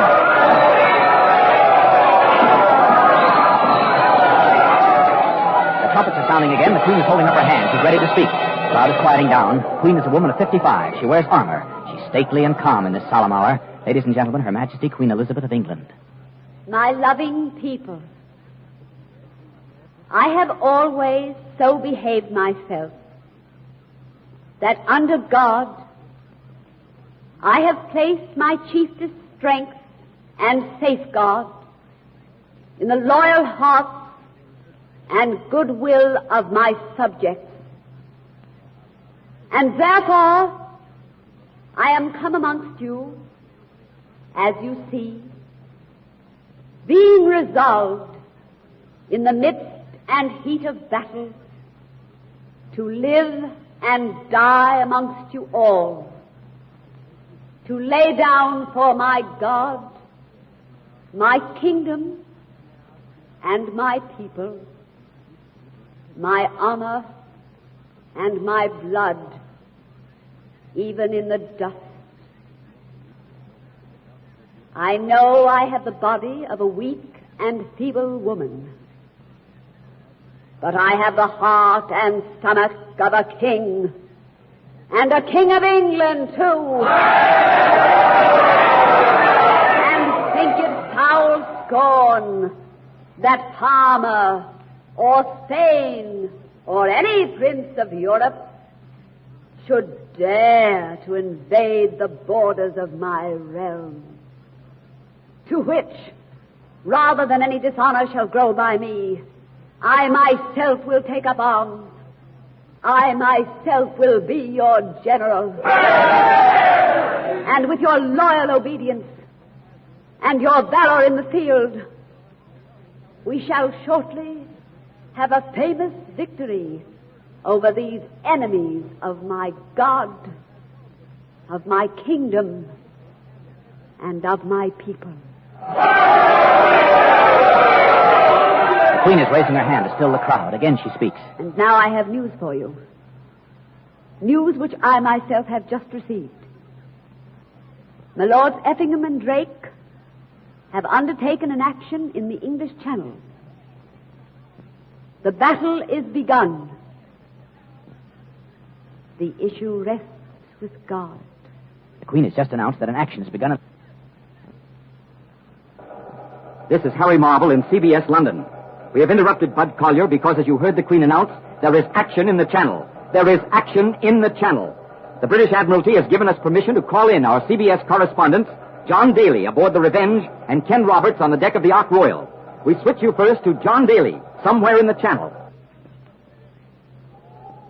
This is John Daly on the foredeck of Sir Francis Drake's flagship, the Revenge, just north of Calais off Gravelines, France. The English admirals have sprung a surprise with which they hope to cook the Armada's goose. They've launched 8 fire ships, have set 8 ships of the line of flame and are racing them in with the wind and the tide directly into the heart of where they believe the Spanish Armada to be riding at anchor.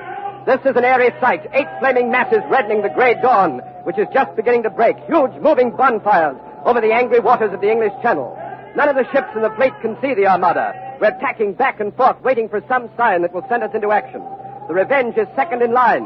The Ark Royal, Lord Effingham's flagship, is ahead of us. Behind us are Hawkins and Frobisher. We don't know whether the fire ships will strike the Armada or not. The Channel tides are tricky. The wind may change. It's a desperate gamble. But the English admirals, already outnumbered by the Spaniards, have sacrificed, thrown away, written off as total losses, 8 men of war now heading for flaming destruction. The Armada is presumed to be anchored to windward of the British fleet. For at dusk yesterday, both fleets were at anchor, and it was not believed that there would be any action until dawn. But Drake, Effingham, Frobisher, Hawkins, these 4 leaders of Her Majesty's squadrons, have suddenly thrown this flaming challenge, this gauge, right at the feet of the Spaniards.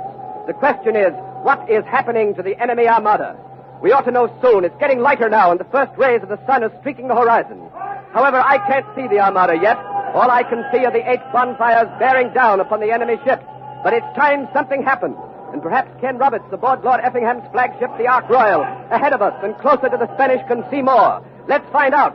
Go ahead, Ken Roberts. Go ahead, Ken. This is Ken Roberts aboard the Ark Royal at the head of the English line. I'm beginning to get a clear picture from here. The 8 flaming ships have plunged into the heart of the Armada. The English guessed its position correctly. Their desperate gamble is working, although none of the 5 ships actually touch the Armada. There's confusion among the Spanish ships. Incredible confusion. They're cutting their cables. They're letting go their anchors into the sea. The ships without cable or anchor are at the mercy of the tide. The great fleet is being swept out to sea, galleon crashing into galleon through a tangle of riding cables. And here we go after them. The Ark Royal, the ship I'm on. Effingham, Lord High Admiral of the British fleet, is showing the way with his squadron. And behind us in hot pursuit come Drake, Hawkins, and Frobisher at the head of their squadrons, racing in a single battle line behind us. There's the Revenge, the Nonpareil, the Hope, the Swifture, the Aid. That trumpet call you hear comes from the San Martin, flagship of the Duke of Sidonia. He's trying to rally the Spanish galleons. He's trying desperately to stop their flight, to bring them back in formation into that powerful battering ram of a horn crescent which the Spanish favor. You've got to give the Spaniards credit. They're trying to recover from their surprise. They're trying to rally. They're game. They're turning. They're going to stand and fight. But we're sailing head on. We'll be within gunshot in a few... No, we're turning. We're turning aside. Lord Effingham is dropping out to... Yes, there's a crippled Spanish galleon damaged in the fight of the Armada. It's drifting this way. Effingham is diverting his attention from the main objective. He can't resist the fate of the crippled Spanish galleon. But Drake and the Revenge behind us. Drake is going straight on. He's practically taken command. Hawkins and Frobisher are following him. From now on, the main action is with Drake. Drake! It's all Drake! Back to John Daly. This is John Daly aboard the Revenge, and the hour for which Sir Francis Drake was born has come. We're moving straight in for the Armada, barely 100 yards away. The Spanish are firing on us, and their shot is screaming across our decks. They've got a hit, and another. They're doing damage. The wounded are screaming with pain. The men are calling for the ship's surgeon. They're trying to clear away the splendid rigging. We're still boring in, but our guns are still silent. We haven't opened fire yet, but the Revenge is dropping, turning broadside, showing her port guns to the Armada. The 60-pounders, the 30s, the 18s, the 9s. You'll hear all of them in a moment. Our gunners are ready in its point-blank range.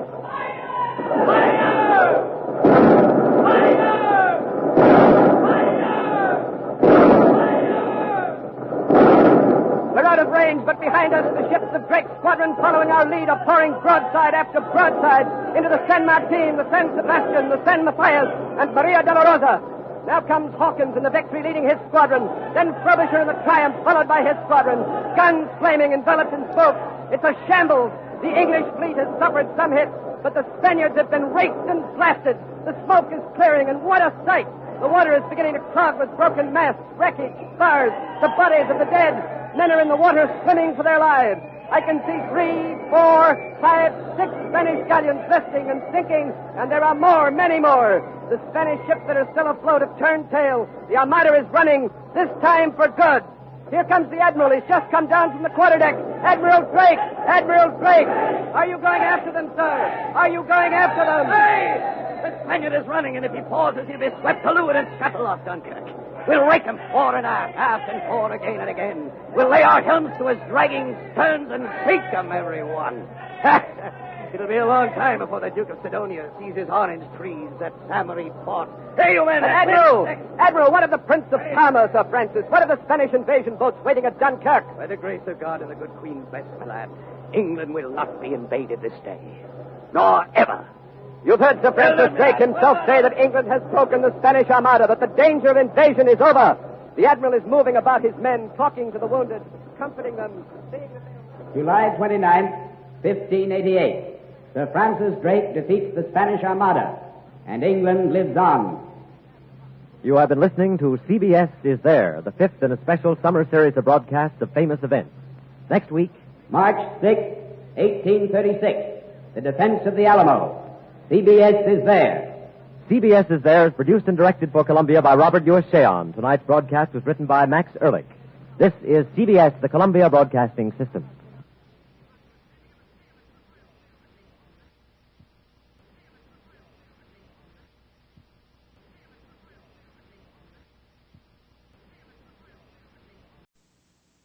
This is your radio novel.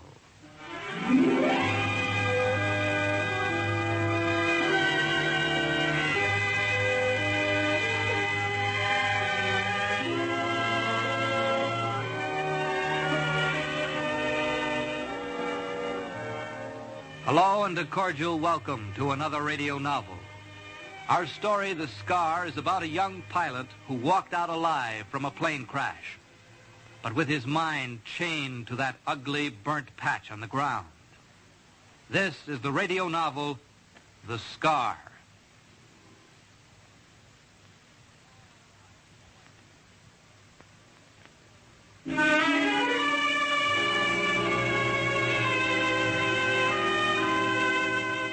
Now to our radio novel, The Scar.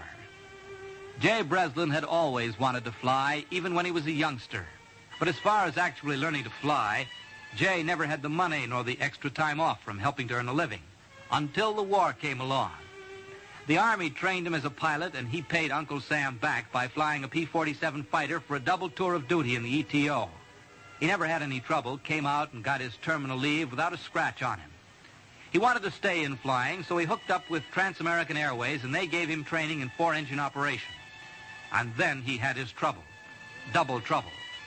That's why his friend Jim was with him on this check flight. Jim was chief pilot, and Jay was aware of what that meant.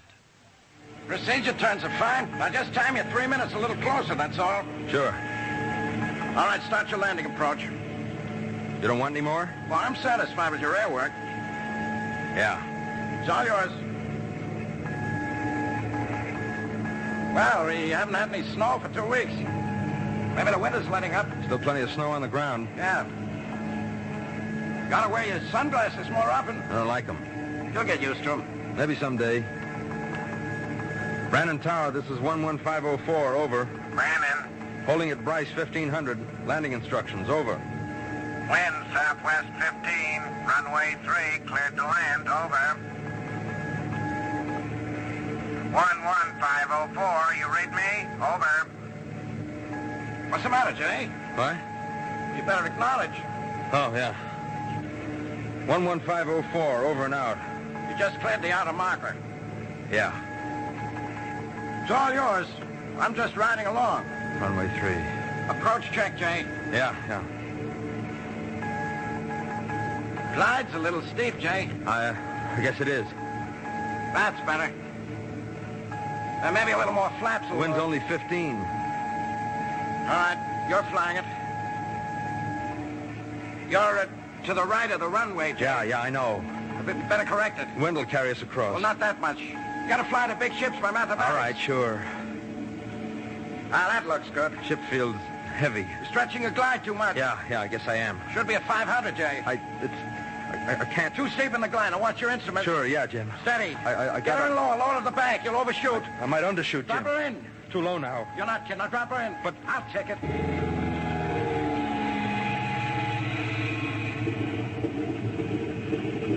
All right. Take over, Jay. I'll taxi up to the hangar. Sure.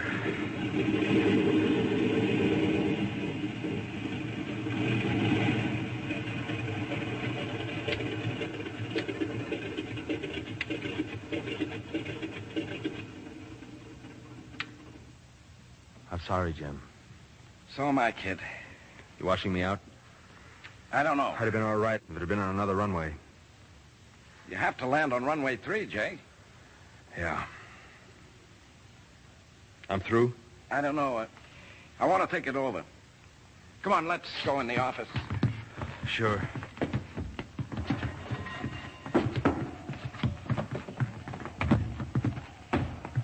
Thanks for the check. All the other instructors were getting afraid to fly with me. Ah, forget it. I'll get what pay I have coming to me and leave. I didn't tell you to leave. Best thing I can do. I said I wanted to think about it. You don't have to. If I can't check out with you... You've got to get over it, kid. Sure. The crack-up wasn't your fault in the first place. But I got out alive. Those things happen.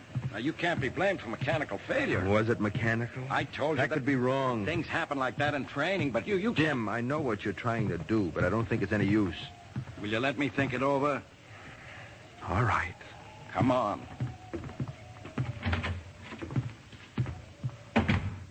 You see, it's entirely a matter of... Well, I wondered how much company gas you guys were going to waste. Bobo. Howdy, Jimmy. Jay. When did you get in? I thought you were on the Atlantic Hop. A couple minutes ago, company's transferred me to a West Coast run. I'm glad to see you. You going to be around long? Oh, dare so. Well, that's fine. What are you still doing around here, Jay? Old Jim making you an instructor? I know. Boy, it's been a long time since the three of us were together. How about this evening? Why not? I'll set up a party over at the airport inn, just like old times. That sounds wonderful. Clear with you, Jay? Sure. You know, I no more got back stateside when they hand me a transfer. Bobo, old boy. That's what Bernie always says. Bobo, we need you on the coast, buddy. We can't do without you. Trans-American will fold up and go bankrupt unless you hustle out to the coast and fly the Frisco run.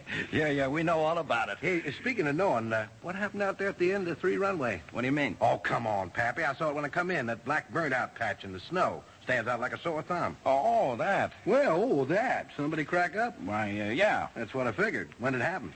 A couple of weeks ago. Somebody had a shot, huh? That's right. Flamer? Yeah. Everybody get out?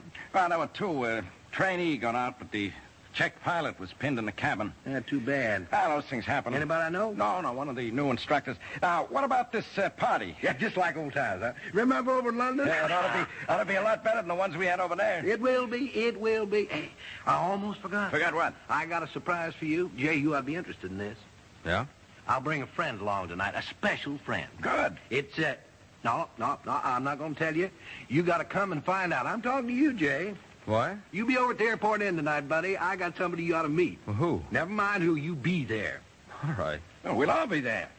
I better go make up my log, Jim. Don't forget tonight, Jay, boy. No. Jay, Yeah?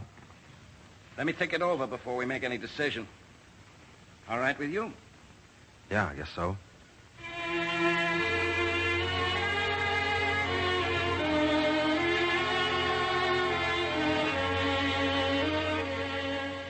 Jay walked away, sensing they're looking after him.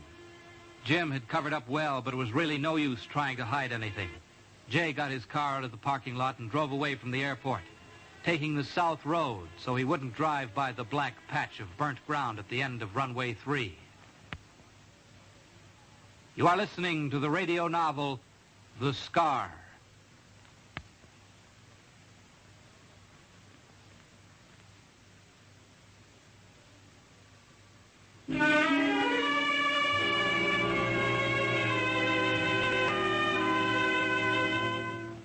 And now back to our radio novel, The Scar. Jay drove out into the country, nowhere in particular, just kept driving and thinking. Bobo. It always happened. Bobo always turned up at the wrong time, asking the wrong questions. And Bobo always got everything good. Jay had no idea of how long he drove, except that it was dark, and he had circled back to the airport. He didn't want to go to the airport inn for Bobo's party, yet he knew he had to. He found the table where the bunch were sitting and went over. And then he wanted to turn around and run. The sight of the girl at the table made him feel as if the wind had suddenly been knocked out of him. About time you got here, Jay boy. For a while we was afraid you were off having a hot time all by yourself. Where you been? Sit down, Jay. He can't even talk. Guess he likes my surprise, eh, Jay? Hello, Jay. Rusty here is riding through with me to the coast. I see.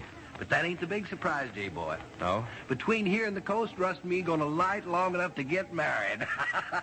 What's that? He talks too much, Jim. When did all this happen? I made up our minds for us when I met her in Miami. So what do you think of that? Well, I think it's very fine. It's his idea, Jim. I haven't checked out on it myself. Oh, that's the way it is. She'll come around to it. You only got 7 hours between here and the coast. That's time enough for old Bobo. He'll convince little old Rusty. You going to sit down, Jay? Yeah, Jay boy, we'll get another chair. Thanks, but I got to run along. Where to? I got a date in town. You didn't have one this afternoon? I'd forgotten about it. I wish you'd stay. Thanks, Rusty, but... Well, maybe he's got some ideas cooking his own, hey, Jay boy? Yeah, that's it. Will you be around tomorrow? Sure. Go ahead. If you got your own little party set up, we wouldn't keep a guy from that, would we, Jim? Well, no, of course not. Yeah, I better go. Be seeing you. Yeah, give her one for me, Jay boy. Jay, just a minute. Yeah? Mind if I walk outside with you? No, why not? I want to talk to you. Sure, Jim. Come on.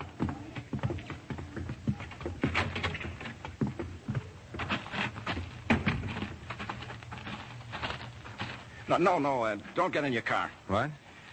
I want you to walk over across the airport with me. All right. It's a lonely place at night. Airfield, yeah. Kind of surprised me about Bobo and Rusty. I always figured she went for you, Jim.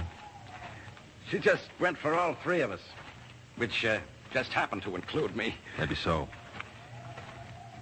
I sent a wire today after you left. Wire? Yeah, I thought it over about you, as I said I would. I'm washed out. Not yet. You'll get one more chance. Thanks, Jim, but I don't think it's any use. I think it is. You'll check out. After this afternoon? I think so. If anybody else were chief pilot, I'd been gone weeks ago. Well, what's a friend for, anyway? Well, there's a limit. I know what I'm doing. What's this wire got to do with it? Well, I don't think my judgment is accurate in your case, Jay. So I wired for a Special check pilot for you. What do you mean? He'll be here tomorrow night. You can run your check with him around 9 or 10. Does it have to be a night check? Yeah, Jay. What's so special about him? Ever heard of Captain Wynn? Is he the check pilot? Yep. Ever met him? No, but I heard enough about him. Well, he's coming. You'll run a check with him tomorrow night. Yeah. Where are we going? Oh, over there, Jay. What for? I want you to get a close look at something. No. But don't stop now. Well, what are you trying to do, Jim? I'll just show you a burn spot on the ground. There's nothing more than a burn spot on the ground. No. I figure if you... I've seen it too many times already. It's all in your mind, kid. Let go of my arm. You're too good a pilot to let one crack up get I'm going you. back. You gotta face it and realize... Get out of the way. Now, wait, Jay. Let me by. I know it'll help you if you don't know a thing. Yes, I do. Get out of the way. No, you're gonna... Will you let me by? No. Now, wait a minute. Jay! Kid!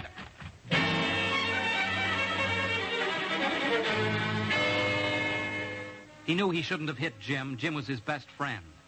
But he wasn't going to go over to the end of runway 3 with him or anyone else. As Jay got into his car and drove wildly out of the airport, he made a decision. He had to leave now.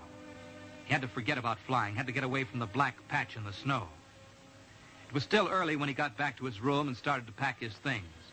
It was when he had almost finished that he felt someone standing in the doorway. They told me at the airport where you lived. Well, why'd you leave the party? Thought it was a big celebration. It's Bobo's party. Yours, too. That's Bobo's idea. Yeah. Bobo always had his ideas. He had them when we four went around together in London. They don't mean anything. It was a long time ago. Not too long. Packing? Yeah. Where are you going? What'd you come here for, Rusty? I came to see you. What for? I never needed a reason before. I'm sorry. Forget it. You know, I could always tell with you, Jim and Bobo, Tell what? when something's wrong. I see. Jay, it's me, Rusty. What's the matter with you? I'm sorry, baby. I'll tell you, I'm out of flying. Why? I'm washed up, have been for 2 weeks. What happened? I was practicing night approaches with an instructor, and I undershot. The plane dragged the embankment at the end of runway 3, nosed over and burned. I got out, but the instructor didn't. Jay. Jim was watching, and he claims we lost an engine, and that made her nose down. But I know it was bad piloting. There's a burned spot at the end of runway 3 to show where. I saw it when I came in today. Everybody's seen it. Ugly black spot against a white background. You can't miss it. Every time I see it, something... I don't know. All I ever wanted to do was fly. Guys I flew with in the war, it was all mechanical to them. Strictly business, a job. Except for Jim and Bobo. We felt different. Fly liaison, fighters, broken down crates, anything just to get up in the air. Yeah. Just to feel that little second when the ground drops away and you shoot up into the sky like an arrow.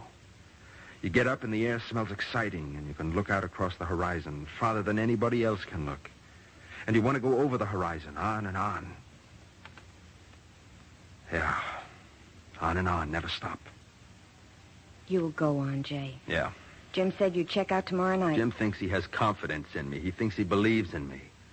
But when it got close, he took over the ship like the other instructors. It'll be different tomorrow night. I won't be there.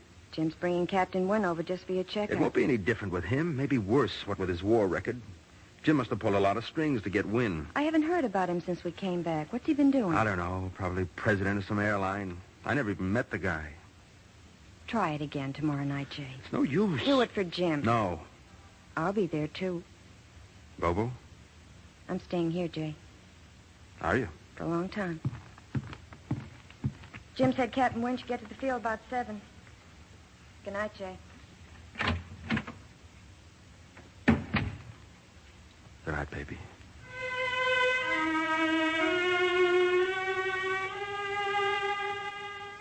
Yes, that's the way it was.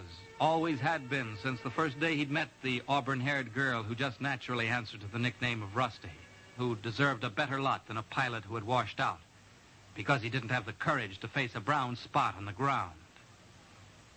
You are listening to the radio novel, The Scar.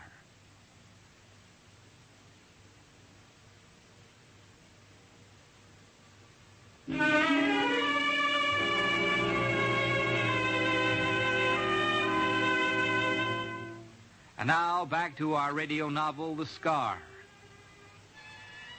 Jay was well on his way in his car, heading for the main highway out of town, when he heard the zoom of a plane taking off, and he found himself silently cursing the pilot for the clumsy takeoff, telling what he should have done. And suddenly Jay laughed. He knew he'd have to give it one more try. He made it back to the airport in record time. They were waiting for him, and even in the dim light from the planes, in the distance, he could see Rusty's stiff shoulders relax. Here he comes, Jim. I told you he would. I didn't need to be told, Rusty. No. All ready, Jay? Yeah. Captain Wynn's waiting for you in the ship. You'll make it this time, kid. Thanks. I'll be seeing you. Just around the field a couple of times, Jay. The weather's starting to close in. We'll wait for you, Jay.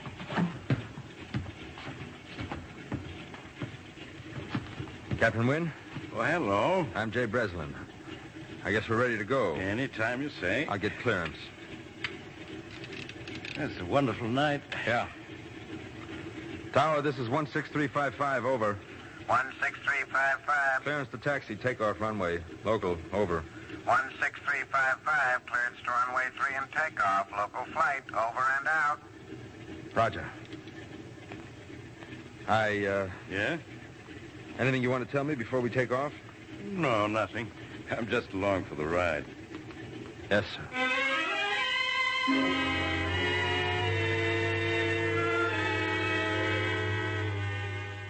Jay ran down his takeoff check as they taxied out to runway 3, and the captain leaned back in the co-pilot's seat, relaxed, really relaxed.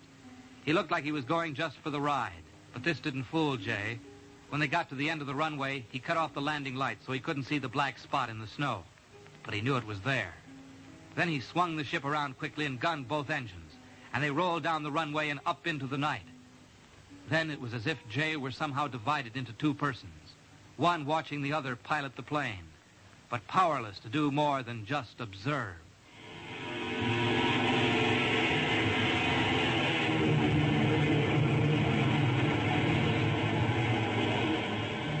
Nothing more to do than land the ship, no more. I got her down on the approach leg, checked flaps and gear, looked over the instrument panel as I heard the outer marker. The sky was dark, but the snow on the ground was gray-white, and I could see the lights of the field up ahead. Captain Wynn was in the co-pilot seat, leaning back and completely relaxed. Maybe they hadn't told him about me. Inner marker had to put the ship down now. Not overshoot, not undershoot. Make it just right. The captain was still leaning back comfortably. The green markers at the end of the runway were coming up fast. And I had to turn on the landing lights to see. I saw the black scar. There it was, black under the landing lights on a blanket of dazzling white. Careful, don't undershoot. Never mind the black patch. Get her down. Not too low, not too low. Runway not lined up. Get up, get up.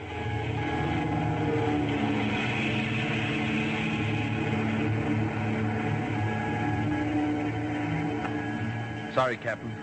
Sorry? What for? Guess I'll have to go around again. Sure. Why not? Captain? Yeah? You want to take over?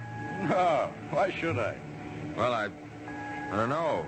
Sorry, I'd have to make it rough for you. Oh, you can't have rough air. No, I guess not. Well, I'll have to get on the approach leg again. Go right ahead. She's all yours. I looked at the captain to see if he meant it, but he was busy looking out into the night. When I just missed stalling her out over the runway, he'd made no move to take over the controls. He was as cool as if he was sitting on somebody's front porch, and he hadn't tried to take over. Back on the approach leg, I checked my altitude, dropped the props into low pitch, and held 1,500 as we passed over the outer marker. There was snow in the air. Visibility was getting low. I cut in the landing lights and kept looking through the glass ahead, looking for the green markers at the end of the runway. 800, 600, 500. The lights were there and the black scar behind them. But I couldn't let it get me this time. There might not be a chance again. Let her down easy, easy. Don't overshoot. Keep her down. The black spot, hot fire burning. Don't fly over the patch. That's where it happened before. Too low. Get up. Pull up and to the right and don't fly over it. Headed for the hangar. Pull up, pull up.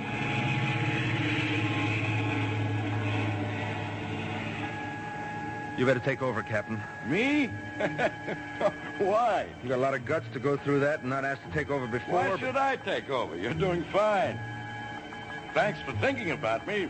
I'd like to, but you go ahead. Well, I was off to one side. We came pretty close to the hangar. Oh, did we? It was on your side. Snow's coming in thick, so if you want to take... all I came along was for the ride, not for any favors. Please understand that, Jane. I'm perfectly happy just to sit on the right side and know I'm flying again. Go ahead. It's all yours. You mean it? Of course I mean it. Yeah. Yeah, you do. You're crazy if you think anybody else is going to fly this ship but you. Well, thanks for offering, but I get my kicks just from riding along. You think I can? Yeah, you do. Why not? Twice you could have taken over. You just sat there. Well, you want some help? I'll get the flaps and gear down for you. No. Thanks, Captain. You just sit there. I can land it okay. Yeah, I can.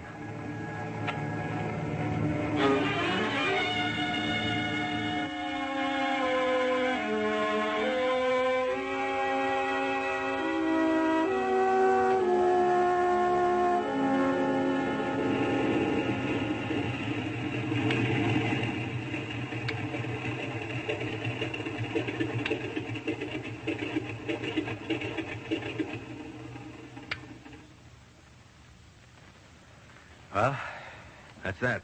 I hate to come down. I know how you feel. Coming out? I think I'll just sit here for a minute or two. I'll be along, Jay. Sure. Well, thanks, Captain. Thank you, Jay. It was a pleasure. Sure. A pleasure.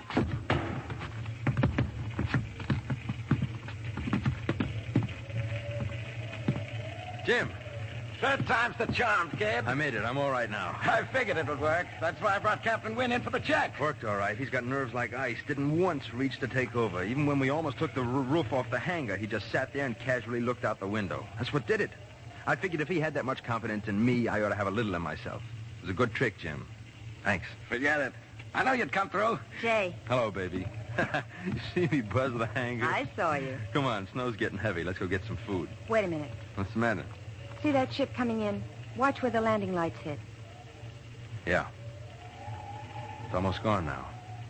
Snow's covering it up. Not black anymore. There's Bobo. Let's duck him. I'm hungry. Coming, Jim? Oh, in a minute. Hey, Bobo, come over here. Where's J-Boy? I want to ball him out for those passes. Hey, give me a hand, will you? Sure, doing what? I gotta help Captain Wynn out of the ship. Well, I guess I'll have to tell Jay someday. Tell him? About confidence. You don't fear what you can't see. A bullet clipped a nerve in Captain Wynn's head just at the close of the war. He's blind.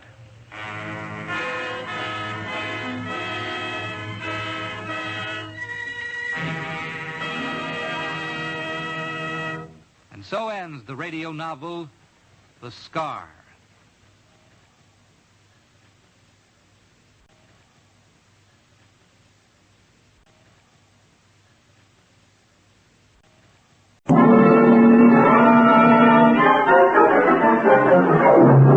A Voice in the Night, a musical mystery story starring the internationally famous stage, screen, and supper club star, Carl Brizon. All I bring a little white gardenia, as refreshing as a day in May. You may wear it if you care, or toss it away. Tonight you have a ringside table at the newest nightclub in town, the Golden Oriole. The lights are low, the music's soft.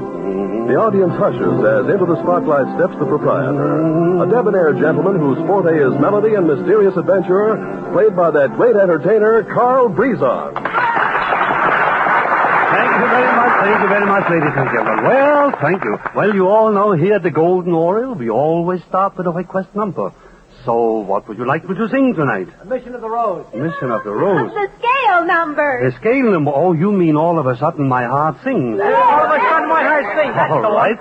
But first let me sing the original scale number, which I sang in England, way back in 1930. But it goes like this. I know a little pussy, her coat is silver gray. She lives down in the meadow, she'd never run away. She'll always be a pussy, she'll never be a cat, for she's a pussy willow. Now what do you think of that? So meow, meow, meow, meow, meow, meow, meow, meow.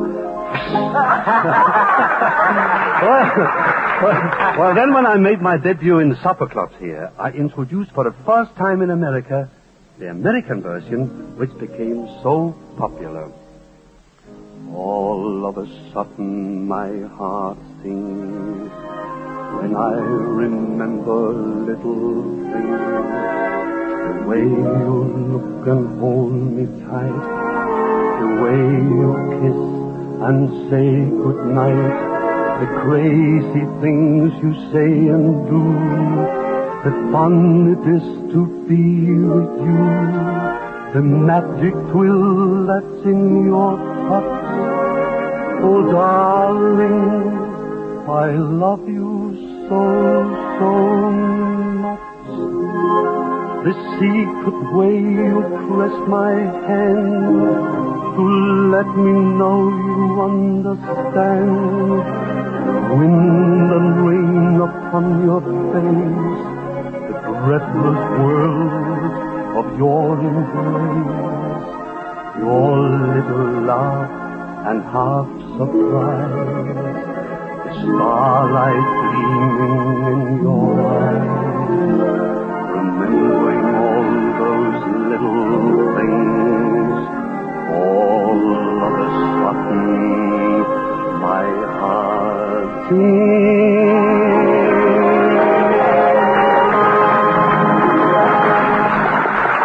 Thank you, everybody. Now, ladies and gentlemen, here's your chance to dance yourself to heaven. Mr. Music Man, heavenly music, please.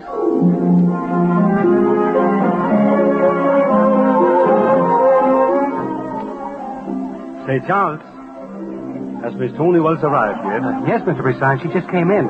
Table 26. Thank you, Charles. Well, good evening, Carl. Oh, good evening, Tony. Oh, Tony, I don't know what I like better. The newspaper column you write or the hat you're wearing. Oh, it's beautiful. It looks like a crash landing. Crash landing? Really, Carl, sometimes I think you're never more beautiful than when you're angry, Tony. I like the way that pert nose of yours goes up in the air and the way your eyes flash. Well, don't stop, Carl. What else do you like about me? Well, I like that gown you're wearing. It's just the right color for...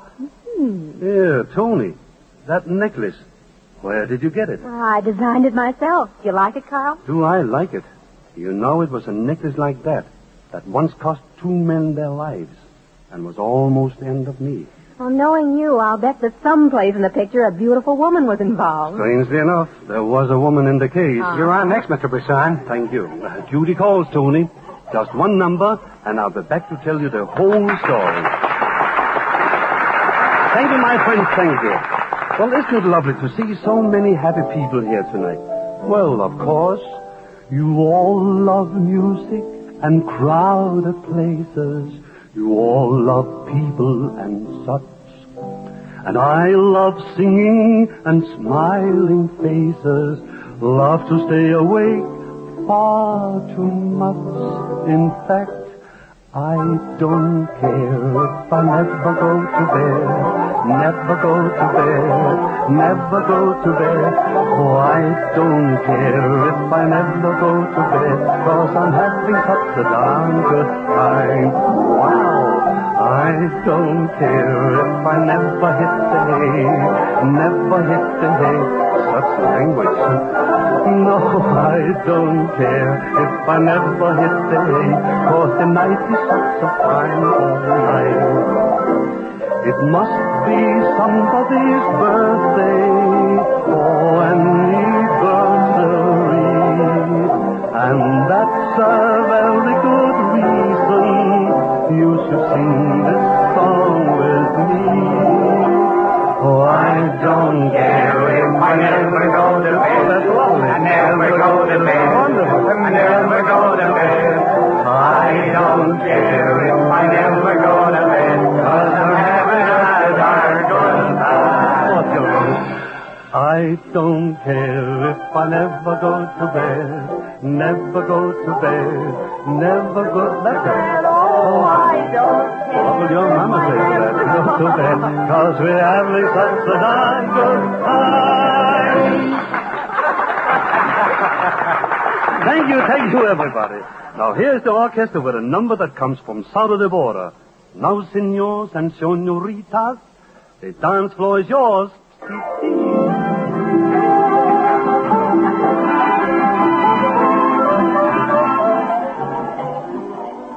Oh, here you are, Tony. Now, where was I? Oh, you were just going to tell me about a necklace that cost two men their lives, and, of course, someplace in the story there was a beautiful woman. Oh, yes. Well, Tony, this happened some time ago. Oh? It all began in my hotel suite. I'd just gotten home from the supper club where I was performing. I'd hardly taken off my hat and coat when someone knocked at my door. As I went to open it, I wondered who could be calling at me at 4 a.m. Oh, Carl, I'm so glad you're here. Kitty, what? Why, this is a surprise, and a most welcome one. Here. Why, Kitty, you're crying. What's wrong? Oh, Carl, I've been a fool, such a fool. Come, now, it can't be as bad as all that. Sit here and tell me all about it. All right.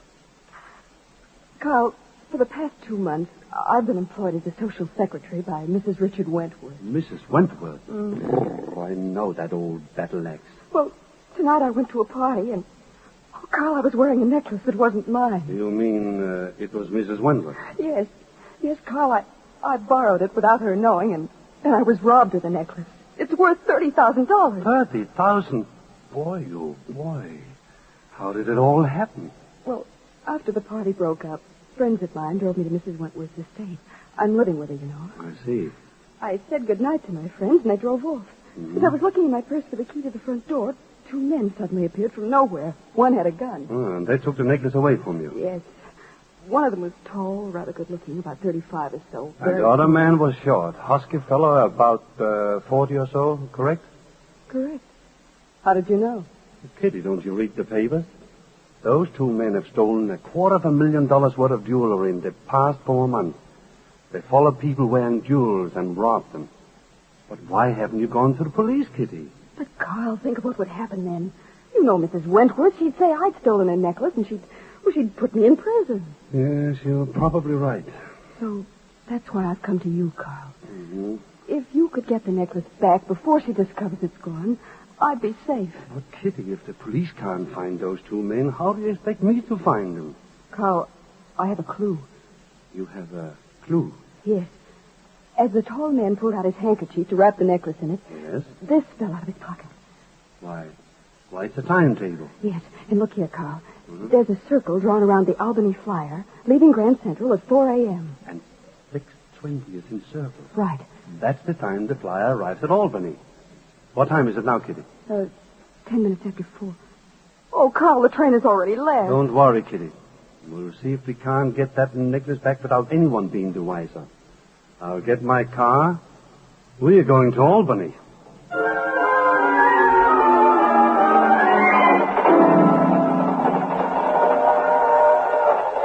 Now, look, Larry, just tell me one thing. Why are we taking this rattler to Albany? Because the boss told me to. Why, the boss told you to. Listen, who is the boss? That's what I want to know. For 5 months I've been working with you, and I still ain't never met the boss. So what? Look, I got a right to know who the boss is. You've turned over to him $250,000 worth of ice.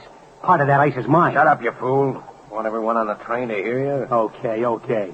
But I'm not helping you pull another job until I know who the boss is. We're going to have a showdown. All right, Mike. That's the way you want it. When we get to Albany, we'll have a showdown.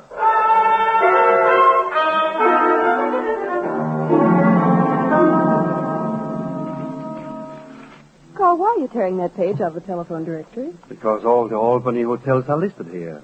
Oh. Kitty, I want you to stay in this hotel room until I get back. All right, Carl. You mustn't worry if I'm gone for a few hours. It may take time to find them. Carl. Yes? You will be careful, won't you? I couldn't bear to have anything happen to you. Well, when you look at me like that, Kitty, I find it very difficult to leave. Hurry back, Carl. Hurry back? You bet I will, Kitty. We'll get that necklace back in a hurry. Then the 2 of us will pick up right where we left off.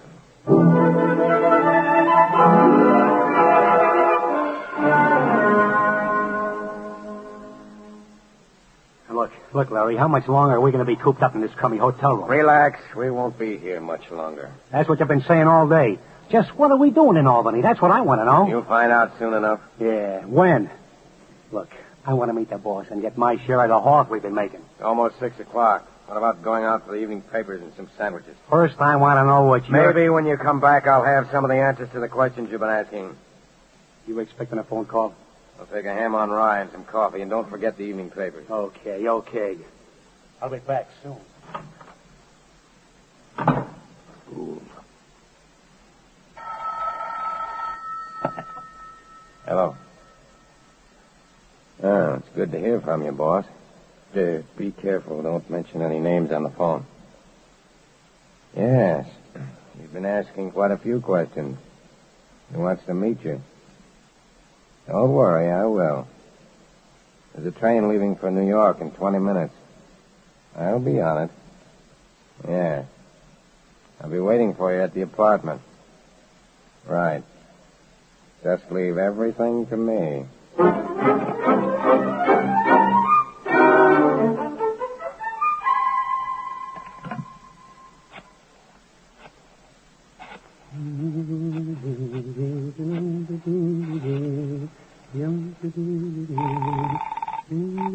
Hotel Stanford. Room 721, please. Thank you. Hello? Hello, Kitty. It's Carl. Oh, Carl, I thought you'd never call. Well, I told you it might take time to find him. But I found him, Kitty. You have? Oh, Carl, that's wonderful. Where are you? I'm calling from the lobby of the Empire Hotel. Have you seen them, Carl? I've seen just one of them, the short, husky fellow. A few minutes ago, he went up to their rooms with some newspapers and sandwiches. What are you going to do? Kitty, get over here as fast as you can. We'll go up to their room together. If they don't return their necklace, I'll call the police. Oh, Carl, do you think that'll make them give it back? Well, if it doesn't, there are other ways to persuade them. Now hurry. I'll be waiting for you in the lobby.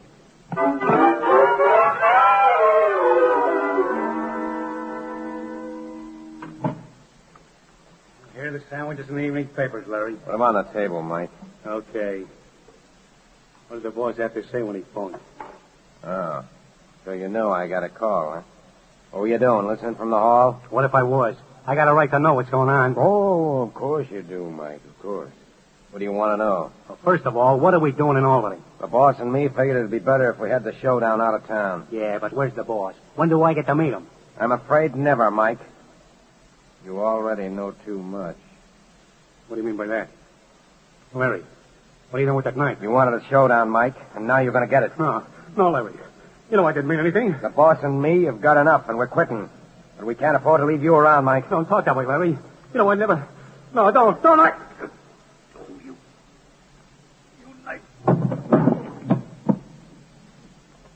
So long, Mike.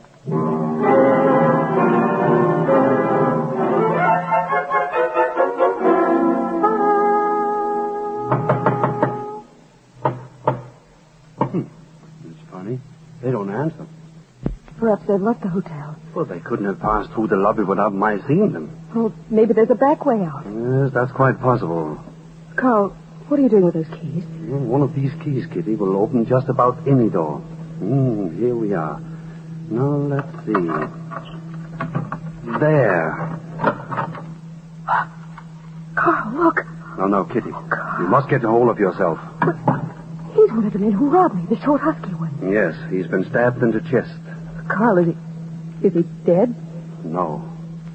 I can still feel his heart beating. Oh, what a miracle that he is still alive. He's coming to. Wait. Who are you? My name is Brisson.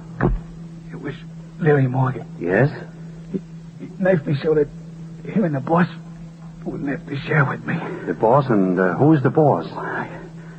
I don't know. He planned all the jobs. He gave Larry the orders. And where is Larry Morgan now? I heard him tell the boss over the phone that... Yes. He was taking the next train back to New York. He'd meet the boss at the apartment. But what apartment? Tell me. I don't know. He just said... Yes. Apartment.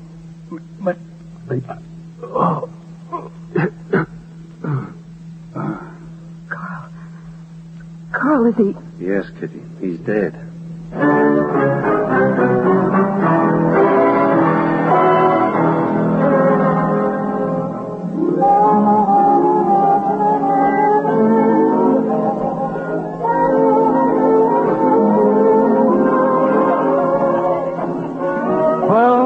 There we were, Tony, in a hotel room in Albany with a dead man on our hands. And Larry Morgan and the necklace gone. Well, what happened then, Carl? What did you do? You're on next, Mr. Brisson. Oh, thank you. The rest of the story will have to wait, Tony. The customers want a song, and the customers are always right. Thank you, everybody, thank you. Well, thank you very much. Now, we have with us tonight a lovely young couple over there at that table. So they've just been engaged. May I wish them good luck by singing perhaps a slightly different version of The Bells of St. Mary's.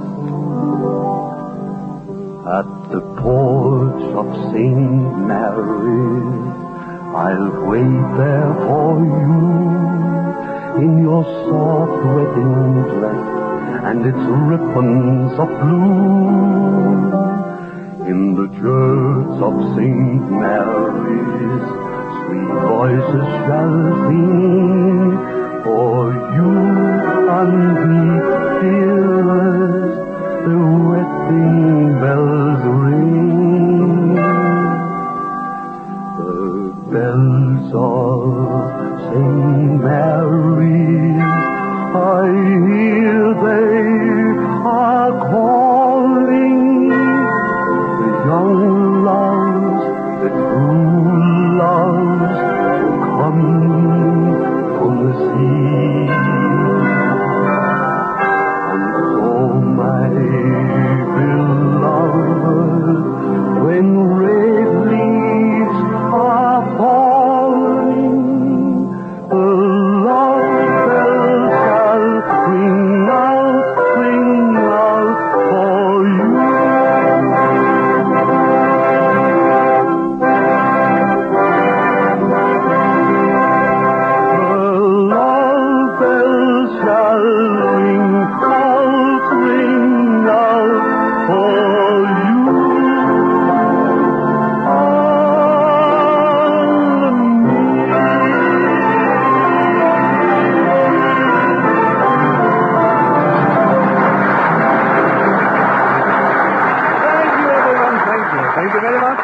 Thank you. And now the floor is yours. So on with the dance.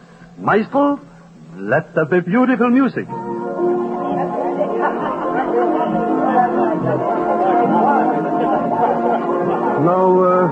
where was it I left off, Tony? You and Kitty were in a hotel room in Albany with a corpse. Oh, yes, that's right. There we were with a corpse. And Larry Morgan and the necklace gone. For a little while, Kitty and I just looked at each other, too stunned to say anything. Then tears began to roll down Kitty's face. And in another moment, she was in my arms. Oh, Carl, how will we ever get the necklace back now? Kitty, before this poor fella died, he told us that Larry Morgan was going back to New York to meet the boss. Morgan left only a little while ago, so he must be taking the 6:18 train to New York, correct? Yes, Carl, but it's already 6:25. That means he's gotten away from us. Oh, perhaps not, Kitty. What do you mean? Well, you see, the 6:18 train is a slow one. I think that with some fast driving, I can beat that train to New York. Oh, Carl, do you really think so? Yes, we may have lost Mary Morgan for a moment, but we are going to pick him up again. The car is downstairs. Come on, my dear. We haven't a moment to lose.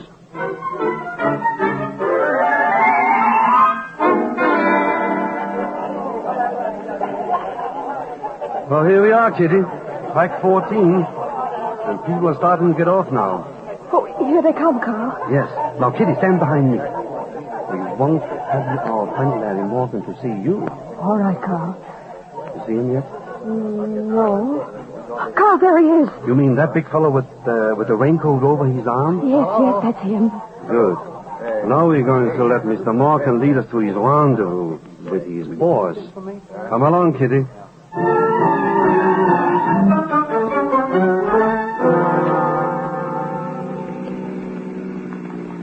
Morgan's car is stopping. I better pull over on the curb before he sees us. Carl, he's getting out of the cab and going up the steps of that brownstone house. He is, and now he's unlocking the front door. Now, Kitty, I want you to stay in the car until I get back. Oh, but Carl, I want to go with you. After all, I got you. Sorry, Kitty. There may be trouble. I want you to stay right here. All right, if you say so. Carl, have you got a gun? Yes, I've got a gun. Now wait here, Kitty, while I introduce myself to Larry Morgan.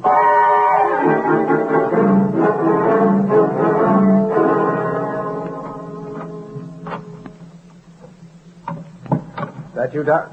Good evening, Mr. Morgan. Who the devil are you? How'd you get in here? My name is Buisson, Carl Buisson, and I got in with this skeleton key. It's very handy sometimes, isn't it? Yeah. Well, maybe I ought to teach you not to break Easy there, Mr. Morgan, easy. I've got you covered. That's better. Hey, how do you know my name? Oh, that's just one of the things I know about you. I know that last night you stole a necklace worth $30,000. And I also know that a few hours ago you stabbed a man to death in an Albany hotel room. How'd you find that out? And I also know that you're waiting here for your boss. You're very clever, aren't you, Brisson? Thank you. You know a lot more than you should. That's all a matter of opinion. Do you think you're going to turn the boss and me over to the cops, huh? I don't think so. I know it. You know, Brisson, I knocked one guy off tonight because he knew too much. Another guy knocked off won't make much difference. Oh, but it will, especially if that guy is me. Just stand where you are, Morgan. Why, so that you can turn the boss and me over to the cops? I'm going to get you, Brisson. Stand still or I'll shoot. And you'd better shoot fast because I'm coming for you. Hey, why are you putting the gun in your pocket? Oh, just because I intend to take you alive, not dead. There's only one guy walking out of this house, Brisson, and that's going to be me. Is that so? Try this for size. Sorry, brother, but it doesn't fit. Well, try it.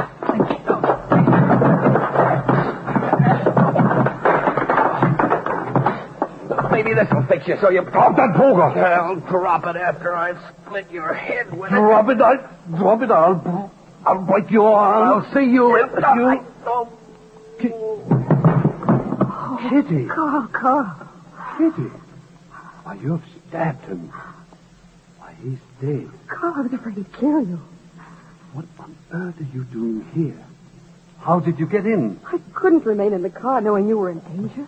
I found the door open and came in to find you both struggling for that poker.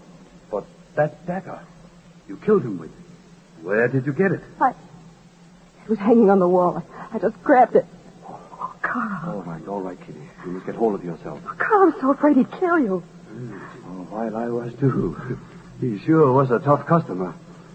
Oh, boy, do I wish I had a drink. Oh, you sit there, Carl. I'll get you a drink. All right, Kitty.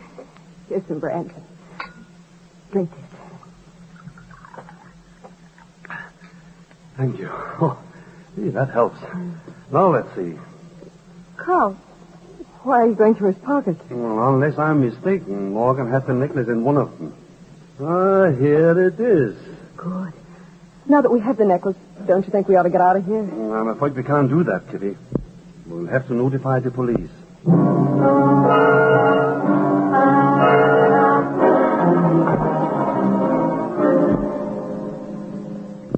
And then, Lieutenant, Kitty came in to find Larry Morgan and me fighting. She saw the dagger hanging on the wall, got it, and stabbed Morgan in the back. I didn't know what I was doing, Lieutenant. All I knew was that Carl might be killed. I had to do something to save him. I understand, miss. I don't think you have anything to worry about. You say, Mr. Brisson, that Larry Morgan came here to wait for his boss? That's correct, Lieutenant. Didn't Morgan give you any idea who his boss was? No, he didn't. Well, with that fellow dead in Albany and Morgan dead, I guess we'll never know who the boss is. You're wrong, Lieutenant. The boss is right here in this room. The only one here besides you is this young lady. Say, you don't mean... Yes, Lieutenant. The boss is a woman, not a man. And her name is Kitty Roberts. Carl, you can't be serious. Oh, but I am, Kitty. Lieutenant, Larry Morgan fell in love with Kitty and also fell in with her scheme to rob wealthy people of their jewels. That isn't true. In 5 months, Larry, with the help of Mike Warner, turned over to Kitty $250,000 worth of stolen jewelry.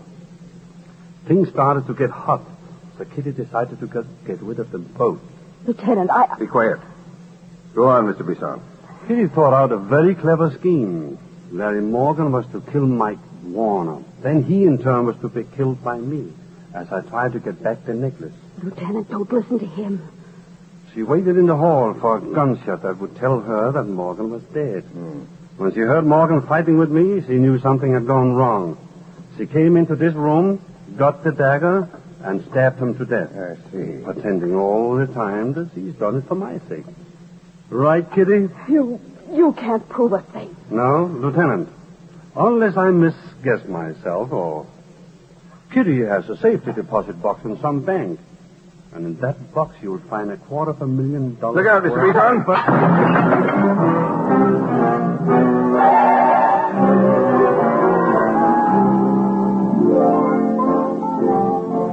When I recovered, Tony, I had a lump on my head, I tell you, like the size of an egg. But, Carl, how did that happen? Unfortunately, I had turned my back to Kitty. Oh? So she promptly hit me over the head with a vase. You know, in a way, Carl, it served you right. Oh, thank you very much. But believe me, I was glad to see the last of her. But, Carl, whatever made you suspect that Kitty was the boss? Two things, Tony. Her first mistake was when she said she'd found the door to Larry Morgan's apartment open. I knew that wasn't true, because I had locked the door when I entered the apartment. Oh, then she must have had a key to the apartment. Exactly. And when she went to get me a drink, she gave herself away completely. Without any hesitation, she went into the next room and found some brandy. It was then I realized she had been in the apartment before. Oh, what happened to her, Carl? Well, you better look up in the newspapers, Tony. And if you don't find it... Yes, Carl? Well, I'm afraid I'm going to be embarrassed. Oh, Carl. For I bring a little white gardenia. You've been listening to A Voice in the Night, starring the internationally famous entertainer Carl Brisson. Next week at the same time, over most of these mutual stations, Carl Brisson returns to entertain you with music and mystery in The Case of the Accidental Murders. This program is heard in Canada through facilities of the Canadian Broadcasting Corporation. This is the Mutual Broadcasting System.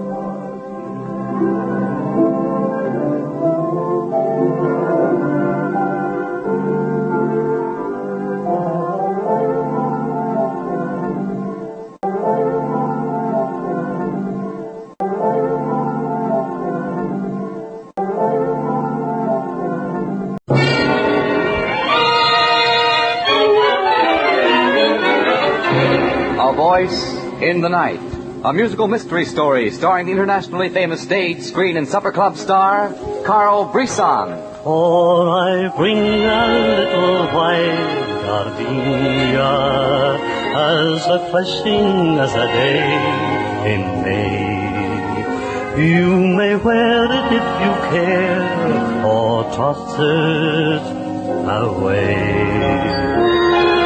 Tonight we have a ringside table at the newest nightclub in town, the Golden Oriole. The lights are low, the music soft, the audience hushes as into the spotlight steps the proprietor, a debonair gentleman whose forte is melody and mysterious adventure, played by that great entertainer, Carl Brisson.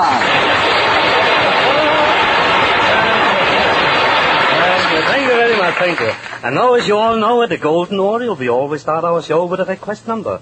And the lady and gentleman here in front of me have asked me to sing a song, which I was lucky enough to introduce for the first time on any stage in the world. It became perhaps one of the greatest successes of our time. I'm sure you know it, because it goes like this.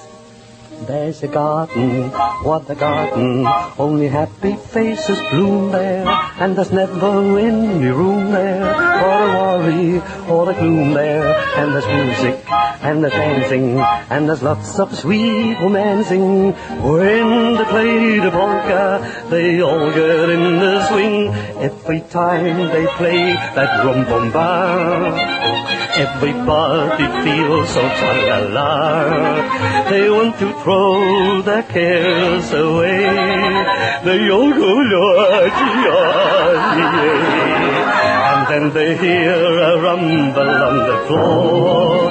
Why, it's the big surprise they're waiting for. Then all the couples form a ring, for miles around you'll hear them sing. Roll out the barrel, we'll have a barrel of fun.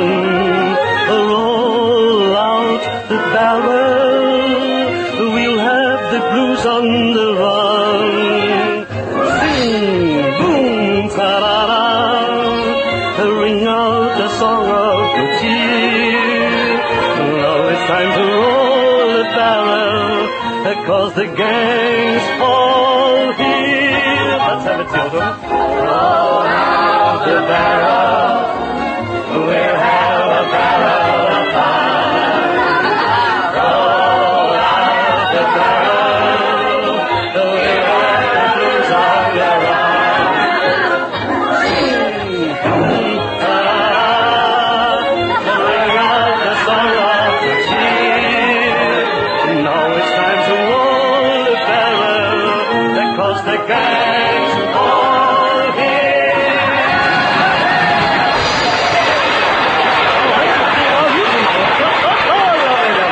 That was nice of you. Thank you, everybody. I'll be back in a moment to sing some more for you. But for now, here's your chance to dance your troubles away. Maestro, some more lilting music, if you please.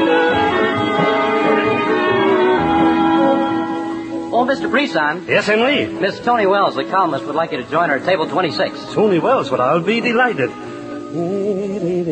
Oh, hello there, Tony. Hello, Carl.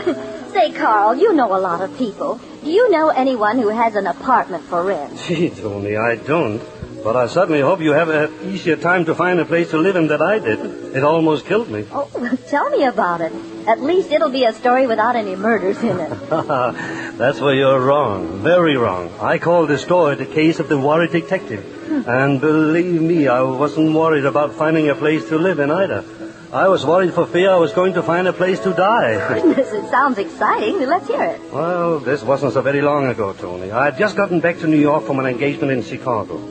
And I was having a little trouble getting a hotel room. And I do mean trouble. Oh, excuse me, young man. You're the room clerk, aren't you? Yes, that's right. My name is Brisson, Carl Brisson. I hope you have heard of me. Oh, of course I've heard of you. I placed you by your accent immediately. You're that new long-distance runner from Sweden, aren't you? Well, no. As a matter of fact, I'm a long-distance singer from Denmark. You know, oh, I bring a little white gardenia. That one, you know that. Oh, sing. Yeah. I'm very sorry we haven't a room in the house. No? Not even if I promise not to sing in it? Sorry, try us again in about 6 weeks. You don't mind if I wait, do you? Just in case something should turn up. Well, if you wish to, just wait over there, please. Sorry, not a thing in the house. Sorry, everything's reserved until September.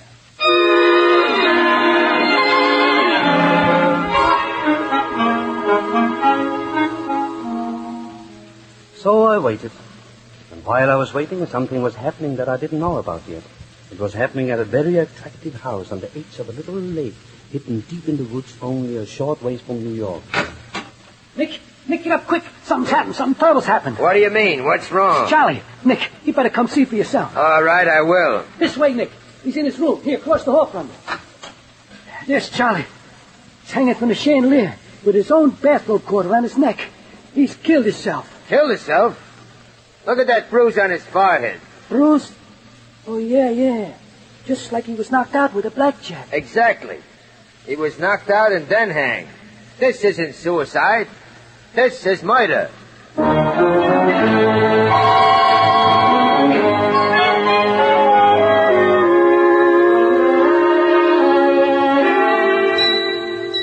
Well, it was getting late in the afternoon, and I was still waiting in the hotel lobby when I heard myself being paid. Mr. Brisson.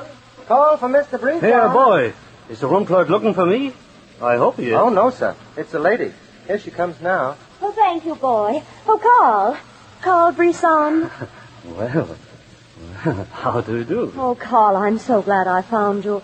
Don't mind if I call you Carl, do you? I should say not, if you tell me who you are. Oh, of course. My name's Gloria Venning. How do you do? We've never met, but I've heard you sing so often I feel as if we're old friends. Oh, I feel as if we're going to be old friends. I hope so. I've had such a hard time finding you. I know it's presumptuous of me, but I've come to ask a favor of you, Carl. Yes? I want you to investigate a murder. Investigate a murder? For you? Not for me, really, but for my Uncle Nicholas Venning. He's heard of the cases you've solved, and Carl, he'll pay $5,000 for your assistance. $5,000? Oh, no, but I can't. I open an engagement tomorrow, and I've got to find a place to stay. But by tomorrow, you'd have the case solved. All you'd have to do is stay overnight. I'm sorry, my dear, but I... Stay overnight? You mean you have a room for me? Of course I'll help you. Boy, my bags.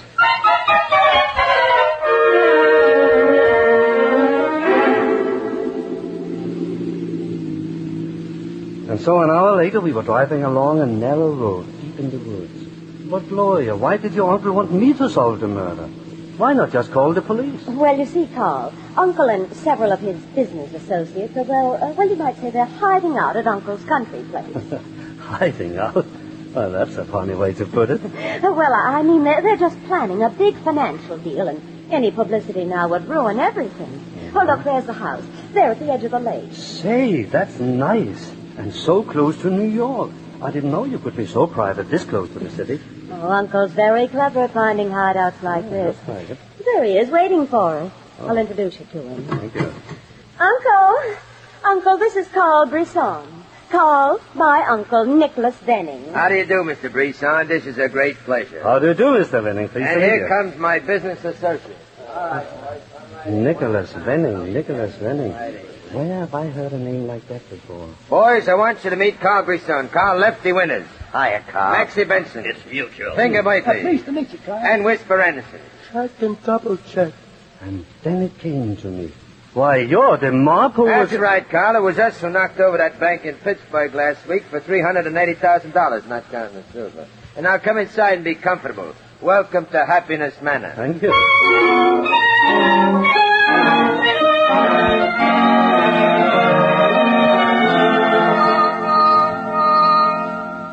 Now, Carl, sit down and be comfortable. Yes, but I have some important business in New York. I'd forgotten all about her. About it. And, But, Carl, you promised you'd help us out. Yes, I know, but... Of course he's going to stay. Lefty, bring Carl a handful of cigars. Yeah, boss, right away.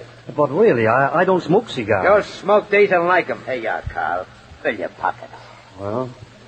Well, thanks. Maybe Carl would like a drink. Good idea. Finger, bring a bottle of brandy. And Maxie, fix a pillow behind Carl's back so he'll be real comfortable. Okay. But I am comfortable. You'll be more comfortable with a pillow. Yeah, here you are, Carl. There. Just the way me old mother used to like it. But I'm not anybody's mother. But, Carl, we do want you to feel right at home. Here's the brandy, boss. Pour Carl a glass. And Maxie, light a cigar. Right, boss, right. There you are, Carl. This is Happiness Manor. We want you to be happy. Don't we, Gloria? Of course we do, Carl. And when Nicky wants somebody to be happy, they're happy.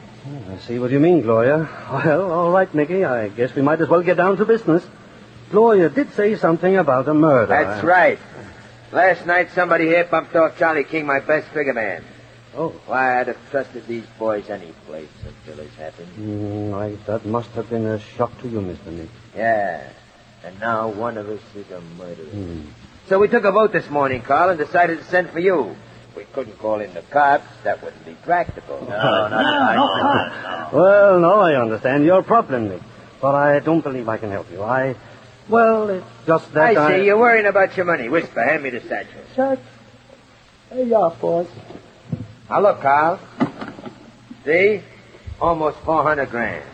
Ooh, that's a lot of money. So just name your price. $5,000? Here you are. Go on, take it. No, I just couldn't. You see... Oh, it's not enough. All right, here's $10,000. No, I mean, you see, it's stolen money. And Stolen money?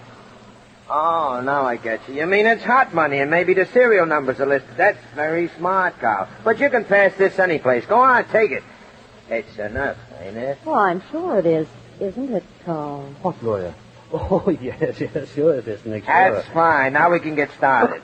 Charlie's still hanging in the blue room. We'll go there. Boss, what's wrong with Whisper? What is it, Whisper? What's wrong? I just seen him take a swig from his pocket flask, and then he started choking like that. Boss, my throat. I can't breathe. Liquor test. He's passed out. Let me look at him. Oh, he's not dead. I'm afraid he is. Then in that case, Carl, we're going to have to raise your fees. Because now you've got 2 murders to solve. And I want them solved in a hurry.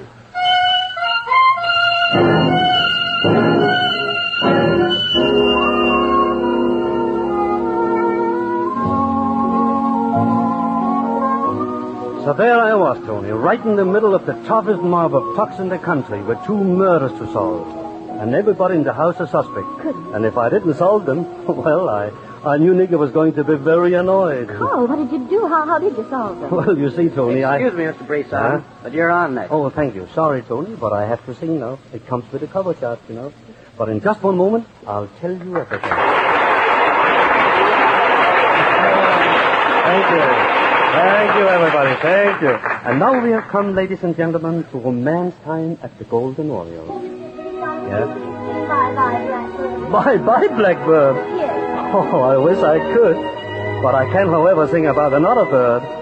The nightingale of Berkeley Square. Oh, I love that.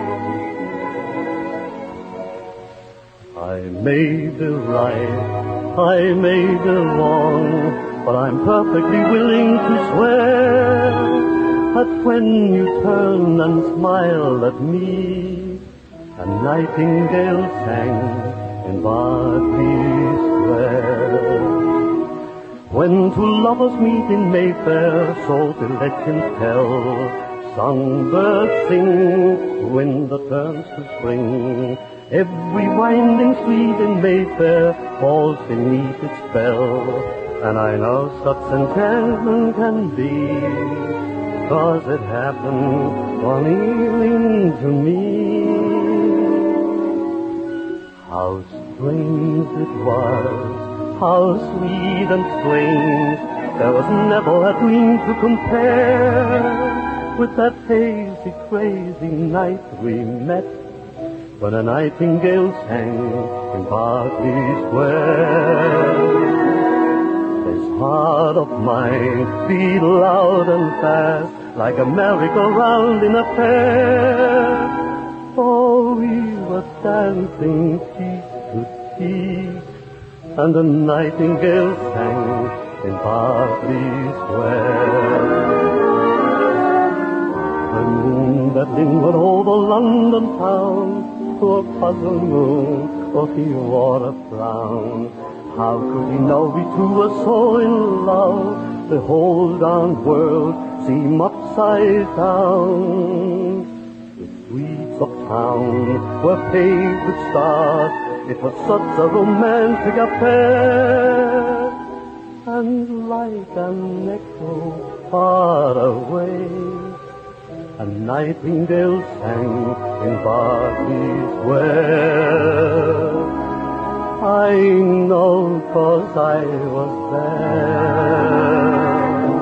that night in Berkeley Square.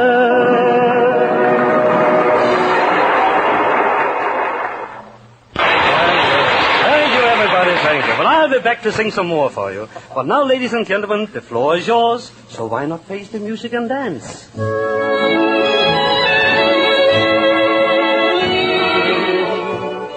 And now, Tony, I'll tell you the rest of the story. Now, where did I stop? Well, you just reached Happiness Manor and found yourself in the middle of Nicky Venn's gang, expected to solve 2 murders. Oh, yes, that's it.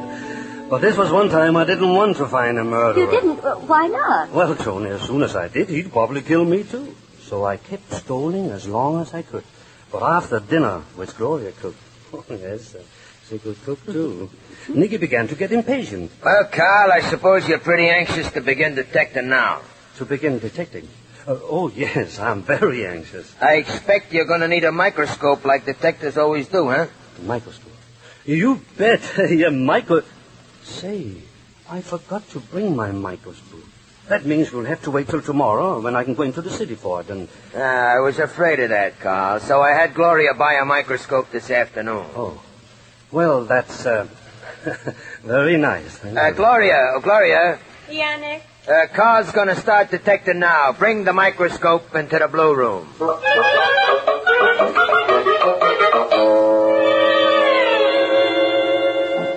So we all went into the blue room, and there was poor Charlie, still hanging from the chandelier by the cord of his dressing gown. The room was all in blue. And Charlie's face was pretty blue, too. Well, there he is, Carl. Just like we found him this morning. Yeah, there he is. Now, let's see how a real detective solves a murder. What'll you do first? First? Oh, well, I guess I better inspect the knot first. Hey, give Carl the microscope, Gloria. Here it is, Carl. I hope it's big enough. Oh, big enough. Oh, yes, this is fine. Now, let's see. Yes, let's have it. Yeah. Say, Gloria. Huh? You know shorthand? Yeah, Carl, if you don't go too fast. I won't, don't worry. Well, take this down, will you? All right, Carl. Here, I have a pencil and some paper. Go ahead. Noose tied with slip knot, left hand twist. Slip knot, left hand twist. Feet 18 inches from floor. 18 inches from floor. Victim dead. Full stop. So that's how a real detective works. Imagine that. Nick, I don't like to be watched. I like to be left alone now, except for Gloria to take notes, of course. Huh? Oh, sure. All right, boys, outside. Anything you say, boss. Okay, Carl, I'll leave you alone now. If you want anything, just yell. You bet I will. Whew. Well, I fooled Nick so far, but I can't do it forever. Fooled him?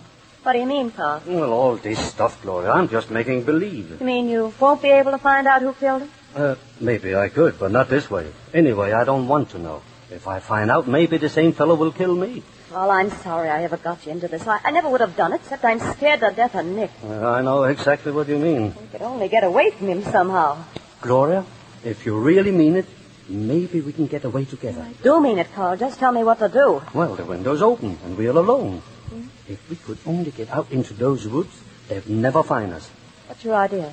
I'll slip the screen up and see if everything is clear outside. Here it goes. It's pretty dark outside, but the trees are only a few feet away. Carl. Oh, yeah. You're getting a breath of fresh air. Hello there, Maxie. Yes, I'm just getting a little air. Well, I guess I better go back to work. Yeah, it's a good idea. Maxie's on guard outside the window, so we can't escape. Carl, it's all my fault that you're here. Oh, Gloria, please, you mustn't cry. By morning, I'll think of something. But, Carl, don't you understand? As soon as you've solved the case, Nick's going to kill you. Kill me? I don't like that. I told the boys he couldn't risk letting you go again. Well, he's going to kill me if I solve the case. And if I don't solve it, he'll kill me anyway. I'm beginning not to like Nick. Oh, please forgive me for getting you into this. Of course I'll forgive you, Gloria. And you know? Yes. Crime makes your eyes shine just like stars. In fact, Gloria, that's it.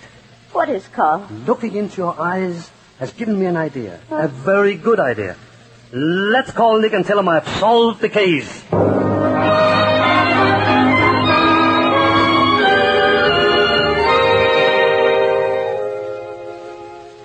So I told Nick I'd uncovered the murderer, and we all gathered in the living room, with poor Charlie, the guest of honor, sitting in a big chair where nobody could help looking at him. All right, Carl, we're all here. Yeah, fine. Now Charlie's going to tell us something with his eyes. The name of his murderer. What do you mean, Carl? You've heard of ladies talking with their eyes, haven't you? Well, sometimes murder victims do, too. The last thing they see when they're dying photographs itself from their eyes and stays there. You mean Charlie's eyes photographed the guy who killed him? Say, I heard of that, but I never believed it. Me neither. It doesn't happen very often, you know, but this time it has. The image is very faint. You have to use the microscope to see it. Well, then let's take a look. We want to know who the guilty guy is. Oh, you won't be able to see anything as long as the lights are on. You'll have to turn them out and hold a lighted match right in front of Charlie's eyes when you look. Carl, you wouldn't be kidding us, would you? Of course not. Turn out the lights and take a look. That's all I ask. I say let's try it. Sure, it won't hurt none to try. Well, all right, give me the microscope, There Carl. you are, my friend. Now, turn out the light, Gloria. Okay, Nick. Yeah, it's plenty dark now. I'll light a match, Maxie. Sure, Nick. There you are. Now, let's see if Carl's kidding us. Gee, his eyes sure do shine. He's looking right at us. Hey, what do you see, Nick? He's taking an awful long look. Hey, the match is going out. Wait, I'll light another. Ah, don't bother. There's nothing there. Nothing there. But Carl said... I know what Carl said, but it was just a gag. How could Charlie have photographed his killer with his eyes when he was killed in the dark? What was that you said, Nick? Yeah, how do you know he's killed in the I dark? think because you killed him, is it, Nick? Of course I didn't kill him, you dopes. Stand back. Stand back! Hey, quick, turn on the light, somebody. Here, I got the light. Nick's dead. We got him. He's dead, all right, with his gun in his hand. It was him bumping us off so he could hog all the dough. Yeah, well, we fixed him. Now to take care of Brisson. All right, Brisson. Hey, he's gone. Yeah, it's gone. And Gloria's gone with him. Yeah, they sneaked out while the lights were out. The dough's gone, too. They took it with them. We gotta catch him. No, we'd never find him in these woods. Come on, we've got to get going. The cops will be here inside half an hour.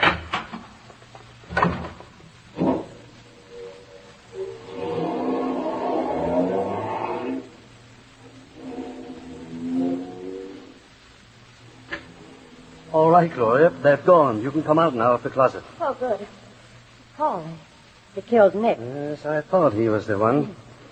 Well, I guess he deserves what he got. Carl, it was so clever of you to get them to turn out the lights so we could hide in the closet. And it all came from looking into your eyes. Maybe if I look some more, I'll get some more good ideas, huh?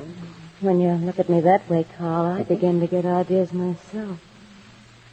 Ideas like this. Hey, I like that kind of, Gloria, I've got to make a phone call. Huh? Oh, of course you want to warn the sheriff about Finger and his playmates. No, that comes next. Operator. But, Carl, who are you calling that's more important than the sheriff? The real estate agents. This house has just been vacated, and I'm going to rent it.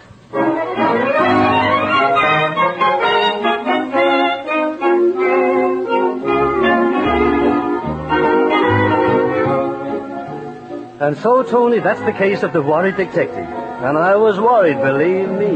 But it came out all right in the end. Yeah? I got a house that I was able to trade for an apartment in town. And Maxie, Lefty, and Finger got accommodations, too. Oh? In Atlanta Penitentiary for life. Oh, I see. And what did Gloria get? Oh, Gloria, well, she got a South American millionaire. No. She married him and went to live in Rio de Janeiro. Carl, are you sure you haven't exaggerated any place in the story? Not even a little bit? Exaggerated?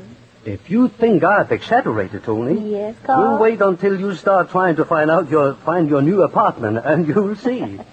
No, excuse me, Tony, but I have to go on and sing again. My orchestra's going on the air right away, and I promised the boys to sing a song with them. Then I'll be back and drive you right home, darling.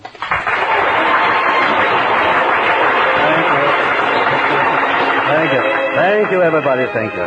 Now, I'd like to dedicate this little song to young Colonel Freddie and his beautiful Irish Colleen. If I loved you, time and again I would try to say all I want you to know. If I loved you, words wouldn't come in an easy way. Round in circles I'd go,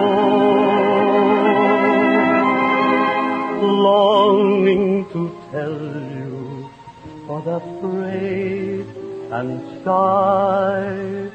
I'll let my golden chances pass me by.